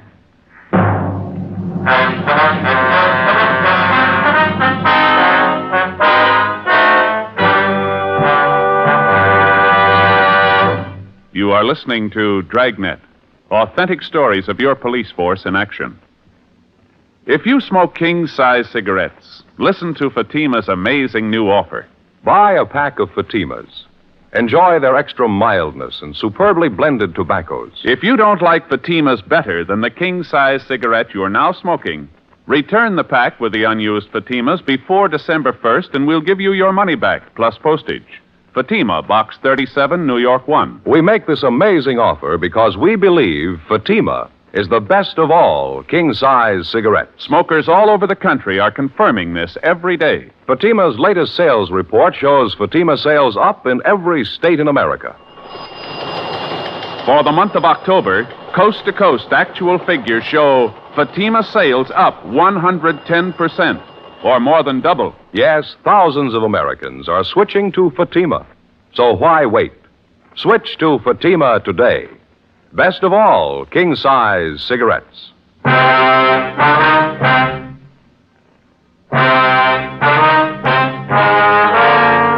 7:15 p.m., Wednesday, December 22nd.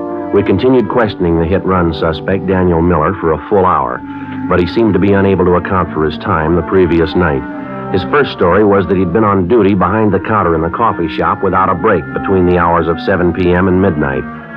Then, after the customer entered and disclosed that he was in the coffee shop at 10:30 the night before and that Miller was nowhere about, the suspect switched his story. He said he thought he left the coffee shop briefly for about 15 minutes between 10:30 and 10:45 p.m. to run down the street to a hotel to say goodbye to some friends of his who were leaving for New York.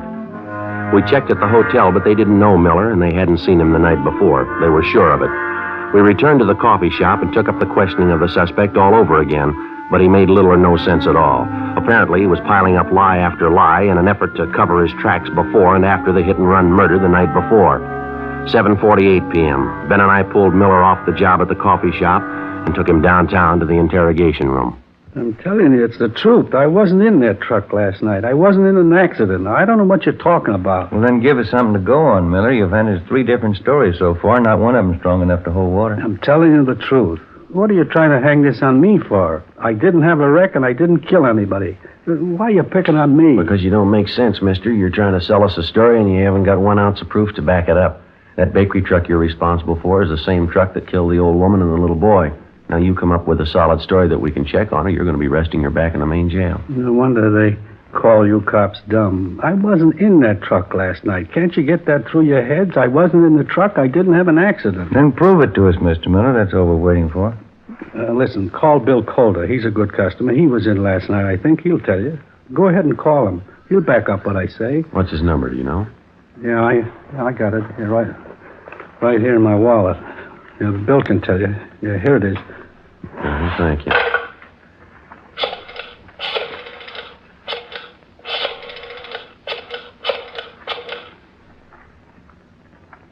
Hello, William Calder there, please? Yes, ma'am, it's important. All right, will you have him call Michigan 5211? Yeah, 5211. That's extension 2512. Right, thank you very much. Well, he's busy. He'll call back in a minute. He'll tell you the truth. I was in the coffee shop all night. Just those couple of minutes I ran down to the hotel to say goodbye to those friends of mine. That's the only time I left the place. Well, how come you couldn't tell us that to begin with, Miller? You say you've got nothing to hide? Well, why do you have to hand us 3 different stories? Which one are we supposed to believe? I got nervous, that's all, when you first come in and started to ask questions.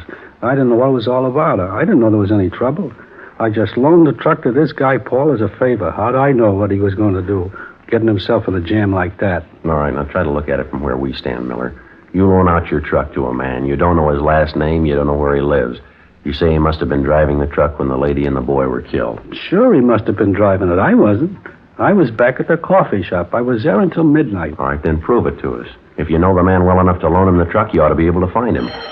Now, they must be Bill Calder. He'll tell you. Go ahead. See what he says. Yeah. Interrogation room, Friday.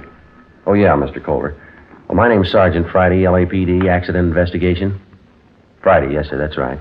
Wonder if you'd tell me if you know a Daniel Miller? Mm-hmm. When's the last time you saw him? Do you remember? I see. The place where he works, the coffee shop? Were you in there last night by any chance? Did you see Miller in there? You're sure? Yes, sir. No, sir, that's all for now. Thank you very much. We're going to contact you later on. Thank you. Goodbye. Well, how about it? He told you, didn't he? That enough for you? He says he hasn't been in the coffee shop for 3 days. 9:45 p.m. Our interrogation of the hit-and-run suspect, Daniel Miller, went on. At his suggestion, we called half a dozen people who he figured might substantiate his alibi, but none of them were able to. Miller continued to deny any knowledge of the hit-run killing, but he still couldn't account for his whereabouts at the exact hour the 9-year-old boy and his grandmother were run down. The time element especially didn't work in his favor. Nothing worked in his favor. 11:30 p.m. Ben and I took Daniel Miller over to the main jail where he was booked in on suspicion of 480 VC. The following afternoon, his lawyer obtained a writ, and he was released from custody. The writ was returnable in 5 days. He came immediately to the office to plead with Ben and I to help him find Paul, the man who'd borrowed his truck, and thus clear himself. We took him up on it. Either way, we figured we'd get to the bottom of it. If Miller dreamed up the character Paul to escape blame for the hit-and-run killing, we were bound to find out sooner or later. If Miller was telling the truth, we had little reason to believe he was, and a man named Paul had borrowed the truck the night of the hit-and-run killing, we were bound to find that out, too. In any event, we had to investigate. It's the job of the police officer to prove guilt or innocence, not guilt alone. 2 days passed, and then another 2. The Monday following the Christmas weekend, we were ready to call a halt. I don't know what else we can do. I think we've given enough time, don't you? The deeper we get into it, the more it looks like Miller's our man. I still can't make up my mind. Why do you have to be stubborn about it? We've checked every possible angle on this story. We still haven't an ounce of proof that this guy Paul he talks about even exists. We can't string along with Miller forever. Yeah, I suppose you're right. We've given him a square enough break on it. I still got that funny hunch. It's possible he might be telling the truth. We've gone 4 straight days on it, Joe. Haven't come across one lead to back up his story. Too much for me. I can't bite anymore. Go ahead. Sergeant? Oh, how are you, Miller? I'm okay. Glad to see you. I've been looking for you. We've been looking for your friend, Miller. Still haven't found a trace of him. That's why I came down to see you. A friend of mine called me this morning. He knows this guy, Paul, I told you about. He says he saw him last night, going into a hotel down on South Flower. How come we haven't heard from this friend of yours before? We've checked through twice on the list of everybody you know. This fella's been out of town, just got back yesterday. When he heard about the jam I was in, he called me about seeing Paul. Mm-hmm. This hotel Paul was supposed to have been seen going into. Have you got the address of that? Yeah, it's over on South Flower, right near 12th. You want to go over there with me right now? This friend of mine wouldn't kid me. Paul must be there. You're sure about that? He must be there. I'll bet a month's pay on it. You might be low, mister. What? Stands to cost you a lot more than that. We went up to the 3rd floor, room 318, but the man registered as Paul Barton wasn't in. He'd left no word at the desk as to when he'd return. We sent Miller home and told him to wait for our call. Ben and I went on stakeout at the hotel. At 7:25 that night, Paul Barton returned to his room and we began questioning him. He showed no signs of being upset. His answers were quick, straightforward, and they seemed to make sense. The interview went on, a half hour, an hour, and Barton began to grow a little nervous. He contradicted himself. Big holes began to show up in his story as to how and where he'd spent his time the night of the hit-run killing. 8:45 p.m. Ben and I took Barton back to the office. We found Zimmerman in the squad room and had him phone Miller at his home and ask him to come downtown as soon as possible. Meantime, we checked Paul Barton through R&I, and then we took him to the interrogation room where the questioning went on. You're a little mixed up about that, aren't you, Mr. Barton? I thought you said you went to that bar downtown about 10 p.m. and then you went to visit at your sister's house. Now you tell us you went to your sister's house first and then you went to the bar downtown. Now, which is it? Well, that's getting a little high-handed, isn't it? Why do I have to account for my time to you? If it wasn't important, we wouldn't be asking you. I think you know that. Well, I don't know anything of the kind. You're trying to take advantage of me. That's the only impression I can get. I think I've answered enough of your questions. I'm going back to the hotel. Just a minute, Barton. There's one more thing. Yeah? Last time you were arrested for a traffic violation, you want to tell us what the charge was? What? I think you heard me. Well, that was a year ago. I was driving a little too fast going out Beverly Boulevard. And what's that got to do with it? Our record bureau says the charge was for drunk driving. Your license was revoked. Isn't that right? Well, so what? I haven't been driving. I haven't been near a car. What about last Tuesday night? Huh? Last Tuesday night. Did you do any driving then? No, of course not. You sure about that? You're not trapping me. I answered all your questions. Now I'm getting you're out going of to here. stay right where you are, mister. Stay put. Ben, you want to check next door, see if Miller's come in with you? Yeah, okay. You can't make me stay here. It's illegal. You got nothing to hold me on. All right, then there's nothing to worry about. This won't take very long. We got a man by the name of Miller coming in. He says he thinks he knows you. Miller? I don't know any Miller. Nice going, Paul. Where you been? I said, where you been? What'd you do with the truck? I'm getting up Yeah, grab him, Ben. Grab him. Got him. All right. Now, let me go. Settle down. Come on, mister. Settle down. I didn't do a thing. Well, look, you can't prove it. You can't prove I did. They're going to prove it, Paul. I'm going to help them prove it. You sure been a real good friend. But give me a break, Danny. I didn't mean it. Honest, I didn't mean it. I loan you the truck. You get boozed up. You run down the little kid and the grandmother. Then you take off and leave me holding the sack, like I did it. Well, I didn't mean it, Danny. It was an accident. I wasn't boozed up. Yeah, you're a real good friend. I hope you get it in the neck. I hope you get it with both barrels. Look, Sergeant, it's not true. I wasn't boozed up. I only had 2 drinks. Now, believe me, that's all I had. Yeah. I couldn't have been drunk. It doesn't affect me that way. 2 drinks never hurt me. A couple of drinks never hurt anybody. They killed a little boy and his grandmother.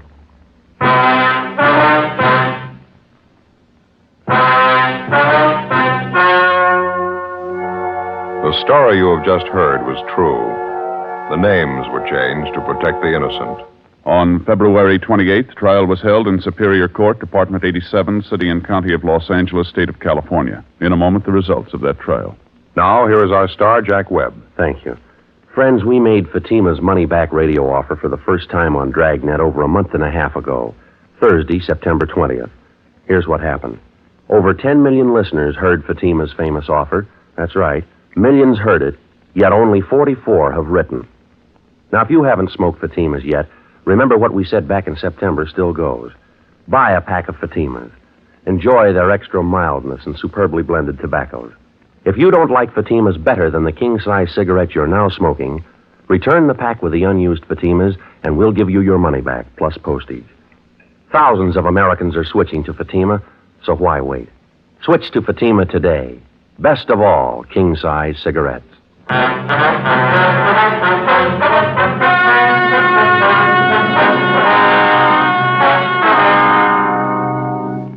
Paul Barton was filed on for violation of the State Vehicle Code, Section 480, a hit-and-run felony, and also for manslaughter, 2 counts. He was convicted only for Section 480 and received sentence as prescribed by law. A hit-and-run felony is punishable by imprisonment in the state penitentiary for not less than 1, nor more than...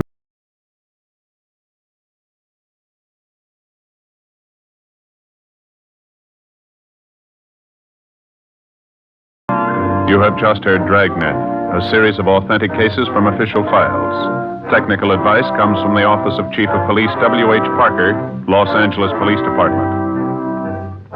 Fatima Cigarettes, best of all king-size cigarettes, has brought you Dragnet, transcribed from Los Angeles.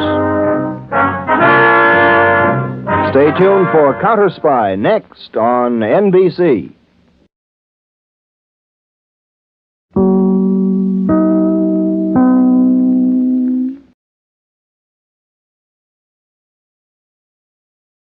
Ladies and gentlemen, the documented story you will hear during the next 30 minutes is not a subject commonly discussed. It is a criminal problem that is not yet nationwide, but it's a problem which is growing rapidly.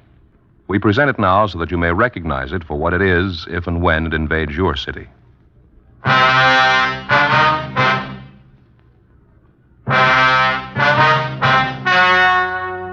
The story you are about to hear is true. Only the names have been changed to protect the innocent. Fatima, best of all king-size cigarettes, brings you Dragnet.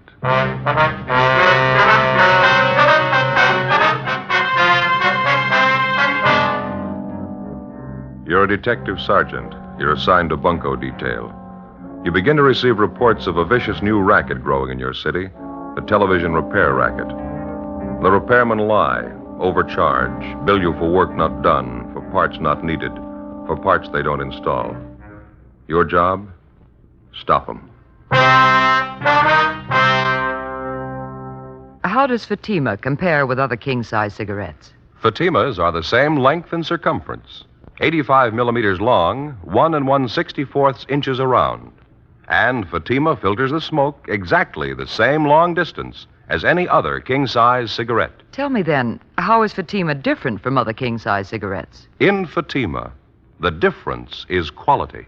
Fatima gives you extra mildness, a much different, much better flavor and aroma. Remember, Fatima has all the advantages of extra length, plus Fatima quality, which no other king-size cigarette has. So insist on the best.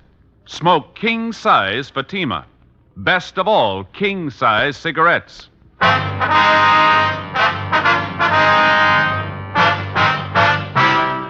Dragnet, the documented drama of an actual crime. For the next 30 minutes, in cooperation with the Los Angeles Police Department, you will travel step by step on the side of the law through an actual case transcribed from official police files. From beginning to end, from crime to punishment, Dragnet is the story of your police force in action. was Monday, January 19th. It was overcast in Los Angeles. We were working the day watch out of bunco detail. My partner's Ben Romero. The boss is Captain McCauley. My name's Friday. It was 9:15 a.m. when we got to the third floor of the Los Angeles Daily News, the assistant city editor's office. Hi, Friday. Come on in. Sit down. Morning, Jack. I'd like you to meet my partner, Ben Romero. Ben, this is Jack Kinnett, staff writer for the Daily News. All right, Kinnett. Glad to know you, Ben. Sit down, fellas. Thanks. We just left the skipper over at the city hall. Did the captain brief you on this thing? Yeah, he gave us a partial fill-in. We've been working on it from our end about 2 weeks now. Well, Paul Price, he's our radio TV editor. Paul and I had a long session with Captain McCauley yesterday, and I guess now we're all ready to move on this thing, huh? We'll do everything we can. Would you like to fill Ben in on what you told me yesterday on the phone? Yeah. Well, Price was the one who began getting the first complaints here at the paper. A tremendous number of his readers wrote in complaints about being victimized by crooked television repairmen. About being charged too much for repair? Partly, yeah. Some of the people even sent in receipts with their letters. Said they felt the guys who fixed their sets were dreaming up unnecessary repairs, charging them for work not done. Some of them said they knew they were billed for parts not even replaced or installed in their sets. Ben, Jack told me yesterday about a letter he got from some man who said he felt he'd been overcharged and he just started to bellyache about it. Yeah, a fellow by the name of Vincent. Said he just put up an old-fashioned squawk about it, and the repairman brought the price down at least 1/3. That doesn't sound very good, does it? We kind of figured operators like that must have too many repair sets on hand that their customers can't afford to bail out. That's why they cut. Sounds like a clear case of a two-bit gyp, doesn't it? Well, something's got to be done about it. We're ready to give it big play in our paper, expose the fraud for what it really is. Captain McCauley says Chief Parker's okayed our plan, and we can count on full police cooperation. That's the way we got it, Jack. We were told to work with you people till we broke this thing. Fine. We dug up a little ammunition to start with, I think. Went around and interviewed about 15 different television repairmen in various neighborhoods, and about 3 out of 5 gave me the same pitch. Well, did they know you were with the newspaper? No, I told them I was a factory representative for a new kind of rosin core solder company, and I was taking orders. Yeah. Naturally, I dropped in the different stores, shot the breeze with them, and they didn't seem to get wise. A couple of them even placed orders for the solder. Well, what'd you find out? Well, I just wanted to try and get the general attitude of some of these gyp artists, and I really got an earful. One of the last places I hit was a tiny little hole in the wall out near Canoga Park. As I say, about 2 out of 5 are honest, hard-working repairmen, and this fellow was one of them. Well, what are you getting at, Jack? For a while, this fellow worked for a guy that employed about 5 men in his shop. Yeah. Finally quit him because he didn't like the way this big operator did business. Fellow's in the next office. I want you to hear it from him just as I got it. Excuse me. Yeah, okay. Hank, will you come in, please? Sure, Mr. Knapp. This is Hank Coulter, Sergeant Friday, Sergeant Ben Romero, Police Department. Hi. Hank, I wonder if you'd tell these officers a little of what you told me about Kilgore TV specialists. All right. Now, suppose I'm a customer and I come into Kilgore's. I don't like the size of my repair bill. What were you instructed to say? Well, we generally tried to talk him out of any complaint. Suppose I complained about all the multiple charges. I wanted an explanation of the work you did. What then? We just tell you that it wouldn't do any good to explain. You wouldn't understand all the technical stuff anyway. Tell us Kilgore's attitude with the customer. You mean about the loose wire stuff? Yeah, please. Well, Kilgore used to tell us that if we only charged 50 cents for fixing a loose wire, the customer wouldn't believe we really fixed his set, so we used to charge quite a lot more. Well, how much more, for example? For a nickel's worth of wire, we'd usually charge $4.75. Pretty fair profit. Yeah, it's a real rob. What else can you tell us, eh? Well, we'd never let a customer watch any of the TV repair jobs. For example, if a customer calls and says he thinks a tube's blown out and it'll only be a simple replacement job in his home, and we'd tell him the parts are getting hard to get, and we'd have to take his set into the shop and charge him a higher rate because we had to pay black market prices for the tube. Was there any truth in that? I mean, about the tubes being hard to get? Not much. Some of them are getting a little hard to get, but we never paid any black market prices at Kilgore's. We just slugged the customer, that's all. Tell them about how you used to swap parts on a new set, Hank. Well, we'd lots of times pirate a new tube for one not so good. One not so good we put in a set with a bad tube. Yeah. Then the bad tube we'd exchange at the factory under a 1-year guarantee. Yeah. They don't miss an angle, do they? Well, that's it. You've heard it from a man who couldn't stomach such practice and quit, went into business, a little bit of a shop. Isn't doing too well, are you, Hank? No, but I think I can build up the business. I don't make quite as much profit as Kilgore's, but I don't chisel my customers either. Thanks a lot, Hank. I wonder if you'd wait in the next office for me? Sure. Hope I've helped a little bit to crack down on some of these guys. Well, we think you have, Hank. Thanks a lot. Nice to meet you. Right. See you later. See you later. Seems like a nice fellow. Yeah, he is. I've checked on him, and I've talked with some of his customers since I met him. He's honest. Well, it's a pretty vicious racket, isn't it? Yeah. It ought to be stopped now. Television's a wonderful medium of entertainment. A lot of the country doesn't have it yet, but when the cable goes through and it finally opens up, the people should know about the swindlers and crooks who'll try to gyp them. Yeah, that's right. It's the same way when radio first came in. Always seems like when anything new comes along, anything a little complicated, maybe a little too involved for the average guy, a few smart punks victimize him. Rob the consumer blind. Well, naturally, we got to have some positive evidence before we can file a complaint with the city attorney on this thing. Yeah, you fellas, any ideas where to start? Well, the best way to crack down on these crooked operators is to catch them red-handed with evidence that'll hold up in court. Yeah. We think maybe we've got an idea. Well, we were talking to Dick Saunders over in our sound lab, and he says that he can bungle a new TV set, and we can mark it and photograph it before it goes out to be repaired. And when it's returned or after it's fixed, we'll have what we need to go to court on, huh? Yeah, that's it. We can operate right out of one of our own homes. And all we have to do is hope the repairman overcharges us or tries to gyp us. Yeah, that's right. Let's hope it works. Well, from what we've heard, it's got to. 10 a.m. The staff writer, Jack Canet, Ben, and I drove back downtown. On the way, it was decided that we'd use Canet's home as the place from which to operate. It was centrally located and in an average neighborhood. When we got back to our office, we contacted one of the local television dealers and asked for the loan of one of their sets. They recommended K. Halbert because the chassis is easily accessible and any trouble could be located quickly because parts are visible.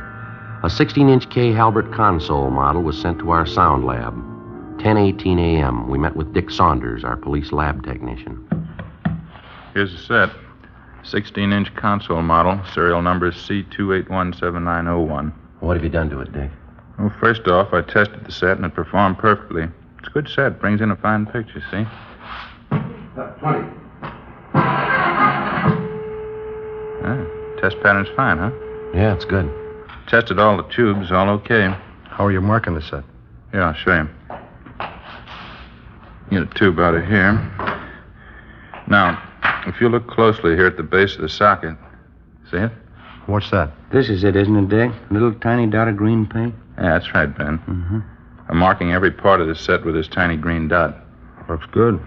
If I didn't spot it, I doubt anyone else would, especially if they didn't know about it. Yeah, that's what we're hoping. In addition to this type marking, we've taken all serial numbers off the tubes and various parts. Anything that carried any form of coding, we took down. Mm-hmm. All major components have been marked. Transformers, coils, condensers, tuning units, so on. Did you get any pictures of it? Yeah, we did. Took photographs of the set in and out of the cabinet. Took them from 4 different angles just to be sure we were well covered. Well, how did you bungle it? Well, here's what I did. To put the set out of commission, I burned out the filament of the 5U4G low-voltage rectifier tube. What's the cost of that particular tube, Saunders? Well, this tube ordinarily retails for $1.65. Mm-hmm. Well, what does that do to the set? I mean, burning out the tube. By burning out that filament, we cause the sound and picture circuits to be completely inoperative. It won't work at all until that particular tube is replaced by a good one, isn't it? That's right, Joe. Well, how big a job would it be to trace the trouble? Well, it could easily be detected by casual observation or by noting that the tube normally very hot is cold. How much time would you say it'd require to make a repair like this? Oh, I'd estimate not over a half hour would be required to place this set in operating order. Half hour, huh? Mm-hmm. Okay, thanks a lot, Dick. You going to take care of getting the set out to Canet's home right away? Yeah, we have his address right here. We'll get it right out. All right, fine. If you can, try to get whoever repairs this set to give you an itemized bill of all work done and parts installed. Right. In case you call more than one outfit today, here's an extra bad 5U4G tube. Thank you, Dick. Anything you'd like to know? No, I think that about covers it for me. Jack? One more thing. I was just wondering, if somebody spots the trouble right away and replaces the tube, what do you think they ought to charge, Dick? Labor and all. I checked through RTA on that this morning. They said to make a house call and replace the defective tube should not exceed $4.50. Okay, thanks. That does it for now, huh? Yeah, I guess so. Well, you're all set then. Think you'll get what you're after? Well, we should. The odds are all on our side.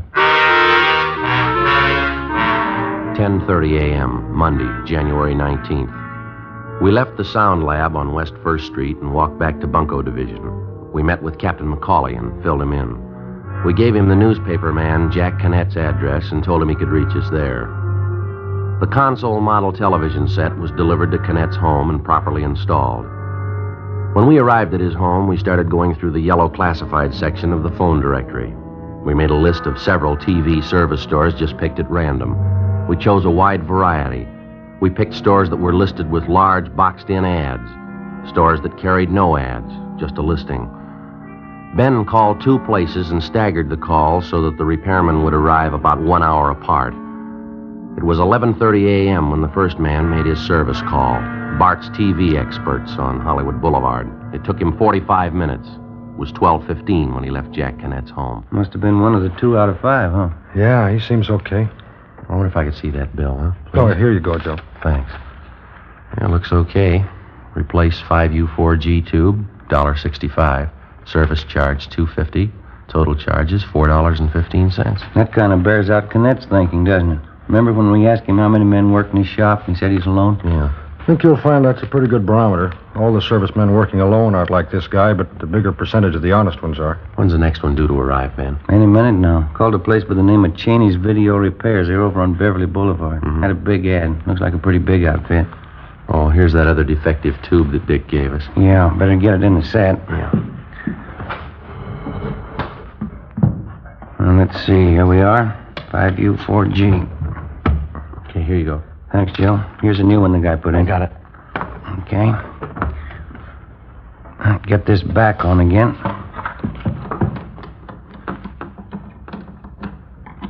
Okay? Yeah, fine. Better turn it on to make sure it's not working. I got it. How about the tube, Ben? Can you see? Is it lighting up? No, not yet. I'll push the set back against the wall. We better leave it on for a while, Jack, just to make sure, huh? Yeah. There we are. I gave you the other tube? Yeah, I got it right here in my pocket. Right. I'd like to try something, if you fellers think it'll be okay. What's that, Jack? I got a good little camera, like a 3F, candid. Mm-hmm. I think maybe if I turn all the three-way lamps up to full, use a AAA fast film that's in the camera now, maybe we can grab some shots of the guy while he works. What do you think? Well, if you're careful, don't let him get wise. Maybe you ought to shoot some of all of us just so he doesn't think anything about it. Huh? Yeah, that's what I figured out. Just sit down on that chair over there by the set, make him think I'm just testing or something. Mm-hmm. I think I can bring it off without arousing any suspicion. Okay. If I get anything, the guy's out of line, we'll run the shots in the Daily News. What do you figure on doing, Jack? You going to run a series on the TV repair racket? Yeah, that's the plan. Lee Payne, he's our executive editor. He thinks it's high time somebody exposed this swindle in the paper. Mm-hmm. That'll be the next service, man. I'll let him in. Right. Better turn off the set, huh? Yeah. Television repair? That's right. I'm from Cheney's on Beverly Boulevard. Oh, yeah. Now, come on in. Thanks. Oh, what seems to be the trouble? We don't know. Set's right over here. Oh, thanks.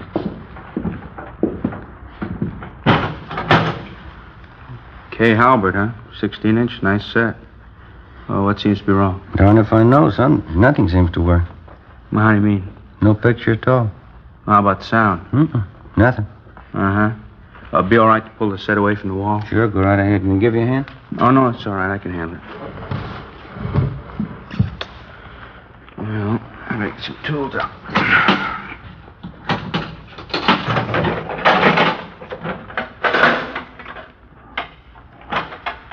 How long you had this set? Oh, about 2-3 months. Mm-hmm. Dark in here. I wonder if we could have a little more light? Sure, let me get these lamps up for you. Well, thanks. How's that? Oh, fine, thanks. Say, that's a nice little camera you got there. What kind is it? A Leica 3F 1.5 lens. Uh-huh. Been experimenting with some new indoor film. You mind being a guinea pig? No, it's all right with me. Shame to waste good film on me, though. Think you're going to get anything in this light, Jack? Maybe. Worth a try, anyway. I don't know about this set. What do you mean? Well, it looks bad. Hard to tell without getting it down to the shop. Looks to me like your blocking transformer's gone. And what's that mean? Well, I'll have to take the set in. Can't fix it here, huh? No, I'm afraid not. You see, parts are getting a little hard to get these days. The set manufacturers are having a tough time getting quality parts, and sometimes we have to spend several hours just tracing the trouble. Well, I guess that knocks out the ball game tonight, huh, fellas? Sorry. Take a couple of days at least. Want to really check it over. Sure it's not a tube. We kind of thought just a tube blew out. No, that's what most people think every time their set goes out.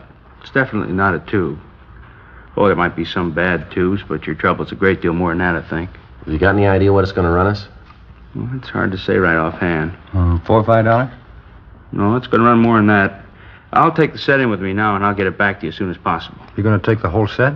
No, I'll just pull the chassis out of the cabinet, leave the cabinet here. Oh, say, by the way, Yeah? if everything turns out, I'd sure like to see those pictures. Yeah, if everything turns out, you will.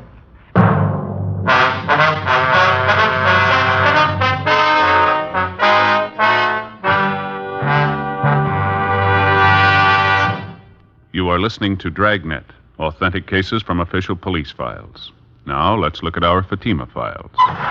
Listed under B, Bella. James Warner Bella, distinguished author. He says, A man who smokes as much as I do wants a cigarette that's extra mild. And I like Fatima's different flavor and aroma. Listed under S, Scanlon.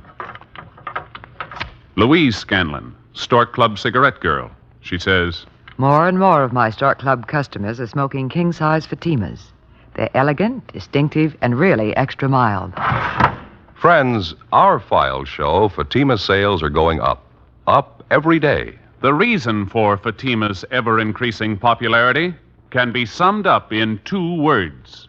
Fatima quality. Fatima gives you extra mildness, a much different, much better flavor and aroma. If you smoke a king-size cigarette, remember this. Fatima has all the advantages of extra length, plus Fatima quality, which no other king-size cigarette has. In Fatima, the difference is quality. So insist on the best. Insist on king-size Fatima. Next time, buy Fatima in the distinctive gold and yellow package. Best of all, king-size cigarettes.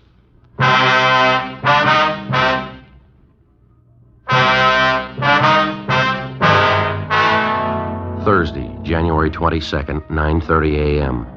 The TV set was returned to reporter Jack Cannett's home after having been repaired by a servicing company called Cheney's Video Repairs.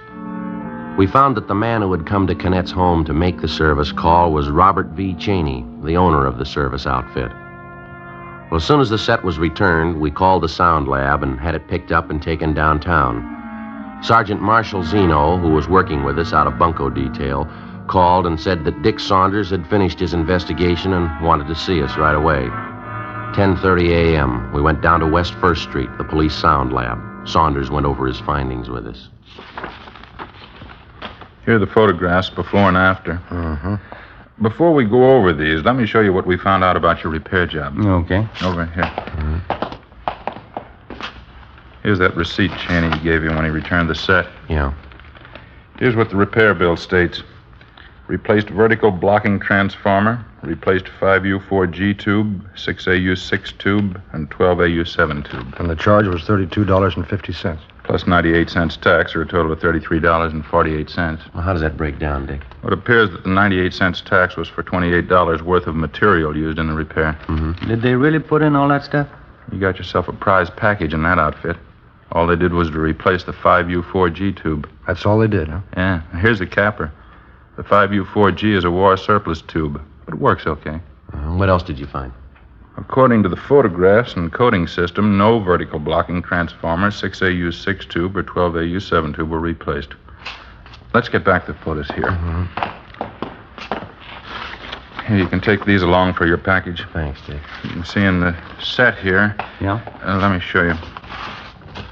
You see, this tube is the only part mentioned in the receipt or otherwise that doesn't carry our green paint coating system. Yeah. Let me turn the set around here. All right. Joe, try the channel selector here. What, this? Yeah, that's the tuning knob to bring in the stations. Channel selector, they call it. Turn it. Okay. Falls off pretty easy, doesn't it? It sure does. Here, Dick. Thanks. They left out the spring clip in here.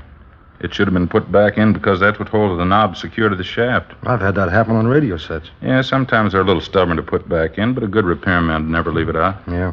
Something else here. Turn the set around in the back again. No, I'll get it, Dick. Oh, thanks, Ben. Here, you see here? See how loose the chassis is in the cabinet now? Yeah, it sure is. Wasn't that way when we got it from the K. Halbert dealer, any more than the channel selector was faulty. It was in perfect shape when we got it. Look at the size of that chassis. It's pretty heavy. Yeah, it is. Originally, there were 4 screws used to hold the chassis in the wood cabinet.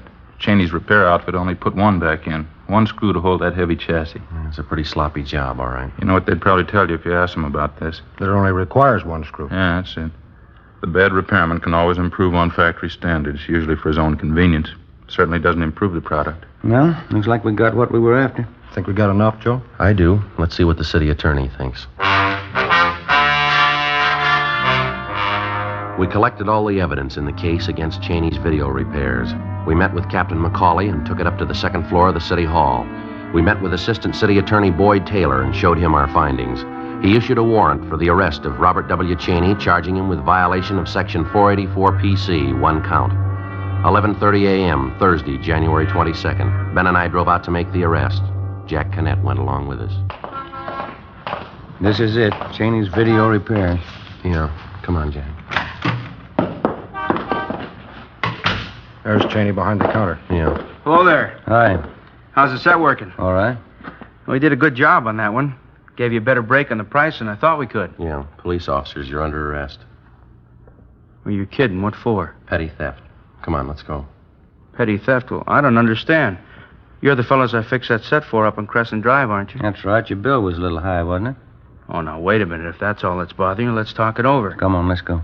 Look, I can fix that up with you guys. Just tell me how much you want to pay and we'll work out something. That seems to be the way you worked our repair deal right from the start, doesn't it? Only you didn't consult us about it till now. Well, look, you know how it is. In this business, if you don't charge some customers a little money, they don't think you did anything to their sets. You ought to try charging them for just the work you do. Can't we get together on this thing? Let's just forget the whole deal. You don't owe me anything. Now, here. Here, I'll refund all your money. We'll call it square. Never mind. Just leave the money in the cash register and get your coat. Can't prove anything anyway. We think we can. Just step around the counter this way. Look, mister, you're not a cop, are you? No, I'm not. Well, then tell him, isn't that a fair deal? I'll give you back your money. Afraid it's a little late for that, Cheney. If all this gets in the papers, I'll be ruined here. Run out of business. That's the way we got it figured. How many men you have working here for you? 4. Why? This, right here. You ever read this? Well, what is it? Oh, the thing from the RTA. Here. Read Article 2, would you? 2? Yeah, that's right. I will conduct myself and my business in an honest and straightforward manner, meriting and inspiring the confidence of my customers. Yeah, I know about this. You're a member of the RTA, Radio Technicians Association, aren't you? Yeah, I am. Read Article 4, will you? I propose to charge a just and fair price for all professional services rendered. Now read us Article 7.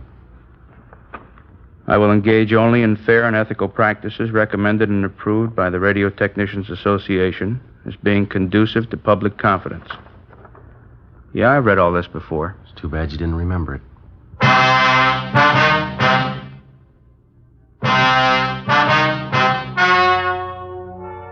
The story you have just heard was true. Only the names were changed to protect the innocent. On April 15th, trial was held in Superior Court, Department 82, City and County of Los Angeles, State of California. In a moment, the results of that trial.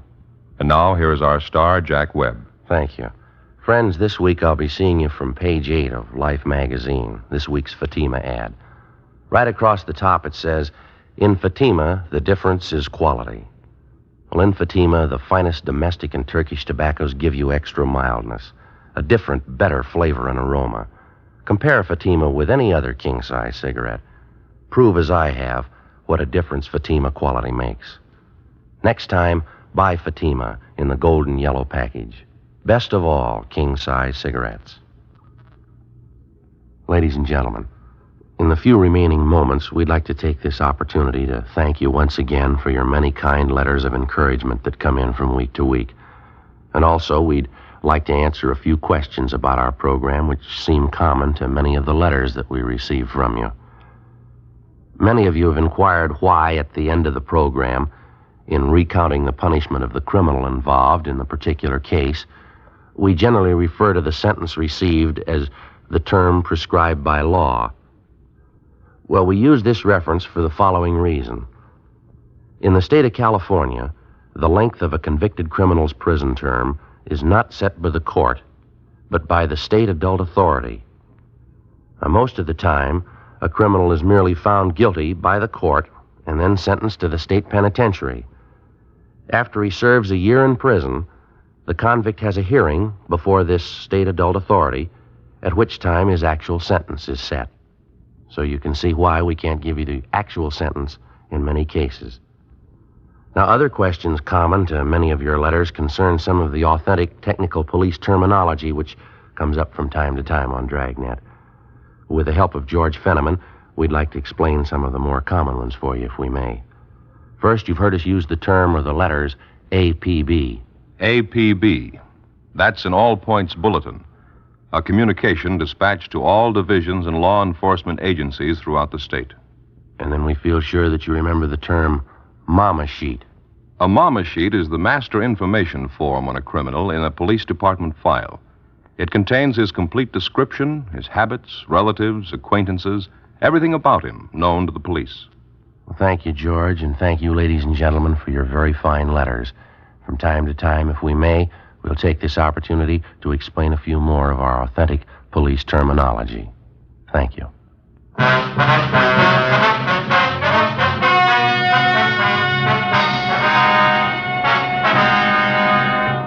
Robert W. Cheney, owner and operator of Cheney's Video Repairs, was tried and convicted on several counts of violating Section 484 PC, petty theft.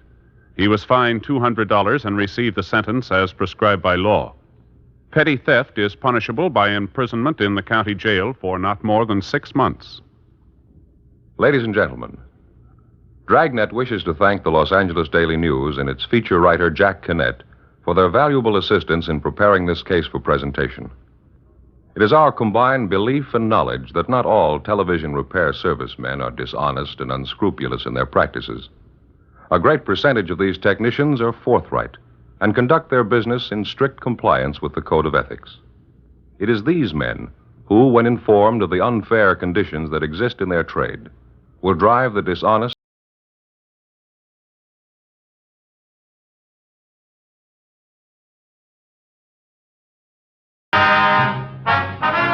You have just heard Dragnet, a series of authentic cases from official files.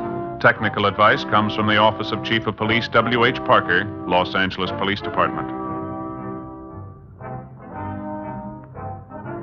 Fatima, best of all king-size cigarettes, has brought you Dragnet, transcribed from Los Angeles.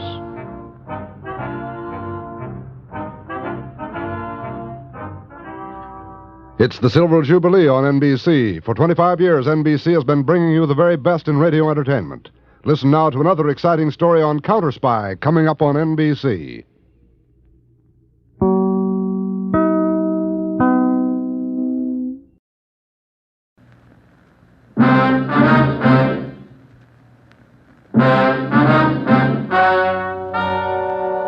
Ladies and gentlemen, the story you are about to hear is true. Only the names have been changed to protect the innocent. NBC brings you Dragnet.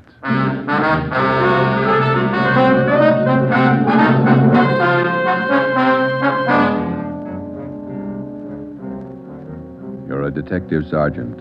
You're assigned to homicide. Somewhere in the tangled web of your city, there's a killer on the loose. A young woman has been brutally murdered. The weapon, a steel bludgeon. Your job is to get him. Dragnet, the documented drama of an actual crime, investigated and solved by the men who unrelentingly stand watch on the security of your home, your family, and your life. For the next 30 minutes, in cooperation with the Los Angeles Police Department, you will travel step by step on the side of the law through an actual case from official police files. From beginning to end, from crime to punishment. Dragnet is the story of your police force in action.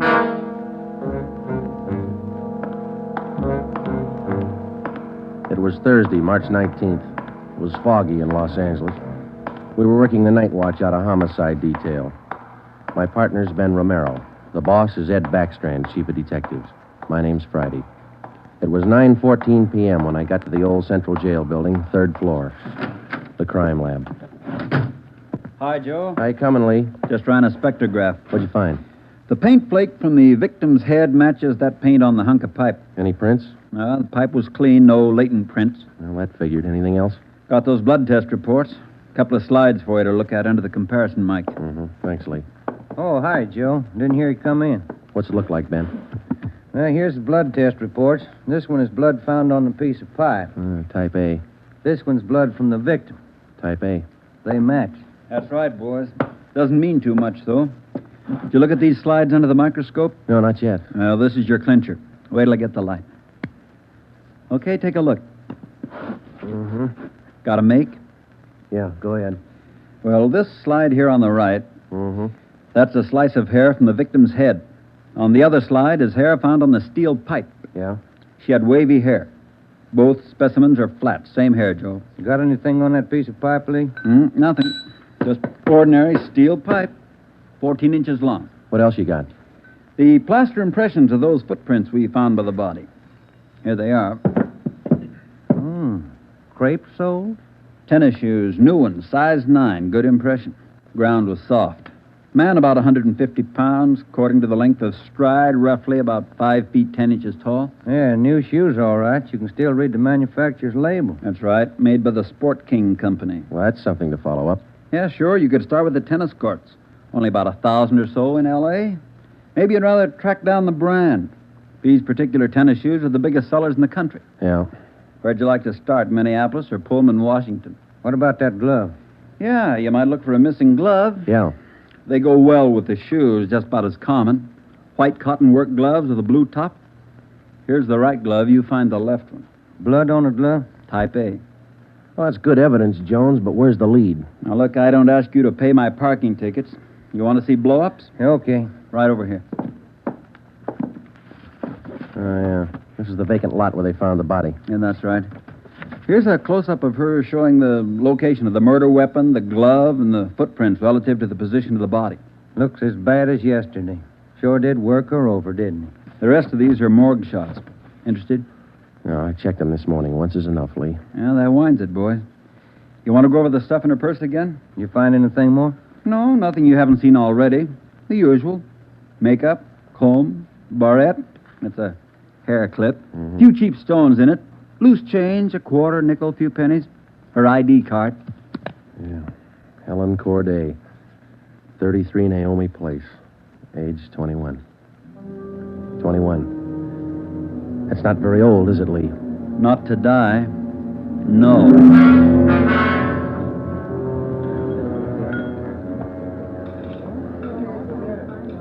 Helen Corday. Who could kill Helen Corday? Why? Why do you say that, Mr. Meyer? Well, people kill for money. They kill for love. Helen Corday had none of these. No boyfriend? Not in here. No, she was a good worker. 5 different addresses the union sends me 1 month. 5. Did the union send Helen to you? Oh, sure. All the girls come from the union, but none like Helen. Oh, she was sweet, honest, and courteous. Mr. Meyer, did you know anything about her personal life? Only that she was a good worker. Everything else she took home with her from this place. Did she ever mention any men to you? Anyone at all? No gentleman, not one. No. How much money did she make here? Well, I paid her $26.50 a week, every Tuesday. And not much salary for so much work, but the tips are very good here. Nice customers. Mm-hmm. Nice. This her home address, 33 Naomi Place? 33 Naomi, yeah, that's right, yeah. Thank you very much, Mr. Meyer, for your time. I wonder what kind of a person does things like that. Who could kill Helen Corday? Everybody liked Helen. Helen Corday? I never liked her. Come on in the office, boys, where we can talk. Never liked her because I never knew her. You the head of the union? Not just a steward. Well, I know most of the girls. This Corday girl, what she look like? Small brunette, about 5'3". Here's a picture. Yeah. Pretty girl, wasn't she? Oh, sure. Placed her out at Otto's place. Nice little Dutch fella. Otto Meyer. That's right. He seemed to think quite a lot of her. Yeah, she was a fine worker. Oh, sure. Always right up on her dues. Paid all the assessments right on time. Thought you said you didn't know her. Well, not right off, I didn't, but when you showed me that picture there, placed her right away. You know anything about her personal life? Yeah, wait a minute. Why all these questions? Helen Corday was murdered last night. Oh. Who did it? You know anything about her personal life? Well, you can see my position, Sergeant. 1,200 girls. Check them in, check them out. Just names to me till I see a picture of them. You wouldn't know if she had any boyfriends here in the union? Waiters, busboy? That I wouldn't know. Like I tell you, Sergeant, I never knew Helen Corday. Sure, I knew Helen Corday. Gus plays a nice piano, huh, Sergeant? Yeah. I read about it in the paper this morning. How long you been selling pianos here at this place? About as long as I knew Helen. 3 years. How'd you find me? Helen's landlady, we talked to her yesterday. She told us you worked here at this piano store. Oh. It's funny, isn't it? What's funny? See Gus over there? That fellow demonstrating the piano? A few weeks ago, I made a deal with him to give Helen piano lessons. I figured it would help her with her singing lessons. Wanted to be a singer, you know. Did Helen know that fellow, Gus? No, she never met him. Who gave her the singing lessons, Miss Olson? She took from Ostrander. Paul Ostrander out on Melrose. A lot of movie people used to take from him. What do you know about her personal life? How do you mean? Does she have any boyfriends? Well, yes. You don't seem sure, Miss Olson. Well, it's just that I don't know. I never asked Helen, but she did have a few dates with Paul Ostrander. I don't think she was serious. How about Ostrander? Gee, I don't know, Sergeant. I don't want to involve anybody. You want to help us find the killer, don't you? Yes, but if you're thinking Paul Ostrander did it, no, I'm sure he didn't kill her.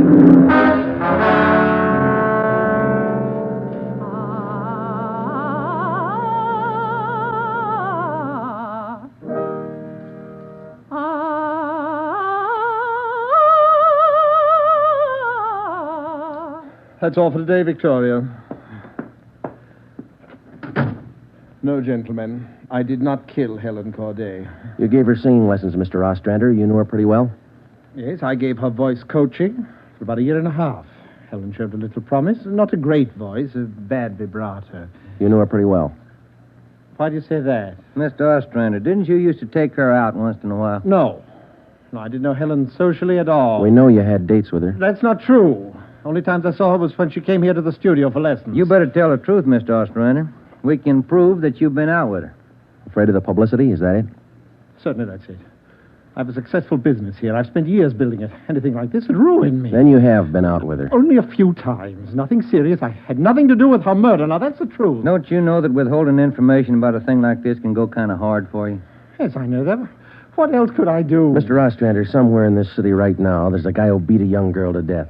He crushed her skull with a piece of steel pipe. We need every bit of information we can get to track him down. I know that, Sergeant. You could have come to us. We wouldn't run to the newspapers with it. If the information's confidential, that's the way we treat it. Most of the time, it's the people who run to the newspapers first. Then they come to us. That's right, Mr. Ostrander. People are their own press agents. Sergeant, I'd like to know what right you have to invade my privacy and lecture me on my civic duty. All right, I'll tell you what right, Ostrander. We want the man who murdered Helen Corday. I got as much right as he had at 12:14 this morning. Come on, Joe.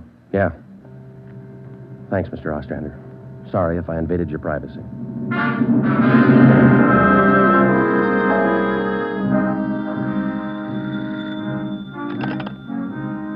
Chief of Detective's office. Hannon. No, I'm sorry, ma'am. You got the wrong extension. Try 2511. You're welcome. Hi, Friday, Romero. Chief's been looking for you. Thank you, Mike. Come on, Joe. Yeah. Hello, Joe. Ben, sit down. What'd you get? A notebook full of notes. A crime lab full of evidence. Nothing to tie them together. These some of the people you interviewed? Yeah, those and about a dozen more we didn't even take notes on. It's hard to figure, Skipper. Everybody seemed to like this girl. Helen Corday. No known relatives. Single, unattached girl, living all alone in the city. Few friends and no enemies. None we can find anyway. Are you satisfied that all the people you interviewed are in the clear? Well, if we're going to stick to the simple robbery motive we are, the kind of money Helen Corday made wouldn't interest those people. How are you doing on the outside leads? Nothing. If we could just find one hole someplace, anything. All right, now look. You've got a lab full of evidence across the street. You've got a book full of names here. You've got the pieces. Now fit them together. They just don't add. Well, go over them and keep going over them until they do add. Anything from the informants? No, nothing so far. No tips on anybody that's been dough-heavy lately. Nobody shooting off their mouth. The guy we want won't advertise. Figures himself a pretty smooth operator. But he probably made a mistake somewhere along the line. We'll find it. Got a hot shot, Ed. Yeah? 3220 Casino. Woman. Probable attack. All right, Friday. You and Ben run it down. We ran down the hot shot call for 3220 Casino. Turned out to be a typical dead-end lead. Her name was Mrs. Lillian Horn. For the past 5 years, Mr. Horn had been paid regularly on Wednesdays. He spent all day Thursday drinking up his paycheck and beating his wife. The call had no connection with the Corday murder. We made the usual call into communications. Unit 80K to Control 1, 80K to Control 1. Control 1, 1 to ADK. Go ahead. On that probable attack, 3220 Casino. Code 4. ADK, roger. ADK to Control 1, KMA 367. That was the beginning.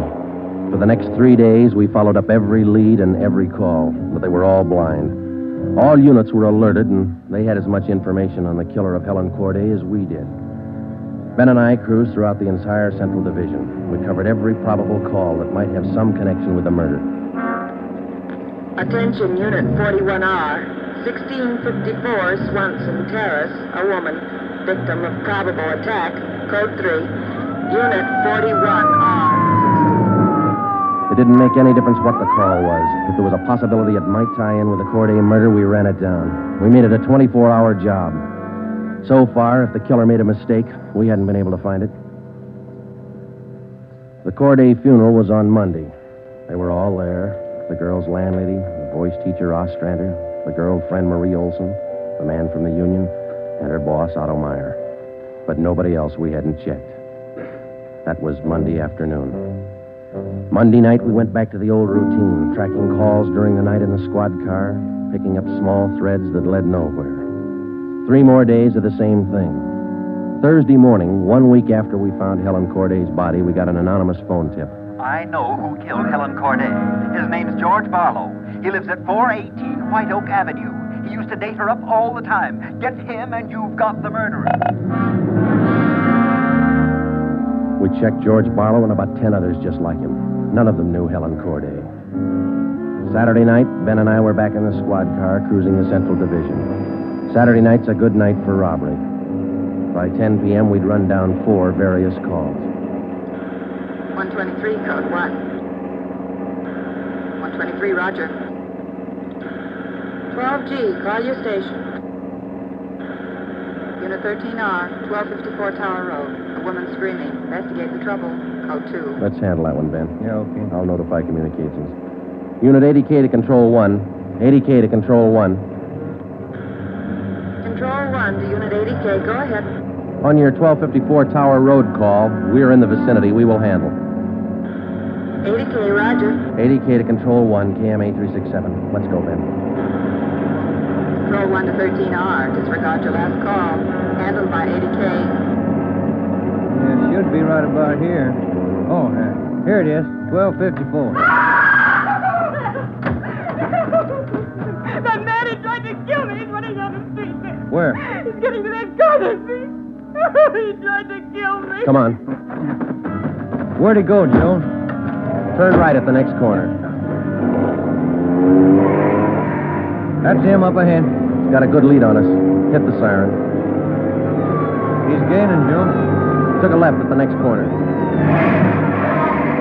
Oh, he isn't going to stop. Close in as tight as you can, Ben. Down to the floor now. Swing out to the left a little. I'm going for his tires. Right. All right, that'll slow him down. Pull up on him. Yeah.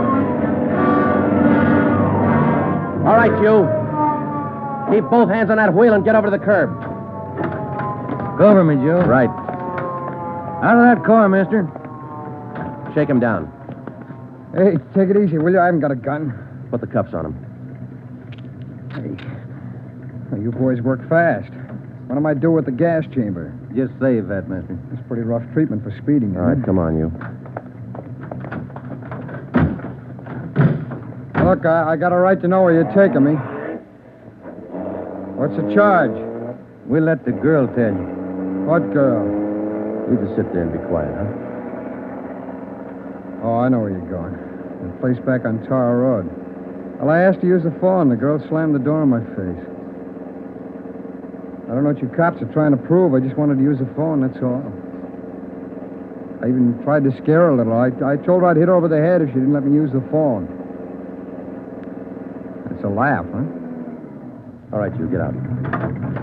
Yeah, I suppose so. Get out. Hey. I got nothing to hide.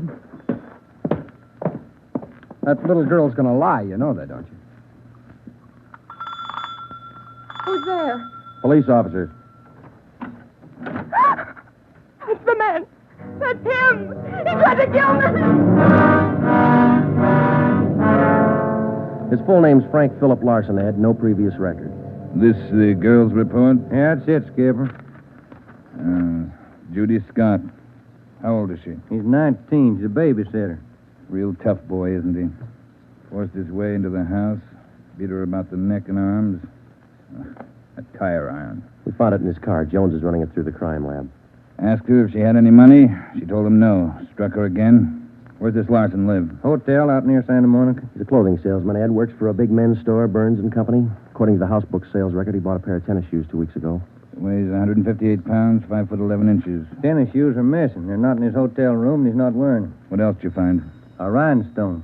You mean a pin? No, just a small loose stone recovered from the rug in Larson's room. Crime lab got it? Working on it now. Ed, I think...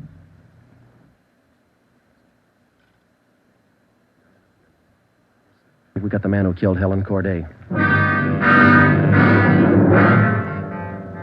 A few scraps of circumstantial evidence and a hunch. That's not much to go on. Larson had gone after the little Scott girl with a tire iron. Wasn't much of a tie-in, but we had to be sure. All that day, we checked Frank Larson's alibi for the night of Helen Corday's murder. We interviewed the personnel manager at Burns and Company where he worked. We talked to all the clerks who knew him. The manager of the hotel where he lived. We found out everything we could about Frank Larson. And that night at 10 o'clock, we had the prisoner brought to the interrogation room. How are you, Larson? Fine. Just fine. I like jail. Sit down. Lousy weather, been foggy all over town. I wouldn't know. I've been inside all day. How old are you, Larson? 31, same as the last time you asked me. Where'd you go to school? I didn't. I was born smart. You sell clothes, don't you, Larson? We know you work for Burns and Company. Remember, you told us. What is all this? What are you guys trying to build? Just want to know if you like selling clothes. That's all. What do you coppers know about clothes? One blue serge a year is your speed. You know quite a bit about clothes, don't you? I've been selling them for 5 years. Can you tell me something I've been wondering about? What's that? Are your socks and tie always supposed to match? That's what the style books say. Bet you always know the right things to wear, don't you? You wouldn't wear black shoes with a brown suit, would you? Is that what you're keeping me here for? Style, isn't it? No, would you? Would you wear black shoes with a brown suit? Most people wouldn't. Bet you wouldn't wear brown shoes with a tuxedo either. I've been smoking too much. You got a glass of water? Oh, yeah, sure.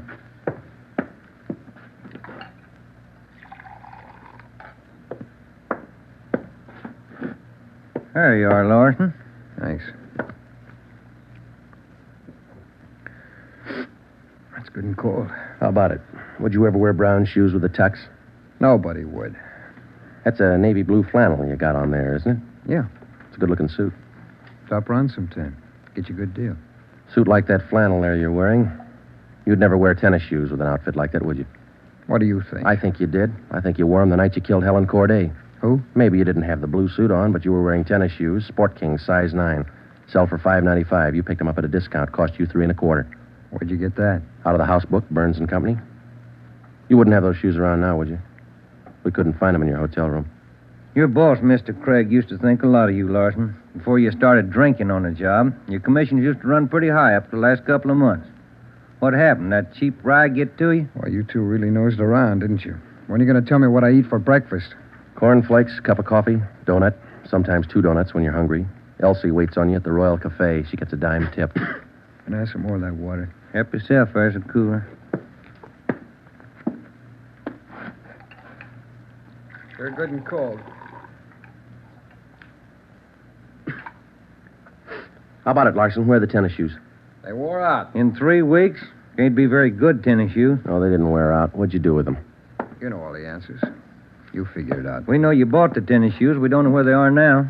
We know you had them, size 9. 3 feet from the body of Helen Corday, we found 2 size 9 footprints made by a pair of Sport King tennis shoes. We figured the man weighed about 150 pounds. You weigh 158. Figured he's about 5'10". You're 5'11". You come awful close to being the same build as the man who killed Helen Corday, don't you, Larson? And you wear the same size tennis shoes, same brand name. A lot of people wear 9s. It's the average size.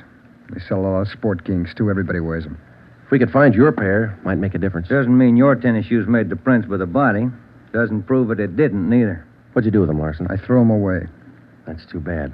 Might make a difference. No, what difference could it make? I threw them away, that's all. Now, how about the mate to this glove? I never saw it before. Found this right-hand glove by the body of Helen Corday. Just an ordinary cotton work glove. Everybody wears them. If we could find the missing left glove, why, it might make a difference.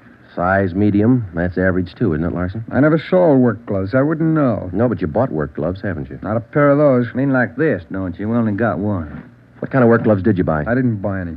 You just said you did. I never said I bought any work gloves. You bought tennis shoes, though, didn't you? I told you I bought the tennis shoes. Didn't I tell you I bought them? No, you didn't tell us. We told you. Found out from Burns & Company where you worked. All right, you told me. I bought them. You know that. Same kind of tennis shoes that made footprints by Helen Corday's butt. It wasn't me. Then why won't you tell us what you did with these I've shoes? already told you I threw them away. They were only 3 weeks old. Must have worn out awful fast. I didn't say they wore out. They got too dirty. No, you told us they wore out. Remember, Larson? I don't remember what I told you, but I don't have them now. We know you don't have them now. Where are they? He told us. They got too dirty. Right, Larson? Yes. Yes, that's what I said. Anyhow, you haven't got them now. No, I haven't got them now. All right, now, just for the record, Larson, which was it? Did they get too dirty or did they wear out? Whatever I said before. You said both before, Larson. All right, I said both. You haven't got anything on me. We got that little Scott girl statement from last night. She says you tried to kill her. She's lying. I told you she'd lie, didn't I? I only wanted to use the phone. She says you hit her with a tire iron. Did you hit her with that iron? No, I only tried to scare her. I didn't hit her with anything. Then how'd you get those marks around her neck and arm? Police doctor says they were made by that tire iron. I don't care what your doctor says. I didn't hurt her. Now, what do you mean, Larson? You didn't hurt her or you didn't hit her with that tire Neither iron? one. I just wanted to use her phone. How'd you know she had a phone? I didn't know if she had a phone. I just went up to find out. To find out what? To find out if I could use her phone. Thought you said you didn't know if she had a phone. I don't know anything the way you twist everything around. Sorry, Larson. We only want the truth. How about a cigarette? Yeah, I could use one. Here's the light. Larson, where were you Wednesday night, March 18th? How many times you going to ask me that same question? Just want to make sure we got it right. I told you this morning.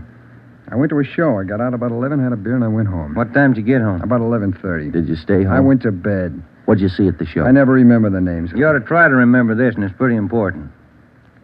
Oh, it was a deluxe theater. It was Spencer Tracy and something. What was on when you walked in? The news. I never go in the middle of a picture. Neither do I. Spoils them for me. Yeah, that's right. The girl in the box office doesn't remember seeing you go in. What'd she know? It was Keno night. There was a big crowd. Did you win anything? I never do. Anybody hit the jackpot? I don't remember. They give away a lot of money at those neighborhood theaters. I always remember who hits the jackpot. Well, all right, you do. I don't. Do you remember if anybody won the jackpot? I told you, no. Did they have a jackpot at that show? I guess they do. I don't know. You knew it was Keno night. You should know if they had a jackpot. Maybe they had a jackpot. I don't know. I went out for a smoke. You said the cartoon was on when you walked in. Why do you always twist what I say? I told you the news was on when I went in. You remember anything about the newsreel? It was 10 days ago. How do I know what was in it? I only know it was a newsreel, that's all. You're lying, Larson. We checked your alibi. The manager of the theater had to cut the newsreel Wednesday night because the show was running long with Keno night. You didn't go to the show Wednesday night, did you? All right, maybe I didn't. I don't remember. What's the difference? The difference is you could have been in that vacant lot the same night, the night Helen Corday was murdered. I didn't kill her. You can't prove I did. Interrogation room, Friday. Hiya, Jones. It did, huh? You're positive. Yeah, okay. Thanks, Lee. Sure you don't want to tell us what you did with those tennis shoes? I'm not going to go back over all that. I've told you guys all I'm going to tell you. You know how the Corday girl was murdered? How would I know? I don't know anything about it. She was on her way home from work, as usual, about midnight. Of course, you were home in bed about that time. But you didn't go to the show that night, Larson. On her way home, Helen Corday always took a shortcut across a vacant lot. She was about halfway through the lot when the murderer tried to grab her purse. She screamed and he struck her. Hit her several times with a piece of steel pipe 14 inches long. He beat her to death with that piece of steel pipe. Then he dropped the pipe in the right-hand cotton work glove. He left 2 footprints, size 9, Sport King tennis shoes. I know all that. Well, here's something you don't know. When the killer scooped the paper money out of that girl's purse, he accidentally took along a loose rhinestone. A stone that fell out of a cheap barrette in the bottom of her bag. He carried that stone home with him. When he reached in his pocket to pull out the money he stole from her, the rhinestone fell on the floor. So? We found that rhinestone on the rug in your hotel room. Well, I haven't lived in that hotel room all my life. Maybe the tenant before me dropped it there. No, not this one. We checked the cement that held it in that barrette. It matches the glue on the stone. No, Larson, that rhinestone came from the hair clip that Helen Corday wore before she was murdered. And that's enough to take you to the district attorney with. What am I supposed to say? We want you to tell us the truth. Why did you kill Helen Corday? Yeah. You want the sandwiches and coffee now, Sergeant? Bring them in, Mike. Looks like we're going to be here a long time. Yeah, I brought you ham, cheese, and liverwurst, and some fruit. Coffee's black, cream and sugar on the side. Thank you, Mike. Ah, it looks good. What kind you want, Larson? Ham, cheese, or liverwurst? Oh, you're not hungry? Okay. Sandwich, Joe? No, thanks. I think I'll have an apple, huh? Yeah. Okay. I fixed you a plate there, Larson. Coffee's right here. fine apple. Nice and fresh. This a Washington apple? Yeah, I don't know. Is that coffee hot enough? No, it's fine. Where'd Mike pick these up? Well, across the street. Eddie's? Yeah, Oh, take good. Well, drink your coffee anyway, Larson. It's getting cold. All right! I didn't want to kill her. She screamed and I hit her. All I wanted was her purse. That's all I wanted. She wouldn't give to me. She had to fight back, so I hit her. I didn't want to kill her. All she had to do was give me the purse and I wouldn't have hurt her. I was drinking and I didn't know what I was doing. I was drunk. I didn't mean to kill her.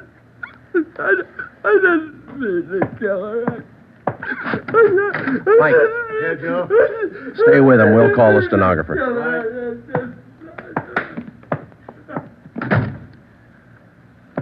See you tomorrow, Joe. Good night. Yeah. Sour racket, huh?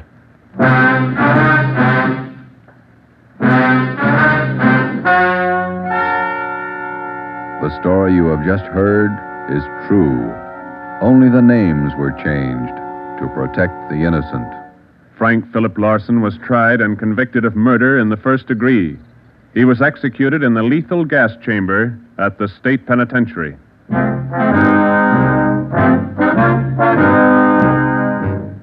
You have just heard the fifth in a new series of authentic cases from official files.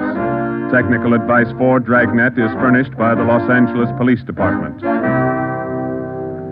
Tonight's program is dedicated to Police Officer Charles A. Brady of the Chicago, Illinois Police Department, who on the night of September 2nd, 1945, gave his life so that yours might be more secure.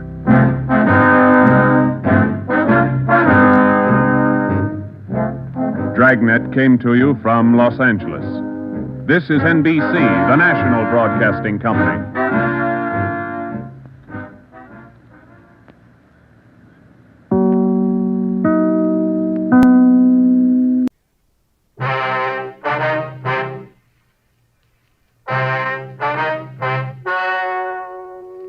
Ladies and gentlemen, the story you are about to hear is true. The names have been changed to protect the innocent.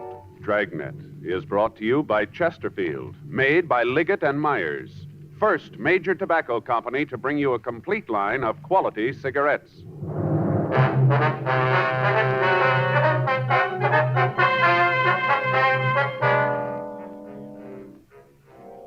You're a detective sergeant. You're assigned to homicide detail.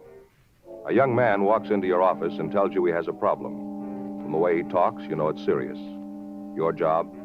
Listen. Today, friends, you hear these three words everywhere. Chesterfield's for me. The Chesterfield you smoke today is the best cigarette ever made. Best for you, because Chesterfield gives you proof of highest quality, low nicotine. The taste you want, the mildness you want. Chesterfield is best for you because it's tested and approved by 30 years of scientific tobacco research. Chesterfield is best for you because it has an established good record with smokers, proven by test after test. Yes, friends, the Chesterfield you smoke today is the best cigarette ever made. For the taste you want, the mildness you want. Join the thousands now changing to Chesterfield. Always say, Chesterfield's for me.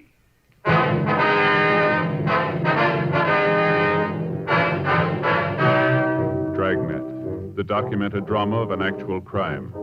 For the next 30 minutes, in cooperation with the Los Angeles Police Department, you will travel step by step on the side of the law through an actual case transcribed from official police files.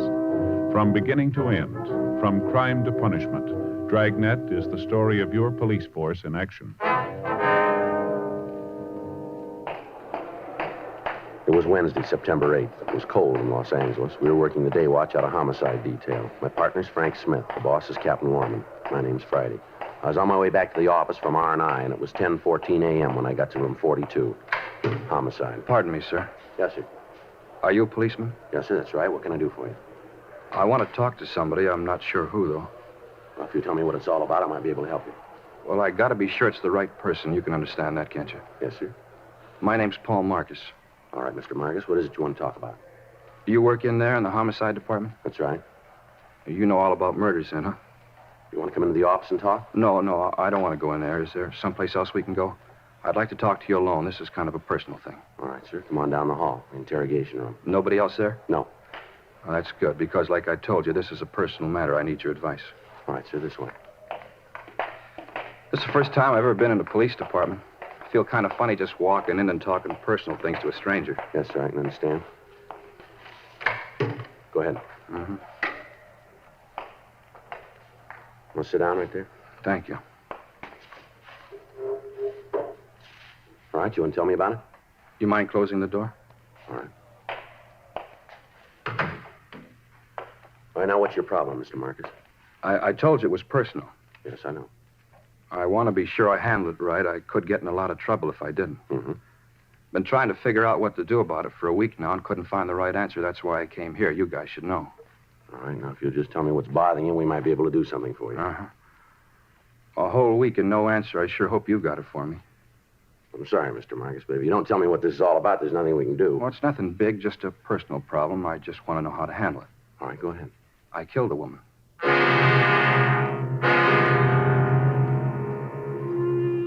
10:18 a.m. We got the name of the woman Paul Marcus said that he'd murdered. We also obtained a description of the victim, and Frank went down the hall to missing persons to see if a report had been filed on her.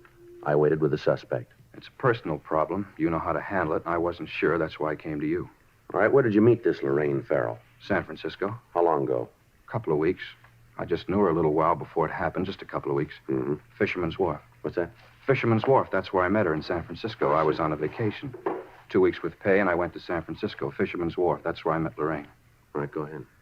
Well, I was down there sitting on the dock looking at the boats, just sitting there eating prawns. You know how they cook them in those great big pots? Yeah. Well, I was just sitting there eating prawns, and I met her. Well, where'd you kill her? Look, you got to let me tell this in my own way, or I'm not going to tell you at all. It's got to be right so you'll understand. Now, if you don't get it right, the whole thing's gone wrong. You see, it's a real personal thing. All right, sir, go ahead. Well, I was just sitting there eating prawns, eating them, and throwing the little tail pieces down in the water. You know how you do. Mm-hmm. Watching them kind of float around, and kind of all of a sudden, she was right there sitting just alongside of me. You ever see her before? I never laid eyes on her till then. All right, go ahead. Well, we both sat there for a minute, and then we started to talk. Just little things like nice weather and how long you've been in San Francisco, things like that. You know how you do. How old did you say the Farrell woman was? 19. Turned 19 the 5th of August. All right. She was born there, you know, in San Francisco. She told me about it when we were talking, how she was born there and grew up there. Yeah. Told me all about the school she went to, how she used to play on Strawberry Island and Stowe Lake. You ever been there? Yes, sir. It's kind of a beautiful place, you know. They got those rowboats, and you paddle around the lake, and right in the middle is this island, Strawberry Island. There's all those swans that swim around. You can feed them. Real beautiful, Strawberry Island. Tell me something, Marcus. You ever been in the hospital? Huh? You ever had any mental care? Been under the supervision of a psychiatrist, maybe? You think I'm crazy, don't you? No, I just asked you a question. Well, I'm not. I've never been to a doctor. I'm telling you the truth. You'll see. All right, you want to go ahead? I guess you get a lot of crackpots in here telling you all kinds of phony stories, huh? The doors are wide open all night. I guess you get a lot of them. But I'm not a crackpot. I'm telling you the truth. I did kill her. But it's important you know why I did it. I got to tell you the right way. If I don't, none of it's going to be any good. When'd you kill her? September 1st. That's the day we left. September 1st. That'd be a week ago today, huh? Yeah, September 1st. Joe? Yeah. See you a minute. All right. Just a minute, Marcus. Mm-hmm. All right, what do you got? Well, I checked missing persons. Yeah. I got a report on the girl, same name, description matches. When'd she disappear? September 1st. Well, that fits in with what he told us. Yeah, but there's something that doesn't. What's that? She's 16 years old.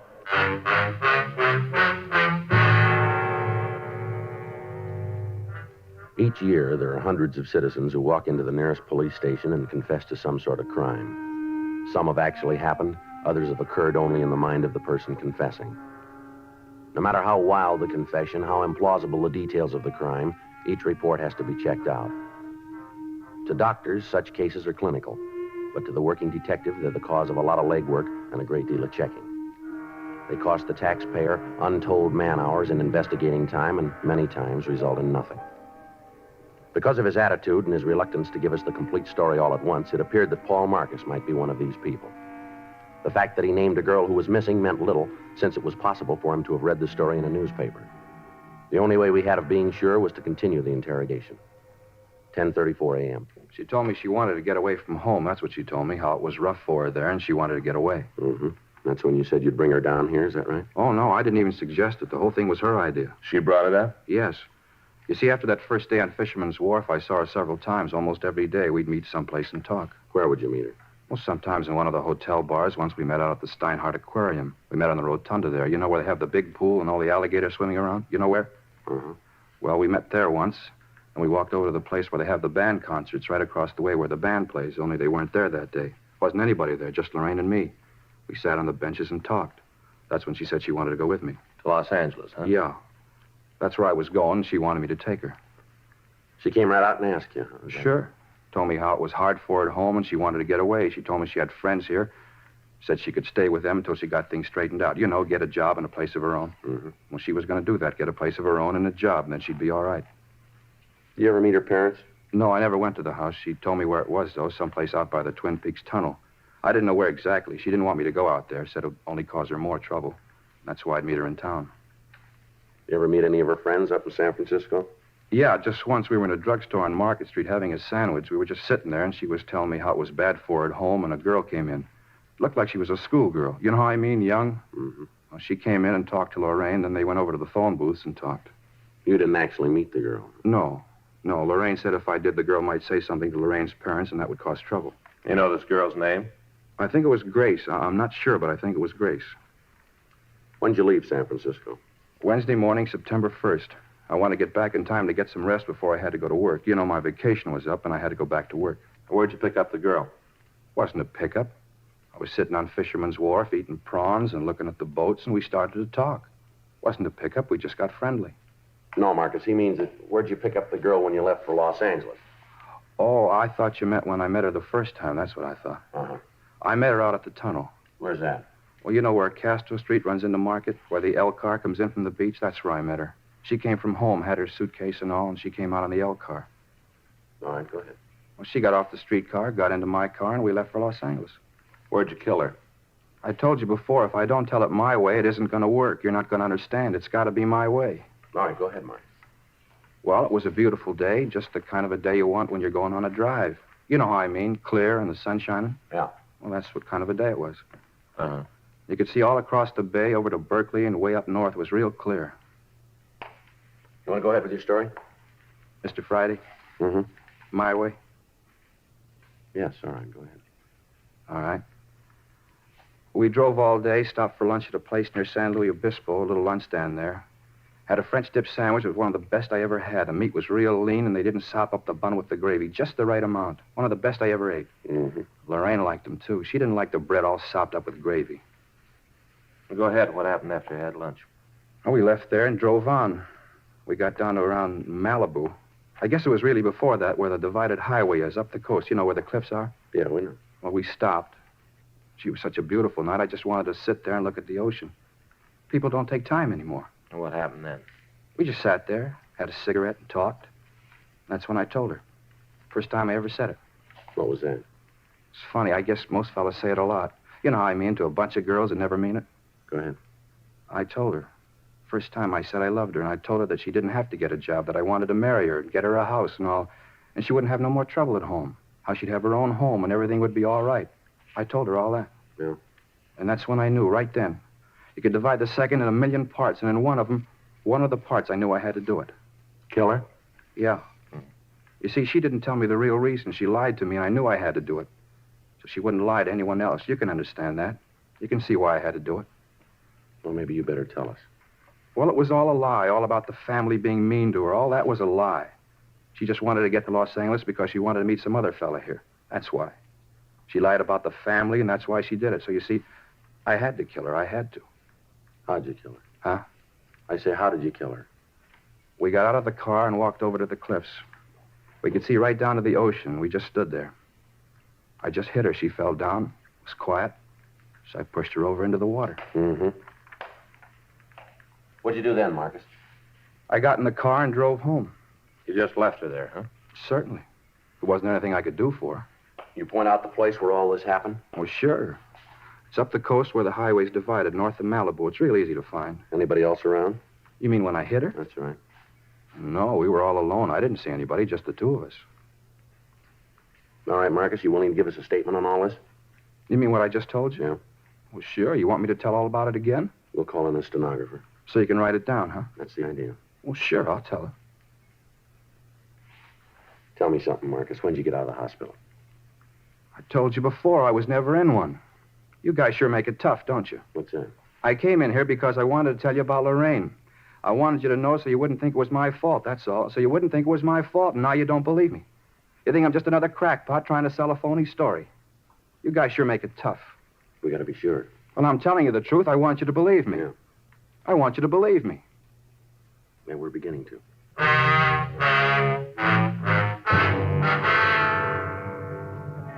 A statement was taken from the suspect, and he was booked in at the main jail on a charge of suspicion of violation of Section 187 PC, murder.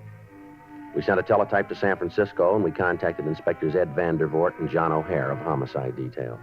We filled them in and asked that they check out the suspect's story on their end. We also asked that they send us all available information on the missing girl and that they check with her family and try to get a list of any known associates that she might have had in the Los Angeles area.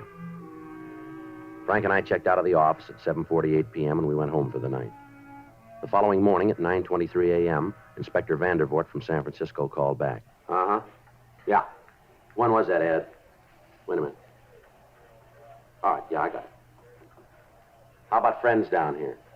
I say, how about friends down here? Mm-hmm. Oh, I see. Well, it should be here this afternoon then. Right. Yeah, we'll check them out. No, that's on the way. We put it in the mail for you last... Well, you should have it by now then, huh? Okay, right. Right, Ed, thanks very much. We'll be checking with you. Right. Bye. How about it? Well, they checked the family and the friends, the place where Marcus said he stayed up there. Yeah. Marcus' story checks out all the way.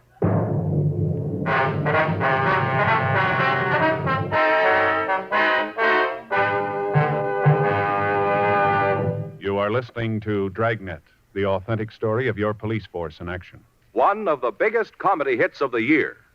That's how the movie critics are describing Bob Hope's latest Paramount picture, Casanova's Big Night. Like so many other millions of smokers, Bob and Audrey Dalton, who appears with him in the picture, say Chesterfields for me. First, Audrey Dalton. I changed to Chesterfield king size because I think it's better than any other king size cigarette. Bob Hope says, 5 years. That's how long I've been smoking Chesterfields. And they have what it takes to satisfy me. What's more, I've seen how they make Chesterfields down in their Durham factory. And I wouldn't smoke any other cigarette. Try Chesterfields yourself. You'll find they're best for you, too. yes, either way, regular or king size, smoke America's most popular two-way cigarette. Join the thousands now changing to Chesterfield.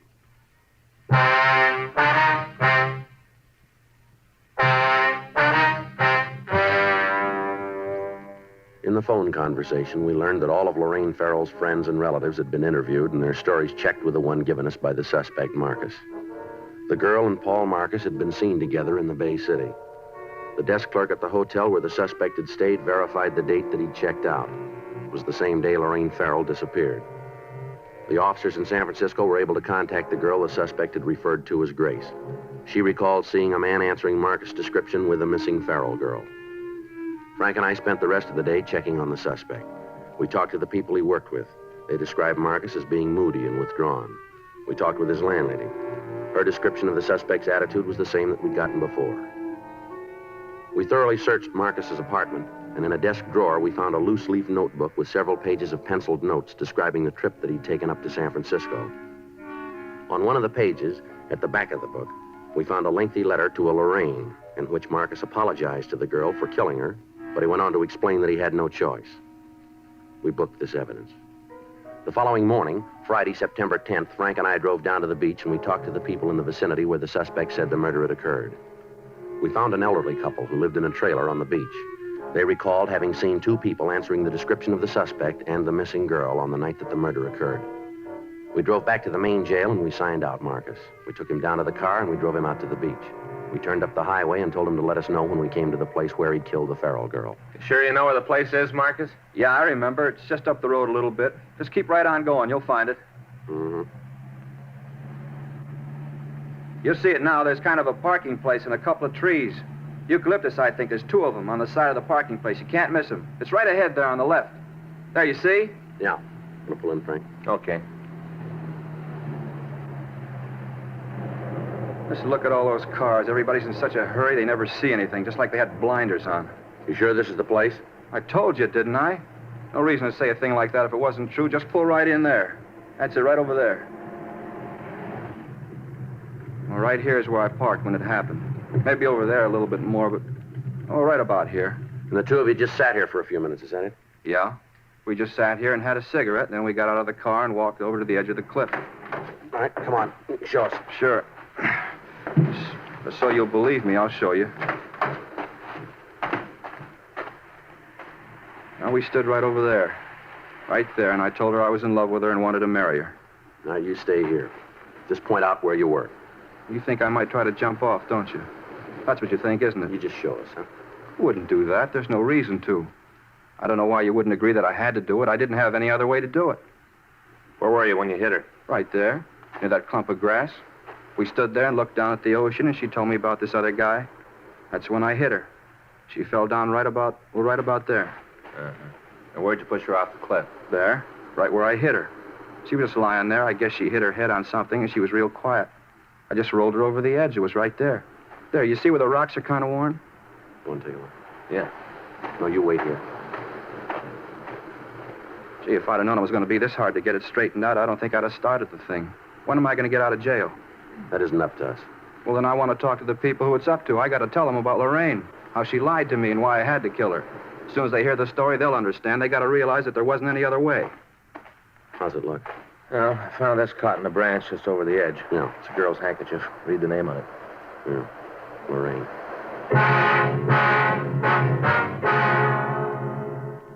Friday, September 10th, 3:46 p.m. We contacted the crime lab and asked them to come out and go over the scene. Officers stood by so that any physical evidence would not be disturbed until Lieutenant Lee Jones and his men had an opportunity to go over it. Frank and I, along with the suspect, drove back to town where we made arrangements with the city lifeguard service to search for the body. The following morning, a boat equipped with diving gear left Santa Monica Harbor and took a course north. Experienced deep-sea divers searched the crevices in the rocks beneath the cliffs. All of the sea bordering the vicinity was gone over. There was no trace of a body. The shoreline on either side of the murder spot was checked. Still no trace of the missing girl. In the meantime, 2 additional teams of men were assigned to check out the friends of Lorraine Farrell. They carried pictures of Paul Marcus and attempted to dig out any information on the suspect and the missing girl. 6:42 p.m., Sunday. We called the main jail and asked that the suspect be brought to the city hall for additional questioning. I had a reason to do what I did, a good reason. Now, you let me talk to the responsible people around here, and I'll have them tell you. I'm getting a little tired of being shoved around. You just bring in the boss and let me talk to him.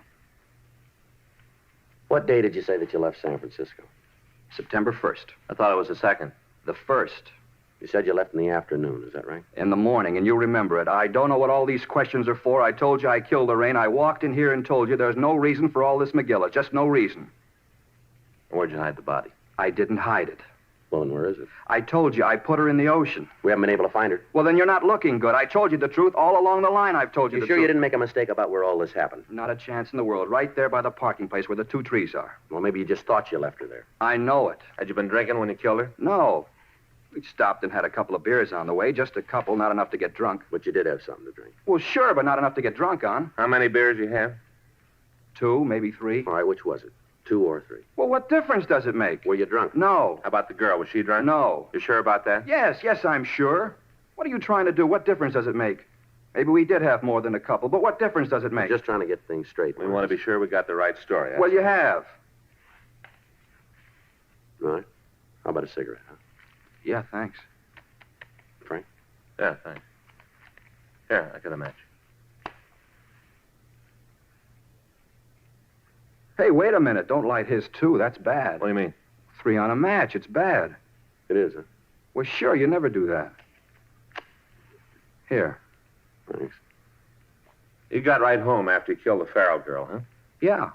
I drove right down the highway and went home. Traffic was kind of heavy. I thought about it, all those people all hurrying around, not taking any time.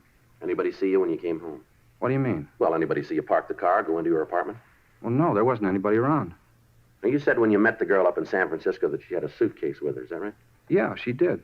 Artificial leather with real leather binding. And where is it now? Huh? What'd you do with her suitcase? Well, I don't know. I don't remember it. We couldn't find it in your room. Well, you didn't have no right to go through my room. No right at all. We didn't find a suitcase. Where is it? Well, I don't know. Did you put it with a body? Well, I might have. Where? I don't know. I don't remember. I hit her. She lied to me, and I hit her. Then I pushed her into the ocean. That's all I know. And that's all I'm going to tell you. Joe, see you a minute. Yeah, sure.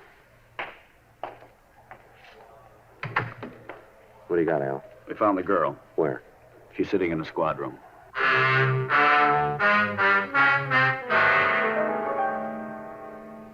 Frank stayed with the suspect in the interrogation room, and I went with Sergeant Al Olivas up to the office. Sitting at one of the tables was a small girl with jet black hair. As we came into the room, she was putting on lipstick. She glanced over at us, and then she went back to what she was doing. There wasn't any doubt about it. The girl in the squad room was Lorraine Farrell. She dyed her hair, and she had on a lot of makeup, but it was the missing girl. Joe, this is Miss Farrell, Joe Friday. How do you do? Hi. Where'd you find her, Al? Friend up in Eagle Rock. Says she's been there for a week. Thanks, Al. Right. You seen the papers lately, Miss Farrell? Yeah, I read the funnies. You ought to read the front page. You've been on them. All right? Mm-hmm. We've got a lot of policemen out looking for you. They probably needed the exercise anyway. There's a man down the hall who thinks that he killed you. That creep, Paul? Yeah, Paul Marcus, that's his name. Real creep. I was glad to get away from him.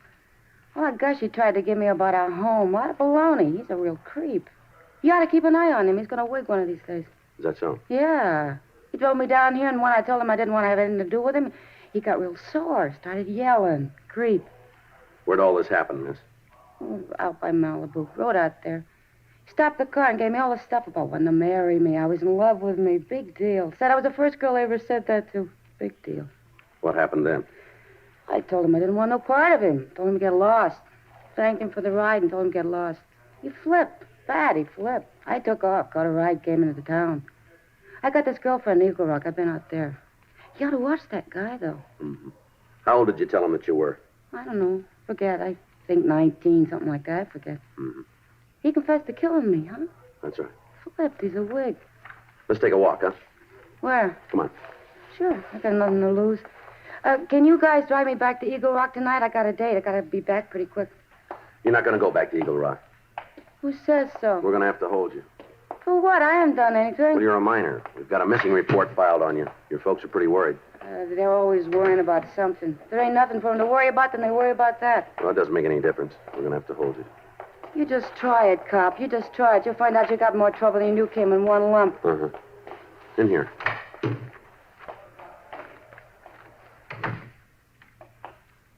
This is Lorraine Farrell, Officer Smith.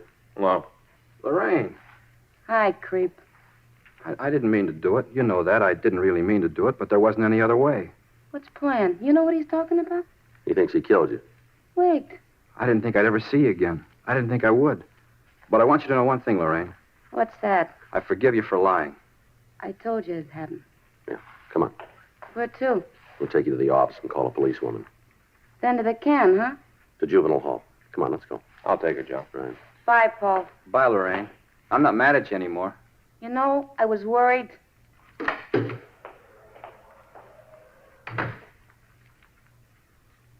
Sergeant? Yeah. I want you to know how I appreciate it. Yeah, what's that? What you tried to do, I think was real fine, thanks. I don't know what you mean. You didn't fool me a bit. What? I know I killed her.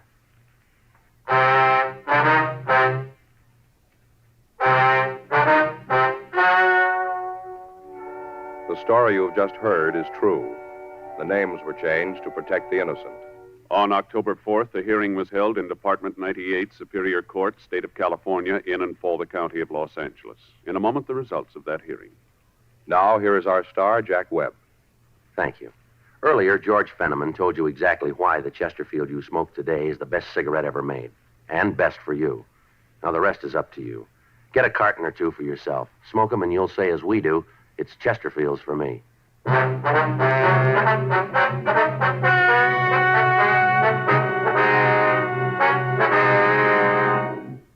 Nelson Marcus was held to answer a charge of violation of Section 701 WIC, contributing to the delinquency of a minor. After due deliberation, he was placed on probation and delivered into the hands of a competent psychiatrist. Lorraine Jean Farrell was returned to the custody of her parents.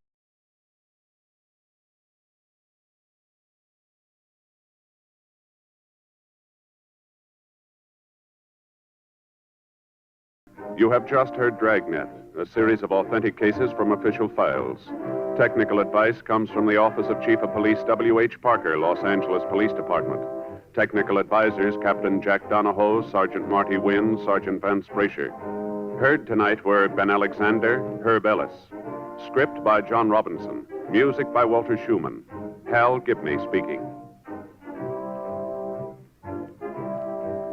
Watch an entirely different Dragnet case history each week on your local NBC television station. Please check your newspapers for the day and time. Chesterfield has brought you Dragnet, transcribed from Los Angeles. Filter tip smokers, this is it. L&M Filters, the one filter tip cigarette with plenty of good taste, much more flavor, much less nicotine, and effective filtration. Only L&M filters have the miracle filter tip containing alpha cellulose, the purest material for filtering cigarette smoke. Yes, this is it. As Bennett Cerf puts it, L&M filters are just what the doctor ordered.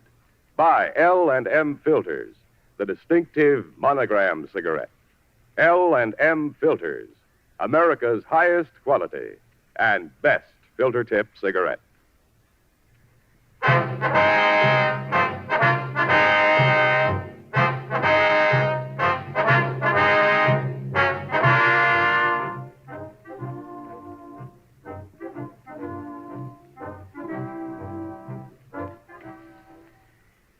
Hear Frank Sinatra as Rocky Fortune following John Cameron Swayze and the news on the NBC Radio Network.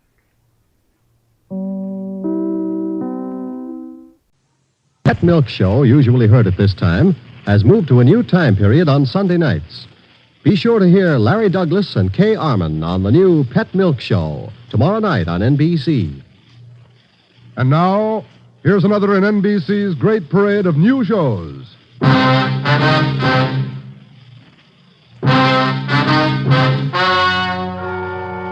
Gentlemen, the story you are about to hear is true. Only the names have been changed to protect the innocent. NBC brings you Dragnet.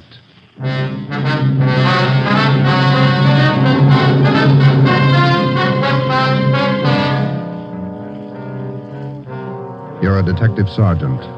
You're assigned to a homicide detail. A man's wife has suddenly dropped from sight. On the surface, it appears only as a routine missing persons case. You start to investigate. Suspicion grows. There is evidence of possible foul play. Your job, find the woman or find her murderer. Dragnet, the documented drama of an actual crime. Investigated and solved by the men who unrelentingly stand watch on the security of your home, your family, and your life. For the next 30 minutes, in cooperation with the Los Angeles Police Department, you will travel step by step on the side of the law through an actual case transcribed from official police files. From beginning to end, from crime to punishment, Dragnet is the story of your police force in action. It was Wednesday, September 15th. It was warm in Los Angeles. We were working the day watch out of homicide. My partner's Ben Romero. The boss is Ed Backstrand, chief of detectives. My name's Friday. I was on the way back from lunch, and it was 12:56 when I got to room 42. Homicide. Hi, Joe. Waiting for you. Hiya, Ben. Al. Hi. I hear you got something for us. Here's a report right here. Gardener by the name of Eric Kelby called in day before yesterday. Said his wife disappeared from their home out in the valley Sunday night. Says he thinks she left him. That happens every day, Barghetti. Not this way, it doesn't. Walsh and I went out yesterday to interview the guy. Story doesn't add. Why not? None of her clothes are missing. None of her luggage. She even left her pocketbook behind, full of money. Found out from the neighbors a missing woman is a 17-year-old boy by a former marriage. So what? An only child. Mother dotes on the kid. Shouldn't even say goodbye to him. How did this Eric Kelby impress you? Pretty grouchy with Walsh and me. No cooperation. Wants to find his wife, doesn't he? I don't know if he does or not. It's no help, I'll tell you that. Can I see that report a minute now? Oh, here you are. Agnes Trumbull Kelby, age 39. Kelby's her second husband. First one died a little after the boy was born. Mm-hmm. Disappeared Sunday night from her home, 546 Belasco Road, between 7 and 8 o'clock. When did Kelby call in? Monday afternoon. Said he thought his wife might be spending the night with her sister. When he found out she wasn't, called us. Did you meet the boy while you were out there, Borghetti? Yeah, that's another thing. Kid came riding in on a bike while we were talking to one of the neighbors. Trying to talk to him, but the old man came out, hustled him inside the house. Then he starts eating us out. What'd he say? Told us it was our job to find his wife, not to go prying into her stepson's affairs. Well, that's a new slant. How about her friends and relatives around here, Al? Any besides her sister? Walsh located a couple of her aunts. I don't think he's checked them yet, though. I'll tell you, boys, this is one I'll bet on. Maybe. You got the names of Mrs. Kelby's relatives? Oh, yeah. Right over here. Sure wish we had a chance to talk to that boy. Yeah. How's it feel to you, Ben? I don't know. Notice anything else funny about the guy, Al? I don't know. Well, here's those names, Joe. Thanks. Kelby was upset, all right. For some reason, he didn't strike me as reacting the way a normal guy reacts when his wife disappears. All right, Al. How would you react? Borghetti's worrying again. Oh, now listen, boys. It's no fooling matter. This is one I'll bet on. It's a homicide. All right. How about a copy of this report? Yeah, where'll I get the phone? Missing persons, Borghetti. Who's that? Oh. Yes. Yes. About what? Oh, sure. All right, son. 4 o'clock. Yeah. Goodbye. That was Kelby's stepson. What'd he want? Thinks something's happened to his mother. In police work, missing persons detail is not a department separate in itself. It is organized as a part of the Homicide Bureau. According to Borghetti, who took the call, the boy said he suspected his stepfather, and he didn't want him to know of any meeting between him and police officers. He would meet the officers that afternoon at 4 p.m. in a restaurant on the corner of Hollywood Boulevard and Fairfax Avenue. At 3:15, Ben and I left the office and drove out to the meeting place, the Dairyland Fountain and Coffee Shop. We arrived there at 3:45. At 8 minutes to 5, the Kelby boy still had not arrived. Youngster's not very prompt. Well, let's wait a little while longer. Yeah. Smoke? Yeah, thanks. Want some more coffee? No, thanks. Well, I guess the boy isn't going to show. Think something's happened? 15 minutes after we left the coffee shop, we drove up in front of the gate of the Kelby Nursery on Belasco Road. The house itself was set well back on the property, which covered about 4 acres. The entire nursery was surrounded by a 6-foot steel wire fence, and it looked like almost every available foot of ground inside was planted with some kind of a flower or shrub. Kelby met us at the gate. Yes? What do you men want? Police officers. Are you Mr. Kelby? Yes, what do you want? Well, if you'll shut those dogs up for a minute, we'd like to ask you a few questions. I'm busy now. Can't you come back tomorrow? It's pretty important, Mr. Kelby. I think we better talk right now. All right, if you have to. Red, Giant, down. You two, Jaime. Quiet. All right. Now, what do you want? Mind if we come inside? Well, these watchdogs of mine are pretty vicious. We can talk here at the gate. All right, Mr. Kelby. This is Sergeant Romero. My name's Friday. We've been assigned to look into your wife's disappearance. Oh. Did you find anything yet? Nothing definite. Maybe you can help us. Would you tell us exactly what happened the night your wife disappeared? What do you mean, what happened? Well, when did you last see her? When you first noticed she was gone? We finished up Sunday night dinner about 7 o'clock, and I laid down for a nap. Agnes went out on the front porch for some air. I woke up a little before 8 and went outside to look for her. She was gone. Nobody saw her leave, Mr. Kelby? Not that I know of. Maybe some of our nosy neighbors, I don't know. How about your stepson? Wasn't he around Sunday night? Bruce? No, went out to a show with some other kids. When did he get back from the show? About 10, I think. Why? Where's your stepson now? Who are you looking for, my wife or my stepson? Both, Mr. Kelby. Where's your stepson? Gone. I took him over to my sister's in Alhambra. Been feeling bad since his mother disappeared. Figured the change would do him good. When did you take him over to your sister's, Kelby? This afternoon. What's that got to do with it? We'd like to talk to Bruce. No, I can't allow it. The boy's too upset. I can't allow it. I'm afraid you're going to have to allow it. Listen, mister, you can get off this property right now. No cop's giving me sass. Nobody's giving you sass, Kelby. We want to talk to your stepson, that's all. He might give us a clue as to the whereabouts of your wife. And I say you can't see the boy. What's more, you cops couldn't find thorns in a rose patch. I'll get somebody else to look for Agnes. It's my business anyway, nobody else's. It's our business, too, if anything's happened to her. What are you talking about? You better get your coat, Mr. Kelby. We're taking you in for questioning. You come through that gate, and I'm going to let these dogs go, accidentally. I'd hate to shoot the dogs. Now go on in the house and get your coat. Eric Kelby turned and made his way up the path and into the house. 5 minutes later, he came out.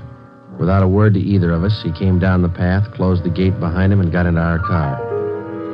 On the way back to headquarters, he chatted pleasantly about the weather, the nursery business, and his dogs. When we pulled up in front of the city hall, we met the reason for his sudden change in temperament. His lawyer was waiting for us at the door. We took Kelby to one of the interrogation rooms. His lawyer tagged along. We tried to question him, but the lawyer objected to 2 out of every 3 questions we asked. It was hopeless, and we knew it. So did the lawyer. We released Kelby, but we did get the name and address of his sister where the stepson Bruce was staying. After they left, Ben and I got back in the car and drove out to Alhambra to check on the boy. Forget he had this one pegged right, Joe. It's a real sleeper. Yeah. I'd like to know how the stepson missed that date with us this afternoon. Well, if the kid called us from the house, his stepfather could have overheard him. It's possible. Sister's house ought to be along this block, shouldn't it? Yeah, let's see. 1408, 1406. Right is, Joe. That gray cottage, 1402. Right.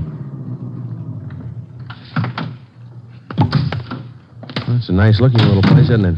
Well kept. Yeah, it's a nice neighborhood. Wonder how the lot prices run out here.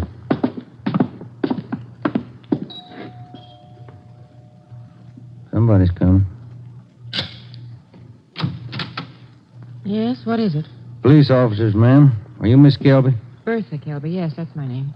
Why? We talked to your brother earlier today, Miss Kelby. He said that you brought his stepson Bruce here to stay for a while. We'd like to see him. Bruce? Yes, he was here till about, an hour and a half ago. I went to the store, and when I came back, he was gone. Have you any idea where he might be, Miss Kelby? Well, I telephoned my brother Eric's place just before you came to the door. He's not there. I don't know where he might be. I'm worried about him. He seems so upset. This business about his mother's disappearance, you know. Would you mind if we came in and looked around, Miss Kelby? Well, no, not at all. We went in and looked the house over from one end to the other. There wasn't a trace of the boy. We drove back to Kelby's nursery and satisfied ourselves the boy wasn't there. Then we came back to Alhambra and we kept an eye on Miss Bertha Kelby's home until midnight. No one came or went. At 5 minutes past midnight, the lights went off in the living room, and a few minutes later, in the back of the house. The next morning, when Ben and I checked in for work as usual at 8 o'clock, we met with Captain of Homicide, Frank Kearney. What makes you two so positive there has been any foul play in this Kelby thing? That's just it, Cap. We're not positive. It's a whole setup. It smells bad. For instance? That lawyer. If a man's innocent, he doesn't need a lawyer to sit with him in the interrogation room and tell him not to answer questions. Number 2, that kid's telephone call. Maybe he doesn't get along with his stepfather. It happens, you know. Maybe he's trying to get back at him for something or other. Maybe. Then why is Kelby hiding him out? You sure he's hiding him out? No other way to take it, Cap. The Kelby woman walked away from her home Sunday night. Nobody saw her. She took nothing with her. No clothes, no luggage, no money. You checked with the family doctor? Yesterday. He told us Mrs. Kelby was in perfect health. We double-checked the Wanderer's file and the Repeater's file and missing persons. Couldn't find her name in either one. How about her relatives in town? Haven't had a chance to talk to him yet, Cap. We'll check him this morning. Well, one thing's certain. The woman couldn't have gone very far. We checked the sheriff's office, the jails, the hospitals. We've sent out a teletype and an APB. Every cop in the city has her description. She's been gone almost 4 days, but nobody's seen her. How does that add up to you? It doesn't. You better move on it. Check every one of Mrs. Kelby's friends and relatives. Right, Frank. Then try the neighbors. As long as I've been a cop, neighbors have been able to tell everything about anyone.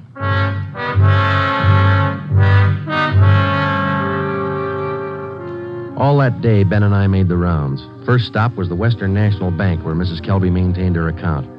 Her savings statement showed a total balance of $31,564.17. Her separate checking account had a balance of $842.71. At the Farmers Mutual, we found the record of an insurance policy issued to Agnes Trumbull Kelby. It was a 20-pay life policy covering the insured in the amount of $30,000. The beneficiary was listed as the insured son, Bruce Trumbull Kelby. if living, upon the receipt of such due proof. If not, the insured's husband, Eric J. Kelby. By the time we finished checking her financial status, the odds were piling up fast. From only casual reports, we knew that Eric Kelby was a frugal man. If he was greedy as well, if he wanted or needed money badly enough to kill, then he had all the motives necessary to murder his wife. Maybe his stepson, too. Ben and I started to make the rounds of Mrs. Kelby's friends and relatives. Our first stop was at the apartment of Agnes Kelby's sister, a talkative maiden lady in her early 60s. Agnes just isn't that kind. Oh, I'm worried sick about this. I really am. And Bruce, the poor lad, he must be heartsick. And Eric, what does Eric say about all this? He says he thinks his wife left him. Left him? Why, that's ridiculous. How strange. Can you think of any good reason why your sister would leave Mr. Kelby? Why, no. They had tiffs, of course, small ones. But, of course, there was that argument about Bruce. The two of them always seem to be arguing about Bruce. How do you mean, ma'am? Oh, well, raising the boy and all, you know. The last time I talked to them, they were tiffing about whether or not Bruce should be paid for working in the nursery for Eric. And the strangest thing, Eric seemed to be so upset about it all. Imagine. All on account of paying the boy a few dollars for good, honest work in that silly nursery. Well, you know, I'm the outspoken kind, and I just told Eric. Eric, I said, don't be an old meanie. Pay the boy. That was the extent of the information which Mrs. Kelby's sister had to offer. Next, we called on an aunt, Mrs. James D. Trumbull, 83 years old. She could hardly understand our questions, let alone answer them. She hadn't seen her niece, Agnes, in a year. After that, we paid a visit to one of Mrs. Kelby's friends, a Mrs. Lillian Humboldt. Well, I'm sorry, Sergeant, but I can't think of any good reason why she would leave him. Unless that silly business about Bruce got out of hand. You know, maybe Eric is just a little jealous of the boy. Next, we called on Daisy McLeod, who worked as a day maid for Mrs. Kelby. Officer, what Mr. and Mrs. Kelby thought, what they said, what they did, it's none of my business. I come in the morning, I do my work, I do it well. I'm not the nosy type, and I don't pry. I take half an hour for lunch, and when I'm through, I take my pay, and I don't expect tips, and I take the bus home. I'm not the peeking through the keyhole kind, sneaking around corners listening. But what I couldn't tell you about that man. Exactly what do you mean, Miss McLeod? Oh, he's a hard man, you know. They're always arguing about the boy. Bruce this, Bruce that. He's a nice boy, I think. He's never done anything to me. Oh, but the arguments. Him and her all the time. Should the boy be paid for working? Shouldn't he? Why? Why not all the time? It's just... When Ben and I finished with a list of Mrs. Kelby's friends, relatives, and employees, we started out on the neighbors. None of them saw Mrs. Kelby after 6 p.m. the night she disappeared. 2 of the neighbors said they saw the porch light burning after 7 p.m., but both said the porch was empty. Mrs. Kelby was not sitting in her chair at the usual time after dinner. According to them, that was one of her habits. It was 10 minutes to 6 by the time Ben and I got back to the office. The light was still burning in Captain Kearney's office. Full day, Joe. Lot of mileage. Yeah. Wonder what the captain's hanging around for. Let's find out. Get anything? Pretty good luck, Cap. Good. I've got some more for you. Just walked in 5 minutes ago. What do you mean, Frank? Who walked in? Bruce Kelby. He's waiting in the next room.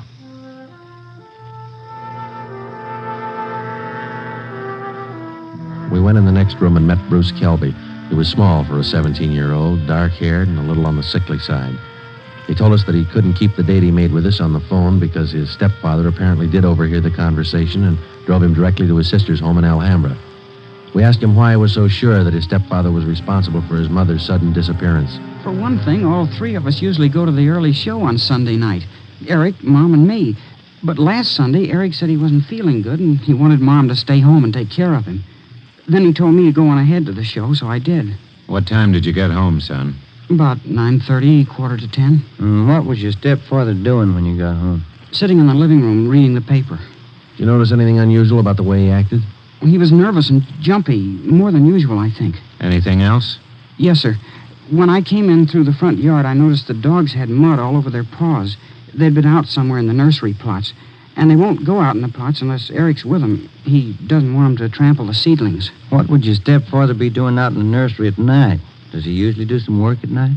No, sir. None of the plots are even lighted. Only the greenhouses. And the paths in the greenhouses are usually graveled, aren't they? No mud around. It's my job to see that the greenhouse paths are kept graveled. I know they're not muddy. I fixed them the day before, Saturday. What do you think it means, son? I don't know. I don't want to think about it. I just know he's done something. He's done something to her. Did your stepfather give you any reason for keeping you away from the police officers the other day? No, sir. He said people were getting nosy, and he said it might be better for me over at Aunt Bertha's. She's his sister. Do you think your Aunt Bertha might know where your mother is? No, we hardly ever see her. We don't know her well at all. We've heard your mother and your stepfather argued about whether you should be paid for your work in the nursery. When I started to work for him, he promised he'd pay me. I was saving up to buy a 31 Model A. And then after a couple of months, when he didn't pay me, I asked him. He told me I ought to be glad to work for him for nothing. And your mother argued with him over that. Sure, it was her money that bought the nursery anyway. How'd you get away from your aunt's place last night? Well, Bertha had some shopping to do, and she left me alone. She locked the door to my room. Even the screen over the window in my room was nailed down, but I kicked it out and got away. I stayed at a friend's house last night. Thought about where you're going to stay tonight? I don't know. But I'm not going home. And I'm not going back to Bertha's place either. I'll get a room. How'd you like to stay at my house a few days? Sure nice of you, sir. Maybe I'd better not. Mom might not like it. Oh, I'll take care of that. Now let's hop out and get some dinner. Sure darn nice of you, sir. All right, son. Come with me.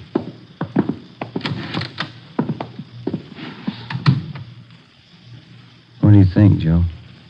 He could be lying. Yeah.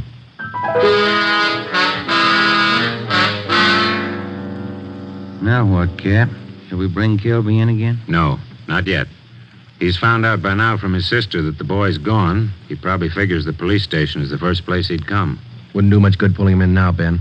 We couldn't even question him. 10 to 1 his lawyer'd be waiting for us when we got back. That's the problem. How do we get to this Kelby without his lawyer finding out? Well, what about the early morning, Cap? Say tomorrow, about 5 or 6 a.m.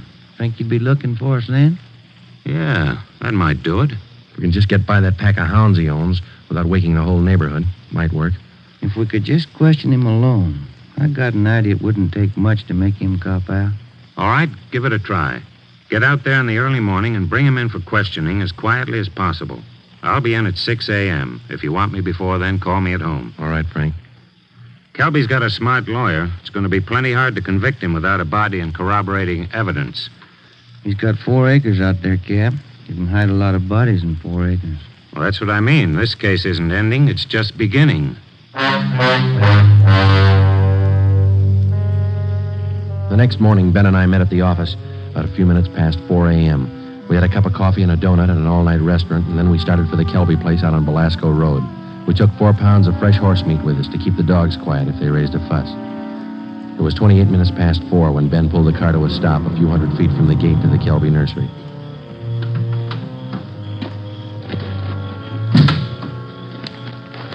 We got out of the car and made our way down the road to the gate. I reached in and tried the latch. It was padlocked. The dogs started in. Okay, Ben, looks like we'll have to jump the fence. Toss some of that horse meat over to him. Yeah, here. That's it. Come on, let's climb. Keep an eye on those hounds. Looks like they could chew your leg off. Yeah. Here comes a third one, Ben. Toss some more meat. Yeah, there you are, boy. Go get it. Go get it, boy. Here. Look, Ben, lights going on in the house. Come on, let's make it fast. Who is it? Who's there? I'll set the dogs on you. Police officers, Mr. Kelby. What? What are you doing out here this time of night? You're under arrest, Kelby. Get your coat. You cops are asking for a peck of trouble. Get your coat. Where's my stepson? What you done with him? What have you done with your wife? You're going to pay for this. I'll have your jobs. That's not the first time we heard that, Kelby. Let's go.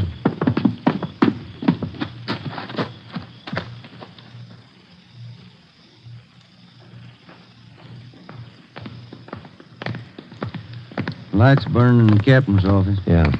All right, Kelby, in here. You'll pay for this, mark my word. Ben, take him in the office here and stay with him. I'll see if Frank's in yet. Right, Joe. Come on, Kelby, inside.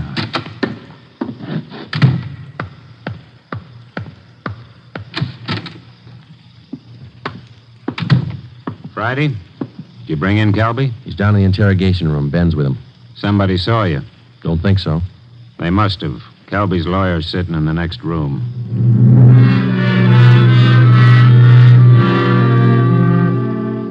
Kelby again refused to answer any questions without the advice of his attorney. We released him. That day, Captain Kearney sent out 2 men to keep an eye on the nursery and report on all of Kelby's movements. Shortly after 7 o'clock that night, just after nightfall, we tried once again to bring in Kelby for questioning without his lawyer's knowledge. It didn't work. A little after we booked him, his lawyer obtained a writ of habeas corpus. We had to release him again. The 2 men assigned to stake out the Kelby place reported definitely that somebody was tipping the lawyer whenever unknown visitors showed up at the nursery and drove off with Kelby. There was nothing we could do about it. The next morning, Kearney came up with a lead. I had a long talk with the boy last night. Accidentally, I think he's given us a pretty good lead. Yeah? There's only one way we'll ever get a conviction. That's by finding the body and evidence to tie Kelby in. Yeah, that'll do it. Where do we start looking? In a new rose bed next to one of the greenhouses in Kelby's nursery. The kid came up with it last night. How come? First, Kelby's crazy about saving $1 and making one. Yeah. In the nursery trade, especially where you have a limited area to work in, like Kelby, you cultivate every foot of ground. Every bit of soil you got is planted with something. Kelby's not the type to waste anything.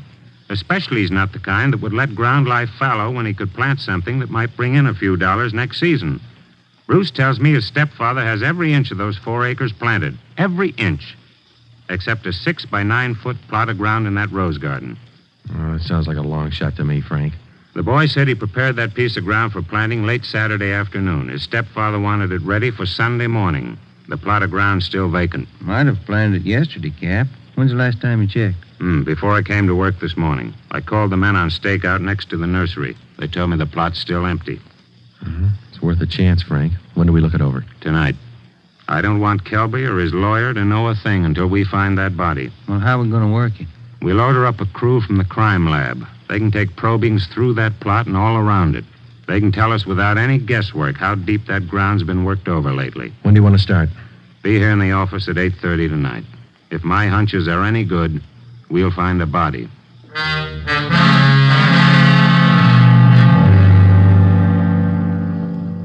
It was 10 minutes past 9 that night when we got to the Kelby place. Lieutenant Lee Jones and his assistants, Kearney, Ben, and 2 other men from homicide. The men on stakeout told us that Kelby had left about 20 minutes before in a dark blue coupe. Ben brought along the usual supply of horse meat for the dogs, so we didn't have any trouble there. We found the empty plot of ground in the rose bed next to the greenhouse, exactly as Bruce described it to Kearney. Ground's been worked over all right, boys. At least 4 to 5 feet down. All right, Lee, let's start digging. Romero, take care of the dogs. Watson, grab one of these shovels. Right, Captain. Hey, Kelby said these dogs were vicious, didn't he? Yeah, why? Look at these hounds. They're no more vicious than a lively colt. Look. Higgins, get that light over here, will you? Thanks. What is it, Lee? Let me see. Teeth. Set of false teeth. Been in the ground long? Don't think so, judging from the shape they're in. How far down would you say you are, Lee? A couple of feet. Ground's real soft. Lee, come here a minute. What is it? Body. Here's the shoulder. All right, you men over here with Watson. Get the dirt off the face. Romero, you got a picture of the Kelby woman? Yeah, Cap. Let's see. Oh, here it is. Thanks. Get the light down here. Hunch paid off, Frank. That's her.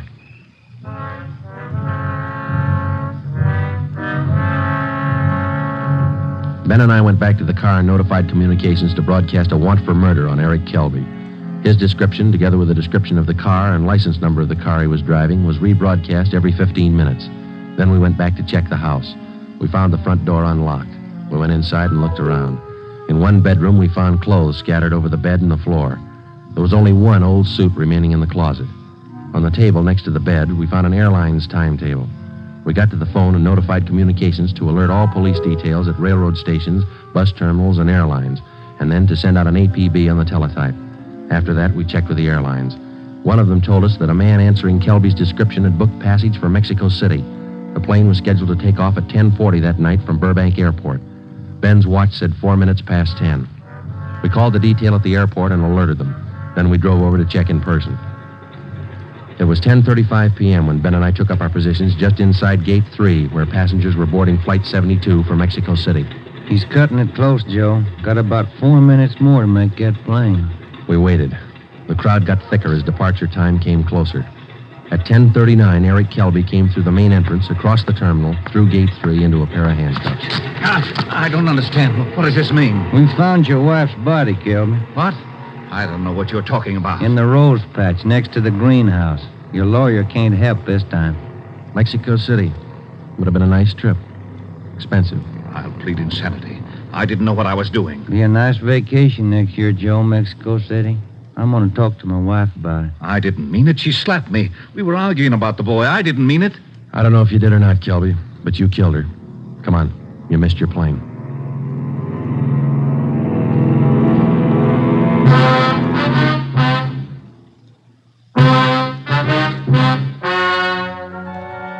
The story you have just heard is true. Only the names were changed to protect the innocent. Eric Kelby was tried and convicted of murder in the first degree. He is now awaiting execution in the lethal gas chamber at the state penitentiary.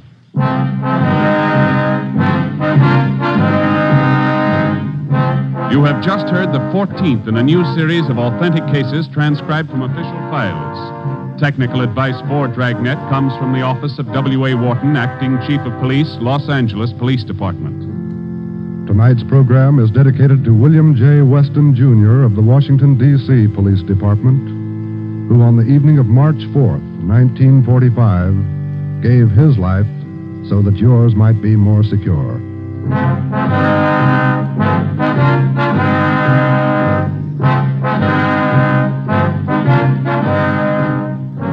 Dragnet came to you from Los Angeles. If you enjoyed tonight's production of Dragnet, you'll want to listen to Richard Diamond, private detective, as played by the screen's romantic tough guy, Dick Powell. The Pet Milk Show, usually heard at this time, has moved to a new time period on Sunday nights. Be sure to hear Larry Douglas and Kay Arman on the new Pet Milk Show tomorrow night on NBC. This is NBC, the national broadcasting company.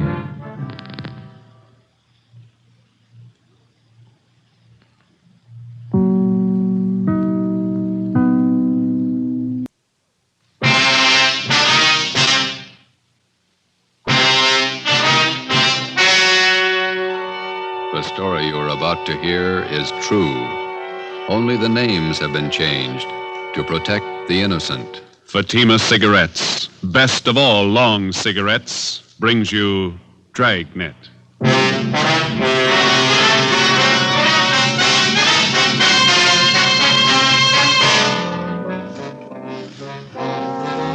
You're a detective sergeant. You're assigned to homicide detail. Attempts have been made on the life of a notorious hoodlum in your city. His death could mean an open gang war. Your job, stop it. If you want a long cigarette, smoke the best of all long cigarettes. Smoke king-size Fatima. Fatima is the long cigarette, which contains the finest Turkish and domestic tobaccos, superbly blended to make Fatima extra mild. And that's why Fatima has a much different, much better flavor and aroma than any other long cigarette. That's why Fatima has more than doubled its smokers coast to coast. So enjoy Fatima, the best of all long cigarettes. It's wise to smoke extra mild Fatima. It's wise to smoke extra mild Fatima.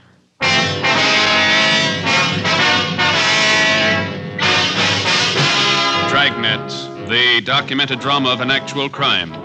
For the next 30 minutes, in cooperation with the Los Angeles Police Department, you will travel step by step on the side of the law through an actual case from official police files. From beginning to end, from crime to punishment, Dragnet is the story of your police force in action. It was Tuesday, July 18th. It was hot in Los Angeles. We were working the night watch out of homicide detail. My partner's Ben Romero. The boss is Thad Brown, chief of detectives. My name's Friday. It was 5:35 p.m. when we got out of the car at Sunset Boulevard and Paris Avenue and walked down the street to the scene of the machine gunning, Lupo's Cafe.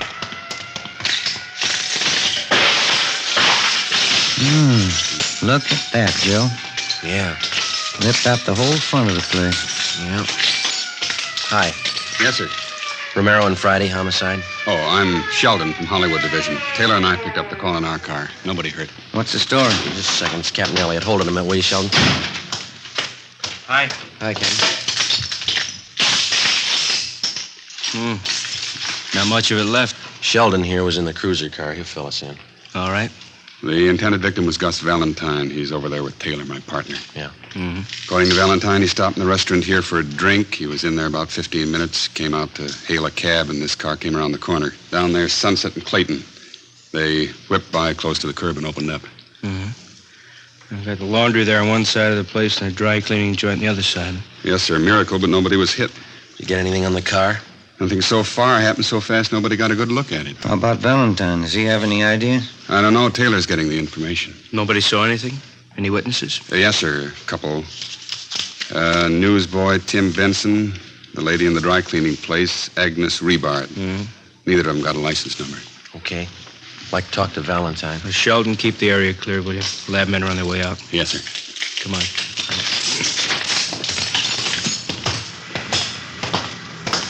Oh, I told you I had many ideas. Green Ford sedan, that it? Yeah. Elliot, Central Homicide. Yes, sir. This is Mr. Valentine, the intended victim. Yeah. This is Sergeant Friday, Sergeant Romero. Sergeant Friday, how are you? Fine. It's been a long time. Finally got out of the uniform, huh? 7 years ago. Who was it, Gus? If I knew, I'd tell you. I don't like being shot at. Let's go sit in the car. This way, Valentine. You want to get him back? All right. All right. What's the story, Valentine? How do you mean? Let's not play it cozy. Who's after you? You suppose this would have happened if I knew? Who's carrying the beef? Somebody's unhappy with you. You must know who. I don't. You know what kind of a car it was? I told the other cop over there. Sedan, green Ford. We're not going to press you, Valentine. You might as well know how we peg this kind of thing. Yeah? We got your number, had it for a long time. You're all up and down the blotter from Lincoln Heights to the county jail. You got a record everybody in this town knows about. Aren't you a little mixed up? I'm the guy that got shot at. We know that. I pay my taxes for protection, not a lecture on my past. Let me give you the word, Valentine. I've known you for a long time, and I've read about you in the newspapers. I've watched your so-called climb from two-bit penny ante rackets all the way up. Now, you've been told more than once about keeping your nose clean. This is a switch, isn't it? Man gets shot at, cops read riot act, innocent victim. Look, we know you and we know that crowd you run with. If you want to start a war, run a battlefield. Don't pick the streets of Los Angeles to fight it out. I think I asked for it the way you men talk. You did somewhere up and down the line.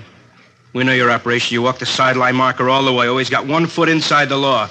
When you make yourself a target for some punk's machine gun, that's where you step outside. Well, what are you going to do, eat me out and let the man with the machine gun get away? We'll get him, whether you want to help us or not. We just don't have the time to run around jamming a cork in the barrel of every gun in town. Before you get out of this car, let this sink in. There's not going to be any innocent people cut down by bullets that were meant for you. Oh, I get it. My tax money's no good, huh?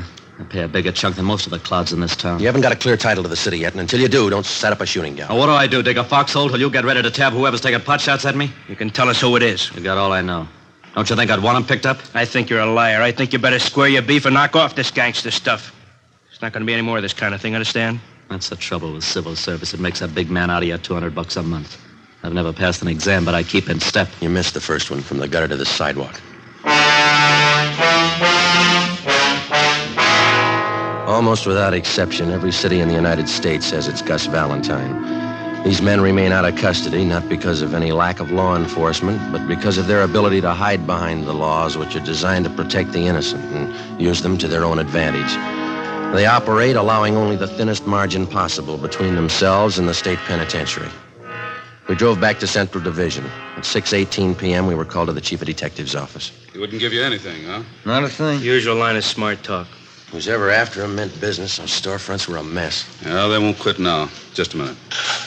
What's that intelligence number? 2821. Oh, yeah.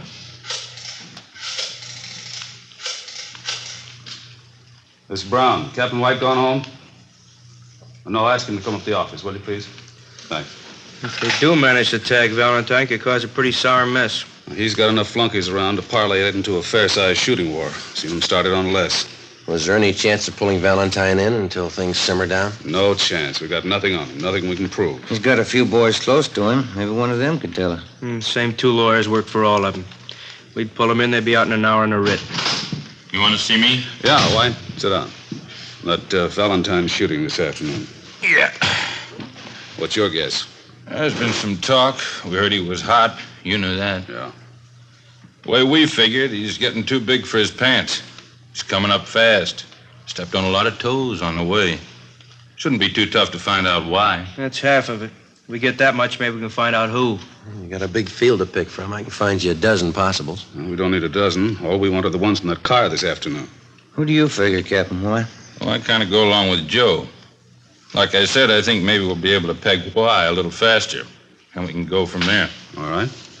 Well, let's take what we know about the guy. Let's just take this past year. We know he's got more than a good share of the Mexican narcotics traffic. That means he's taking business from the Eastern Syndicate. That makes one of those boys a candidate. That's right. And there's the pinball machines. He's given Big Ernie Jacobs and Monk Watson a big push on those. That puts them in the running. That's a long list. The horses, fancy poker games, prostitution, the works. He's squeezing them all. A lot of guys could be shooting at him with a machine gun. Where do we start? Legwork, lots of it, fast. We'll start nosing around, see what we can pick up.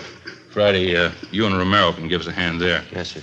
All right with you, Elliot? Fine. I don't have to tell you, we've got to move as quick as we can. We've got a lot of places to hit, and we haven't got too much time. We'll keep Valentine under surveillance to make sure he doesn't try to square things with a gun. Yeah. This is one the taxpayers wouldn't understand. Yeah. Trying to keep a guy alive that'd be more dangerous dead. Wednesday, July 19th. Ben and I started making the rounds to find out why someone was out to get Gus Valentine. Captain was right. The list of his enemies was long. For 2 days, we talked to gamblers and bartenders at the usual hangouts. The few slim leads we picked up led nowhere. Saturday, July 22nd, we met with one of Ben's informants, a bar boy at a cafe out on Santa Monica Boulevard. That's him over there at that table. Oh, yeah. Jerry? How are you? Hiya, Ben. Grab a chair. You know my partner, don't you? Sure. Sit down, Joe. Hi. Want a beer? No, thanks. We're working. Coke? Okay. One's enough. We'll Here you split go. it. Okay. It's good and cold.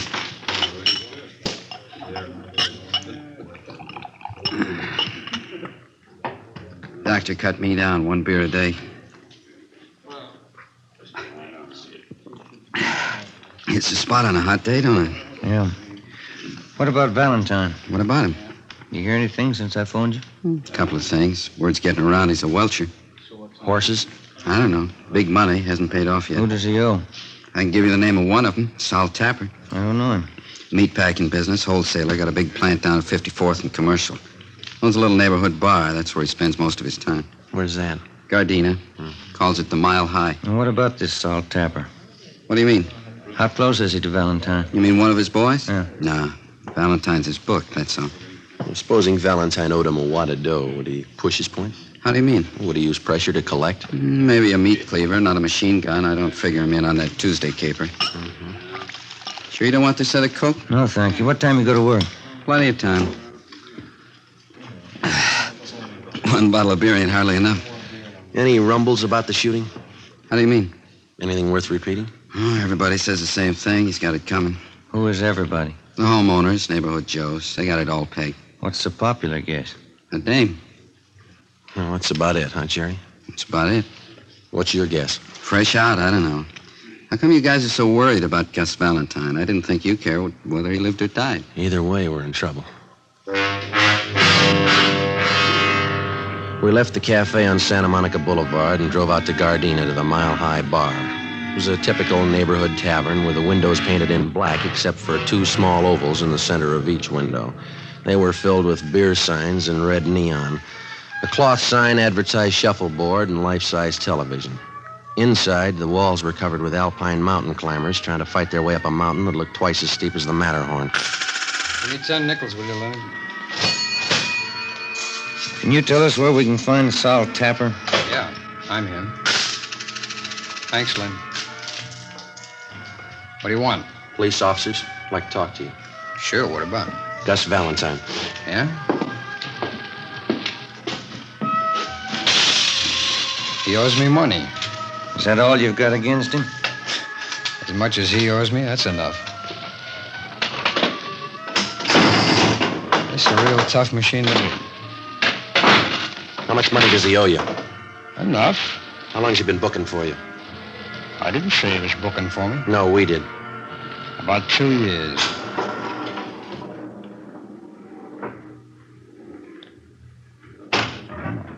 Come on. Get it. $1,000 on the first ball. I got to do better than that. Where were you Tuesday afternoon? At the packing house. Can you prove it? Would I say it if I couldn't prove it?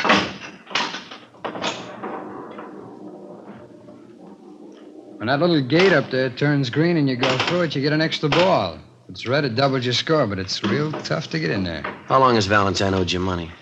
Oh, a little over a week. When did he say he'd pay you? He didn't say. Said he was trying to raise the dog. You're the only one he owes? No.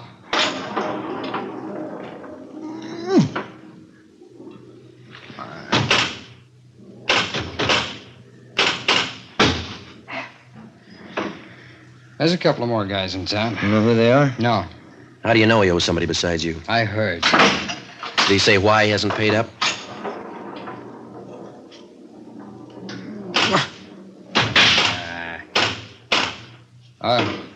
What'd you say? Did he say why he hasn't paid up? I told you. He said he was trying to raise the money. You sure you haven't tried to put the bite on him? Sure I have. I want the dog.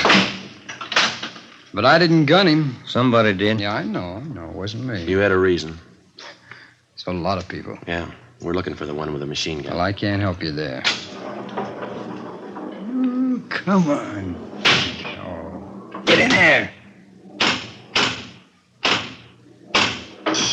Hey, look at that. Free ball. 26,000. Now, that's a real tough machine to beat. Where did you say you worked Tuesday? At my packing plant, 54th and Commercial. Okay. How long have you known Gus Valentine? About 4 years. I met him at a party out in Hollywood. It's the first time I've ever known him to welch. Mm-hmm.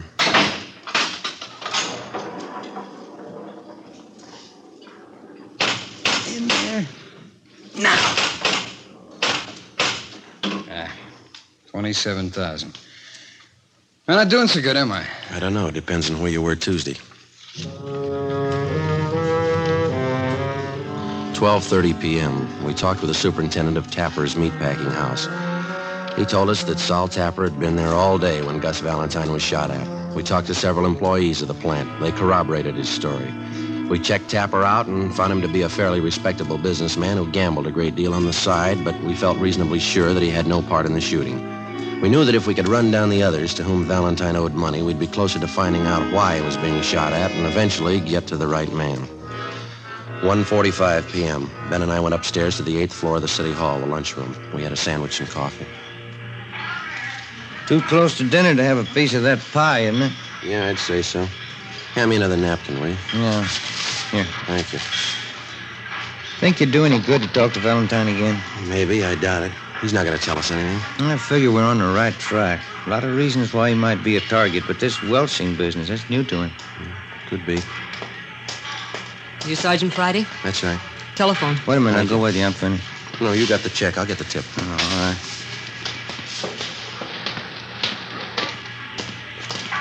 Slide that phone over, will you? Oh, yeah. Thank you. Friday. Elliot, come down to Chief Brown's office right away. Yes, sir. Let's go.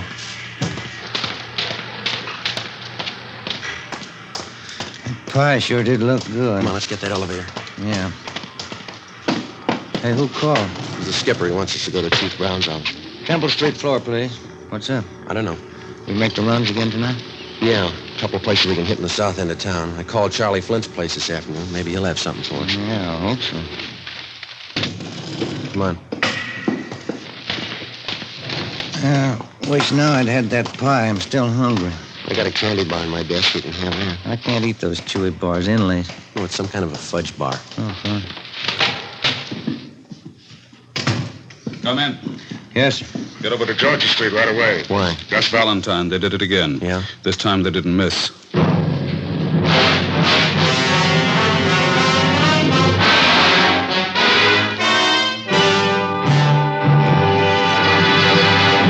Here's step by step are the reasons why Fatima has more than doubled its smokers from coast to coast. Step 1. The name Fatima has always stood for the best in cigarette quality. Step 2. Long cigarette smokers discover Fatima has a much different, much better flavor and aroma. Step 3. Long cigarette smokers find Fatima extra mild.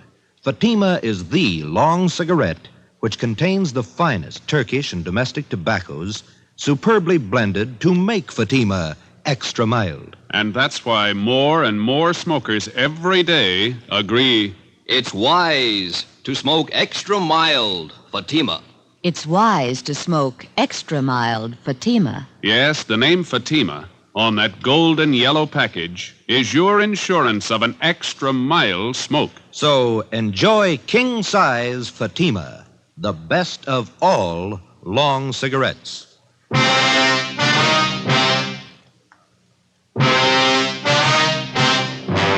Saturday, July 22nd, 5:30 p.m. We drove to the Georgia Street Receiving Hospital and went up to the third floor.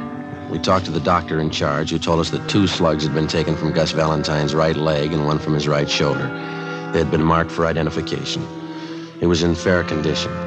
We talked with the patrolman who made the ambulance follow-up. They told us Valentine had been shot as he entered his apartment house garage. There were no eyewitnesses. We went in and talked to Valentine. You told the officers that the guy who shot you was on foot. Yeah. Who was it? Couldn't tell. You haven't any idea who it could have been? No. You don't expect us to swallow that again, do you? I don't care either way. Why don't you pay up what you owe? What do you mean?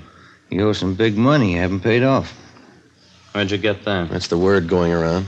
Looks to us like you either pay up or get shot up. Did I ask for advice? No, and here's something else you didn't ask for. Twice in 1 week you've been mixed up in shooting scrapes. We told you this city doesn't belong to you. I don't claim ownership. Now listen, we've been over this before, and this is the last time. Don't push us any courage. We know you talk big and you haven't got the guts to go along with it. Yeah, sure. Now come on, who's shooting at you? I know your phone number. I'll call you if I need help. I'll take care of this myself. Valentine, the first time you pull a cap gun, we're going to sit on you. If there's any retaliating, we'll do it. I'm tired of sitting like a duck on a pond. Then tell us who's gunning for you. That's between me and them. I'll meet them when I'm ready. All right. We're through talking.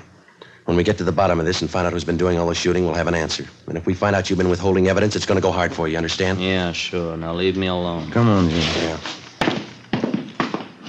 I better call the office.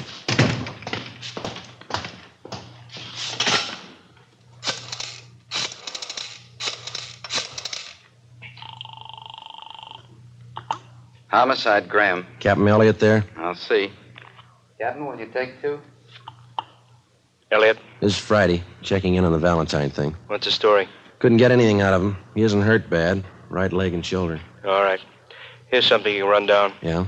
Got a tip from White in Intelligence. He's got a man out at Freddy's Fish and Chips on Slauson. Says a couple of guys in there blowing off about Valentine. Who are they? Billy Keel and Tony Farrar. They're not on Valentine's team. That's right. White's man says the party's getting rough out there. You, Romero, better follow up on it. Right? Another thing, if it looks like anything, you better bring him in for questioning. Okay. Check me when you get in. Right? Let's go. What is it? Keel and Farrar. Skipper wants us to pick him up and bring him in for questioning. What do they know about the shooting? They know enough to talk about it. 7 p.m. We located Freddy's Fish and Chips place on Slauson near Montgomery Street. A dozen or so tables at the back of the restaurant were already taken with the overflow lined up 2 deep at the bar. The man from Intelligence Detail was down at the far end of the steam table nursing a cheese sandwich. He motioned us over and pointed out Billy Keel and Tony Farrar. They were sitting at one of the tables along with 4 other men drinking Boilermakers and eating French fried potatoes. Ben and I made our way through the crowd toward the back tables. Sorry. Sorry? Pardon me. Can I get through here, please? All right. So it figures. Done it? You, Billy Keel? That's right. Which one's Tony Farrar? He's getting a beer. What do you want? Police officers want to talk to you and Farrar downtown. What's the matter? I'd like to ask you a few questions. You want to get your hat? You got any questions, you can ask him here. Hey, Vic, how about buying around? Come on, Keel, let's go. I got nothing to tell you now. Let me alone. There's 2 ways to go downtown, the hard way and the easy way. Let's take the easy way. All right. This way. Okay. Doc Joe!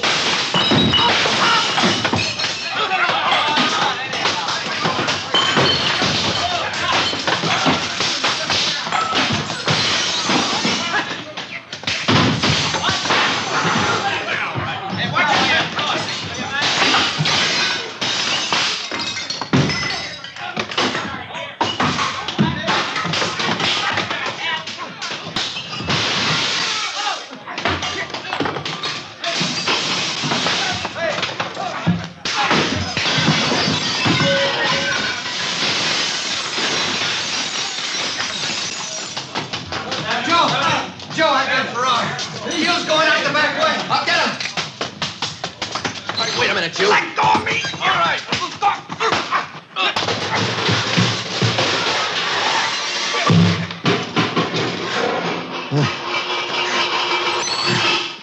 Come on, Farrar, come on. You all right, Joe? Yeah. You're bleeding pretty bad. Yeah, I know. Let's get him to the car. Look at your suit. It's ripped to pieces. My wife's gonna kill me.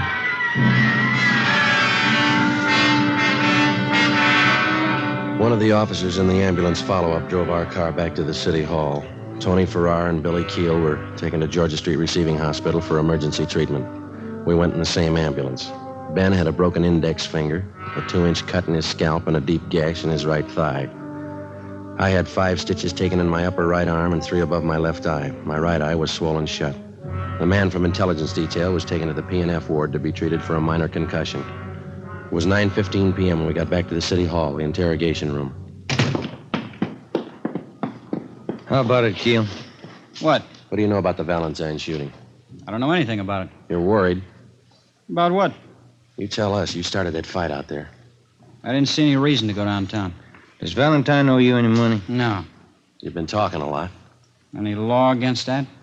Why'd you shoot Gus Valentine? I didn't shoot him. Can you account for your time Tuesday afternoon? I don't have to answer that. Where were you this afternoon?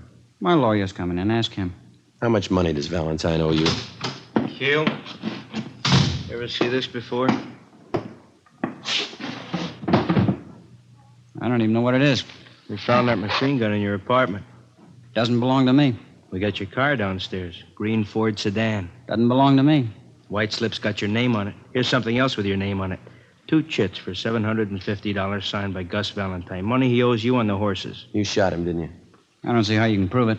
I'll tell you how. We ran this Tommy gun through the crime lab. We dug the same slugs out of the front of those stores where you tried to kill Valentine. Your prints are all over the gun. How much more do you want? It's not my gun. All we gotta do is find the .45 you used this afternoon and match it up with the slugs we dug out of Valentine's leg, and mister, you'll be away for a long time. All right. We used the Tommy gun. We didn't hit him. Didn't try. Only wanted to scare him. I got tired of waiting for my dough. I got no use for a welcher. What about this afternoon? No, sir. Me and Farrar didn't have nothing to do with that. I'll take the machine gun rap, but it wasn't us this afternoon. Elliot, Friday, step outside a minute. Yeah. Valentine. Yeah? Somebody just blew his hospital room full of holes. It took us 17 minutes with red light and siren to get to the Ferndale Sanitarium where Gus Valentine was recovering from his gunshot wounds.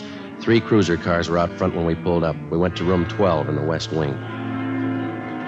Where's the doctor, Joe? Yeah. How is he, Doctor? He was dead when we got in here. He had a private nurse. Shot her, too. Dead. Anyone else hurt? It was visiting hours. Some woman was in there talking to him. She got hit. We're treating her down in the emergency room. Appreciate it, Doctor, if you keep your staff out of the room here until we finish our investigation. Yes, sir. Thank you. Let's have a look inside. Mm-hmm. Look at that. He didn't fool this time. Too bad he wouldn't give us more help. Yeah. We're no worse off than we were. We still have to find out who it was without him. I hope we can get to him before Valentine's crowd starts shooting back. We got to. Anyway, this cancels out his debts. You know his record. Yeah. He owed a lot more than he could ever pay.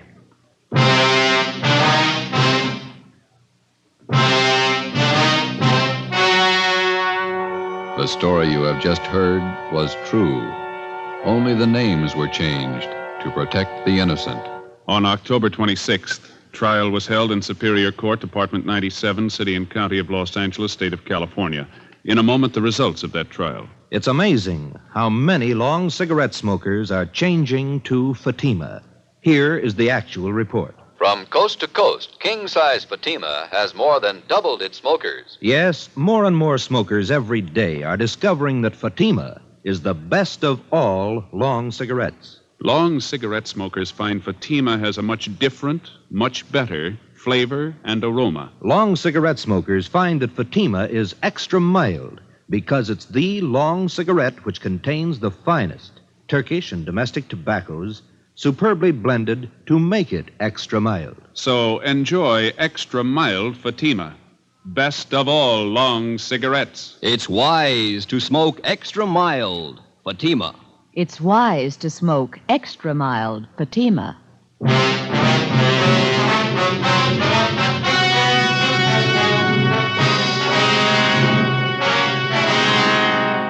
Billy Keel and Tony Farrar were tried and convicted of assault with intent to commit murder. They were filed on by the federal authorities, Bureau of Alcohol and Tax Unit, for the illegal possession of a machine gun and were found guilty in federal court. Because they were both in custody at the time of Gus Valentine's murder, they were cleared of any complicity of the crime. Valentine's killer was still at large. Next week, The Big Gangster, Part 2. You have just heard Dragnet, authentic cases from official files. Technical advice for Dragnet comes from the Office of Chief of Police W.A. Wharton, Los Angeles Police Department. Today, the American Red Cross is carrying on a campaign to finance one of the greatest programs in peacetime history. Give now to the Red Cross. Fatima Cigarettes, the best of all long cigarettes, has brought you Dragnet, portions transcribed from Los Angeles. Tomorrow, hear The Halls of Ivy on NBC.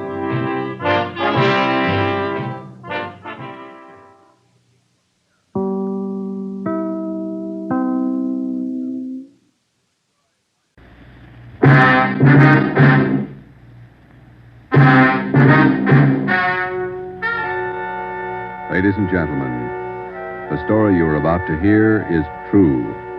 Only the names have been changed to protect the innocent. NBC brings you Dragnet.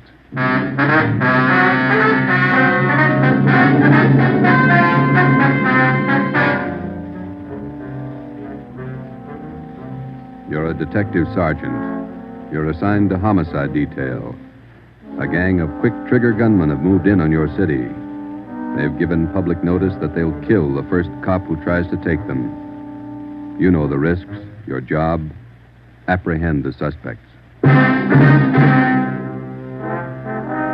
Dragnet, the documented drama of an actual crime, investigated and solved by the men who unrelentingly stand watch on the security of your home, your family, and your life. For the next 30 minutes, in cooperation with the Los Angeles Police Department, you will travel step by step on the side of the law through an actual case, from beginning to end, from crime to punishment. Dragnet is the story of your police force in action.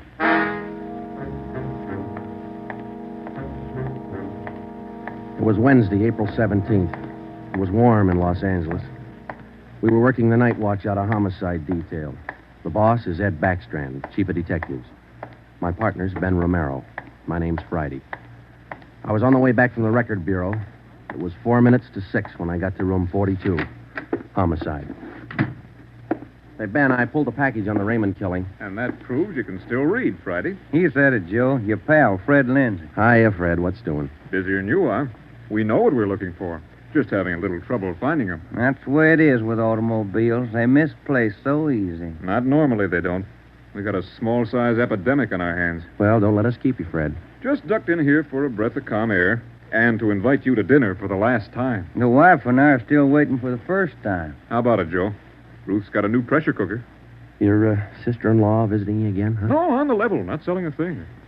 Come on. Who is it this time? My cousin.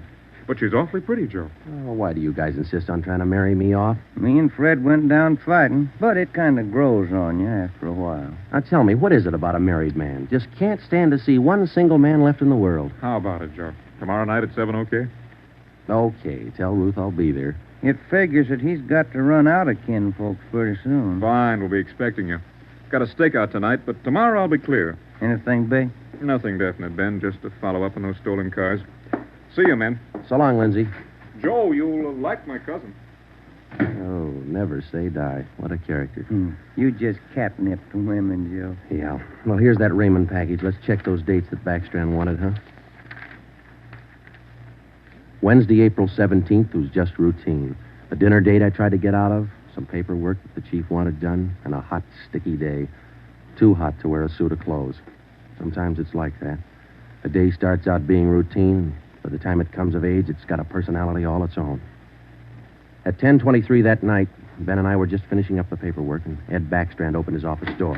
Friday, Romero, just got a hotshot call. What you got, Skipper? Hold up and shooting at Hooper and Esperanza, code 3. Code 3. That means red light and siren. It was 10:32 when Ben and I pulled up at the corner of Hooper and Esperanza. It was a bar in the basement of a building on the south side of the street. A radio car was there, and the 2 officers were holding the crowd back. A man was talking to one of the officers who turned and pointed to us. As Ben and I got out of our car, the man hurried over to us. You're the detectives? That's right, Sergeant Friday. My name's Cummings, R.L. Cummings. I own the bar. This is terrible. There was a gunfight downstairs. Uh-huh, come on. Where's the ambulance? One of the officers in the radio car said we needed the coroner. Did you see the actual shooting? No, I didn't. Here's the fellow that was shot. Oh, there's Jones from the crime lab. Hello, Friday. Romero. Hi, Lee. What do we got here? Pretty bad. Looks like a shotgun. Close range.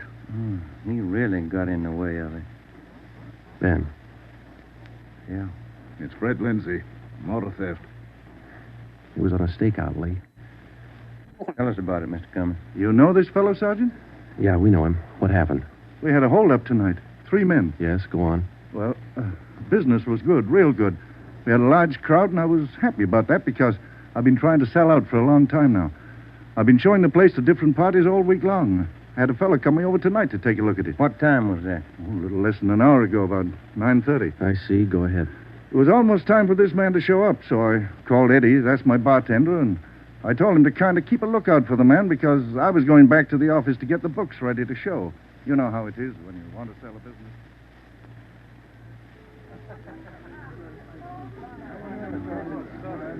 You'll watch for him, Eddie? You bet I will. If you want me, I'll be back in the office. Keep your mouth shut and stand still. Huh? You own this bar, don't you? Well, yes. What is this? You're the boy we want to see. Which one of you? All 3 of us. What's going on? What's it look like, genius? It's a stick-up. I haven't any money. You go to the bank on Thursdays, don't you? Well, I made my deposit today instead. I've been watching you for a month now. Don't give us that. You go to the bank on Thursdays. Now, come on, hand it over. I'm telling you the truth. I usually go on Thursdays, but I went today instead. You're lying, Ace, and we ain't got much time. Look, you can have all the money I've got on me. I think it's about 200, but that's all I have. Here. Why argue with him? Take what he's got and we'll shake the customers down. No, please don't do that. You got my money. Isn't that enough? No, it ain't. Come on, let's go out front. That's about all I remember, Sergeant. When I come around, I was lying on the floor of my office. You better have somebody take a look at that cut on your face. Yeah, I'm going to right away. There's my bartender. He saw the fight. What's his name, Eddie? Yeah. Eddie. Yes, sir? These men are detectives, Eddie. Will you tell them what you saw? Oh, it was pretty rough. And tell us what happened when they started the shooting. That fellow the coroner just took out of here sure was long on nerve. Took on all 3 of them single-handed. Uh-huh. Tell us what you saw. You ought to get that fellow's name. Sure had a lot of nerve. Took over just like he was a cop. He was a cop. Now, what did you see? I pegged him for a cop. Well, he was sitting up at the bar. Been nursing a bottle of beer for about an hour. I was keeping an eye on the front door, watching for this fellow the boss wanted to see, so I didn't see the 3 hold-up men come through from the back, but I heard them. All right, let's knock it off. You can all see this shotgun. Anybody make a move, and I'll blow your head off. Demas, cover the front door. Got it. Sickle, shake him down. Okay, gents. You guys in the band, keep that music going. The rest of you people turn around and face the bar. Put your hands on top of the bar and leave them there till we tell you to move. Come on, hurry up. Knock it off. Okay, Sickle. We'll take your money, your watches, anything else you got. Now, don't try to be cute and hold out. All right, you, take off the watch. I'll get your billfold. You, lady, let's have the ring. This man they call Sickle went right down the line, took everything he could lay his hands on.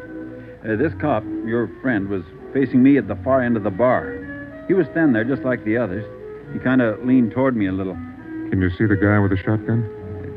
Yeah, Where is he? center of the room. The other guy still at the door? Yeah, Got his gun out? holding it in his right hand. How far down the line is the other guy? About 10 people away. Hey, you two down at the end there. Knock it off. Hurry up, Sickle. Doing the best I can. Come on, let's have the purse, lady. You, next to the lady here, get the watch off. I'll take this wallet over. How far away now? He's getting closer. But we better set up like he says. I'm going to take the one with the shotgun Oh, first. he'll blow you to pieces. I got a gun. How far away is that guy now? I thought Jans told you to shut up. All right, Sickle, try to move and I'll break your back. Let me go. Go ahead and shoot, Jans. Stay away from him, Sickle. All you people at the bar, down on the floor. Okay, you with that shotgun, grab it. Bemis, can you get a shot at him? Not without hitting Sickle. Come on, you, I'm waiting. You got us all wrong, boy. We like Sickle, but not that much. The cop was holding Sickle as a shield. When the big guy let go of the shotgun, both the cop and Sickle ducked. The cop didn't get hit.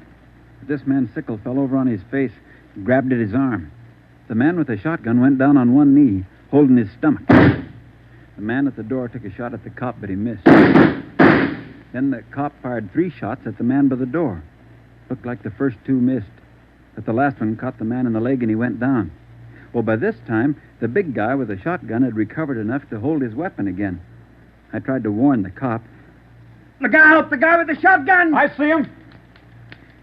The cop pointed his gun and pulled the trigger, but he was out of shells. Boy, Sergeant, my stomach knotted up when I heard that hammer fall against those empty chambers. The cop threw his gun at the guy with the shotgun and then ran right at him.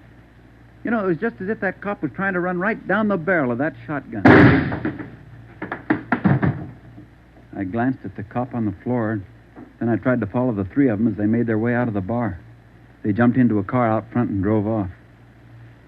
As a kid, I used to watch Bill Hart take on a whole gang in the movies, but this way, right in front of my eyes, Sergeant, he was an awful brave guy. Did you get the license number of their car? No, I didn't. I couldn't see very well. You got a pretty good look at all 3 of the men, though, didn't you? I believe I'd recognize any of them. Thanks, Eddie. What's your last name? Bowers. Eddie Bowers. Got that, Ben? Yeah. You'll be hearing from us, Eddie. We may want you to look at some pictures for us. Glad to help any way I can, Sergeant. I hope you get the men that shot this cop. You're sure going to try, aren't you? Yeah, Eddie. We're sure going to try. The next step was for Ben and I to make a complete report to Chief Ed Backstrand. They got Lindsay, huh? That Fred Lindsay an auto theft? Yeah, that's right. Good cut. You say he wounded 2 out of the 3 in that holdup? Yeah. That means they'll have to have medical attention in a hurry. We'll check all the small hospitals, cover all the drugstores to get a line on anyone who's bought medical supplies in the last hour. Mm-hmm. As soon as medical detail notifies Miss Lindsay, I'd like to go over and see her. Smith from the medical detail's out there now. By the time you get back, we may have a flash in the drugstores or hospitals. We'll be back in 30 minutes. Call in when you get out there. Right, Ed. You might carry this with you. Yeah? I'm sick. I'm sick to my stomach about this thing. I want you to get those 2-bit punks. I don't want them to see another sunrise. Got that, haven't you? Yeah, Ed. Let's go, Ben. Chandler? Yes, sir. Put out an APB. Have communications broadcast the descriptions of these suspects every 30 minutes until further notice. Get up to communications right away,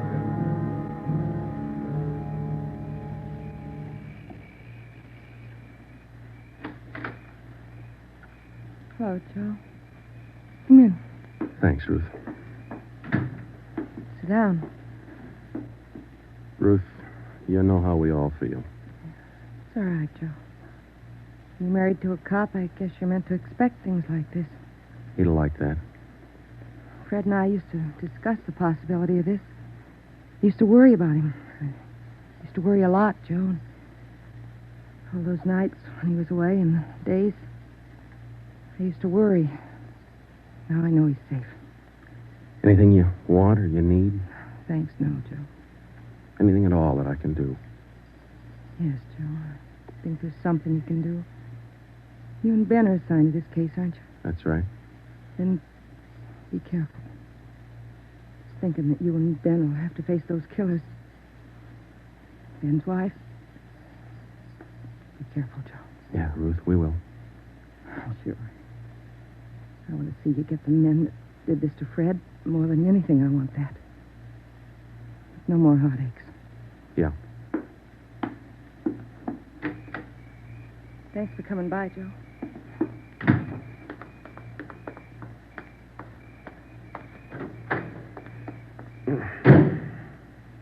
How'd you take it, Joe? Let's go.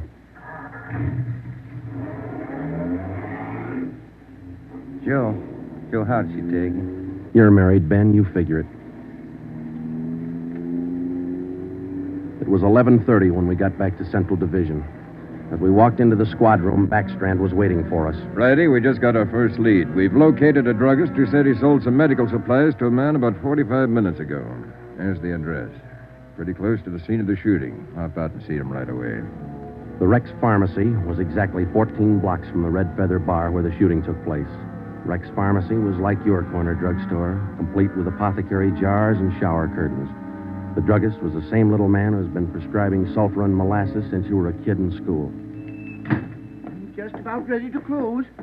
What can I do for you, gentlemen? We're from the police department. I've been halfway expecting you fellows. We got a report that you sold some medical supplies to a man about an hour ago. Yes, sir, that's right. It's like I was telling those other officers that were here a while ago. There was something funny about that little fellow. How you mean? Well, for one thing, he came in here sweating quite a bit. Of course, it's a warm night, but he seemed terribly nervous. Anybody with him? No, he was all by himself. What did he buy? Well, it wasn't so much what he bought, but how much. What do you mean? You know how most people buy iodine, a little 10-cent bottle. He bought a couple of pints. Then there was all that gauze and adhesive tape. Bought enough to repair a small army. Cotton, box of swabs. Then he asked me something that made me wonder. What was that? Asked me if I had something to probe with. That's just the way he said it. Something to probe with. I asked him, what do you want to probe for? What'd he say? Said a splinter. I told him a sewing needle would do the trick. He said, forget it, and then he paid me and walked out. Uh-huh. Could you describe the man? He was a small man, dark. Like I said, awful nervous. You think you could identify him? Oh, sure I could, if I ever saw him again. Well, did he leave on foot, or was there a car outside? Left in a cab, parked right out in front. Couldn't miss it. Did you happen to take down the license number? Well, no, I didn't. But I did jot down the taxicab number. Would that help? Taking down cab numbers isn't exactly in a druggist's line, but because he had the presence of mind to do that one small thing, we accomplished in 10 minutes what could have well taken as many weeks. Maybe with this small wedge, we could do what Backstrand wanted us to do. Get the killers before another sunrise.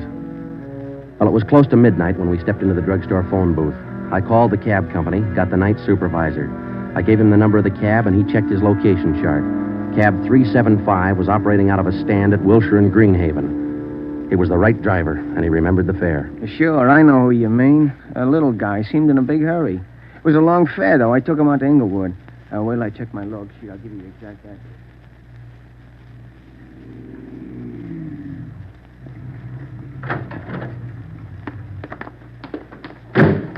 Here it is, Joe. 1523 Imperial. It's the room and half. Yeah, come on. We'll check with the landlady. Kind of late, Joe. Yeah, let's stand away from the door, huh? Might not be the landlady who answers. Yes, what do you want? Police department. Oh, well, just a minute. Let me see your badge. There you are, ma'am. I'm Sergeant Friday. This is Romero. Homicide. All right. Now, what do you want? I run a good, clean rooming house It's here. not the house, lady. It's one of your tenants. Which one? That's what we want you to help us on. Look, do you men know what time it is? Come back here in the morning. Sorry, this can't wait till morning. Well, I'm not going to invite you in. We'll talk right here on the porch and keep your voices down. My tenants work during the day. Whatever you say, ma'am. Now, what is it you want to know? We're looking for a small, dark man. Well, I got 3 here. Could fit that description. No, he came in late tonight, about 45 minutes ago. I wouldn't know about that. I don't spy on my people. This is very important. You'll have to keep your voices down. Sorry. He's dark and he's small. No, I didn't just say he was dark. You must mean Mr. Tyndall. What's he done? What's his room number? He's in room 10, but I can't allow you to tramp up and down the stairs at this hour. You'll wake all my roomers. We'll be as quiet as he wants us to be. Now, what do you mean by that? Is there going to be trouble? I don't know, lady. Where do we find number 10? The end of the hall, last room on the right, and keep your voices down. If you'll just wait in your room, lady, we'll call you if we want you. Okay, here we are. If I keep the door clear, Ben, we might have trouble. Think they all in there? We'll know in a minute.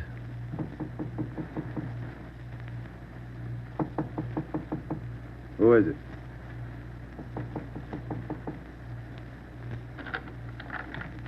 What do you want? Police department. I'll try this closet, Joe.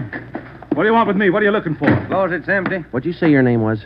Tyndall, Bob Tyndall. New name, but same face, huh, Joe? Yeah, how long you been out of jail, Tenny? My name ain't Tenney, it's Tyndall. Your name's not Tyndall, it's Sam Tenney. We sent you up on a robbery charge 4 years ago. Now, isn't that right, Tenney? No, it's not right. You got the wrong man. I never been in jail. Yes, you have, because we sent you there. Now, come on. Who'd you buy the medical supplies for? I don't know what you're talking about.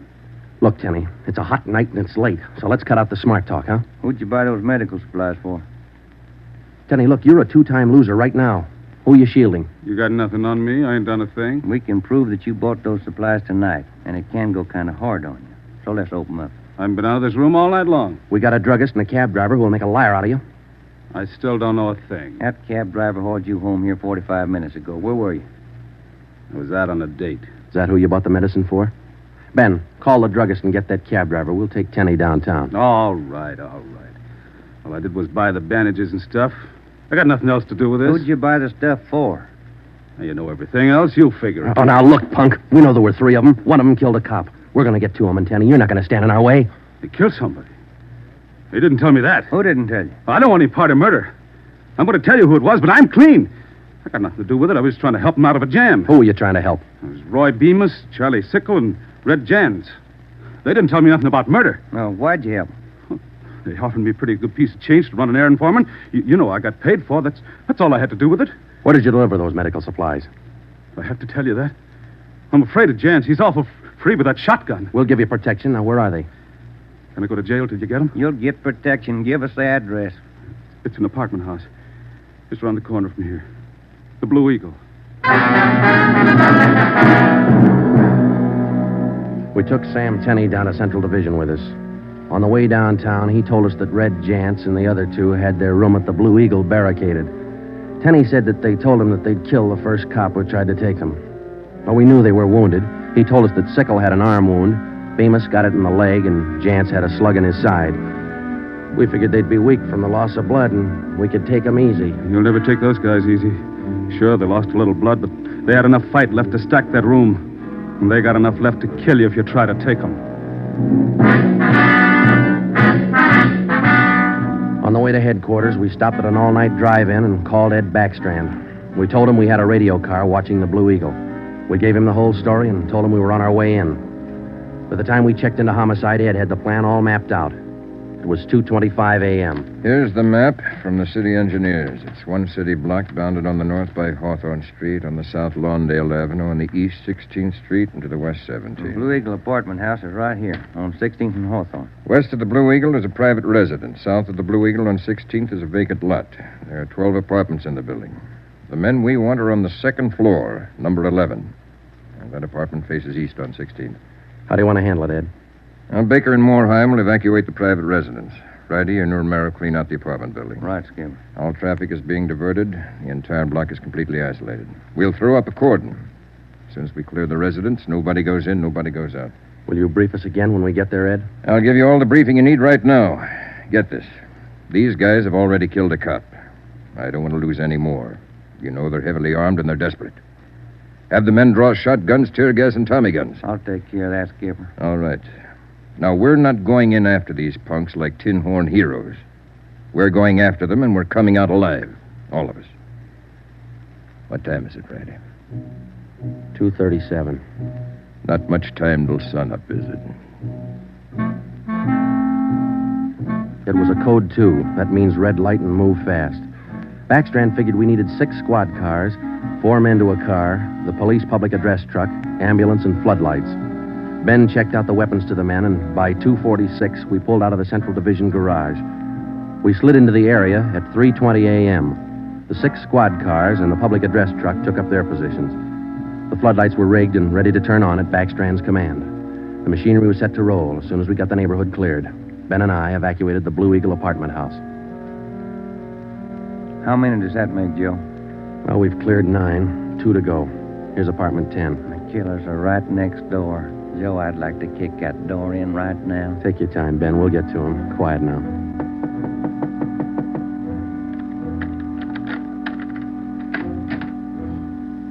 Yeah, what is it? Police department. May we come in? Yeah, of course.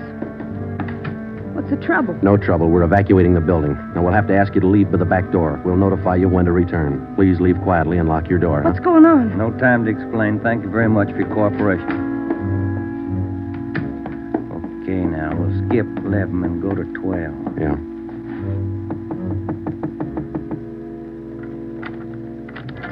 Yeah? Who are you? Police department. Can we come in? Sorry to disturb you at this hour. We're evacuating the building. Please hurry and leave quietly by the back door. You'll be notified when to return. Lock your door when you leave, thank you. It was 4:10 a.m. Everything was set now. The neighborhood was completely cleared. The entire block was empty except for apartment 11 on the second floor of the Blue Eagle. I left Ben to watch the door of apartment 11. I went downstairs and across the street to join the rest of the men. It was Ed Backstrand's show from here on. That's it, Ed. All set.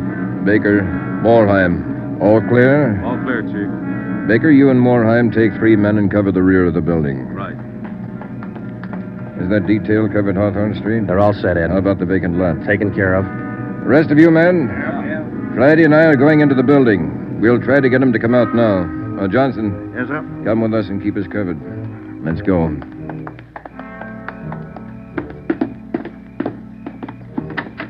Apartment 11's up at the head of the stairs, Ed. Right. Any action, Romero? Not a thing, Skipper. Keep down, all of you. I'll try to get them out. Jance, Bemis, Sickle, you're all alone. The building's clear. Come on out with your hands behind your head. Come on out, Jance, or we'll come in and get you. You hear me? I hear you, Ed. Come on, let's get out to the street. Johnson, cover that door and be careful. Keep down. Right, Chief. Friday, Romero, come with me. We left Sergeant Johnson to watch the door, and we ran out into 16th Street and ducked down behind the police sound truck. The floodlights hit the side of the building. Backstrand grabbed the microphone. Jance, Bemis, Sickle. You've got 30 seconds to come down out of that room. Walk out backwards with your hands behind your head. Stay together. Don't fan out. 30 seconds, Jance. They're making it tough, Ed. Romero, lob some tear gas through that window. Right, Skipper. Come on out, Bemis. We're giving you a chance. That's more than you gave that cop in the bar. Come on out. That's Jance, Ed. He isn't coming out. They must have got Johnson because they're in another room. Shoot the gas in there. That's not going to get him out, Ed. Give it time, Friday. Burn those floodlights in up there. Friday, rake that second floor with the Tommy gun. Let's keep them in one room. Right. Hold your fire, Friday. George, give us a couple of masks. Ben and I are going in. The rest of you men concentrate your fire on those 2 rooms. Pin them down. Here's your mask, Joe. Let's go. Come on.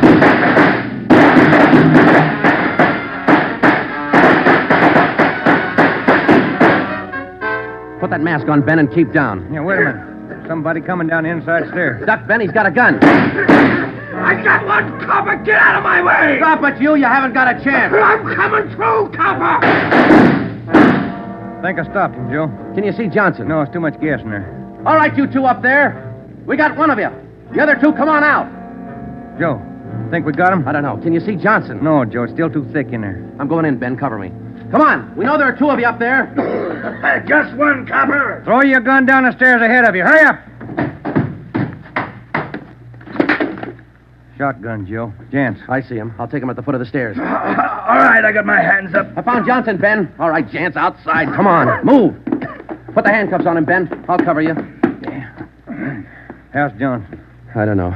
Ed, get the ambulance crew over here. Jance, who's this other guy we got? Bemis. How about Sickle? I said just one, didn't I, copper? Never mind the smart talk, Jance. Now just answer the question, huh? Sickle wanted out of it a long time ago, so I let him out. He's upstairs. I let him out the back way.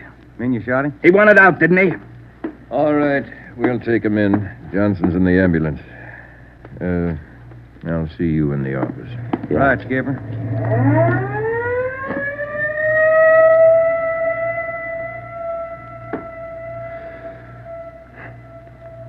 How about a smoke, huh? No. Yeah. Here you go. Backstrand said he didn't want those men to see another sunrise. Yeah. 5 minutes to 5, Joe. Sun ought to be up. Yeah. But look, man. It's cloudy. Guess we'll never know, huh?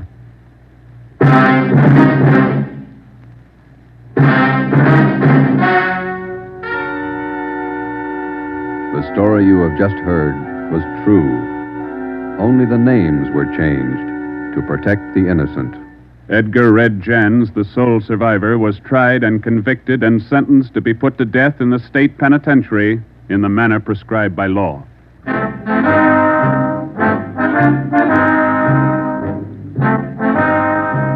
You have just heard the fourth in a new series of authentic cases from official files. Technical advice for Dragnet comes from the office of C.B. Horrell, Chief of Police, Los Angeles Police Department. Tonight's program is dedicated to radio car patrolman Forrest E. Sawyer of the Denver, Colorado Police Department, who on the evening of March 8, 1937, gave his life so that yours might be more secure.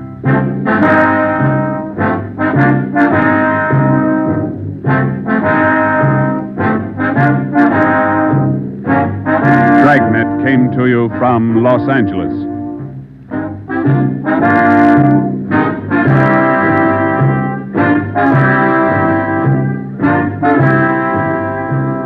This is NBC, the national broadcasting company.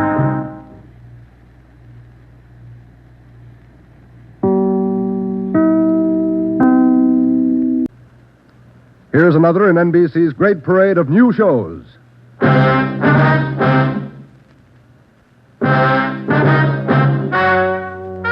Ladies and gentlemen, the story you are about to hear is true.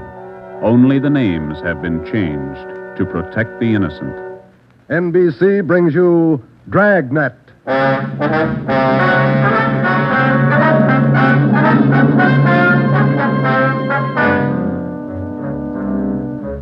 You're a detective sergeant. You're assigned to narcotics detail. For more than 2 months, doctors' offices have been burglarized, hospital pharmacies pillaged, drugstores robbed, medical supply firms ransacked, with one purpose in mind: the theft of narcotics. The criminals are expert, cunning, vicious. Your job, get them. Dragnet, the documented drama of an actual crime, investigated and solved by the men who unrelentingly stand watch on the security of your home, your family, and your life. For the next 30 minutes, transcribed in cooperation with the Los Angeles Police Department, you will travel step by step on the side of the law through an actual case from official police files. From beginning to end, from crime to punishment, Dragnet is the story of your police force in action.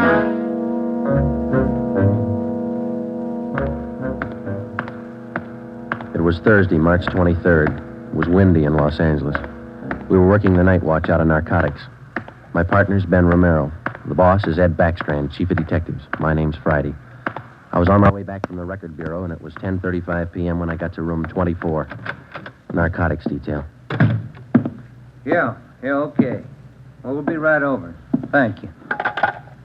Get anything, Joe? Nothing we don't know already. How about you? That was the county hospital on the phone. Doc Welch. Pretty fair lead. I told him we'd be right over. What's he got? One of our informants, Benny Trounsel. Ready? Let's go. What's with Benny? It's bad shape. Somebody worked him over. They found him in an alley off of South Main. Yeah? Doc says Trounsel talked before he passed out. Anything good? He claimed he knows who's running the new dope racket in town. Says they got him. No, let's take the stairs here, huh? Why should they bother with small fry like Benny? That's what I'm wondering. Blackmail, maybe. Benny's still on the needle? Maybe that accounts for his story. Doc says his skull is fractured. Morphine doesn't do that to you. Yeah. Benny mention any names? I don't know. Doc didn't say. Here's the garage. Come on.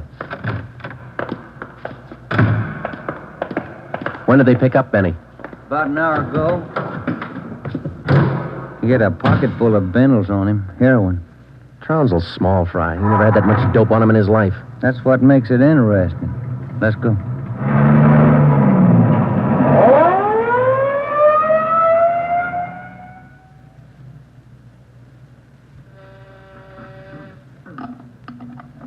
County Hospital?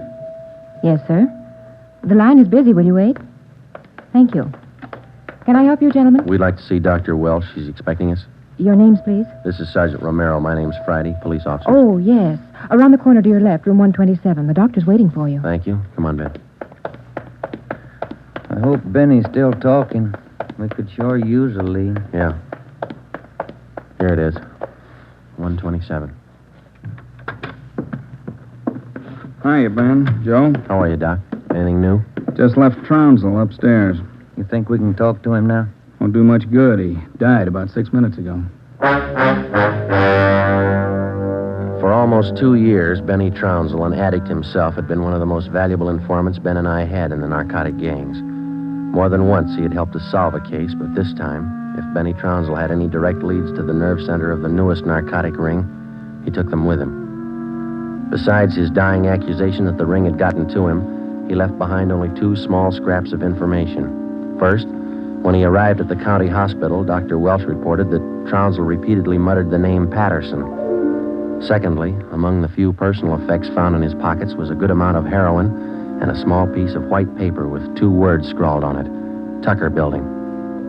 Benny Trounsel's body was taken to the county morgue, and the next morning it was posted. At the coroner's inquest, the cause of death was listed as a brain hemorrhage induced by severe blows by a blunt instrument on the sides and base of the skull, inflicted by a person or persons unknown. Besides Ben and myself, the only identification witness at the inquest was a woman who managed a rooming house in Benedict Alley, where Trounsel used to stay periodically. After the inquest, we questioned her briefly in our office. Miss Strite, you say you can't remember any friends Trounsel had while he stayed at your rooming house? No, I can't. Besides, if I knew that man used dope, I never would have rented him a room. How long did he rent from you, Miss Strite? Oh, about 6 months. I run a respectable house. I don't mind if my people drink a little now and then, but those dope users, no, sir. Did you know anything about Trounsel, Miss Strite? Where he spent his time, where he had his meals? Well, don't serve at my place. Too much trouble. Most of the people eat at the Ace lunchroom, down the corner. Where's that, Miss Strite? Grant and South Main, right on the corner. And you think Trounsel might have spent some time there? He might have, I don't know. Miss Strite, did Trounsel ever mention anyone by the name of Patterson? No. Patterson? No. And you can't recall any friends he might have had? He had any friends and never set foot in my house. That's all I know. All right, Miss Strite, thank you.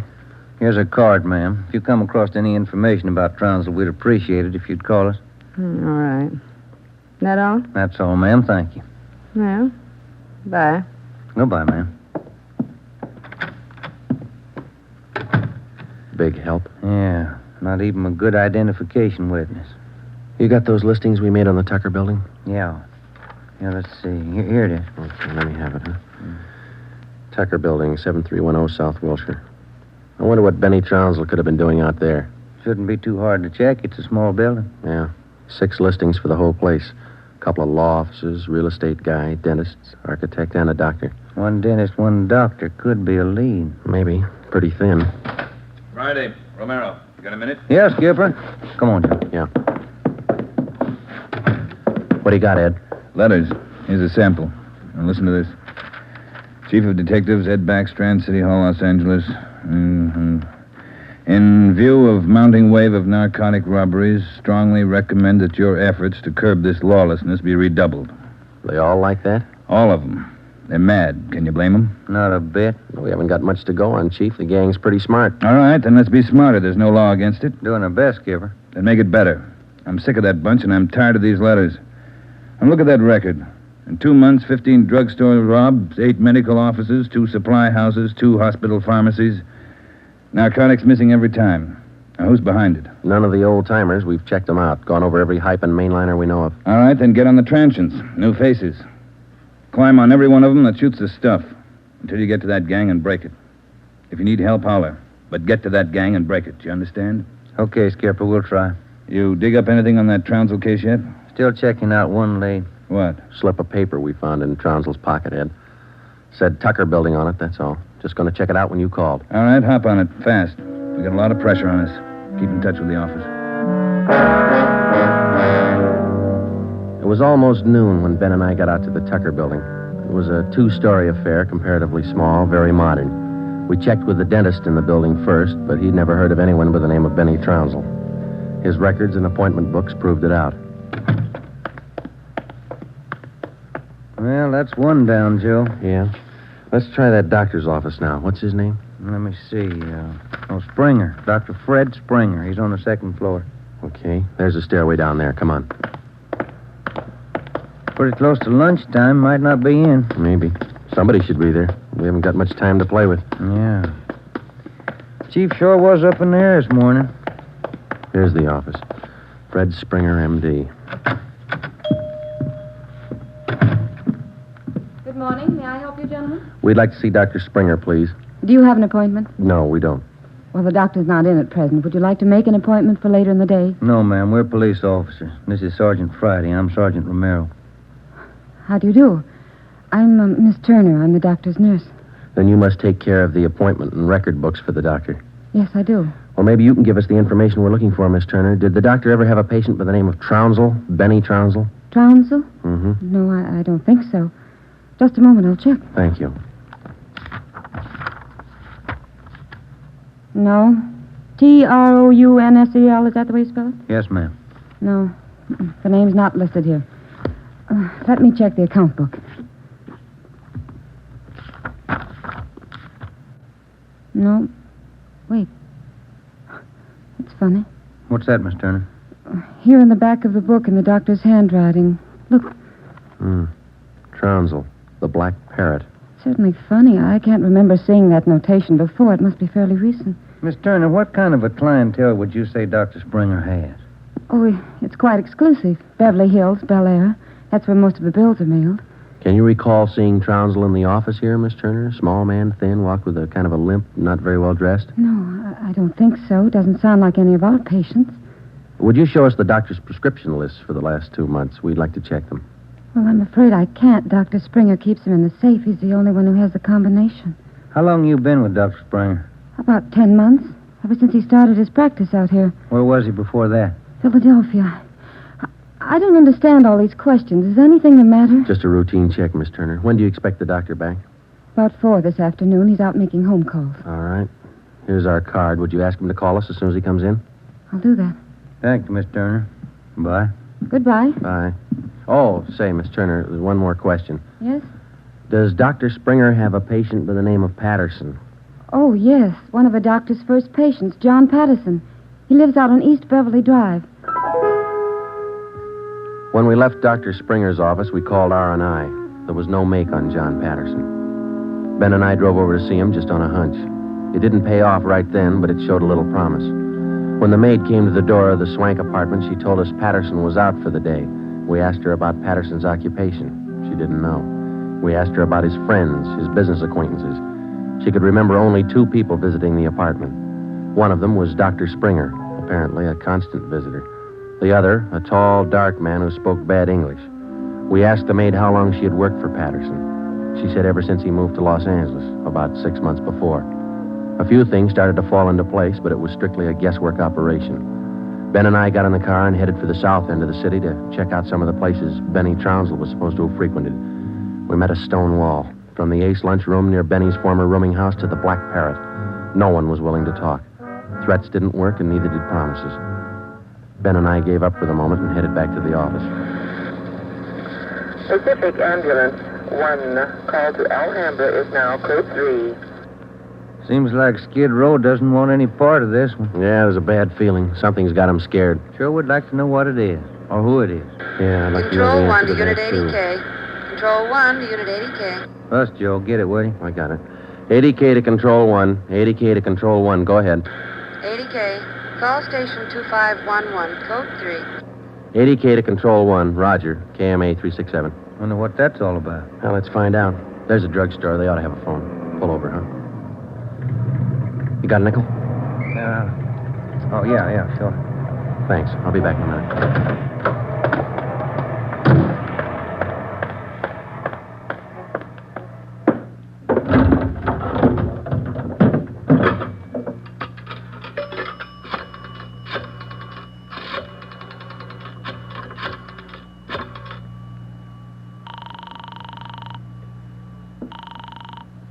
City Hall.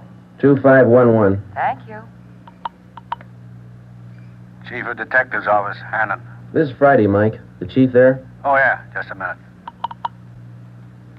Backstrand talking. This Friday, Ed. What do you got? You tied up? Nothing big. Then check in as soon as you can. Got something good. What? You remember the stick-up at St. Agnes Hospital about a month ago? Pharmacy there? What about it? 2 patrolmen picked up a user down near Union Station about an hour and a half ago. Yeah? Guy was way back on his heels. He had 2 vials of morphine on him. Vials had serial numbers. Good. Did they match out? Perfectly. Thanks, Ed. We'll be right in. When Ben and I got back to the office at 3:52 p.m., we picked up Chief Ed Backstrand and went directly to the crime lab, where Lieutenant Lee Jones analyzed the contents of the 2 vials taken from the suspect. Jones told us it was high-grade morphine. We went back to the office and double-checked the serial numbers on the vials with the crime report on the St. Agnes Hospital robbery. They matched. And there's a good break. These vials were in the loot when the gang knocked over the hospital 28 days ago. I'll stay on the trail and we'll crack that gang wide open. This the arrest report on the guy, Ed? Yeah. Picked him up in a bar off South Main. Who is the guy, a transient? Yeah, here it is, Ben. James Steiner, Phoenix, Arizona, age 37, transient laborer. Anybody talk this guy yet, Ed? Not yet. He shouldn't be too hard. You better get on it. Right, Skipper. Come on, Joe. Check you later, Ed. What time you got, Ben? Let me see, 25 past 4. A phone call for you, Ben? Yeah, who was it? Your wife. Wants you to pick up some aspirin and a bottle of nose drops for your kid on your way home. Oh, yeah, almost forgot it. That the only call we had, Mike? That's right. Thanks. Well, you got that Dr. Springer's number, Ben? Yeah, here it is, Crestview 55284. Thanks. Nurse said he'd call us around 4, didn't she? Yeah.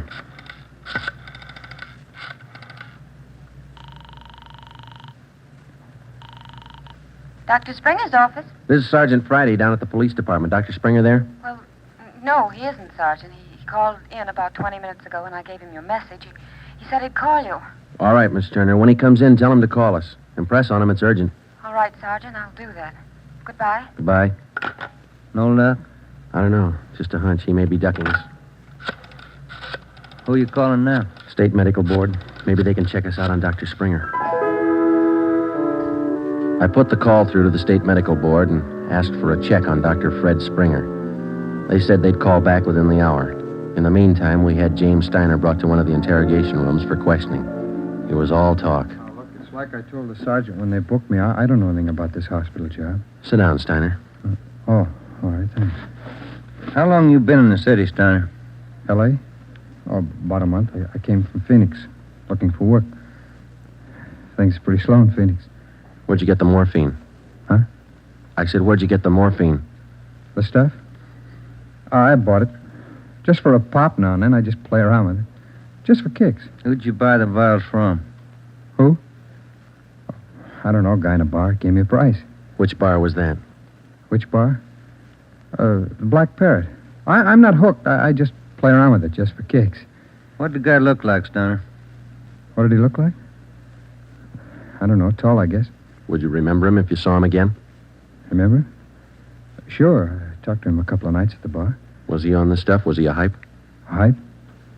Yeah, maybe. Tall fella, dark. You shooting the stuff? Shooting the stuff? No, I'm no mainliner. I never took in the veins in my life. I told you I'd do it just for kicks, just a pop now and then. Take off your shirt. Let's see your arms. Huh? My arms? Come on, take it off. Well, who are you kidding, Steiner? Your arm looks like a pincushion. I told you, just once in a while, just for the kicks. I'm not hooked on it. They found 2 vials of stolen morphine on you, Steiner. You can go 2 ways, hard or easy. Hard or easy? I told you I ain't done nothing. I bought this stuff. I use a cap or a bindle once in a while for kicks, but I'm not hooked. I bought the stuff, I tell you. Who was he, Steiner? Who sold it to you? Who? I told you I met him in a bar, the Black Parrot. Who was he? He was tall. Dark. He gave me a good price. Come on, let's have it, Steiner. His name. I'm feeling sick. You got something for me? I'm sick. All right. Mike. Yeah, Joe? Get some milk. A couple of quarts right away. Okay, Joe. You ready to tell us, Steiner? Who was he? I'm sick. I'm sick. We're getting some milk for you now. Come on, you better talk. Max. That's all he said. Name was Max. He gave me a good price. I only take a pop now and then just for kicks. You think you could point him out for us? Yeah. Maybe. I'm sick. I'm sick. Narcotics from Merrill. Hello. This is Dr. Springer calling. You wanted to talk to me. Yes, we did, Doctor, and we've got a few questions we'd like to ask you. Oh, hold on just a minute, will you? It's Dr. Springer, Joe. All right, tell him we got to see him tonight. We'll call him back later. Dr. Springer? Yes? Sorry, Doctor, we'll have to see you later on tonight. You be at home? Well, I have an appointment this evening. Would you mind telling me what this is all about? Sure, Doctor. It's about a man named Benny Trounsel. Oh. I see. And if you don't mind, we'd like to check over your prescription list with you. Yes. I'll cancel my appointment. You can contact me here at home. 1538 South Road. I'll be here all night. All right, Doctor, thank you. We'll see you later then. Yes. Goodbye. Goodbye. What'd he say? All right? Yeah, it's all right. I'll buy that hunch of yours now, Joe. Dr. Springer, he knows who killed Benny Trounsel. I bet he knows why. When Mike Hannon came back with the milk, we fed it to Steiner, and then we put him back in his cell. We put in another call to John Patterson out on East Beverly Drive, but there was no answer. We left word with Hannon where we were going, and then Ben and I headed out for Dr. Springer's home. It was 7:35 when we pulled up into the driveway at 1538 South Road, a low, rambling ranch-type home. We got out of the car and made our way down the path to the front door. A gray Persian cat followed us. The door was half open. We knocked, but there was no answer. Through the window, we could see the living room was dimly lighted. We went in. We found Dr. Springer sitting in a large carved mahogany chair in the dining room. The room was hung with draperies. He was slumped forward, face down on the dining table. There was a bullet hole in his right temple. On the floor near his right hand was a .32 automatic pistol. In the center of the dining table was a piece of white paper. Looks like he beat us. Yeah. Any names on that confession? One says he killed Trounsel. No, wait a minute. It says, John Patterson. He forced me to this. What? I don't know. What's it look like to you? Here's another one. Norberg. That's all it says. Then he signed his name, Dr. Fred Springer. Ben, come over here. Look at these. Hypodermic needle. It works. Is this morphine? White powder. Could be. Then he was on it himself. Looks like it. We'll find out when they post him. I'll get it. Yeah. Sergeant Friday there, please. This is Joe, Mike. What do you got? Can you talk all right there? Yeah, go ahead. Just got a kickback on your call to the state medical board on this Dr. Fred Springer. Mm-hmm. He's not a registered physician in the state of California. Besides that, his license was revoked in Pennsylvania 2 years ago. Illegal operations. That explains it. Notify homicide. Get the crime lab in the corner out here, will you? Looks like Springer shot himself. Okay, Joe, right away. We'll wait for him, but hurry him up, Mike. We got a couple more places to check out tonight. Okay, Joe, see you later. Right. What's next? Patterson place? I don't know. Maybe we ought to try Steiner first. Sounds good to me. Feels like we're getting close. Yeah, Ben. Real close.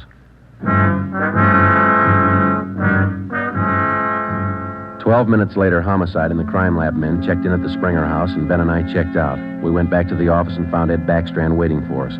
We told him our story, and he sent 2 men out to keep an eye on the Patterson place. 2 other men went to work to try and track down the other name in Springer's confession note, Norberg. Ben and I went up to the county jail and picked up Steiner. The 3 of us started out to look for the man who sold Steiner the 2 vials of morphine stolen from the hospital pharmacy a month before. The man's name was Max. He was tall and dark. That was all we knew. The rest of it was up to Steiner. 2 other men from the detail, Davis and Emerson, came along with us to take care of Steiner if anything went wrong. Our first stop was the Black Parrot Tavern. Davis parked the car in an alley down the street. Steiner, Ben, and I got out and walked the rest of the way. You understand what you're supposed to do, Steiner? Me? Yeah. I go in first and sit at the bar. You 2 will follow me. I sit at the bar, and if I see Max, I give you the sign. That's okay, huh? That's right. And you don't try to break for it. Break for it? Me? I told you, I'm squaring with you guys. All right, Steiner. Go ahead. Let's hope it works, Joe. Yeah. There he goes inside. Come on. Now, look, try to grab one of the booths along the wall if you can, huh? Right. Here we are.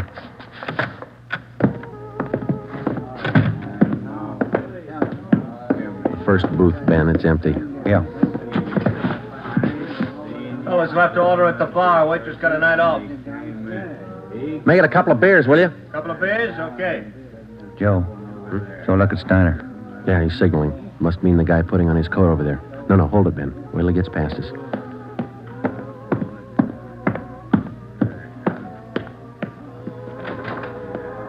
All right, get Steiner back to the car. I'll tail the guy. You come after me.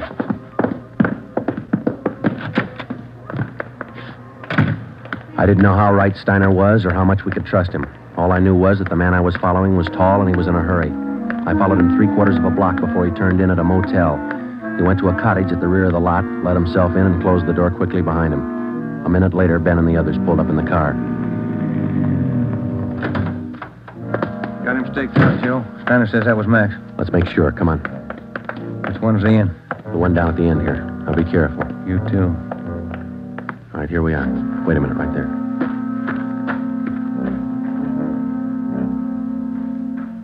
All right, look, there's no rear door. He's got to come out the front. Keep the door clear. You ready? All set. Cover me.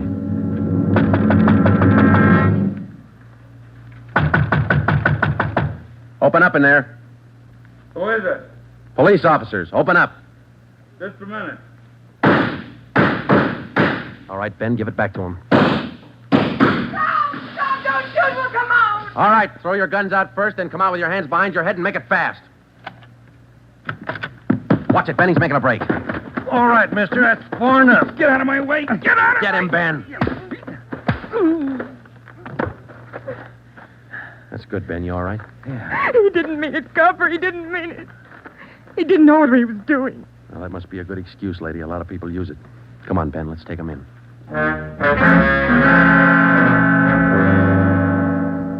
It was 10 minutes past midnight when we got back to headquarters. Both the man and the woman were booked for violation of the State Narcotics Act, a felony. He gave his name as Max Jansen. In his luggage, we found 13 vials of morphine, large quantities of heroin, and a small amount of Panopin.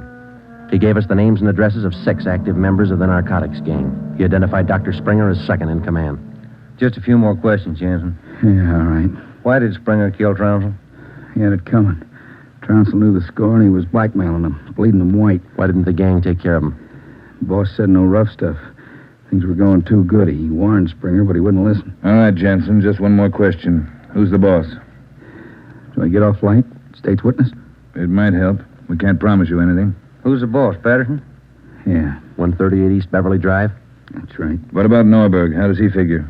It's the same guy. Patterson and Norberg, both the same. And what's his real name? Norberg. Tony Norberg. What's his front? He's legit, or he used to be. Importing business. Where? Here. Got an office downtown. Do I get protection? Where's Norberg now? Home, out in Laurel Canyon. Do I get protection? I thought you said he lived out on East Beverly. His apartment, his home's out in the canyon. Where? What's the address? Do I get protection? You'll get protection. Winding Way. 860 Winding Way. All right, Friday. Romero, take some men with you.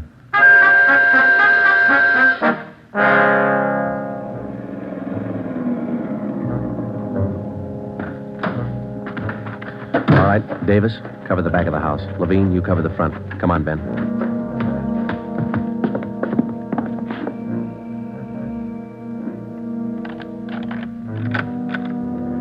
Yes? Mr. Norberg in? Who's calling? Police officers. Oh, come in, won't you? Thank you. Now get your hands up. Face the wall. You'll never make it, lady. The house is surrounded. Tony, get the stuff. It's our only chance. They'll cut you down, Norberg. All right, Jeannie, give him the gun. Don't be a fool. They're going to march out the door in front of us, right to the car. I'm not going, Jeannie. Try it if you want. I'm not going. All right, Tony, stay. Come on, coppers. You'll never make it, lady. I said move. Fast. All right, Ben, hit the dirt. She's going for the car. See if you can get those tires.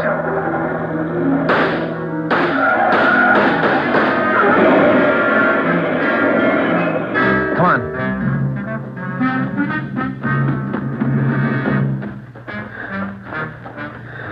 Dead? Yeah. Norberg was smart. Must be the girlfriend. Guess so. Wonder why they start. Why did they get on the stuff, Joe? For kicks, Ben. None of them ever get hooked. Just for kicks. The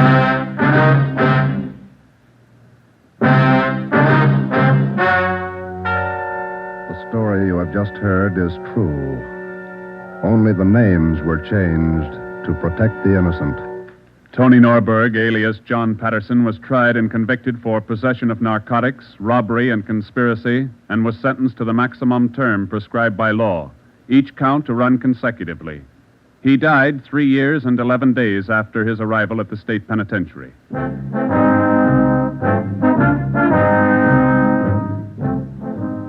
You have just heard the 9th in a new series of authentic cases transcribed from official files. Technical advice for Dragnet is furnished by the Los Angeles Police Department. Tonight's program is dedicated to Chief Erskine Fish of the North Sacramento Police Department, who on the night of August 11th, 1935, gave his life so that yours might be more secure.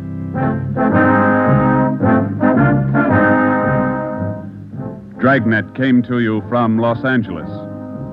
This is NBC, the national broadcasting company.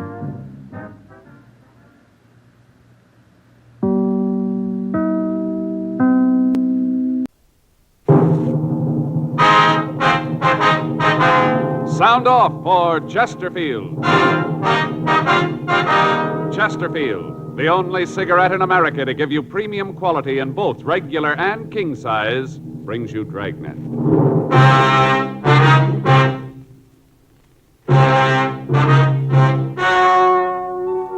Ladies and gentlemen, the story you are about to hear is true. The names have been changed to protect the innocent.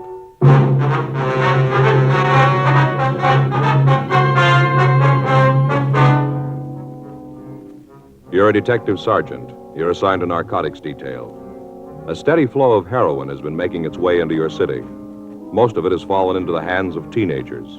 You don't know the source or the head man of the operation. Your job, stop it. The modern way to sell cigarettes is the Chesterfield way. Premium quality in both regular and king size. And we're the only one that gives it to you. Premium quality in a cigarette means the world's best tobaccos, the best ingredients, the best cigarette paper. Only Chesterfield gives you this premium quality in both popular sizes. King-size Chesterfield contains tobaccos of better quality and higher price than any other king-size cigarette. Well, that's certainly important to every king-size smoker. Of course, it's the same fine tobacco as in regular Chesterfield. There is absolutely no difference, except that king-size Chesterfield gives you more than a fifth longer smoke. Yes, the modern way to sell cigarettes is the Chesterfield way. Premium quality, both regular and king size. Chesterfield is much milder. Chesterfield is best for you.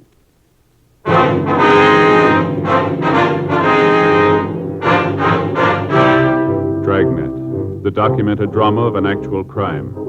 For the next 30 minutes, in cooperation with the Los Angeles Police Department, you will travel step by step on the side of the law through an actual case transcribed from official police files.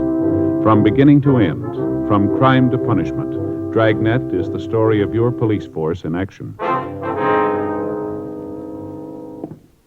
It was Tuesday, April 6th. It was warm in Los Angeles. We were working the day watch out of narcotics detail. My partner's Frank Smith. The boss is Captain Kearney. My name's Friday. I'd just gotten off work, and I'd gotten a call from a friend who wanted to see me. It was 5:46 p.m. when I got to my apartment house. Apartment 12. Hi, Joe. Oh, Ed. Just getting ready to go in. Come on in. Caught you. Go ahead. Thanks. Sit down. You got a date or something? No, it's all right. I just thought I'd get something to eat and then maybe take in the show. What do you want to see me about? It's about Gary, Joe. Your boy? Yeah, I don't know quite how to say it. Yeah, well, you sounded pretty upset on the phone, Ed. I was, Joe. I still am. I don't know what I'm going to do. Well, come on. What's it all about? It was all I could do to keep my hands off him. I never felt like that with anybody before, but I did with Gary. I wanted to strangle him. All right, now what's he done, Ed? He's a dope addict, Joe. Well, that's a pretty serious thing to say, Ed. Are you sure about that? I am now. First, I couldn't believe it, but tonight Helen and I went through his room. We found this. Here. Uh-huh. Open it. See? Yeah.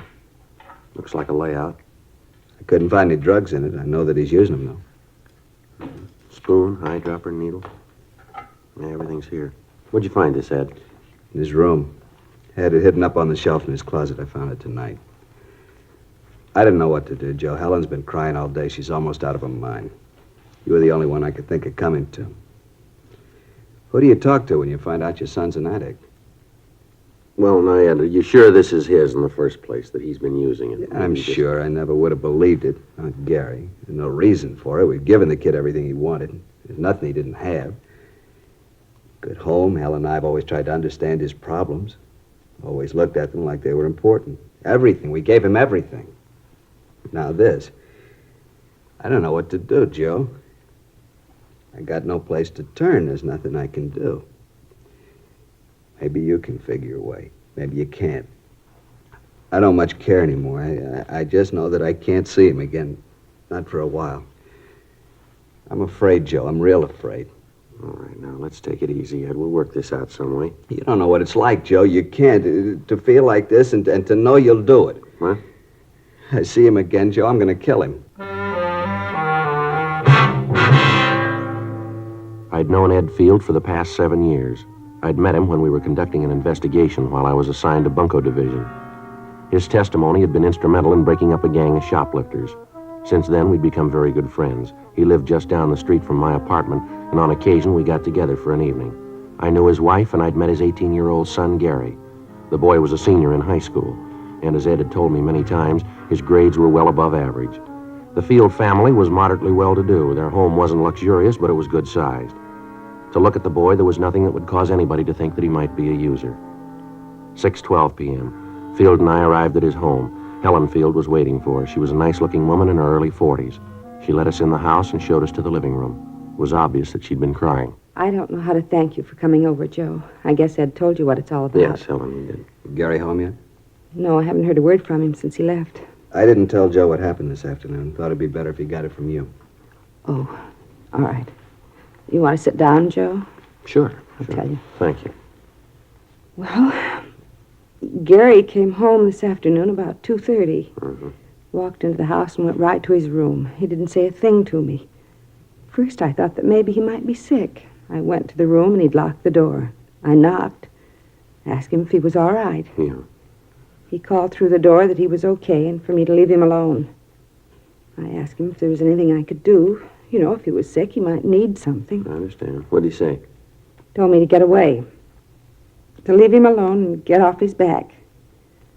Those were his exact words. Leave him alone and get off his back. Mm-hmm. About 20 minutes later, he unlocked the door and came out. He seemed to feel fine. He came over and kissed me and said he was sorry about what he'd said. Said that he hadn't been feeling well and that he'd said those things without meaning them. Mm-hmm. I told him that he ought to wait until I could take his temperature. He said there was nothing wrong, for me to get out of his way, that he had some business to take care of and be home for dinner. I tried to stop him from leaving, and he pushed me aside. He knocked me down. Get my hands on him. I'll teach him. He stood there for a minute, and I thought he was going to cry. But he just turned around and walked out. Well, you any idea where he might have gone? What this business was that he was going to take care of? No, not the slightest idea. You can see what we're up against, Joe. I'm afraid to even see the boy. Yeah. When did you first figure that he might be using narcotics? When I came home, Helen told me what had happened. I thought about what would make the kid do a thing like this. The more I thought about it, the more there had to be only one reason. That's when Helen and I went through his room and found that kid. Mm-hmm. Has the boy been ill at all lately? Under a doctor's care? Something that you might not know about? No. I'm sure that if he was, we'd know about it. I want to see you, Gary. Yeah, I'll be right with him. I want to see you right now. We'll have to wait. Maybe there's something wrong with your ears, son. I'm not going to take that from you. Please, Ed, don't do something you're going to regret. Now listen, Helen, that boy's 18 years old. For all that time, we've done everything we could for him. We've given him a lot more than most boys his age have. I'm not going to stand by and see it all blow up just because he's a kid. That's no excuse. I want an answer for all this. What he's been doing, what happened this afternoon. I want those answers, and I want them now. Remember, he's only a boy. And I'm getting sick of that, too. Where is it? Now, listen, boy, I know what's been going on. I want to talk to you about it. I don't want you to lecture me. All I want to know is where's the kid. Take it easy, son. What are you doing here? I asked him to come over. You didn't turn me in, huh? Your dad asked me to come over to see if I could help here. I don't need nothing from you, cop. I want the layout. Where is it? You aren't going to use that anymore. I want the layout. I gotta have it. Where is it? Please, Gary, don't get your father any more mad than he is. I don't care how sore he is or how sore he gets. I want the layout. I want it now. I can't think of any more simple way to say it. If I have to take it away from you, then I'll do it your way. You lousy bum. I'll teach you to talk to All right, take it easy, Ed. This isn't going to get you anywhere. Now, come on, settle down, both of you. Get out of here. Get him out of here. Joe, I swear I'll break him in two. Please, Ed. Joe, do something. Let him go. Let him go. It's about time he found out I'm old enough to call things my way. Go on, let him go. I'm not afraid of him. I'm not afraid of you either, cop. I'm not worried about anybody. All I want is that kit. I gotta have it. I got it. I'll give it to me and we can talk then. I gotta have it fixed. I got it. Joe, do something, please. All right, come on, sit down. Sit down, boy.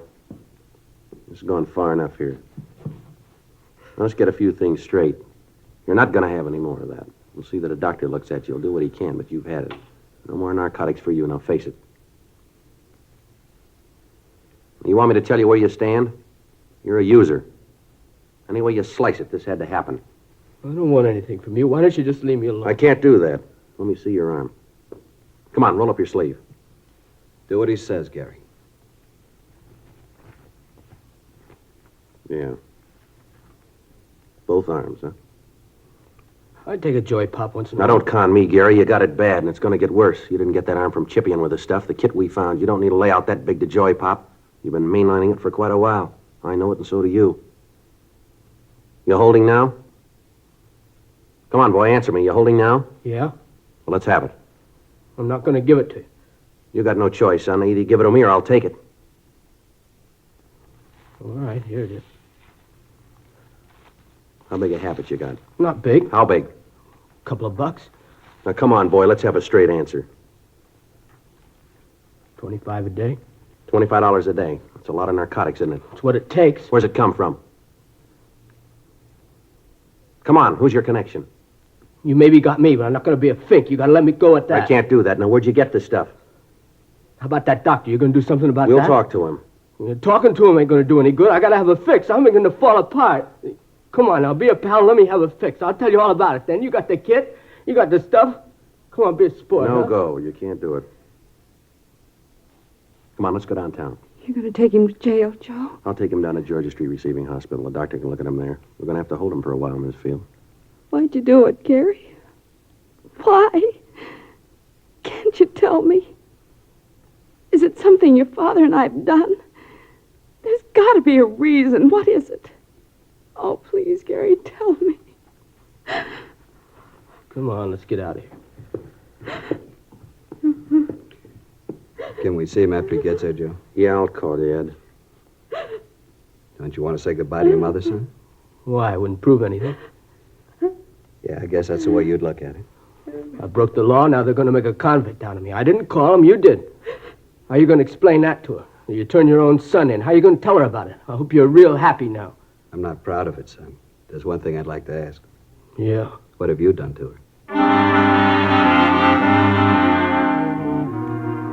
8:30 p.m. I called Frank Smith and filled him in on what had happened. He said that he'd meet me at Georgia Street Receiving Hospital. I took young Gary Field down with me and had a doctor check him over. After that, the boy was taken to the narcotics division, and Frank and I talked to him. I don't know how to tell you any better. Isn't any other way to say it. I'm not going to give you any names. That's not going to help you any, son. So it won't help me. It won't get any of my friends in trouble. Well, you got great friends, haven't you? Now, where'd you get the money to take care of your habit, Gary? I earned it. Where? I worked. Where'd you work? Look, it's getting late. That stuff the doctor gave me didn't do any good. I still need a fix. Now, I'm getting sick. Do what you got to do. Let's get this over with. Now, look, this is going to be the same in the morning, son. We're going to keep asking questions till you come up with the right answers. Look, cop, I don't want any favors from you. Now, leave me alone. We're only trying to help you, boy. Oh, get off my side. Now, I need nothing from you. You saw your duty and you did it. That makes you a big man, huh? I know you'll both make lieutenant. Now, beat it, All huh? right, that's enough of that. Now, there's a couple of things we'd like to set you straight on. Maybe help you to figure where you stand in this. Oh, here it comes. What do? Give you a license to preach when they hand you the badge? That's enough of that, youngster. Come on, get off my back, cop. If my old man hadn't turned fink, you'd never have got me. Where are you going? I'm getting out of now, here. sit down. Sit down. All right, young fella, you want to be a big man, that's the way it's going to be. I'm going to tell you that you get no special treatment here because I know your parents. You'll be treated just like any other user. You're getting a little of the edge because you're a youngster. There's not a pound of honesty or integrity in your distorted mind. The simple way would be to drop you in a cell and let you sweat out the cure, let you fall apart if you had to. Let me tell you this. We're going to get the connection that's been supplying you, and then we're going to get the man behind him. I don't much care about them, but I do care about the kids around you. You got a big habit. Takes a lot of money to keep up a habit like that. I've seen kids like you before, and there's only so many ways to get that money. You steal it or you start pushing narcotics yourself. I don't think you're stealing, so you got to be pushing it. That means that you probably got other kids hooked on it. Other youngsters that have got trouble because of you. Mules that are dragging your wagon for you. Your folks will maybe forgive you for what you've done to them, but they'll never be able to buy what you did to the other kids. You had a chance to help yourself and help the rest of them. You had a chance to do something good for somebody else, and you wouldn't take it. Well, you're playing it smart, big boy. Keep playing it that way when you end up in a jail cell, will you? You through, cop? Yeah, I'm through. Fine, let me get some sleep, huh? Let's go, Frank.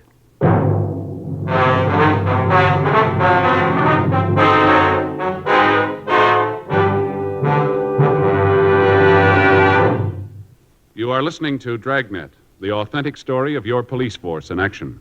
Friends, you'll remember some months ago we read you our first report, the 6 months report on the effects of smoking. Then more recently, we read you the 8 months report. Now, here is the latest one. The full 10 months report confirms again. The group examined showed no adverse effects on the nose, throat, and sinuses from smoking Chesterfields. This from a medical specialist who is making regular bi-monthly examinations of a group of people from various walks of life. 45% of them have smoked Chesterfield for an average of over 10 years. After 10 full months, the specialist reports he observed no adverse effects on the nose, throat, and sinuses of the group from smoking Chesterfield. That's the report. Buy much milder Chesterfield, regular or king size. The cigarette that's best for you.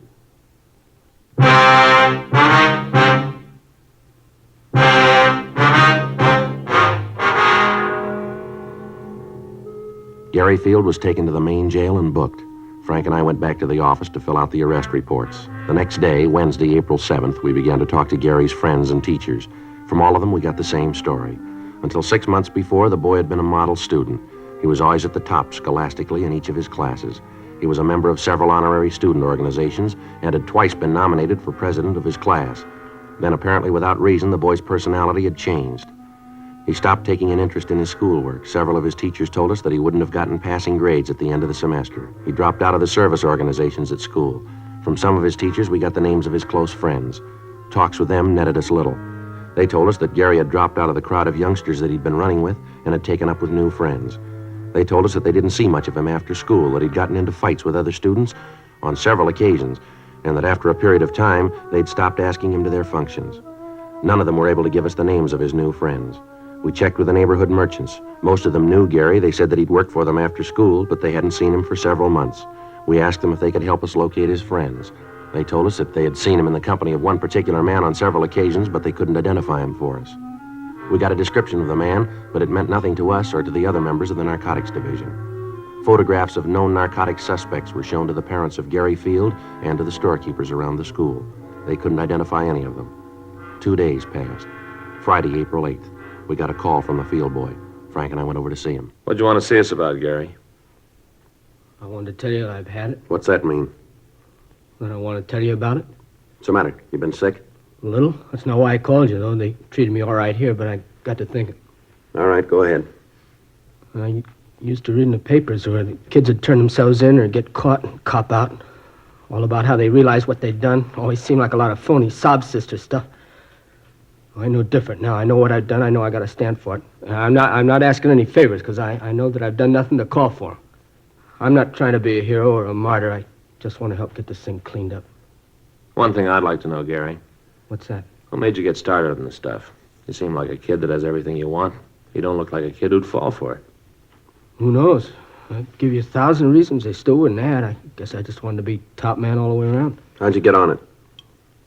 Started lushing it up, then the tea, then the heroin. That's the way it runs, isn't it? Most of the time. I didn't figure I'd ever be hooked. Thought it couldn't happen to me. How wrong you can be. How long you had the big habit? About 6 months. Chippied with it about the same time before then. Where'd you get the money? Yeah, guess we had to get to that, huh? That's right. Where'd you get it? I got some kids pushing this stuff for me. Worked for a while. Wasn't enough. By that time, the kids were hooked themselves. I was the only connection they had. They had to do business with me or do without it. Yeah? I told them that if they couldn't pay me in cash, I'd take merchandise. They'd bring it. I'd sell it. That way we both came out all right. They got their H, I got mine. You mean you got them to steal, that it? Yeah, I guess so. I never asked where they got the stuff. I just took it and sold it. With that and the stuff they sold for me, I made out. These kids pushing H for you? No. Well, they're shoving tea. I sell it to them for 4 bits a stick. They get up to $1.50 for it. Do you know where they peddle it? No, I never asked. All I was interested in was if I got mine. All right, give us their names, will you? Guess that's the only way, huh? That's the only way. Okay, I'll give them to you. How about your connection? Who's he? Guy named Jack? Jack who? I don't know, honest. I really don't. Where'd you meet him? Drive-in downtown? Where? Drive-in at the corner of Reno and Vernon. How do you set up the meet? I just go in there between 10 and midnight, park the car and order coffee. He comes over to the car. You mean that he's always there at that time, huh? Usually is. So your only source? Yeah. Anyone else pushing it around there? No, as far as I know. I think he's the only one in the operation. All right, you'd be willing to arrange a meet with him so we can pick him up? Yeah, I'll do it. All right, fine. Sure want to see the folks. I got so much to make up for. That's right, you have. Don't think I'll live long enough to do it all. 9:32 a.m. We got a description of the suspect known as Jack and also the names and addresses of the teenagers involved. Frank and I contacted the juvenile authorities and gave them the information. We went back to our office and had Gary Field check our files of known narcotic suspects. He was unable to give us an identification on Jack. 11:56 a.m. We took the boy to his home and talked with his parents. 12:30 p.m. Frank, Gary Field, and I drove to the corner of Vernon and Reno to check over the drive-in restaurant. It was set up in the usual way with a parking area around the main building for car service. In the rear of the lot was a building housing a cocktail bar, and there were parking spaces in front of that for the bar customers. As we drove past the place, Gary told us that he usually parked around the side of the main building and that this Jack came from the direction of the bar. He was unable to tell us whether the suspect drove a car or not. The plan was for Gary to introduce me as a narcotics buyer who was trying to get a local connection. It was agreed that because of the size of the buy I was to make, it would be necessary for me to deal with the head of the organization. 11:05 p.m. Gary and I got into my car and we drove to the drive-in. Frank followed us in a police unit. We arrived at the meet at 11:14 p.m. Frank stayed in the background and we waited. The suspect failed to make an appearance. The next night, the plan was repeated. Again, nothing. Sunday, April 10th, 10:05 p.m. We arrived at the drive-in. We waited. 11:05 p.m., 11:15, 11:30. No sign of the suspect. Midnight, 12:04 p.m. Looks like he isn't going to be here. I thought you said he usually showed up, didn't you? I don't know what happened. He was always here before. You sure you got the right drive-in? Look, Mr. Friday, I know what you're thinking, but I'm telling the truth. Yeah, you know all this is kind of tough to buy, don't you? 3 nights and he isn't here? I don't understand. He was always here before. Wait a minute. Yeah? Hold it. Yeah, that's him, coming over from the bar. All right, which one? There's a couple of people coming out The there. big one. See in the gray suit, hat? Yeah. You sure that's this Jack? Positive, Mr. Friday. All right, now you look. You know what you're going to do. Don't let on that anything's wrong here. Remember that nothing's going to happen to you. I'll remember. All right, now hold on. He's coming over. Hi, kid. Hi, Jack. Been looking for you. Where you been? All right. Who's a friend? Oh, yeah, I want to talk to you about him. Wants to do business with you. What are you talking about? What business? Look, Jack, he's all right. I know it. Think I'd have brought him here if I didn't know it? Oh, he's all right. He's a friend of yours. You know the bit, any friend of yours? I don't know what to talk about businesses. I don't know what you're doing here, but I'm here for a cup of coffee. Better let me talk to him alone.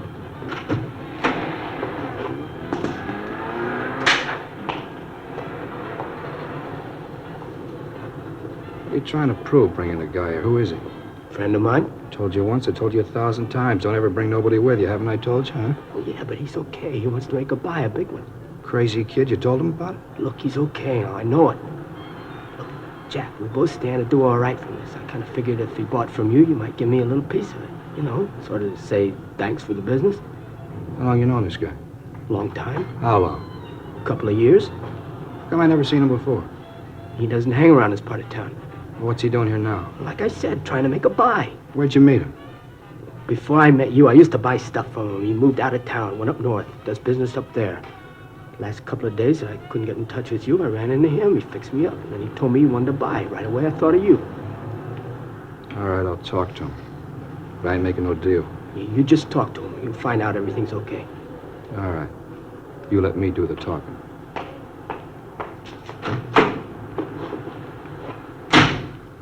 Joe, this is Jack, the fellow I was telling you about. Hi. Hi. Kidder tells me you're down on business, all right? Yeah, I'm looking around. Nice place, L.A. A lot of business to do here. What line you? Whatever pays me. Where you from? Up north. Mm-hmm. How long you known Gary here? Now, you listen to me. I haven't got all night to stand around here and guzzle his stale coffee with you. The kid told you what I want. Now it boils down to one simple question. You want to do business or don't you? You're going kind of fast, aren't you? I haven't got a lot of time. I don't like to deal that way. All right, kid, let's get out of here. Should have known better than to figure on dealing with a small-time operator. I told you that before. What do you mean by that? You read it any way you want. Well, let's go, son. See you around, mister. Hey, hold on. No need to get sore about it. Just have to be careful. You know how it is. Now, you listen. I was shoving horse when you were playing with marbles. I've outgrown the kid games. I thought I could make a buy. I see I was wrong. Maybe not. What? I said maybe we could do business. I gotta have it tonight. How much you need? I need an ounce. It's gotta be good. Mm-hmm. I haven't got that much with me. How much have you got? I only got 12 bindles with me. How much? You gotta understand, this is good stuff. How much? Now, look, this is better than you can find anyplace else. All right, let's quit playing, huh? What's the tab on it? $10 a bindle. All right, I'll take the 12. How soon can you have the rest of it? When do you want it? I told you I was in a hurry. Don't you hear good? Yeah, maybe tomorrow night. All right, that'll have to do. If it's good quality, I may want some more. How much can you supply? How much do you need? Oh, I'll go maybe another ounce. Mm-hmm. You got the cash for this? I don't do business any other way. Uh-huh. Wait here, I'll be back.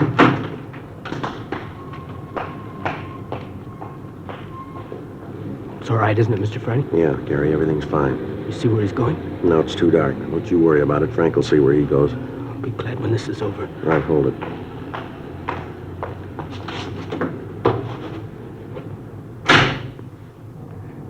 Okay, mister, let's see the money. I got it right here. Let's see the horse.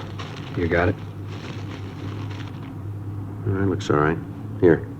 You don't mind if I count this? No, go right ahead. It's all there. $120, isn't that what you said? Just to make sure. Yeah.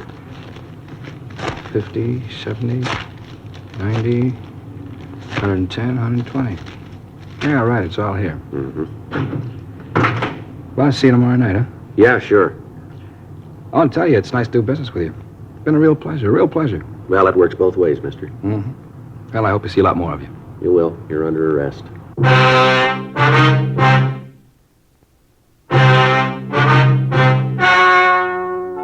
The story you have just heard was true. The names were changed to protect the innocent. On July 29th, trial was held in Department 89, Superior Court of the State of California, in and for the County of Los Angeles. In a moment, the results of that trial. Now, here is our star, Jack Webb. Thank you, George Fenneman. In 1952, American smokers bought more Chesterfields than ever before in the history of the industry. Today, sales continue to mount for two big reasons. Chesterfield is the first and only cigarette to give you premium quality in both regular and king size. Only Chesterfield gives you this scientific evidence on the effects of smoking. As we told you earlier, after 10 months, the group examined showed no adverse effects on the nose, throat, and sinuses from smoking Chesterfields. Change to Chesterfield yourself, regular or king size. Chesterfield is much milder. Chesterfield is best for you.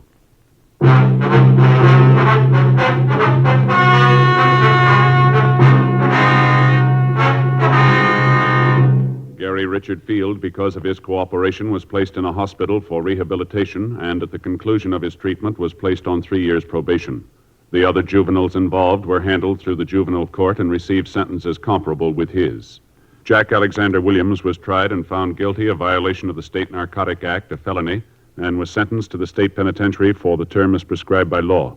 Violation of the State Narcotic Act, a felony, is punishable by imprisonment for a period of not more than 6 years in a state prison.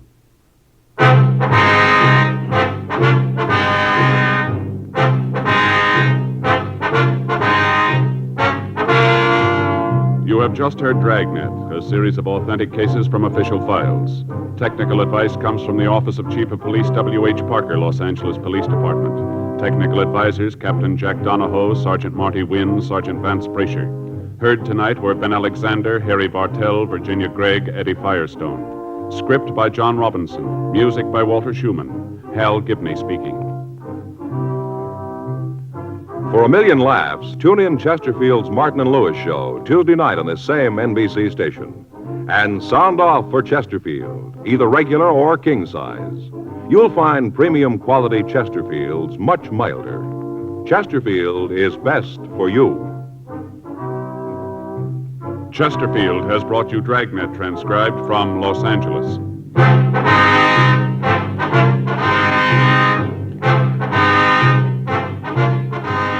Tonight, it's Adventure with Barry Craig, confidential investigator on NBC.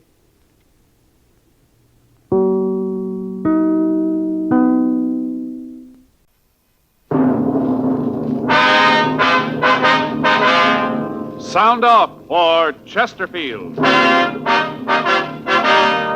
Chesterfield is best for you. First cigarette with premium quality in both regular and king size. Chesterfield brings you Dragnet.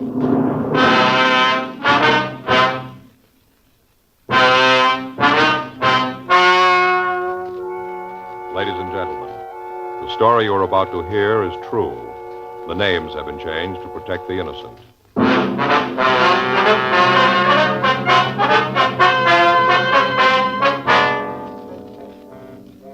You're a detective sergeant. You're assigned to burglary detail. For the past 2 months, a gang of safe burglars have been operating in your city. In that time, they've hit a dozen places. You've got no lead to their identity. Your job? Get them. Here's a report never before made about a cigarette. Smoked day after day by a group of people smoking from 10 to 40 cigarettes a day for a full year. Here's Chesterfield's record. A medical specialist giving this group thorough examinations every 2 months for a full year, reports no adverse effects to their nose, throat, and sinuses from smoking Chesterfields. Don't you want to try a cigarette with a record like that? You'll find Chesterfield's best for you. They're much milder, with an extraordinarily good taste. And for your pocketbook, Chesterfield is America's best cigarette buy.